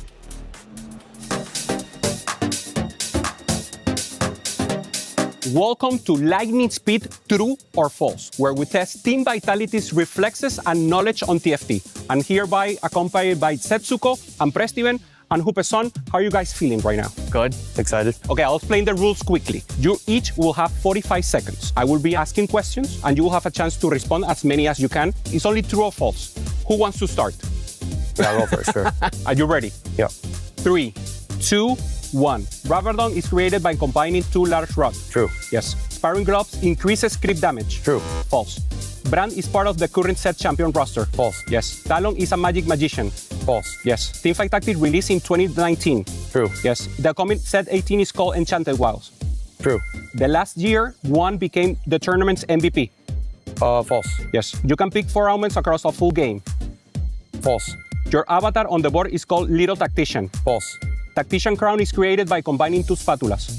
True. Jinx appear in the most amount of sets. True. Currently, there are 7 PvP rounds in the game. PB. True. You need 9 Champions copy in order to create a 3-star unit. True. Akali's class is Challenger. False. That's good. Okay. 3, 2, 1. Rabadon is created by combining 2 large rods. True. Yes. Sparring Gloves increases crit damage. What was the question? Sparring Gloves increases crit damage. No. False. Yes. Brand is part of the current set champion roster. False. Yes. Talon is a magic magician and magic assassin. False. Yes. Teamfight Tactic released in 2019. True. The upcoming set 18 is called Enchanted Wilds. True. Last year, one became tournament MVP. Who? One. Well, oh, yeah, true. No. You can pick 4 augments across the game. You can pick 4 augments across the game. It's false. Your avatar in the board is called Little Tactician. True. No. Tactician's Crown is created by combining 2 spatulas. True. Yes. Jinx appear in the most amount of sets. True. Currently, there are 7 PvE rounds in the game. True. You were close. No, I know. I had to pause a few times, or I would have won. And the winner by a mile is Setsuko. Anything to say to Preston? I'm nothing much to say. To be expected. This is Lightning Spiel, and you're watching Teamfight Tactics at EWC 2026. Ladies and gentlemen, it is time for our next elimination match. The stakes don't get any higher than this. As you can see, Team Vitality is getting ready for combat. And this team is here for the win, brother. This is home for Team Vitality. You know, the supporters want to come in a few days to support the team. There is a lot to do, and it could be, it's Milk's last dance. We gotta respect the man. Milk did say that this could be his last event. Will it be a Cinderella story? If you're asking team, actually, do you believe, I have to ask you, who do you think is the favorite here, Damascus? Potentially Vitality, more experience of course the EWC, but Movistar Koi has the strength and the grit to come back, right? Movistar Koi, he's talking about comebacks. They already have shown that through it all, they stick with the same squad. We saw with Movistar Koi before that they actually didn't even qualify last year for EWC, but they stuck to the same squad, and now they are back on the grandest stage of them all. Sticking to the same team, loyalty and dedication is paying off, but how far can they take it? And that's what I love, loyalty and dedication. You've got to trust your teams, and they've been trusting the team. Unfortunately, difficult start for them, but right now there's a huge rivalry, right? France versus Spain, we know the rivalry. France lost in World Cup, there's another World Cup to play right now. So you know what? Let's get this match going. Team Vitality versus Movistar Koi. One of them will get out of the stage at the end. Who will it be? It's time to start the match. Koi versus Vitality. One will have their key crushed while the other can continue their story here at EWC. Casanova and Panda on the cast. Panda, we're going into a hell of a rivalry, and I can't wait to see how it pans out. The desks do not believe in Koi, the stage hosts do not believe in Koi, but at the very least, I do believe, because this team is the anime plot armor team. It's the power of friendship, it's the content team. It's going to be a hard match, though, we have to say that much, because Vitality has been a roster that has been built for 4v4 from the ground up 3 years ago at the very first edition of TFT. And really, this team is just locked and loaded specifically for this format. These players who are content creators. They are fun. They are sometimes for fun players, in some cases on ladder, some cases from Soju, but in 4v4, it's all serious. Look, you may be a big Koi supporter here, but I am all Vitality. I am on board the train for Milk's last ride, and I want to see it through. So I can't wait for us to jump into this game, David, and see what will happen as these two take to the convergence. But I think that Vitality has to be the favorite coming into this one. They've got the history at EWC. They've got the stacked roster coming into this, and they've got the recency of Soju on his best set yet, with all the prep that's come through from Milk and Soju taking time to dive into the 4v4 format, and also having just the individual success that they've had recently. I think that the stage is primed for Vitality to finally break through and have their best performance at EWC ever. I want to touch on the contrast between the two big stars on each of these teams. Revan, last set, Lauren Legends, he makes it to the top 8 of the TAC round. His best ever result in the individual format by a large margin. This set, Soju is the one to do exactly the same thing. Both players had very dominant showings in TPC. It's really the contrast of these two sets back to back, and these two teams and these two leaders trying to keep their teams cool, calm, and collected. Going into game one, it will be Ahri and Echo as our gods. It will be Stargazer Medallion. So Lulu is definitely one of those reroll comps that players might be opting to go for if they have the right spot. Yeah, I mean, we saw Tidal take an entire game with the Lulu. We've seen it be able to take over, but historically in 4v4, it is a bit more griefable on those 3-cost rerolls, so it can be really difficult to find that Lulu angle, but if you do, it can cap out for a lobby win. Touching on the players and just the playstyle yesterday that we saw from MKoi in particular, they had no win-out players in both of those games against Team Vision. They also did not go 8. So they played very safe TFT, very placement-heavy TFT, but were not able to consolidate any win-out spots in either of those two games. That is something we have to watch out for in this day 2. They have to kind of take out that idea of only playing safe TFT. The contrast is Vitality in their first series. The 2 losses they took against Flash Wolves were with a 7 and 8. Even though they had win equity in those games, they were forced into a position where they needed the 1-2 and they couldn't convert. Looking at Sappho already, a Lulu on the board. Sappho is a player who played a lot of Lulu this set, both at regional finals in EMEA and also on the TAC round stage. One of his preferred reroll comps. We'll see if he finds the right spot to play it, or maybe has a Primordian start instead. Yeah, and we already mentioned the Medallion, so this is the type of game where you can look to go in that direction. Alongside that, we just saw Crazy Moving take a lobby with the Akali. It has been the story of the tournament, is the Akali and the contest on both sides. It has normally found the most success being played from Temple because it's so heavily contested. You use it to get to level 8, you play around the Kindred, and you find yourself in the top 4.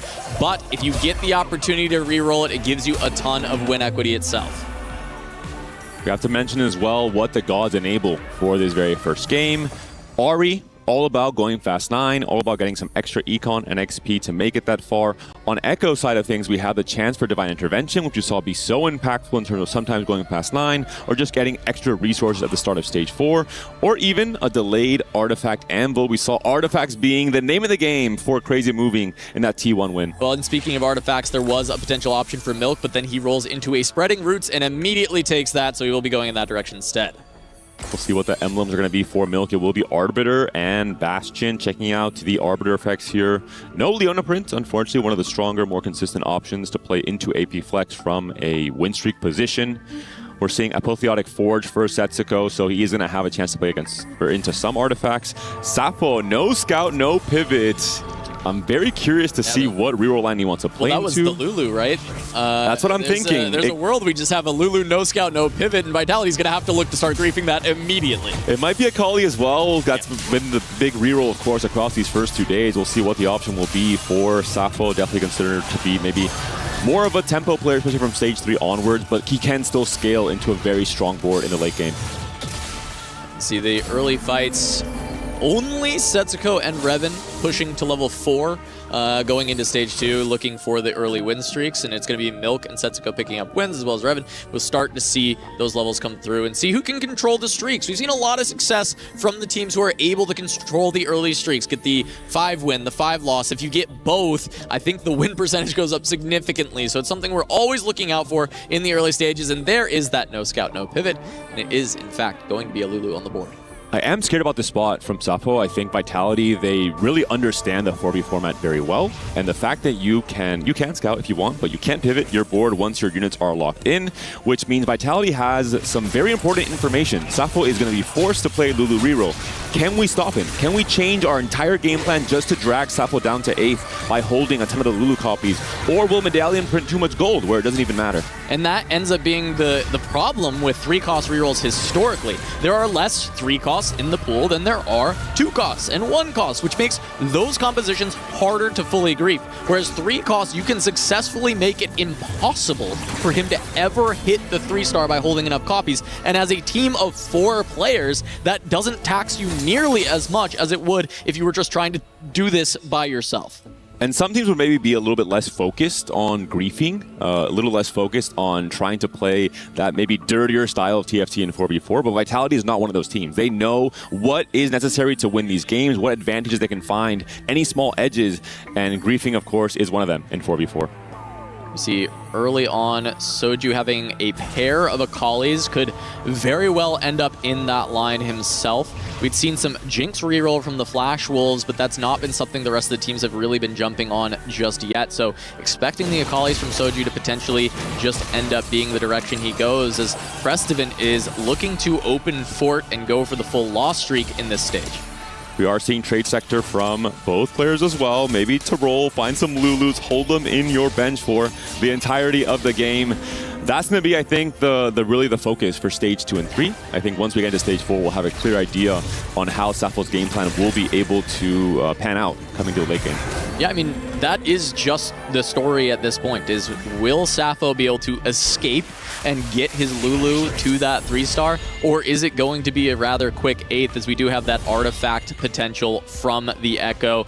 As you mentioned earlier, the value of these artifacts can be immense, and especially when you start stacking them up, and we did have some artifacts already from Vitality, so being able to add to that power can create some extremely high caps and give you a ton of that win equity.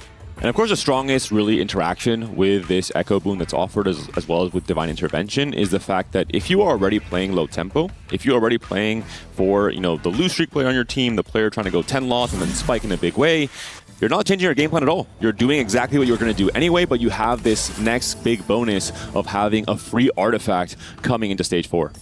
So we had Prestivan with the open fort, as well as now we're seeing Odessa was playing around the Anima, but has actually sold out of it to try and continue the loss streak, as there is potential for him getting griefed. Has it in the shop, just trying to play a few mind games. I think Vitality, this is not their first time playing a 4v4 tournament of this caliber. They can expect Odessa to have the Briar to buy. He does buy it last minute, tries to make the weakest board possible. Doesn't matter too much for this fight. It will be Setsuko on level 5, the player he's facing. Yeah, Setsuko, of course, is looking to go for that 5 streak, has the Thresh's Lantern, which scales really well into the end game. If you can be pulling in maybe a 2-star 5-cost at that peak, especially an extra Blitzcrank tends to be the optimal pickup off that Thresh's Lantern. But even in the early game, just getting another body on board can be enough for the front line, and Setsuko really primed to get the full 5 streak, because there's actually no one else contending to fully streak stage 2. I do love the trade sector picked up from Vitality on 2 players in particular. I think one of their big strengths is understanding the lobby tempo and how it's all coming together in stage 3 and part of stage 4. And Trade Sector allows you to roll on off intervals, allows you to roll on weird rounds the opposing team might not expect. And I think Vitality is very good at understanding exactly this. When they see kind of a weak spot in the tempo, the general tempo plan of the opposing team, and they can kind of hit them in that weak spot. And we have Prestivan still looking to try and find that lost streaker, try and make sure the Anima cannot fully stack up and give that opportunity for MKOI to find a player on the win out, and he gets it. He finds Odessa, is going to make him lose his streak and not let the Anima get out of control. And this is expected. I think Odessa is not going to suddenly start crying because his streak was broken. He understands that in 4v4, it is almost impossible to reach the 400 stacks that we saw so much during TAC Round in an individual format. But he's forcing Prestivan to open Fort. He's forcing Prestivan to sell some units he might not have wanted to sell. And Odessa, I think, will be quite happy just getting some small cash outs. Yeah, what this does mean, though, is there is no one that gets to complete the full loss streak, as Prestivan and Sapo are both on the largest streaks there. Meanwhile, Setsuko does get the full win streak in Stage 2. Revan and Milk, the only ones behind him, as Revan was able to get a 3-win. It's not optimal, but it's still getting there, getting those streaks going. But overall, I would say Stage 2, a little bit in Vitality's favor, but this is just the start of the game. Revan does have the Legion of 3s, does have the Jinx, has the Kraken right now on the bench, has the Bastion +1 as well. We'll see if he plays more into kind of a general Nova plan with a Kraken already slammed in the Bastion emblem, or if he does try and really index heavily onto the Akali.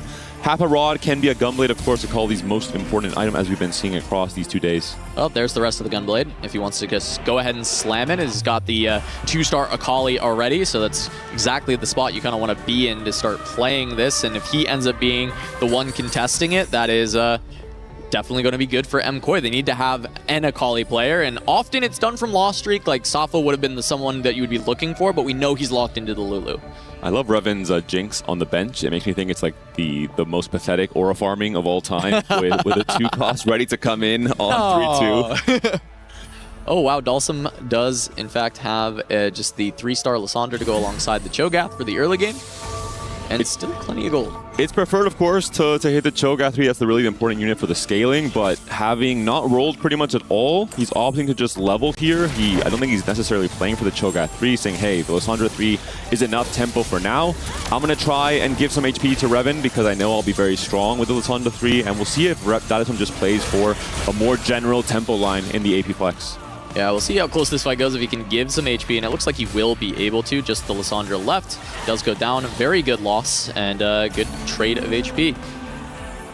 Revan, of course, on a small win streak. That is on a small lose streak, so it makes some sense here until we see the 3-2 augments and what kind of direction every player wants to go into, and it will be Prismatic. So a wrench is being thrown into everyone's game plans. A lot of extra resources, items, artifacts, econ coming in. Yeah, and we mentioned that usually Lost Streak likes to end up going into this Akali line. We have all the extra resources, and Prestivan's going to use those rolls from the trade sector and ends up finding a Kindred on 6 to put this together. The Baron's Lair combat augment going to help get a lot of power into this comp after an econ start. I think Prestivan is in a very good spot after the early open fort. Prestivan saying, I know Safa will be rolling now on 6. Despite playing the Lulu, you want to try and get at least the Jax 2, the Lulu 2, the Milio 2 as well. And he had to try and roll at the same time, try and find some early Lulus, try and block the free win streak for Safo with the no kind of pivot combat power coming through. Yeah, and he takes the Jaxes out of the pool. He's at 4 Jaxes. Safo did not find his as part of the no scout, no pivot. He needs to start finding Jax as well. So the front line has started to stabilize for Prestivan, but just on the Akali 1. Meanwhile, we know Revan does have the 2-star for that already. Prestivan did find a pair, however, so with the trade sector, you have to expect he'll be able to get to that Akali at some point relatively soon. And his board has spiked so heavily with the 5 Nova getting the Kindred on 6. A big high roll as well for Prestivan. I think it's one of the high rolls that you really hope for when you're playing Akali, because it makes your stage 3 that much easier, despite maybe even not having the upgrade on the Akali. We saw Soju quickly there. He is going to be on Trait Tree. Did find some synergy between the Vanguard emblem and the Arbiter emblem for now, plus that Stargazer. We'll see what he's going to do here. Obviously, the Vanguard is going to be a great third item for now. Does he use a Reforger eventually on the Stargazer, maybe even on the Arbiter, depending what he's hit for now? Yeah, it makes sense, but no reason to send it just yet. Does have the Ginsu and the Jeweled Gauntlet Slam, so could be looking into going LeBlanc later, as we do have more Trait Tree available for Dalsum. Shepherd, Timebreaker, I mean, interesting options for Stage 3 in particular, the Arbiter as well. These are all emblems that can play into some sort of an AP Flex board. You can even play 7 Shepherd on Stage 4 for a while, especially with the Lysandra 3, if you find an early Sona. So this could be a pretty strong AP game plan from Dalsum here. Yeah, but Prestivan able to keep the streak alive with that great Kindred hit, even though you look at Dalsum's board and it's like, well, that seems pretty powerful with the 3-star Lysandra, 3 items on it, but it's just not enough, as we do have a Scuttle Party or just some extra econ for the rest of the game. So power now or power later. Power very little later, so it is going to be still a Stage 4 spike for most players here. You know how many players pick Baron Lair as their second augment? As many as saw it. 4 players, Yeah. so really angling into this perfect combination of a final tank item potentially for your board, while also having some scaling combat power in these later fights. As we see a lot of the picks, it was pretty split actually between Echo and Ari for this selection. So we are jumping back on board with Revan checking in on his Akali. It's actually 4 Baron's Lairs and 3 Trait Trees.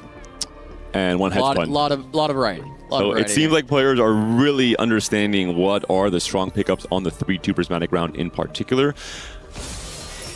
Well, Baron's Lair just being very stable, a lot of combat power, but the Trait Tree does open up opportunities for incredible high rolls and the option to look for a win-out angle. And if you just hit and hit hard, that can just solve the first place for your team, and then you just have to figure out the rest of the game how you can support that win. Important fight here for Revan on a 6-win streak right now, trying to make that an 8-win streak, trying to exit this Stage 3 as healthy as possible. That being said, the positioning makes it so that the Milio targets the Akali early on. The Gunblade healing does come through. Can the Akali clutch the fight here? She can, so it looks like the Milio just has enough burst power. The front line's almost gone though, so it is just going to be Milio not being able to punch through the rest of that board. Revan being level 7, Desoju 6, had just a lot of meat and potatoes on the board to go alongside that Akali, and even though she's not able to get through everything, the damage was done. And we are going to see Dalsum actually pick up the Cho'Gath 3, so does end up rolling a bit more to complete this composition and just have that stable tank in the front line that's scaling through the rest of the game, even though he is on a 2-loss streak currently with these 1 costs he's been playing around. This is the comp that MKOI has told me they think they have a lot of edge on compared to the rest of the field. They still value Cho'Gath from pretty much any spot. They said, even if I just have 1 copy, I think it's a strong enough comp, and it's being underplayed in the tournament. Well, we'll see if that can be proved in this game. If Dalsum can find at least a decent placement, I would imagine that you're not using this as always a first place comp, but more as just something stable to give a solid placement to one of your players that's not taking away from the rest of the team. And we'll see if that can prove in this game, because he has hit, I would say, early enough. 3-5 finds the Cho'Gath, but not going to be enough to find a win against Soju on that Milio. So even with these spikes on a 3-loss streak. Quite poor level 5, 40 gold here. We'll see now Soju's spot. He's the player who's trying to get quite strong off of the Milio 2 carry. He is level 7 already. He has the chance to potentially find the Alawi 2 to continue shoring up this board. We're seeing the artifact coming through. Titanic Hydra, not really the best synergy for an AP setup.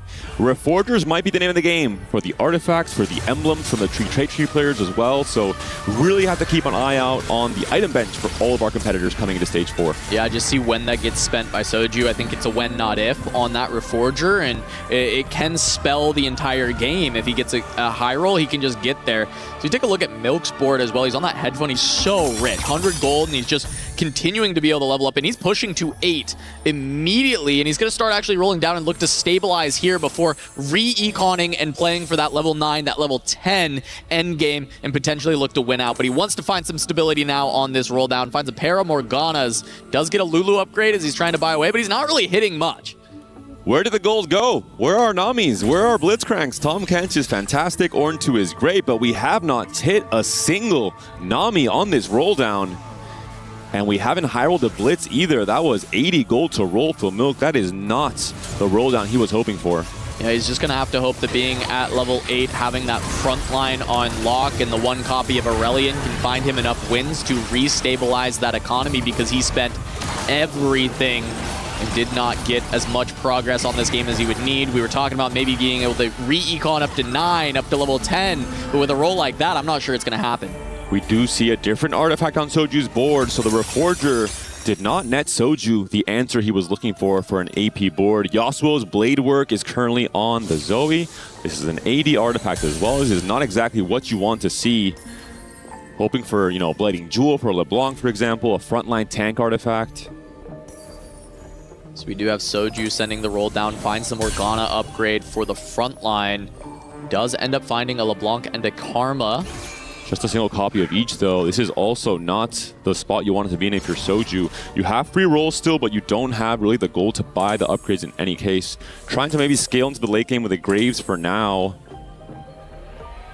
Yeah, meanwhile, Setsuko rolling down ends up finding 6 copies of Victor. We have not really seen Victor reroll as a comp that players are looking for, but sometimes you do just scrounge together what you hit, and especially with Safo rerolling a 3 cost as well, it is opening up the pool to maybe create an opportunity for Setsuko to cook something up with that Dark Star and Space Groove emblems. We do have Soju versus Milk now. Milk has found a Nami, which was what he was looking for on the big roll down, but it is just 1 copy. And Milk forced to take another Econ Augment on 4-2 because of how badly he missed on his 4-1 roll down with Hedge Fund.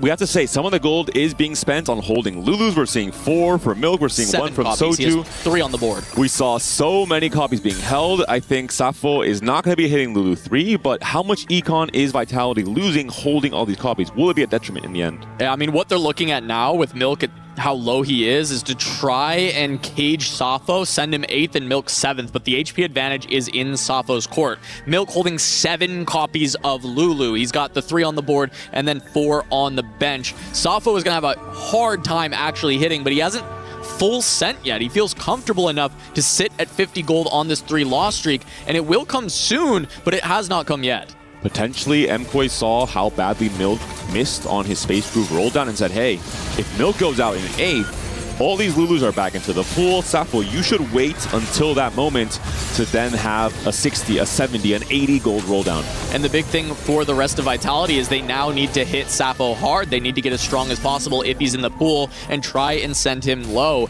If Milk can find a win, though, here, it can start to buy a lot of space, but he does not. He's down to 5 HP, a singular life for Milk, and that opens the door for Safo. He has 2 lives remaining. He can wait for Milk to go 8th. And go for Ari as well. Bank the rerolls if Milk goes down. So a lot of matchmaking will be of vital importance on this next round. Vitality has to give Milk 1 or 2 more lives. If they face him here in stage 4, his players have to sack for him potentially to not allow those Lulus to go back into the pool. We've seen Tidal play Lulu with Medallion. We saw Revan yesterday as well. This is a comp that once you hit a Lulu 3, you have a chance to win out. Yeah, it can absolutely get there. Now the name of the game is keep Milk alive, and the problem is often in these spots you don't want to sacrifice that much HP. You just want to let the player go, cut them loose, go 8th, because you don't expect them to have a way back into the game. And Milk is stuck kind of donkey rolling, trying to stabilize the board because of this, and that is a huge issue as Safo actually hits so much here. He finds the Melio, the Pantheon, and the Twisted Fate. Is that going to be enough for Safo to win these fights without the Lulu? That's a big question. But more importantly, Milk hits the Nami too. Yeah, massive. Is that the stability point he needed? Setsuko on the Victor 3, but Milk up against Prestivan. Prestivan did not remove items off of the Akali, but the Akali's being targeted right away by the Nami. This should be a fight win for Milk. Yeah, they set up the positioning beautifully here so that the Akali does get focused down by the Nami out the gates, making it so Prestivan can still present a strong board if he doesn't hit Milk, but does lose immediately. So Milk is able to stay alive a bit longer. Safo does go down to 8 life. 1 life for Safo. If Vitality can send him 7th, it is massive for their overall game. And we mentioned it all the way back in stage 2 with no scout, no pivot. This will be the focal point of this game 1 up until either of these players is going to be eliminated. 30 gold for Safo, and the thing is yes, he could send it, but Milk is holding on to so many copies. Now it's 5, it's not 7. He had to sell some to make the board that he was trying to put together, but with that many copies out of the pool and only 27 gold to spend, are you hitting 3 copies of Lulu? Can you send it? Probably not, so he has to hope that he can outlive Milk in the spot. What are the matchups? It is going to be Safo versus Setsuko. All the items getting slammed down on the Victor 3 with all the Lulus out of the pool. The door was open. He finds the victor. Meanwhile, Revan trying to send Milk out of it. Look at the Riven. If the Riven sneaks onto the Kindred, she could be in trouble. She's The Akali's there. already down. The Riven is onto the Kindred. This is going to be a really big win for Milk. Just staying alive. It could be a placement difference, but Sappho's still there. Also wins the round. We go again. Yeah, so the Victor 3, not enough to deal with Sappho's board. Both of these players escaping with their lives for one more round. The overall HP relatively even. Revan and Dalsum holding the fort down for MKoi, while Soju holds it down for Vitality. And you know who else is rubbing his hands waiting for Milk and Sappho to go down? Odessa, because he has Speedy Double Kill as his first augment, and he's saying, hey guys, I need my gold. Can both of you please get eliminated? And the thing is it's not guaranteed. Odessa could be the one to go out first. Both Milk and Sappho have found pretty good upgrades for their board. They are not weak by any means, and their teams are going to be sacking for them. So Odessa may become the casualty of this battle at the bottom with only 2 lives left. TFT is all about heroes, but in this case, it's about not being the biggest loser in this game one, not going out early, not setting up your team for a defeat potentially if you end up going out in 8th, making it so much harder to have those placements in the top 4. Sappho sent it 0 gold, so he's not waiting any longer, just needs to make the board as powerful as possible to make sure he does not go 8th against Milk here. It is just going to continue to be the story of this game, as Dalsum has been able to get very powerful over the last few turns. We were thinking, oh, he's still losing with these 1 costs, but as he was able to push levels, he's really brought the board together. And here it is, the final showdown. It will be Milk versus Sappho. Sappho has not hit the Lulu 3, and the Riven might wrap herself back to the backline there with Emilio and the Lulu, or she could get taken down early. She's getting focused down. The Lulu takes her out. It looks like Milk's going to go down. The front line too strong. Milk is out. Sappho holds strong for MKoi and will send Milk 8th. Soju continuing. No, Soju loses the win streak as well, so some loss of gold here from Prestivant. Odessa also wins, stabilizes his board, potentially gets closer to that Speedy Double Kill cash out. Even though the Lulus have gone back into the pool, Sappho had to send it to try and make the board strong enough to stay alive. So he's not out of the woods yet. However, he may have completed all he needs to do by outplacing Milk, and we'll see how the rest of the placements start to fall, because that is so big. That 8th place makes it so much more difficult for the team, and it might force Vitality to find a first as we get later into this. And Sappho's still scaling as well, right, with no scout, no pivot. Looking at now the Akali 3 from Revan there. We're going to see Sappho still on his last life. Can he defeat Prestivant here, who has gone 9, who has hit the Vex, who has the fully itemized 5 cost now in his back line? Yeah, the Vex 2 is massive, and it's scaling in this fight. The Ginsu scaling up already, but this front line is just massive for Sappho. The Pantheon has been so incredibly tanky, and even though the Vex has some backline access, it's not quick enough to deal with all the carries. So Sappho continuing this win streak and chipping away at the health total of Vitality. At this point, MKoi has extended the gap significantly. However, most of it is just on 2 players, which leaves the door open for Vitality to still make this happen. Leona 3 for Odessa, a small extra little bit of power in the front line there, trying to buy time for the LeBlanc scaling to come through. Odessa, of course, not able to cash out the speedy double kill, but maybe it's enough. As long as he can get 1 more placement here, he can outplace 1 more player from Vitality. That would be huge for him.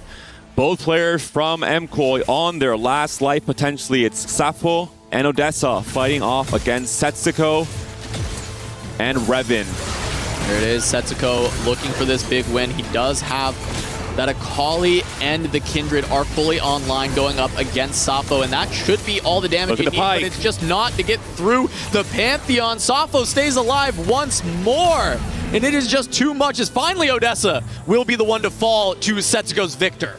The Pike came in, moved that backline 1 step forward. The Victor cast came through and blew everything up. Odessa ends out in 7th, but Prestivant's down to 1 final point of HP.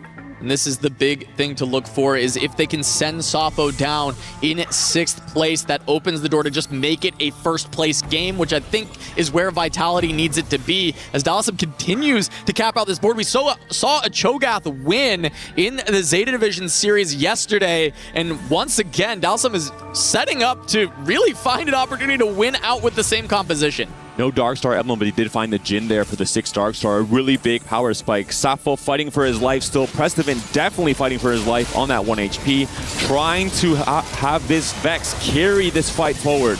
And it looks like Soju was not able to weaken his board much to go up against Prestivan, so it is just going to be a straight-up fight. Prestivan going to have to try and find the win through this Vex, and it looks like he's been able to do so. Prestivan stays alive, but so does Safo, and that means Setsuko has fallen very low as well.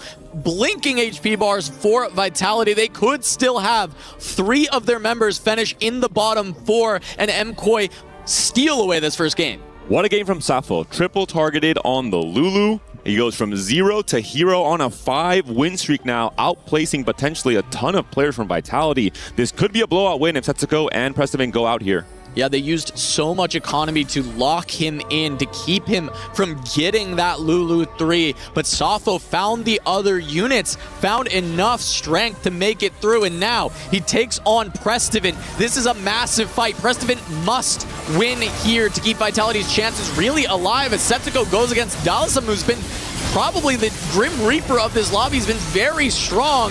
Prestivan's Vex still holding strong. Lots of damage coming out, but the Pantheon has anchored this board for far too long. It will not go down. It will not stop. Safo takes down Prestivan, and Setsuko falls as well. MKOI take game 1. Safo somehow survives the onslaught, survives the grief from Team Vitality, survives all the way to the top 4. Odessa takes the fall, doesn't get the speed double kill cash out, but it doesn't matter in the end. Dalsum as well, the Darkstar game plan, the understanding, hey, I do think Cho'Gath Lissandra is underplayed. If I have a decent enough spot, I'm going to try and force it. Yeah, and they go there, and once again, even though it was looking like maybe this composition wasn't it was struggling in the early game, he found his hits and was still loss streaking. Eventually, he turns it around and just doesn't really lose anymore for the rest of that game. And what is it with Vitality and needing to lose game 1? We saw it in the qualifiers. We saw it even yesterday. They often are able to scale up in the series and come back, but it would do a lot more for the Vitality fans if they could pick up that first win. We have to give props to Revan as well. A massive win streak to help his team from stage 3 to stage 4. Huge first game from MKOI. Massive game. We'll see if Vitality can bounce back or if MKOI will shut this out. We're going to go to a quick break, but when we return, we will have more Vitality versus MKOI.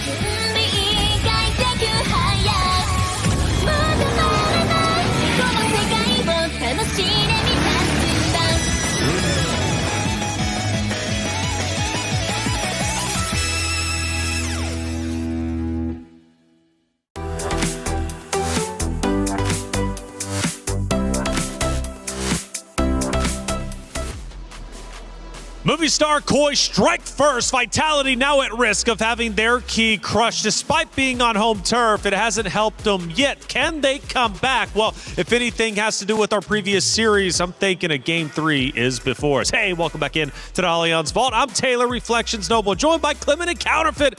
Good to see you, boys. First and foremost, this series, my goodness, what a match. And it seems movie star Koi had control the entire time. Well, yeah, I mean, it was so fascinating to come into this one with 2 groups of friends kind of going against each other.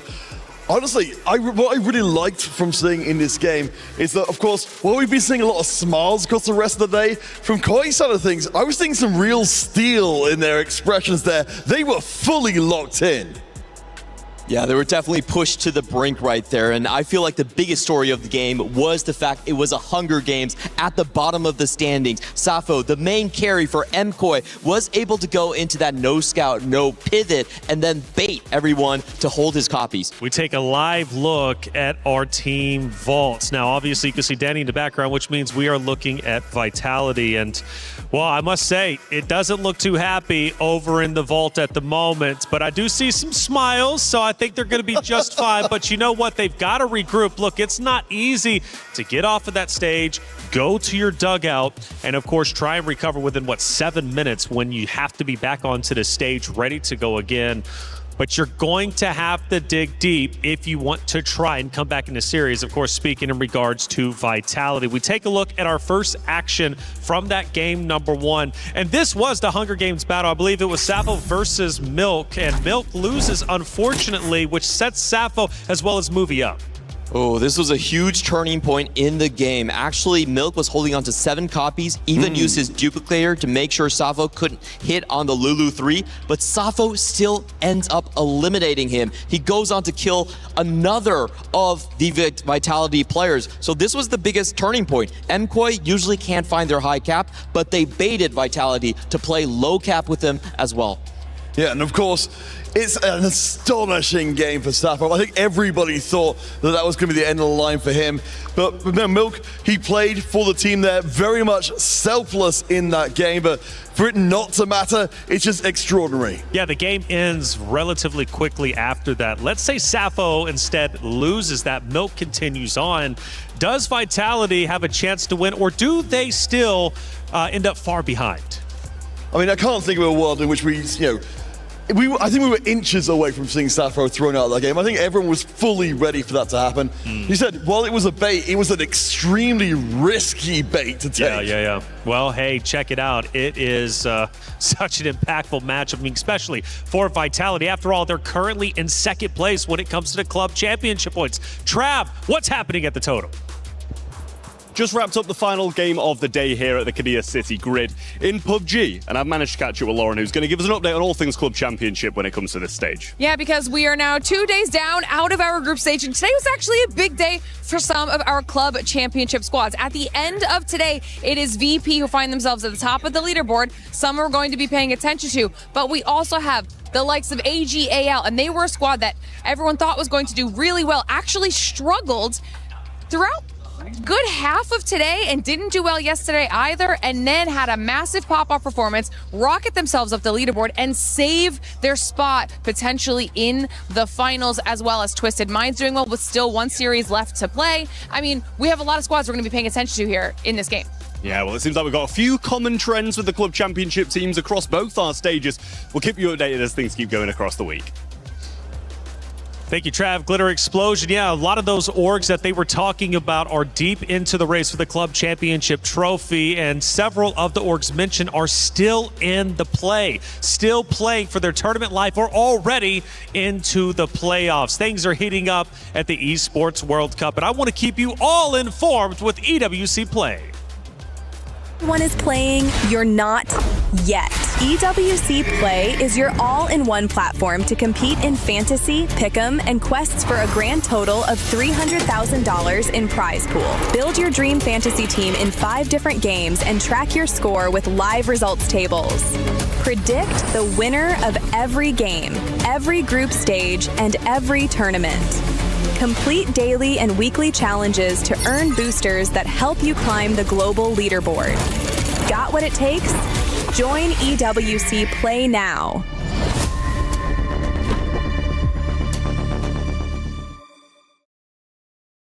Is in our DNA. Whenever we let it out, it becomes our superpower. Now imagine an entire city being built to supercharge it. Kadir City, powered by Play. Vitality, you got to wake up. This isn't a dream. This is reality. And right now you are knocking on the door of having your key crushed. We know you have it within you to tie this series up, but it's up to you to do it. But movie star Koi, they don't care about that narrative. They just want to take the win. Quick adjustments going into game number 2. What do they need to make?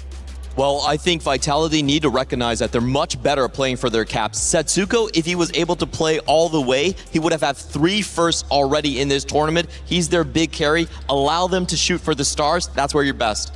No, absolutely. I think it's very much more focusing on themselves than on their opponents there. She said, getting baited into playing outside of the comfort area. I think they need to go back to the fundamentals and play what they do best. All right, it's time to get serious. Vitality, will they come back or will the key get crushed? Well, really, it's up to movie star Koi to decide. We're heading to the stage in just a moment's time.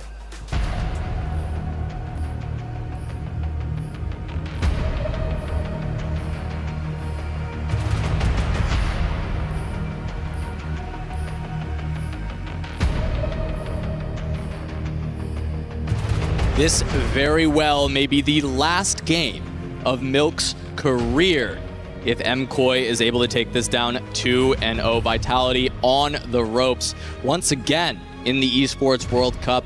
Disappointing finish in 2025, wanting to bounce back this year, and it's not the start they've wanted, but it's how you finish that matters as they go in to Game 2 against MKOI. Vitality going to be going on to Ari and Kale to kick things off. Vitality with their backs against the wall, but if I know Vitality, they are not giving up without a fight. I expect a Game 3 to be forced here. I expect Vitality to be on their absolute A-game to try and tie this series up. We'll see how the bigger picture game plans change. We'll see if there's going to be more opportunity for those rerolls. Component anvils are coming through. The Stargazer will be the boar, which is definitely a highlight for the win streak Stargazer game plan playing into Xayah. It can be one of those snowballing comms where you win streak early with a Talon, you get to Xayah, you continue win streaking, all the extra gold you generate, send you to level 9 with a Jin 2 and the Blitz 2, and you can win the game. And the component anvils actually really complement that style because you need a critical mass of bows in order to play Xayah. And by having these anvils, you're going to be able to tailor those items a significantly amount more. So we'll see if that Xayah ends up coming up, because this is the kind of optimal circumstances to make it happen. And you know what Sappho's favorite comp is? Is it Xayah? It's Xayah. There we go. Xayah. The Kale will help with the bows. The component anvil will help with the bows. We'll see if Sappho has a start to play into one of his comfort comps across this entire set. Of course, Sappho made it all the way to the attack round for the very first time. Revan said it on that little content piece before we started off the series. The star player, the young prodigy, the star for MKOI.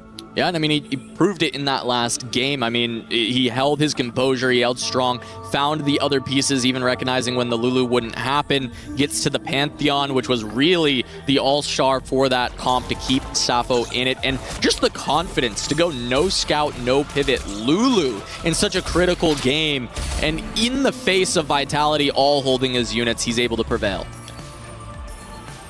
Setsuko with a TF pair has that talent as well. Expedition is offered, one of the strongest silver augments if you're trying to play for a high cap.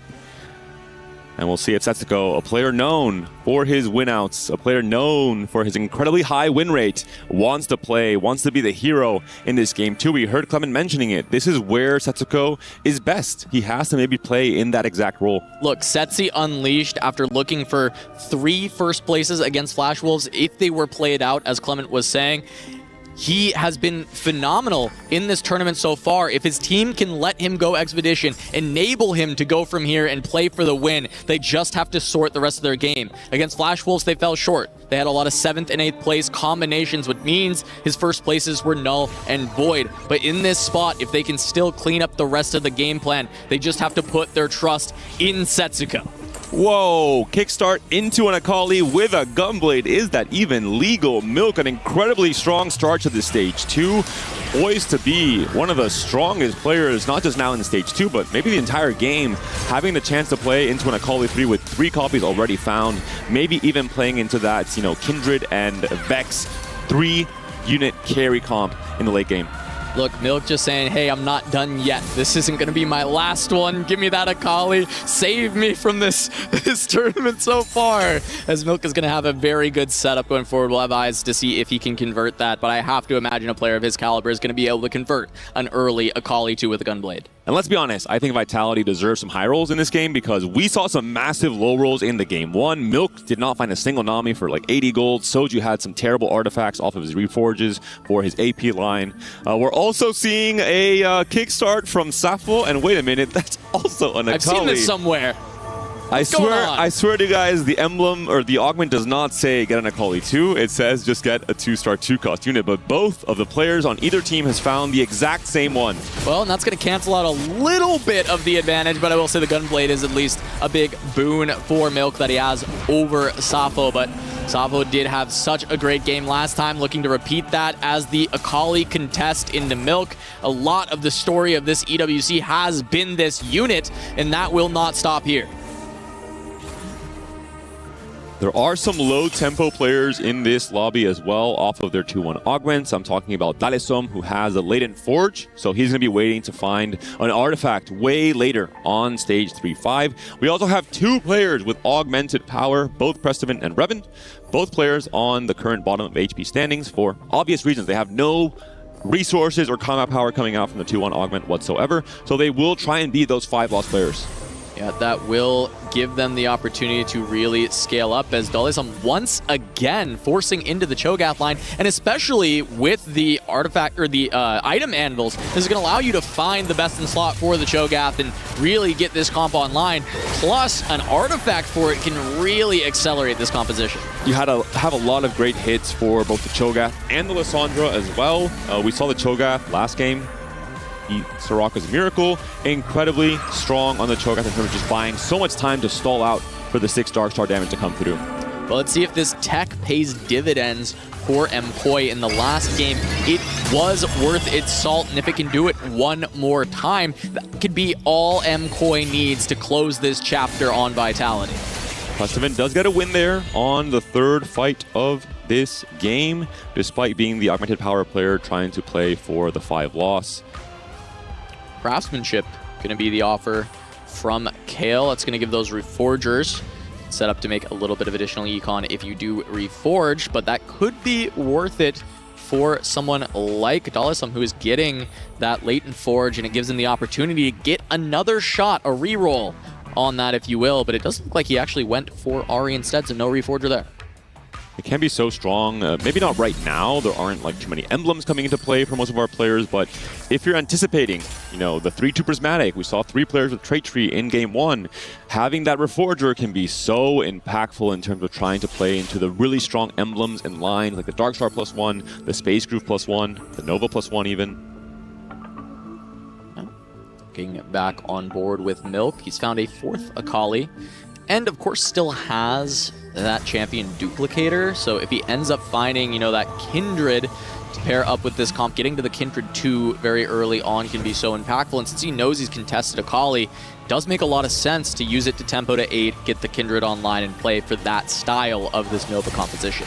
Odessa, also one of the win streak players in this lobby for the stage 2, does face off against Setsuko, who does have Anima online, trying to get a bit of a loss streak going, seeing if he's going to force anyone from MKOI to have to full open to try and stop the Anima streak. And of course, Setsuko is on Expedition, so he is happy to play into a lose streak anyway. Looks like Revan is going to be going for that full open on his 4 loss to try and prevent Setsuko from completing that with Anima, but notably, Dalesom can't really do so. He's playing around Cho'Gath, he's playing around the Lissandra. He has to keep the units, and he's likely to win those fights. He can position to attempt to grief Setsuko because he's also forced to play a unit, so there's a bit of a mind game there.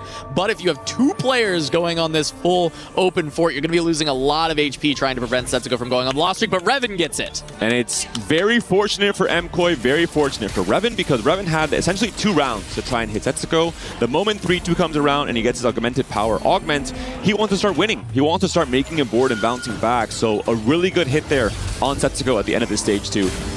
Going to hurt Vitality a little bit, but this is still Expedition, and he can just use the Anima to get little boosts. He doesn't have to go for the all-in and still have the opportunity to have a high cap around that Expedition on this game. One thing I will mention from Milk, in the games he had yesterday against Flash Wolves, he only finished in 2 different positions. 8th or 1st. It was an 8th in game 1 now. This is looking like a spot where Milk could potentially come in for a 1st, despite that loss there on the Akali reroll. Yeah, it does take the loss to Odessa, who had the Silver Spoon to try and help with the levels, but of course that doesn't really make a difference when they were both at level 5, so it just came down to the board strength as a whole. So we do have Dalesom. We're going to be seeing some big roll downs coming soon. He was very rich going into this with the full loss streak. Both he and Revan were able to complete 5 losses, and Odessa with the 5 wins. So streaks fully controlled by MKOI on this stage 2. One of the benefits of the Cho'Gath Lissandra reroll for Dalesom, it's very hard to grief the 1-cost rerolls. There's just so many copies in the pool. And you're rolling kind of in a very different place to the rest of the lobby. It's not like the Lulu where you can roll on 3-2 and everyone can hold copies. And we'll see if he ends up rolling on 4 at all. Just going to allow him to get 1 turn, but he is going to level the 5 before sending it. And curious if he even fully goes for it, but just opening up board space and opening up the ability to hit the Mordekaisers as well for that Darkstar. But that's going to be all the way up to level 6, not going to go into this line. Too far away potentially from just the natural copies of Cho'Gath and Lissandra on stage 2. We remember last game he had literally Lissandra 3 already at this point in time, having essentially not rolled at all, it seemed like. Yeah, so instead looks like AP Flex, grabbing a lot of extra bows as well, so could just go for the Rage Blade and even consider just laddering to the Vex late game, but stopping for Shepard in the middle with that LeBlanc. I talked about yesterday MKOI playing too safe, playing too humble, playing for placements. In this case, it's a very different game. We're seeing 2 players from MKOI, Dalisom and Reven, both on 5 loss streaks, trying to bounce back and spike in a huge way later in the game. So already taking big risks, maybe trying to step up and become win-out players in Stage 4 and Stage 5. We do have Reven, it looks like, will be taking yet another loss, but a much better one, as Dalisum did go up to level 6. Actually, no. Reven is going to take it. Dalisum will keep the loss streak. Not sure if that's exactly what they wanted since he pushed to level 6, but realistically, they're both going to break at some point. And we do have Prismatics coming from the augmented power players in Reven and Prestivant. So the rest of the lobby will be getting gold, and we do have these Prismatics coming through. Kale gave craftsmanship. Reven has hit Trade Tree. He has a chance to reforge. We're seeing the triple reforge probably coming through there on the Ezreal. We'll see what Reven was able to get. Does he have any augments, or does he just continue reforging? He already has Darkstar. Does he reforge all 3? He does. Stargazer, Timebreaker, Psionic. He finds Psionic yet again.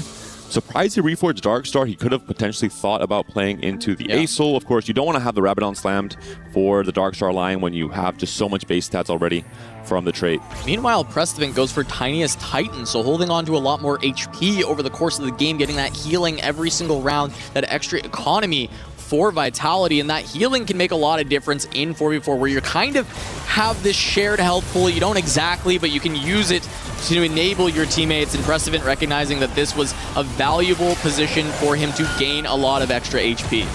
And it will be, of course, just Prismatics for Reven and Prestivant, who had the augmented power augment on to 1, going from gold to Prismatic. For everyone else, it will be a gold augment. And it's going to be a lot of combat power being picked up in the gold augment slot, except for that Earth's Gambit, which is going to give the opportunity for a potential emblem for Soju as well. Really big win for Sappho there now on a 4-win streak. Odessa on a 7-win streak. Soju was the win-streaking player for Vitality, but that win streak has been cut on this AP Flex board. Yeah, still just kind of controlling the streaks in the lobby. Dalisum on that 7 loss, Odessa on the 7 win, but Sappho now on a 4-win streak. Loss streaks not being as important anymore for MKOI, so Reven did lose his streak. Dalisum took a loss afterwards, but he's certainly trying to level up the board now, as he did get that trait tree online. A very aggressive level to 7 from Odessa to try and defend this win streak. Will punish his teammate a little bit. Reven is probably not very happy about this one. Getting bullied by his own teammate in stage 3, but Odessa has a really strong spot to play into the space group line. Really good items already on this Gwen. Has an early Riven as well, which is one of the duo carries you want in stage 4.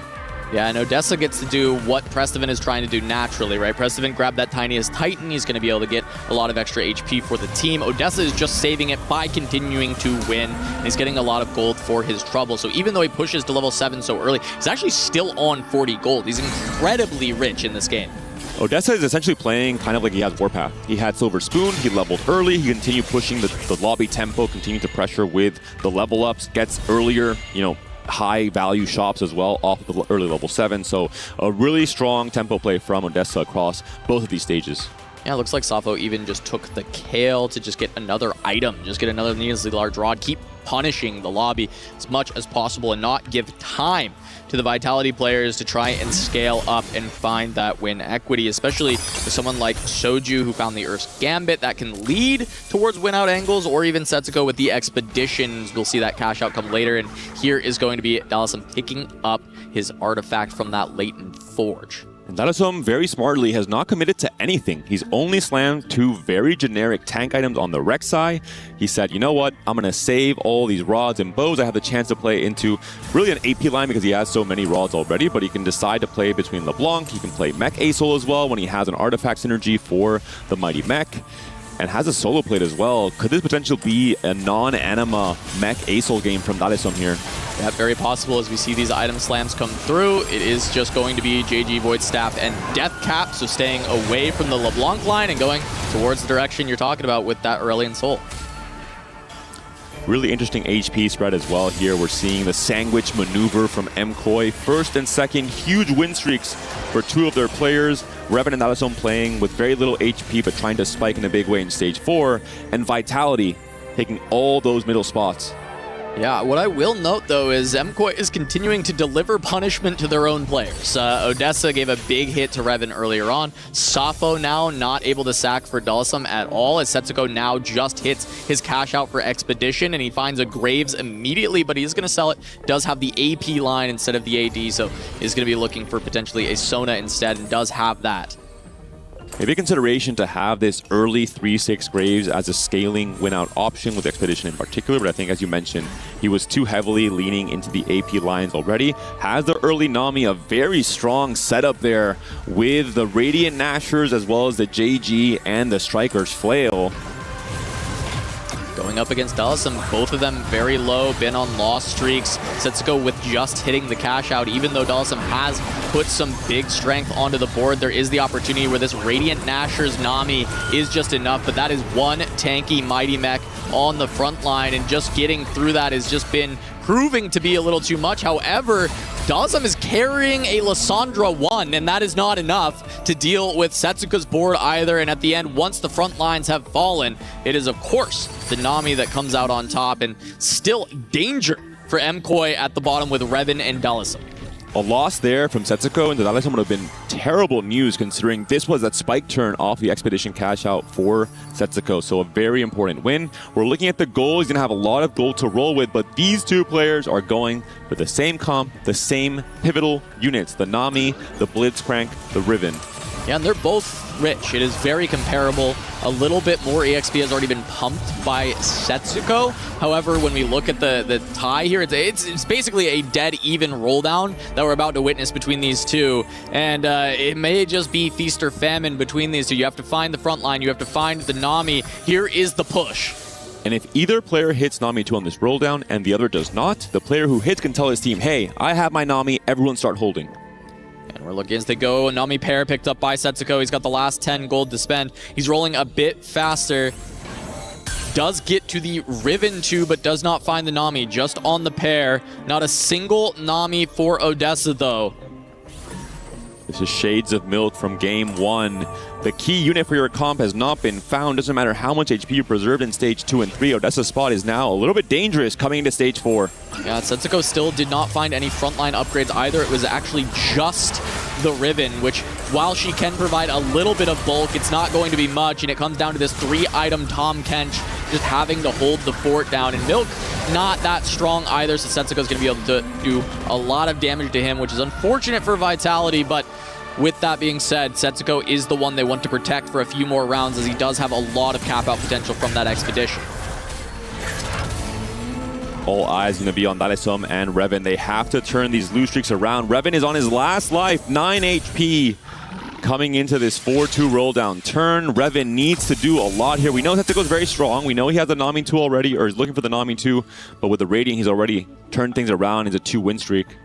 Yeah, and Revan had very little gold, ends up taking Booster Pack to try and get a little bit more value in this spot. And he does have the LeBlanc 2 now. He finds the Sona. He's finding a lot of pieces for this composition.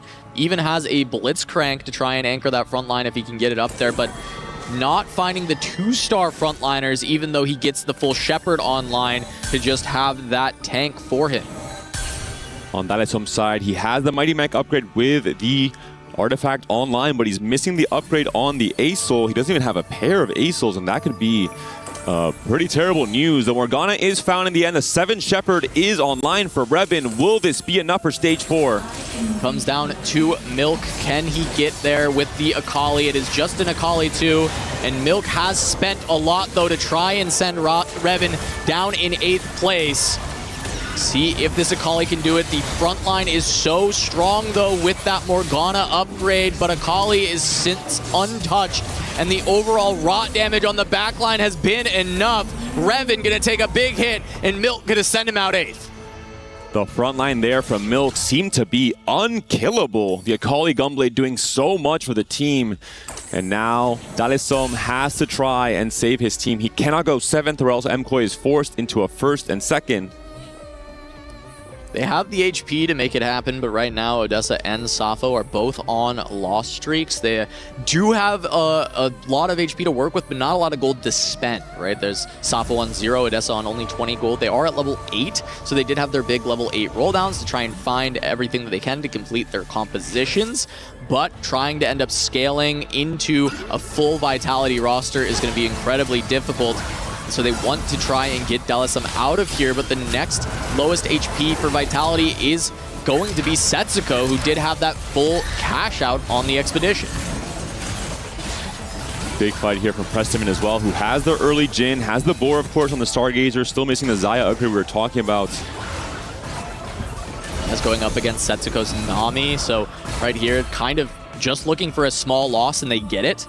The 2-unit loss, very good for Vitality in that spot, as we do have the next tribute. Just going to be a Chain Vest or 7 rerolls. Dalesom has to go for the rerolls, I believe. He needs to find the Acel 2. We know Soju has an Acel 2 on his board. Preston had one on the bench, so Vitality is trying to target Dalesom, trying to send him out in 7th, trying to make the game very difficult for the remaining 2 MKOI players if Dalesom does go out in that position. Yeah, and Prestivan does have the lowest life total for Vitality, but he has that tiniest Titan that's continually been ticking away and giving more health to this Vitality squad, letting them play to outlive Revan, to outlive Dalesom, because as much as Prestivan is getting low, if he can win any rounds, he starts to buy an even bigger buffer. If it can just buy a life here or there, it is enough for Vitality to get that win, sending MKOI to 7th and 8th. It is going to be really tough to find the 1-2 from MKOI's side. Prestivan has said, no Xayah 2, no problem. I'm going to find a 5-cost 2-star instead. The Jhin 2 is now the ultimate carry for Prestivan here. Will it be enough? For now, he's facing off against Milk, who has done a fantastic job of preserving HP off of that early Akali. He's also holding a ton of Acels as well, so 3 distinct players from Vitality have in total, I think it's 8 copies of Acel between them, or 7 rather, 2 on each bench here, plus Soju's Acel 2. Yeah, and that may just be enough to send Dalesom into 7th place. He takes a loss on this round, as Prestivan doesn't even need to win these rounds. If he just takes small losses, it's good enough, but he will beat Milk, and Milk with so much health has some to spare, and it's not a bad loss once again. Vitality just taking these small incremental amounts of damage while still dispensing punishment upon MKOI. And looking at Odessa's failed roll down, when we saw that split screen with Setsuko and Odessa, we're seeing the price he's had to pay for that as well. He has been donkey rolling on 8. He has been on a 5 loss streak. He's lost every single fight in Stage 4, despite coming into it as the healthiest player in the lobby.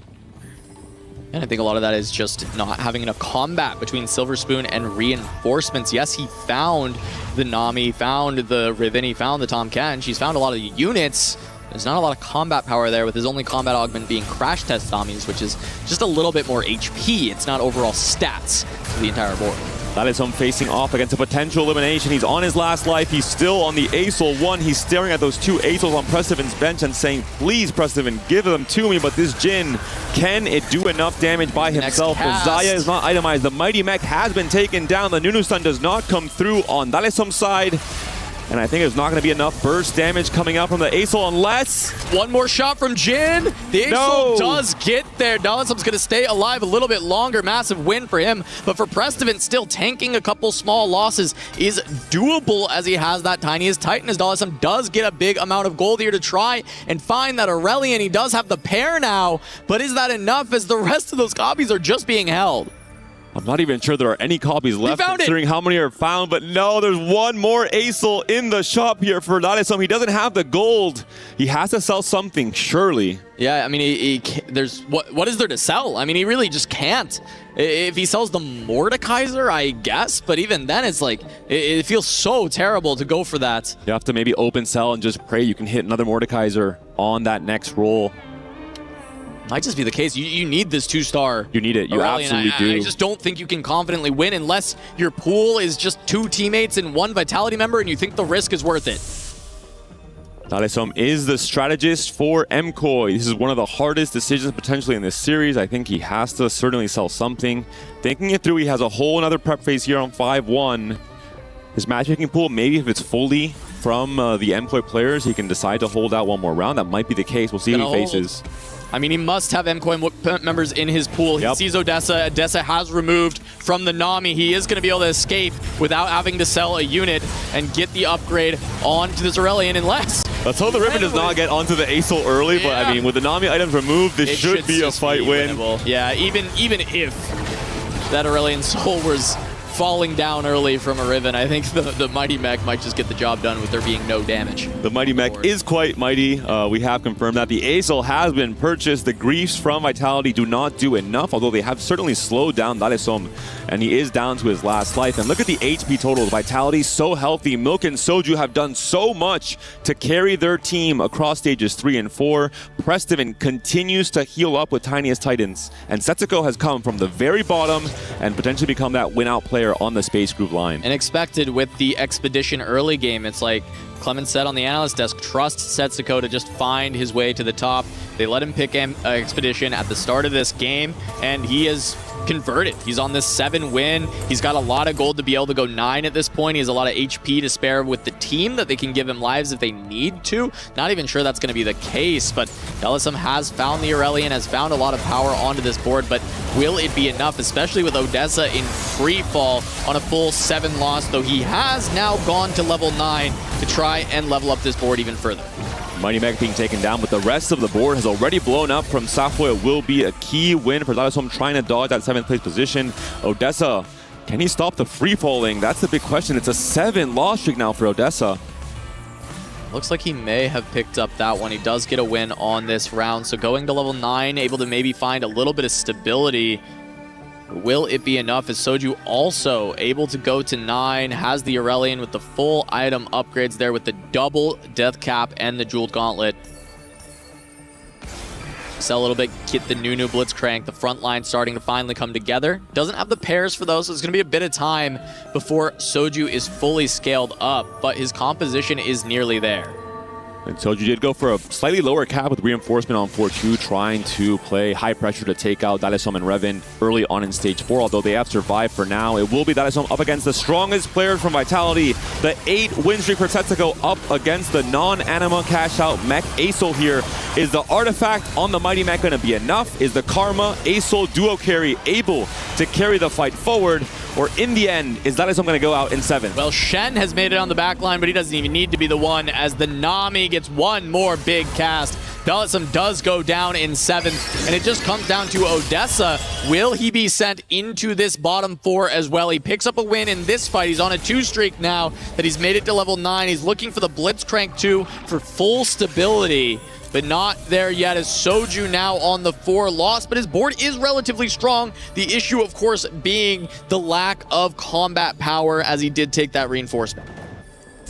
The bigger issue, in my opinion, is I don't think anyone from MKOI has win-out potential compared to Setsuko. I think the HP is also favoring Vitality right now. Vitality has done a great job in Stage 4 and Stage 5. They accomplished their ultimate goal, which was to create pressure and eliminate MKOI in 7th and 8th with Dalesom and Revan, who played a very risky early game, falling down to 1 or 2 lives coming to the late game. Yeah, and that 3-2 Tiniest Titan just continuing to pay dividends for Prestivan on 23 life. He would have been gone by now, but of course it's been able to keep him healthy so that he can continue to spend HP for his team. As we do have Setsuko versus Safo, I mean, this is the fight to watch. If anybody's going to win for MKOI, it might be Safo, but if he can't take down Prestivan now, what hope is he going to have as Setsuko continues to scale the board? And we do have Kindred getting on to the Nami, but one more cast would do it, does not get there. So a fight win for Safo, but just barely. Surprising win from Safo, in my opinion. The Kindred dishing out so much damage, melting the front line. The Nami not able to get that final cast off while targeting the Kindred was the deciding factor. Soju on his last life as well, getting those last few little upgrades, not able to really pivot this board to the ultimate form because he played for a lower cap stage 4. He's still on the ASOL and Victor instead of the Bard and the Sona, for example. Is this going to be enough with just the Voyager +1? Yeah, I think not being able to convert this front line, Nunu still 1-star, Blitzcrank still 1-star. If he's able to find those upgrades, there's a world that this board can still be strong enough, but it's just not there. And he's going to go up against Odessa, who once again has been able to put together an incredibly powerful front line. 3 items on the Riven alongside 3 items on that Nami, and the damage is just coming through. It is way too much. The front line not being upgraded is far too much. So the Riven on the Aesol. Get the Aesol to take down the Nami, but the Riven gets there as well. Odessa's gonna find the win. Milk just going up against Setsuko. Setsuko looks like he sacks for Milk just to try and hold out a little bit longer. And that may come back to bite them, as Setsuko is now just on a single life as the potential best win-out angle for Vitality. As Odessa and Safo both on 19 life, they are 2 lives, which likely means they're both squeaking into this top 4, but they need to go 1 and 2 to make it happen. This might be all about the Blitz 2 upgrade for both Setsuko and Odessa. The potential, I think, players with the highest win out after Safo's last loss. And the Riven there against the Aesol from Soju, that's a counter to Riven to melee units. The Conduit Aesol targeting the tank, but also hitting the Riven. She danced out of the way, came back, killed the tank, and then killed the Aesol as well. A crazy fight there. It was crazy. She danced out of the way, and Aesol ended up hitting the Nami, which almost made it so that there was the ability for Odessa to go down, but the Riven getting there at the end takes out the Aesol, and it makes it happen. So looking at those Blitzcrank rolldowns, pair for Setsuko, but he's out of money. Pair for Odessa. Pair for each. They have to try and find that upgrade. A couple more rolls available for Odessa. Now Setsuko has sold board, and he's just looking to try and hold in grief. At this point, not able to find anything, but Setsuko recognizing maybe he's weaker than the rest of the team. MKOI needs to go exactly 1 and 2 to win this game 2 to finish off the series against Vitality. Setsuko understands that maybe Milk and Preston are in a better spot to deny this. Yeah, this is surprising. I felt like the Expedition player, I felt like Setsuko's spot was very strong, but Vitality has identified him as the weak link, which kind of gives some info as to why he sacked for Milk earlier, but Milk not able to beat Safo, and Milk goes down. It's entirely up to Prestivant, who this entire time has been scaling his HP with Tiniest Titans, and he has a bunch of gold to go to level 10. Level 10 with Xayah upgrade. Upgrade on the Jhin, on the Boar. We talked about Xayah on the very first turn of this game as being a potential comp that can come out in force on the Boar Stargazer, and it may be the end for Vitality if Prestivant cannot take this W. Prestivant has to be the hero. Odessa and Safo should still be on 2 lives, so Prestivant has a lot of work cut out for him. And Odessa has a lot of time to still hit the Blitz too, which could be the deciding factor in this next fight. This is not the final stage for either Safo and Odessa. They are facing each other. They need the smallest loss possible from either player. Yeah, they need a very tiny loss because they must go first and second. With Dallasum and Revan in that 7th, 8th spot, all Prestivant has to do is make it to second place. He does not need to win this lobby, as that is a very small hit onto Odessa. They successfully do not send him out. So now they just need back-to-back wins against Prestivant, and they can make it happen. But Prestivant still scaling HP with Tiniest Titans. The gold injection for Odessa. Does he find the Blitz too? He does find the Shen, but doesn't have the gold to buy it. And this is why Setsuko went out early. He was trying to force the fight between Safo and Odessa, knowing that Prestivant is healing up with Tiniest Titan. He has a chance to stay alive for longer and let maybe Safo and Odessa eliminate each other in 3rd place. Well, they only have 2 shots. He may just have to sell something to get the Shen, and he does. Finds a second Pantheon, I believe, to sell the 2-star Pantheon, get the Shen, upgrade the board, and now Odessa versus Prestivant to see if they can even hold out at all, or if Prestivant will bring this home for Vitality and send us to a game 3. All the damage there from the Jhin and the Xayah, but the front line starting to crumble for Prestivant. The Nunu holding it down, gets the CC out, but does not get a second cast. Front line crumbles on both sides. It's just the Nami. She's taken out. Prestivant holds strong for Vitality, and we're going to a game 3. The Nunu did so much work. Double stun on both the Nami and the Riven. The Riven did not have the DPS to get into that backline early to get onto the Jhin and onto the Xayah. Prestivant, the hero for Vitality in this game number 2. We have a tied series. We have an incredible game 3 coming up. Yeah, it's the big difference between having Setsuko on Expedition, it feels like he's supposed to be the hero of this game. But Prestivan did go augmented power early on. He had Tiniest Titan scaling him from 3-2, making sure he could have help to have time to tank some losses, get the gold up so that he can go to level 10 and actually cap even higher.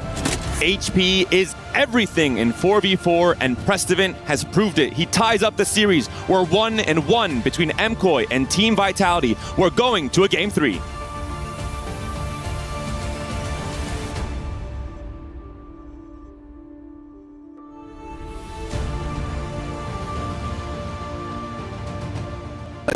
Is in our DNA. Whenever we let it out, it becomes our superpower. Now imagine an entire city being built to supercharge it. Kadir City, powered by Play. Well, as always, we go to a Game 3. Vitality hold on tight, but can they get the job done? One more round to go. Who's it going to be? A key must be crushed. My goodness, what a comeback that was. Prestivan had to be the hero, and he was in the end. Well, of course, it all comes back from that Soju speech we saw in front of the Vitality team. In that game, literally leading them from the front in the game for such a long time. I think if he hadn't been doing that, I don't think we'd be here. Yeah, this was such a roller coaster ride of a game. The tempo was extremely fast with two players getting Akali early on. And that's why we saw Revan, who was looking like the hero, getting eliminated on 4-2. Incredibly fast eliminations. Fast eliminations indeed, and what an ending it was. Let's walk the viewers through what ended up happening with our first action of game number 2 that ultimately led to Vitality taking the win over Movie Star Koi. What are we checking out for the first action? Well, we had a lot of things that were going on in the game, but we're going to focus on the last fight. The most important thing here is Prestivan actually moving his Nunu directly in front of all the carries on the side of Odessa. Look at that first snowball. There were at least 7 units in the air for 2 seconds of crowd control going in there. It was the last second swaps that made all the damage difference, and he even gets the second one here.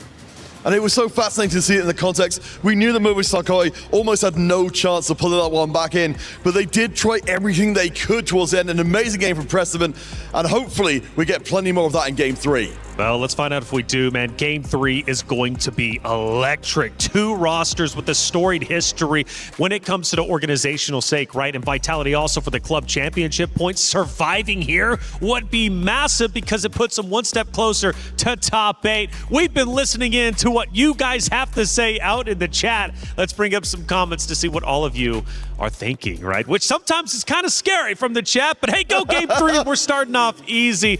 Steam, great to see you. Hey, go Game 3. The most truest statement I've seen from chat yet. I think we deserve it. I think Steam's absolutely right. It depends when they said it. The Akali too, of course, it felt like that was the defining unit of that entire game. I've seen that comment, I think, 3 million times, and it's going to continue to keep coming. I think chat's going to continue to say it. Generational throw! Ooh. Getting spicy. What do you think? Oh, well, I think that game was really unusual with how fast-paced that was. We really saw a couple moments where I felt like Odessa, 7-win streak in the middle game, was going to take it over, but the rolldowns on stage 4 didn't actually hit that well for the side of MKOI, and that gave Soju the chance to come back. Press to fit, clutch, bang! The Geo, absolutely. Prestivan did, in fact, get that clutch, and he needed to. If he doesn't, Vitality, they don't tie this series up. Yeah, of course, for Prestivan, I think he's certainly a player who's looking to accumulate those kind of big moments, those big finishes. For the entire team's weight to be on his shoulders in that game, I think means everything. That's right. Well, hey, we've got an update from Stream B, and we need to listen in close because, again, that was another elimination matchup. Kitty, whose key ended up being crushed?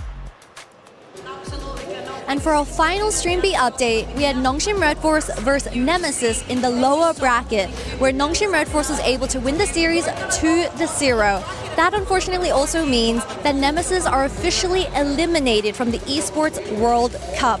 The stage lights were too bright, and we have to say goodbye to both Nemesis and JDG from the tournament, as their keys will be crushed tonight. That's going to be all from Stream B, and I'm looking forward to seeing all the games remaining on the main stream. Man, it's tough to see Keys get crushed. This was the last one to be crushed over on Stream B, and unfortunately for Team Nemesis, I was hyped up for him. I wanted to see him go far, but Noxium Red Force had other plans. And that does mean that there's only one representative left from the Americas. It is Vitality on the stage right here, trying to avoid 3 America teams being eliminated here in day 2. It's tough for sure, but the competition must go on, and it will go on to a game 3. My goodness, Vitality bring it back, so much on the line, but Movie Star Koi are also looking phenomenal. It's not like Vitality walked away with that game number 2. It was down to the very end. So going into game 3, boys, you want to make any spicy predictions, or maybe even just talk about general strategy as a whole for the winning side? I'm going to go first. I've been watching K3 Soju for a long time. I've seen their ups and downs. Every time America looks like they're out of hope, he has been their last hope. We saw it in Space God's TAC round, the only one to make it into the finals. He is going to carry America's on forward. All right, going Vitality. What about you? I've got to be going with Movie Star Koi. You saw at the end of that last game, what was important for me is that, again, they looked focused. They didn't actually look upset. We've seen a lot of teams getting very emotional after a match loss, losing their focus, then just tumbling out the series. You can see they were having that deep conversation saying they needed to reset for game 3. I still have ultimate faith in them. All right, well, let's see who's going to end up taking it. We head to the stage in just a moment.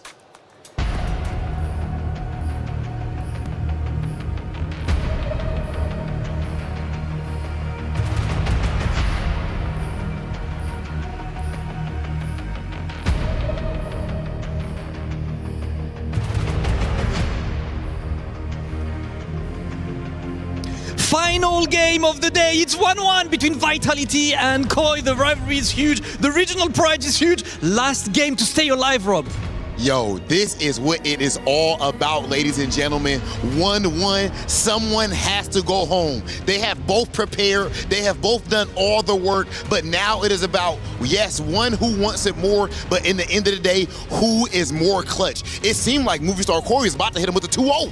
Listen, that was that close, but the clutch factor is always there. Vitality has to pull it for the fans, for the club, for everything. Last chance, we love to see it. And for my boy, Milk, who, of course, this might be Milk's last event. Is it going to be a Cinderella story, or is Movie Star Koi going to play spoiler? Ladies and gentlemen, 1-1, it all comes down to this. You only get this type of energy, this type of hype right here at the Esports World Cup for TFT. Let's get started with Game 3. Do or die for MKoi and Vitality. This is it. One will advance further in the event. The other, their dreams crushed just like their key. One last ride for Milk. Does not want it to end here. There was already so much pressure on Vitality, and now we've just found out they are also the last remaining hope from any America's roster in this edition of EWC. Coming to this game 3, key thing to note, Ari and Soraka are going to be our gods. Extra gold from Ari, extra HP from Soraka. I will make note, MKoi qualified through the qualifiers in EMEA, beating M8 because they got a 12 HP team heal from Soraka in stage 4, which allowed them to scale into the late game and have a crazy comeback win. We'll see if the same can happen in this game 3. Also, it will be loot sub, Casanova. Yeah, loot sub gonna be, everybody's gonna be a little rich overall in this game. And for me though, when I look at the names, with the nameplates on, you're looking at players like Setsuko, who we know what he can do with a lot of money. He's been known to be able to cap boards higher than anyone else in this game, not just in this tournament. And so that is going to be who my eyes are on as well. Clement was saying Soju has been the hope in this set, and maybe that will be the case as well. But Setsuko has been bringing it this EWC. He's been unleashed at playing those cap boards, and this is a great way to set him up for that. One very cool thing to look out for here on the 2-1 augment selection. Until a player does not choose an augment, no one knows what kind of loot you're getting on 2-1. So there will be a wild, wild west showdown between all the competitors trying to stall their augment selection to not give any additional information to the rest of the opposing team in terms of, do you get an emblem? Do you get some gold? What is it that we're playing for in stage 2? See Prestivan holding on to some Cho'Gath. Does have a Cho'Gath 2 available to him in his shop. We know that the Cho'Gath was something that MKOI looks for. Prestivan could try and go into that lane in this game, but with the amount of money available, there is some pros and cons to the one-cost reroll. You could hit it fast, and then you can level very quickly because you have all this econ. But also, if everybody is so rich, there is maybe the struggle of falling off when you do play around those one-costs. Well, Safo and Setsuko immediately went for spreading roots. Now everyone on their team has information on what they want to pick for their augments on 2-1. We'll see what it is that Lutsup is giving these players. I've seen this game before. 3 copies of Cho, Frontline Foundation, into 3 more copies of Cho.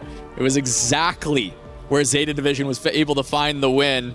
There was consideration for that pick from Prestivan, but he does not do it. He ends up going towards concentration instead. The loot sub not too impactful, just a tiny bit of gold for all of our competitors. And alongside Ari, maybe going to be a pretty big help in terms of reaching those higher cap comps in Stage 5 and Stage 6. And speaking of trying to hit those high caps, we do have the patient study from both Revan and Odessa. And with the Ari in the lobby, that is a great way to just accentuate the extra XP, get to that level 9, get to that level 10, look for those massive cap outs, as well as a birthday reunion from Milk. We've seen this win a couple of games here at EWC already.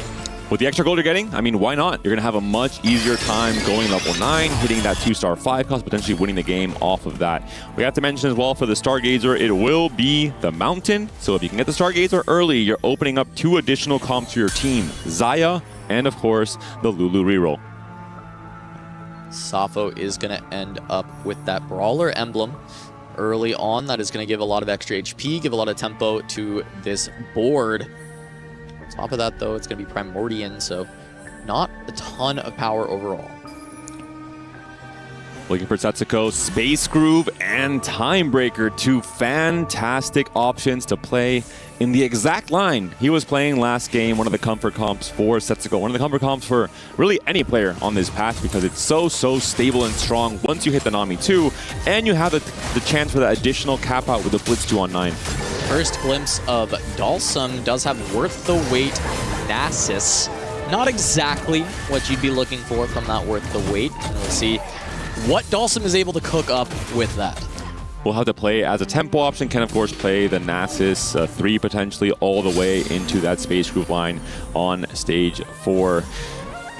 There are going to be a few win-out players for Vitality. I think this is incredibly important in a Game 3 like this one. Milk, we mentioned it already with the birthday reunion. If he's able to preserve some HP on the way to 9, that's obviously fantastic. You don't want to get there, ideally, on 1 HP. Any additional econ augments he can find on 3-2, for example, or on 4-2. We saw this exact game plan from Flancy yesterday, for example. It can be so strong. Yeah, and he also has Primordian early, though, to give even more econ. Like, this is just max econ. You've got the birthday reunion, you've got the Ari to potentially give you more XP throughout this game, finding the Primordian early to use for extra gold. So Milk really set up to try and get that fast 9, look for a win-out angle. But that's the thing with an Ari lobby, is we look across this entirety of this game, and there are quite a few players looking for that fast 9. Even someone like Soju has picked up bodyguard training. The more you level, the more value you're getting from the combat power from this augment. If you have more gold, you can level more easily, so just some immediate synergy for Soju while also still having a chance to play for a scaling augment that can help you win the game. Yeah, this really does feel like we're just waiting for the scales to tip and everybody to be rich, everyone to have these massive roll downs, and the power level of this lobby getting extremely high. So we do have just some XP, and everyone goes there, right? Just trying to get that gold injected into their comps, as they are just looking to scale, get to level 9, and see who can hit the comp first. Maybe a pretty easy decision. I think Soraka, one of the weaker gods overall in terms of what she offers, and I think players have to make note they want to go level 9 most of the time, so they want to have at least 2 Ari picks across the god boons to make sure they have Ari's boon to get the extra combat power on their boards for the more levels that they have going on. Prestivan, a player to look out for. He's playing a more unique line with the concentration pickup, potentially playing into the Zoe reroll, which is a comp that Dalason played yesterday. He was hard griefed by Team Vision. He ended up going out in 7th in that game, and he was asking Clement, is this Zoe comp strong? Because I didn't feel strong enough for me. Turns out the stats are pretty good on it. So we will say it is strong. The question is can Prestivent get there? You have to hit in this game. You have to hit for it to be that strong composition. And Prestivent does have the Zoe 2 already, and he does have that concentration to really help level this comp up. But how does he get to that point?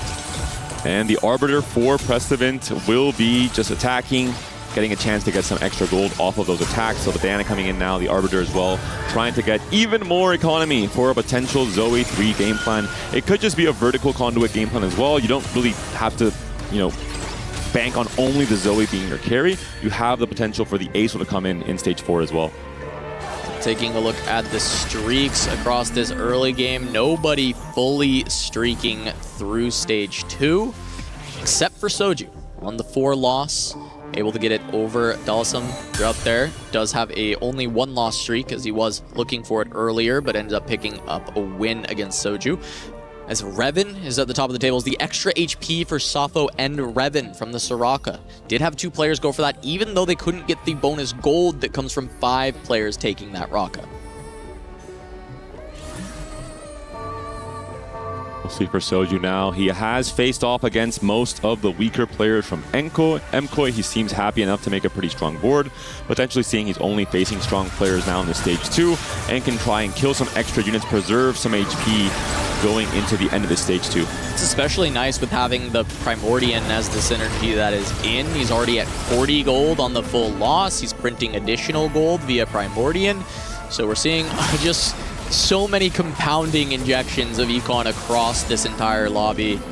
This is going to be extremely accelerated, and I think that is something that Prestivent has to watch out for going for the reroll, as this lobby does get accelerated towards the players who are getting to go fast 9, fast 8 way quicker than anticipated. Will he have the time to get this Zoe, or does he just have to play for those conduits as you mentioned? Looking at Soju now, starting to try and make a bit of a stronger board off of those early upgrades. Has the Rage Blade built already. This can only really go so many ways. LeBlanc has been the key Rage Blade user across these last 2 days. Of course, the Kindred is one of those options as well. So going through neutrals, Soju completed the full loss streak. Revan with the 4 win, and Dalsum has now worth the weighted into his Nasus 3 to use for stage 3 if he tries to potentially turn around his loss streak, as he did get griefed earlier on, and now not much of a streak to really contend with. Just gonna have to look to level up this board. Hear me out. Recombobulate on 3-2 into a Kali 3. I mean, that... How about that? Would be cinema. For sure, that would lead to a potential MKOI win, because that would give win-out equity to Dalsum. And that is the power of Worth the Wait. It can turn Recombobulator into a serious threat. The Salvager as well, the consumable from Dalsum, able to slam items now and then potentially just put them apart, go into a different line later on. Essentially a mini salvage bin available for the Spanish player. All the pressure on both of these rosters. Game 3 on elimination. Key Crush on the line. 3-2 augment on this already high variance game with all the extra resources. Does he find a crazy hit like the Recombob? Gonna be gold augment instead, so no content, no cinema plays from Dalsum here. We'll see. There's going to be some emblem synergies, of course, in the gold space. There are just a lot of great hits on 3-2. We're seeing Earth's Gambit, a potential possibility for Dalsum. If he wants to consider going into the vertical space groove line, you do get some better use out of the Nasus 3 because you're not kind of replacing it in the stage 4 with the Blitzcrank. Does go for the Gambit. We'll be getting that spatula. Taking stock of some of the pickups. To have Soju with the little buddies, and he has been full loss streaking, so is going to be trying to get to that level 9, play around the 5 costs for the end game with that bodyguard training, which is going to give them even more combat power if he makes it there. But the contesting of the 5 costs is going to be what we're watching out for. It feels like we're playing so much of a waiting game in these early stages where everybody's just building a board for the time being. But the late game is where this all comes together with the Ahri, with these patient studies, with just all of the additional econ these players have found. It's just a waiting game before everything blows up.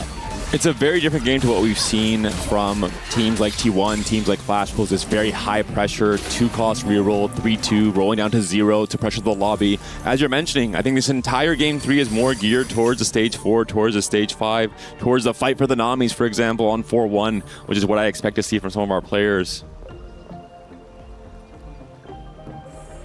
On board with Revan, still with the 3 Primordian, also just using a decon as he is on a 6-win. Massive amount of HP saved because even though he has 1 single loss at the start, he got the 6 HP from the Soraka. So 103 and 102 from Revan and Safo on their win streaks. Trying to keep the HP up for the team as it gets later on, as these players are losing so much, the ability to sacrifice and get their high cap players to level 9, to level 10 becomes invaluable, especially if they can start putting some punishment onto Vitality through these win streaks. And both players are facing off against each other. They're also playing fairly similar AD-centric lines around the Nova, around the Akali, the Jinxes on either side. We'll see how these players end up on their final game plans in terms of contesting each other or trying to open up different paths from Stage 4 onwards. Soju, 7 loss, down to 43 health. Revan, of course, takes that loss against Safo, has to give up.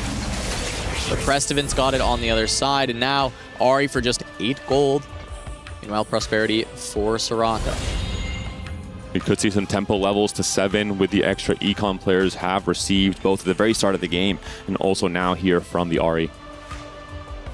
And we already have a few players at that level 7. Prestivin, Odessa, Revan. Have to keep our eyes on Milk as well. He can push the 7 for the TG off of the birthday reunion and then the chance to obviously get closer and closer to level 9. Get closer and closer to maybe becoming a win-out player. There is, of course, some variance involved with the 5-cost you're getting. For Odessa here, he was a Corki player yesterday. He might just be a Corki player again in the most important game potentially of Odessa's career up until now. This Game 3 up against Vitality. Yesterday did not quite work out for Odessa. He went 5th and 6th on the Corki line up against Team Vision. And it can be scary. The stats for Corki were not fantastic yesterday. We felt like coming into the tournament, Corki would be heavily contested, but it has not been the hot commodity it was anticipated to be. The AP flex lines have been significantly more powerful, and it is going to be Prestivin versus Safo. Prestivin did push that level 7 on 3-5, but he still has 55 gold in the bank to work with. The battle for the win streak at the end of the Stage 3 here. Prestivin trying to push the tempo of the lobby, trying to punish Safo for not quite being strong enough, it looks like. The Belveth is doing a lot of work. The Jinx does not cast again, and Safo does get taken down. Prestivin doing a lot of work for Vitality in the Stage 3. And his Arbiter paying a lot of extra. We were wondering, wow, he's level 7, 50 plus gold. Arbiter's been generating gold as well from the Ahri. You're getting even more, and it's just compounding all that interest together as Prestivin is at level 7 and can keep pushing the tempo of the lobby even further, as Soju has now found a LeBlanc for the Shepherds, and he does have that little buddy, so he's going to be able to give a lot of additional attack speed. A really good setup for Soju already. We saw the early lose streak, yes, but now he's turning things around with the early LeBlanc copy. The little buddies that make so much sense with the Shepherd board in general on level 8. Also holding the Jinxes, playing the Grief Fight tactics up against Safo's game plan of trying to go for potentially a Jinx 3 while allowing Revan to play more for the high tempo 80 lines. Yeah, and Soju with the red buff slam, this is really open towards Vex as the end game out for Soju if he does end up playing around 5 costs. I think 5 costs are going to be played around a lot in this game. We're not sure exactly where they'll fall yet, and who may just try and cap out on 8, playing around something like Shepherd or playing around even the Xayah. We haven't seen so much on this game plan yet, but there's been a lot of extra economy to just get to the Xayah Jhin combo we saw win in the last game.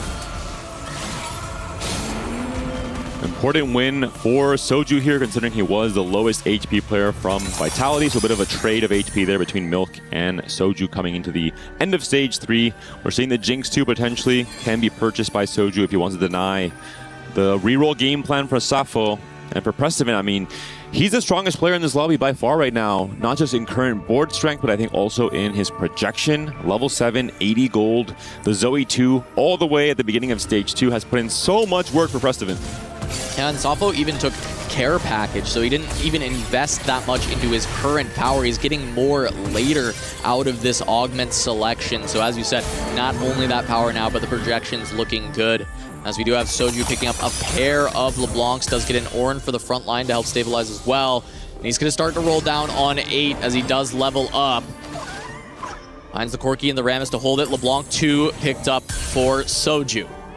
A great turn already for Vitality. Big upgrades, big contests, big grief from Soju as well, holding on to a Rammus 2 on the bench. While Prestivan says, you know what? I have an early Shen. My Zoe 2 is putting in enough work. I have a lot of HP to work with. I'm going straight to 9. Yeah, Prestivan gonna look to potentially win out for Vitality. Going to that 9, just goes to 8 and stays at 56 gold. Setsuko on the other end, also playing towards an AP line, runs into Soju. A little bit of team killing happening here, but it is just going to be a bit of damage onto Setsuko as Soju has leveled up his board significantly with that LeBlanc upgrade. We'll have to look at the boards for both Setsuko and Dalisom. They are, I think, the 2 expected Space Groove players coming into stage 4. Setsuko has not rolled yet. He still has a big roll down to work with. Prismatics. It is Prismatics on for 2 Commerce Core potentially for Setsuko if he thinks, hey, Prestivan's going to win the game. I just need to find my stability. I need to find my upgrades right now. This is my key turn. And he is going to roll down on 8. Finds a Nunu. Early Graves passes it up, though. Does have more of an AP line. Ends up finding a Fiora. And this is a really cool tech from Setsuko, playing around the Stargazer +1 by playing Stargazer early to just print an emblem he can play onto this board with the Nunu and the Lulu and the Replicator. A really cool variation from Setsuko, getting some extra value from the Mountain constellation. Yeah, ends up finding a Blitzcrank pair on this roll down on 8. With the Space Cruise spat, going to be very powerful for Setsuko, but doesn't really put together too much of a composition on that roll down. He's still a bit behind, lots of pairs, no big upgrades. And he runs into Odessa, who does have the Corki 2. Even though he's been a bit griefed, he's been able to find a Nunu 2 and Corki 2 to stabilize from this spot. And for Odessa, he has to try and win every single fight in stage 4. That's his mission. If he accomplishes it, he's done his job for Movistar Koi in this game 3. Dalisom equally has not quite found the stability just yet. He's sitting on the Nami pair. He needs to find the key backline upgrade. Yeah, there's the frontline upgrade with the Morgana to add to this very powerful frontline already. And with the upgraded Riven, there's at least a decent amount of power on the board, but he's not even... Oh, no, he is paired on the Nami. It is just one more that he has to get there, but no gold to spend. The Blitz pair for Setsuko is pretty damn scary with Commerce Core. If Setsuko can somehow find a Blitz 2 on level 8, this could swing the entire game in Vitality's favor. Soju also has now stabilized on the 4 win streak we're seeing there on the right-hand side. So Vitality is doing what it needs to do in terms of stability in stage 4. And Setsuko printed an additional Stargazer emblem now, looking for that Nami to carry, but the Riven gets on the back line and takes it out, making this fight massive for Dalisum. It's not only going to be a win, but it is going to be so much damage onto Setsuko as his carry fell so early. The Challenger AI on that Riven, sneaking into the backline, killing off the Nami. What a swing. In Dalisom's favor, we're seeing the last God boon offered here. Some extra rolls from Ari. I think going to be a pretty appealing option, considering it seems like almost everyone but Soju is still missing their 2-star 4-cost upgrades. Yeah, and Setsuko 1 copy away from that Blitzcrank upgrade. That can very well stabilize him. Getting 7 more rolls can absolutely get him there. And Setsuko, I think this is his offering here in terms of the Pengu offering. Not able to find the Blitzcrank, unfortunately. That would have been a huge high roll for him. Looking at Soju's pickup, he gets another Nunu that he gets on the board, try and stabilize the front line a little bit more, finds the Karma, gets a Blitzcrank of his own that he's holding on to the bench. Odessa still does not have a single copy of Rammus because Soju is holding 4 different copies. There's a Corki as well in Soju's shop. We'll see if he wants to hold it, considering that Odessa is on 5 Corky's right now. He did pick up new recruit. He does have a duplicator as well, so the 3-star forecast is being threatened at the very least by Odessa. Yeah, and with how much gold everybody has, it is a big possibility that we could see it happen. Soju does have a pretty strong power spike with the Sona having some items. Does need to look for the Sona too. But right now, the LeBlanc is very stable. The front line needs a little bit more juice as it is a 1-star Morgana, kind of anchoring that as Dalisum still playing around the 3-star Nasus, which is heavily fallen off at this point. It's down to Nami versus LeBlanc, but the Morgana, even at 1-star, does keep the front line intact. And the LeBlanc gets there. Dalisum going to be going down to still 2 lives, but barely. 15 can go down in a single loss. Sapo has to roll or sell that Nami. Actually, no, I think Dalisum has already hit the Nami too. We saw them in that last fight, so maybe correct to hold it in the shop here. Yeah, Setsuko has hit the Nami as well now, and just on the pair of Blitzcranks as the big thing that he needs to find. At that point, this board is terrifying. He has that Commerce Core, as you said, with 5 rerolls right now banked up that he can use. Safo has hit a bunch of these 3-stars. He found the Belveth, he found the Jinx, a lot of power on this board. He goes up against Soju, who has found a Nunu 2 for the front line, but no Morgana upgrade yet with those 3 items. Does have this Belveth, which can eventually get to the back line. Once this Morgana falls, he needs all the damage to come through from this LeBlanc. And just long enough is this Morgana holding for LeBlanc to take out the 3-stars. But now Jinx versus the LeBlanc, and LeBlanc takes her down on a sliver of HP and a massive chunk out of Safo. This was the fight Safo had to win. It was a turn he spiked. He had to attack Soju's HP. He was not able to do so. A very close fight in the end there. The Jinx and the Belveth duo carry not able to do enough. And Odessa, I think he's not going to find the Rammus 2 this game at all. I'm not sure he even has a singular copy of Rammus, considering we saw 3 on Setsuko's board and a ton on Soju's bench. We thought this fight might happen at level 9 with the amount of econ, but instead, everybody uses it to roll down so aggressively on level 8, hit their comp, hold the opponent's comp, and try and end the game by dealing as much damage as possible. And Vitality may succeed. They've pushed 3 members of MKOI into the bottom 3, and just Revan holds fast at 50 himself. But the health numbers are so close across the entire lobby. It's a lead for Vitality, but it is not set in stone. And Milk, he's trying to go 9. He's trying to get that birthday reunion online. Triple Ari Boon pickup, maximum economy alongside the loot sub, trying to play into this exact game plan. See if he can get there. He has the HP to lose a couple of rounds, find his way to level 9, try and cap out this board. He had his items on the bench. He may be looking to sack, but he's going to have to slam. Going up against Dalisum, he could potentially win this. 3-item Kindra, 3-item on to the Akali, but Akali just going to go down near Watch the Riven instantly, and Riven gets onto the carry as well. This is going to be a massive loss for Milk. I'm not sure what Dalisum has been telling this Riven, but she is an absolute machine for him. Back-to-back wins in Stage 4 and in Stage 5, with the Riven wrapping onto the backline, putting in so much work. But Setsuko is going to be able to hit Revan. Soju does lose to Odessa as HP starts to equalize. Safo and Odessa coming in clutch in this round alongside Dalisum. This was a massive win for MKOI across the board.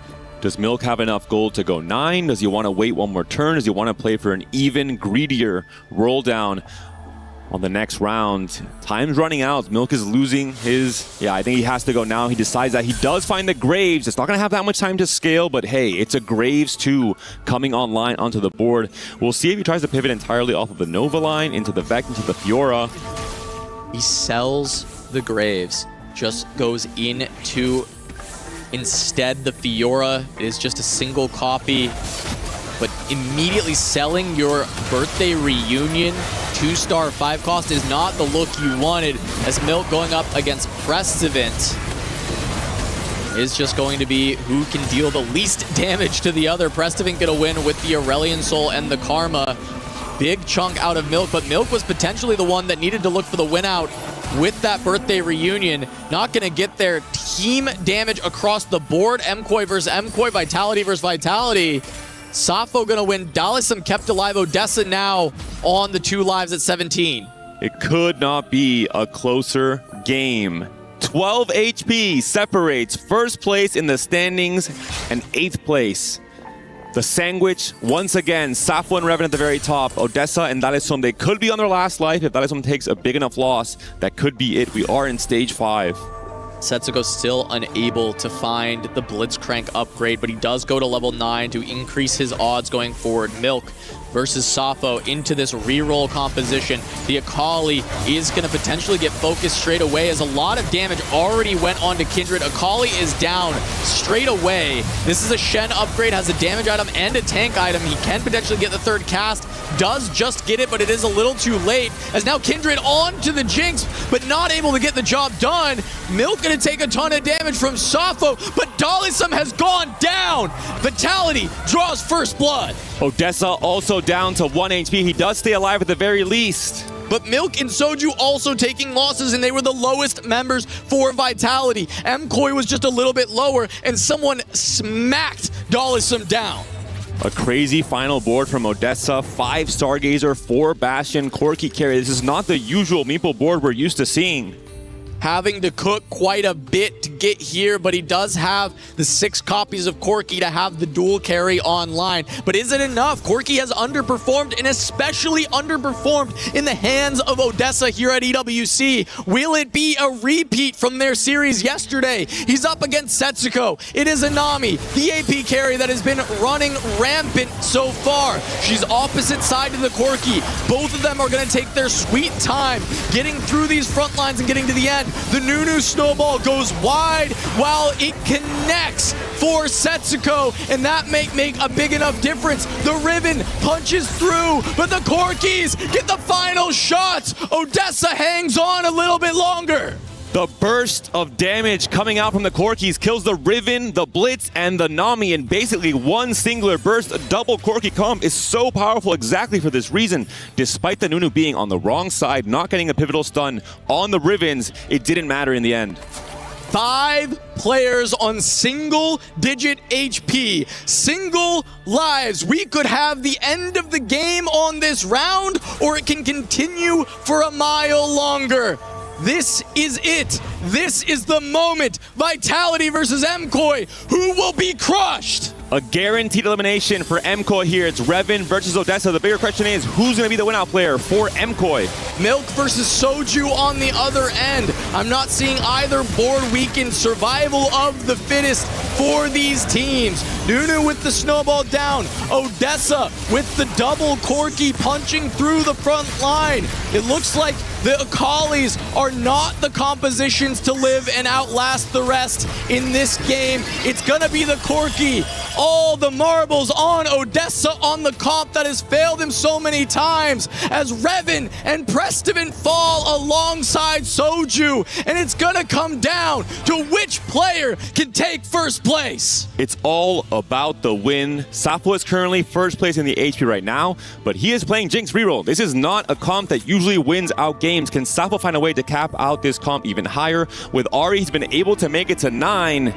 Can Odessa, with this absolute cook of a comp with a double Corki Stargazer Mountain setup, actually play for the win? Or can Milk and Setsuko win it all for Vitality? He failed on Corki twice yesterday, but Odessa is giving it another shot with this absolute cook, and it might just be enough. But it is Milk's last stand alongside Setsuko, who is still yet to find the Blitzcrank after rolling so much. If he could find it, it would feel maybe as though it's in the clutches of Vitality, but it needs to survive one more fight to get there. Meanwhile, Milk back to all reliable. The Akali, it has been so powerful across the course of this tournament, but can Milk in his final stand, his potential final game of TFT competitive, can he get the job done? Is Milk versus Setsuko, the Nova line versus Setsuko's Nami Blitz trio carry. The Riven is moving onto the backline now as well.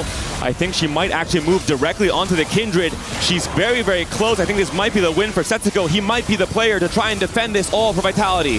The fate of Milk will be in Setsuko's hands. The trust put into the player who has been known for capping boards across his entire career. Setsuko, the best player at doing this potentially in the world, going up against Safo, the new young blood from the Spanish region. This is insanity. One of these teams will advance further. One team will be crushed.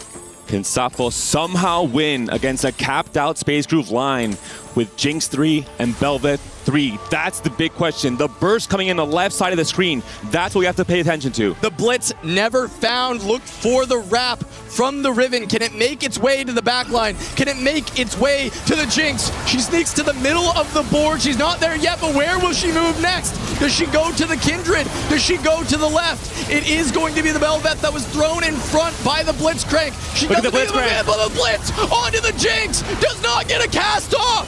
The Jinx blows up the board, and it will be MKOI taking down Vitality.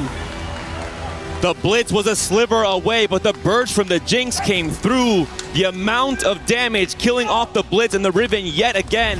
And then the easy cleanup on the backline from Setsuko's Space Groove board.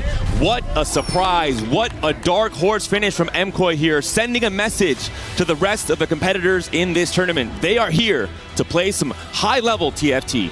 An insane upset from MKOI, and you can see it written on the faces of Vitality. A crushing loss. Back-to-back years. They came with the plan that anything less than first was a failure, and they still cannot escape out of groups back-to-back. It's crushing for Milk. This may be his last time competing in TFT, wanting to leave in a high note, and unfortunately going to leave in the group stage. The MKOI magic, too much to handle. The power of friendship, the synergy, the game plans, the adaptation, game to game, the handshakes comes through. The respect I think these two teams have to have for each other with how close this series was. And an absolutely insane 1v1 finish there between Safo and Setsuko. Monstrous performance from Safo across this series. In game one, it was the Lulu stabilization on the no scout, no pivot. The entire story of that game was, can they send him 8? And they couldn't. And now, when they needed to clutch it up the most, in a 1v1 against Setsuko, storied for his ability to cap out boards, he gets it done. We send it now to the stage to talk to MKOI.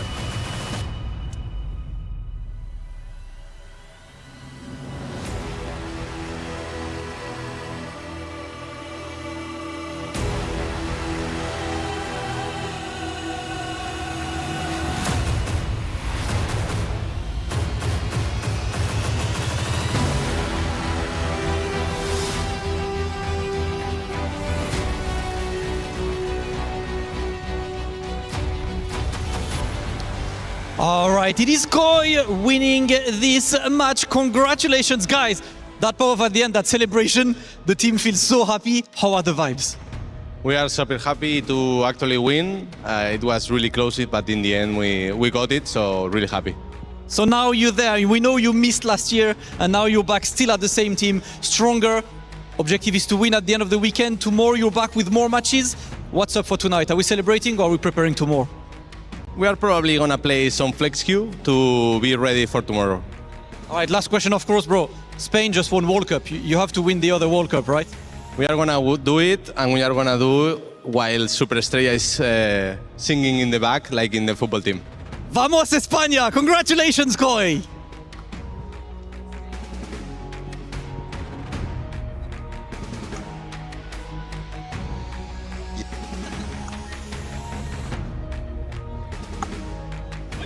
Okay, ladies and gentlemen, now it is time for a key to be crushed as we say goodbye to Team Vitality here in TFT for the Esports World Cup.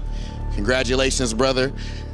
You got to be feeling hella relieved right now, huh? How intense was that match at the end? It was clutch. It was pretty close, but we are happy we did it, and we actually showed that EU is way better than NA. Oh, he talking spicy. Man, go crush your key. Go ahead. Yeah, so right here, actually, our key master. Yo. I can't even defend it. I can't even defend us in the victory speak for itself. Yeah. Oh my goodness. And ladies and gentlemen, just like that, that's gonna do it as movie star Koi moves on in the bracket and we say goodbye to Team Vitality. Ladies and gentlemen, that's gonna do it for us right here, but we do have a little bit more for you over at the studio. Congratulations. Thank you very much.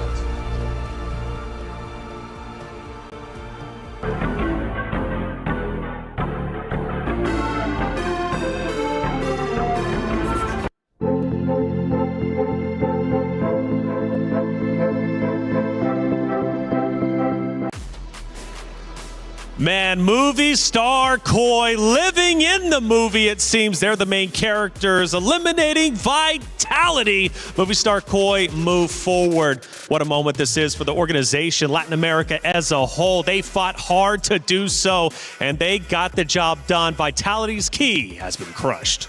I just can't believe how many of these games go down to the absolute wire. So many of these seem like the finals for the very first game. It's intense for sure, but Milk, we've got to say goodbye. Unfortunately, he will be retiring. It's heartbreaking, to say the least. We have to give him a proper send-off. He actually led the entire region twice at the TAC round, was known as one of the best one-trick players ever, but he is moving on to a different stage in life, and we wish him the best in his future endeavors. Yes, we do. Of course, let's start recapping that final game, which was the send-off of Milk's career. We start with our first action from game number 3, and it was an intense one for sure. What are we looking at? Well, of course, bringing Milk into focus again. Of course, we had the birthday present not turning out to be exactly what he was hoping for. There are so many variables at play in all of these games, but that was just one piece that didn't fit. We were setting up kind of the conclusion. It was starting off with Vitality in a very strong position. They had 2 win-out players in both Milk and Setsuko, and they got the correct players into the Final Four. So whoever won the last fight was going to take everything. And we had 2 player eliminations earlier on to kind of set the stage up for that to happen. And I do want to switch across to Koi and talk about Sappho in particular. In this series, as I was saying on the cast, he had some absolutely incredible career-making moments here. We pulled it back from the brink. That last fight in particular, I could not believe it. Yeah, I mean, even Sappho, right, versus Milk from game number 1, and Sappho staying alive very well could have been the difference maker, and it in fact was. We take a look at our second action from game number 3 as it went down. Oh, and this was such a tough fight. Very unfortunate on the side of Setsuko. He had 2 high cap games, but could not find the Blitzcrank in either of them. And I want you to look at the left side of the map. There were so many low HP units about to be taken out, but the spread damage did not finish the targets off. On the other side for Sappho, he gets the Challenger procs early on the killed units on the right side, and is able to roll from right to left and finish off Setsuko. I just can't believe the decision from Movie Star Koi to put this all in Sappho's hands with the Jinx board. I just didn't think that was going to be able to pull off this level of play. It was just an amazing start for Sappho, really seeing the torch passing from Revan, who opened it up for Spain, who was the first TAC round player, and then handing it to Sappho, which MKoi says is their best new carry on the team. Well, this is in fact day number 2. We've had a lot of great action. Let's start walking you through some of it. Of course, now looking at Stream A, or Group A, I should say, excuse me. Group A has been absolutely action-packed for sure. And just looking at the opening matches, the quarterfinals, man, I mean, come on, Weibo Gaming T1, that's where we started. That could very well be the grand finals. Well, I guess not, or actually, excuse me, it still can be. T1 still in. Godlike Esports, of course, getting a big win. Vision looking strong, and Flash Wolves as well. Going through the gauntlet, forged in fire, they continue to live. But Group B was equally as impressive for sure. And again, you go back to the opening matches, and we had so much go down, including ag.al representing their organization elimination, not only as a team in TFT, but also for the club championship race. Virtus.pro also getting some tremendous wins, Aura Gaming and Zeta Division. There's still plenty more matches to come, and this is going to be our schedule for tomorrow. It's all happening here on Stream A. So much to go down, and let's not forget, we're also crushing some more keys tomorrow. We'll be starting off with Team Vision versus T1, Aurora Gaming versus Mouse, Zeta Division, Noxium Red Force, and Godlike Esports and Movie Star Koi. In fact, they'll all be decider matches. It's going to be intense, but we crushed some keys today, and Kitty, I'm ready to hear who keys we ended up getting rid of. We are crushing keys, and keys were crushed today with the lower bracket playing out. Unfortunately, we have to say goodbye to 4 teams who are officially eliminated from the Esports World Cup 2026, including JDG, Nemesis, Fnatic, and Vitality. This is a brutal format with no time for adjustments. So, who can come out on top? Because we have the quarterfinals coming up. Damascus, what do we think about tomorrow's games? Listen, Kitty, tomorrow's games are looking ridiculous. Taylor mentioned one, and that's the one I want to talk about, right? T1 versus Vision, lower bracket, one of them has to get out. T1 are the favorite, Vision winning through the hardest qualifier in China. One key is getting crushed, though. I almost said that there's no way that T1 loses to dang near anybody right now after they showed that plot armor, but Team Vision has shown how insane they are. We've seen a big 2-0 on day one, big 2-0 victory, and with them qualifying through the China region, the strongest region in the world, that goes to show that they do have an extremely strong chance to win this entire thing. Of course, only banger matches tomorrow. As all of the matches tomorrow are elimination matches. We've seen Koi being super excited. We hope they do well as well. I love the bit of trash talk. Hold up, you said everything is an elimination match, huh? Yeah. So you mean every single match, somebody got to go home? Yeah, NA is already home, just so you know. Put some respect on NA. I really had to stand there while my man said that EU was way better than NA. That said, ladies and gentlemen, if you don't want somebody to talk trash, then you got to handle it on the sticks and get your W. And of course, that's what Movie Star Koi did. And with all of our teams tomorrow are going to be trying to do as well. At this point, it is all elimination matches, the highest of stakes, the creme de la creme in the world of team fight tactics. You do not want to miss day 3. We'll see you then.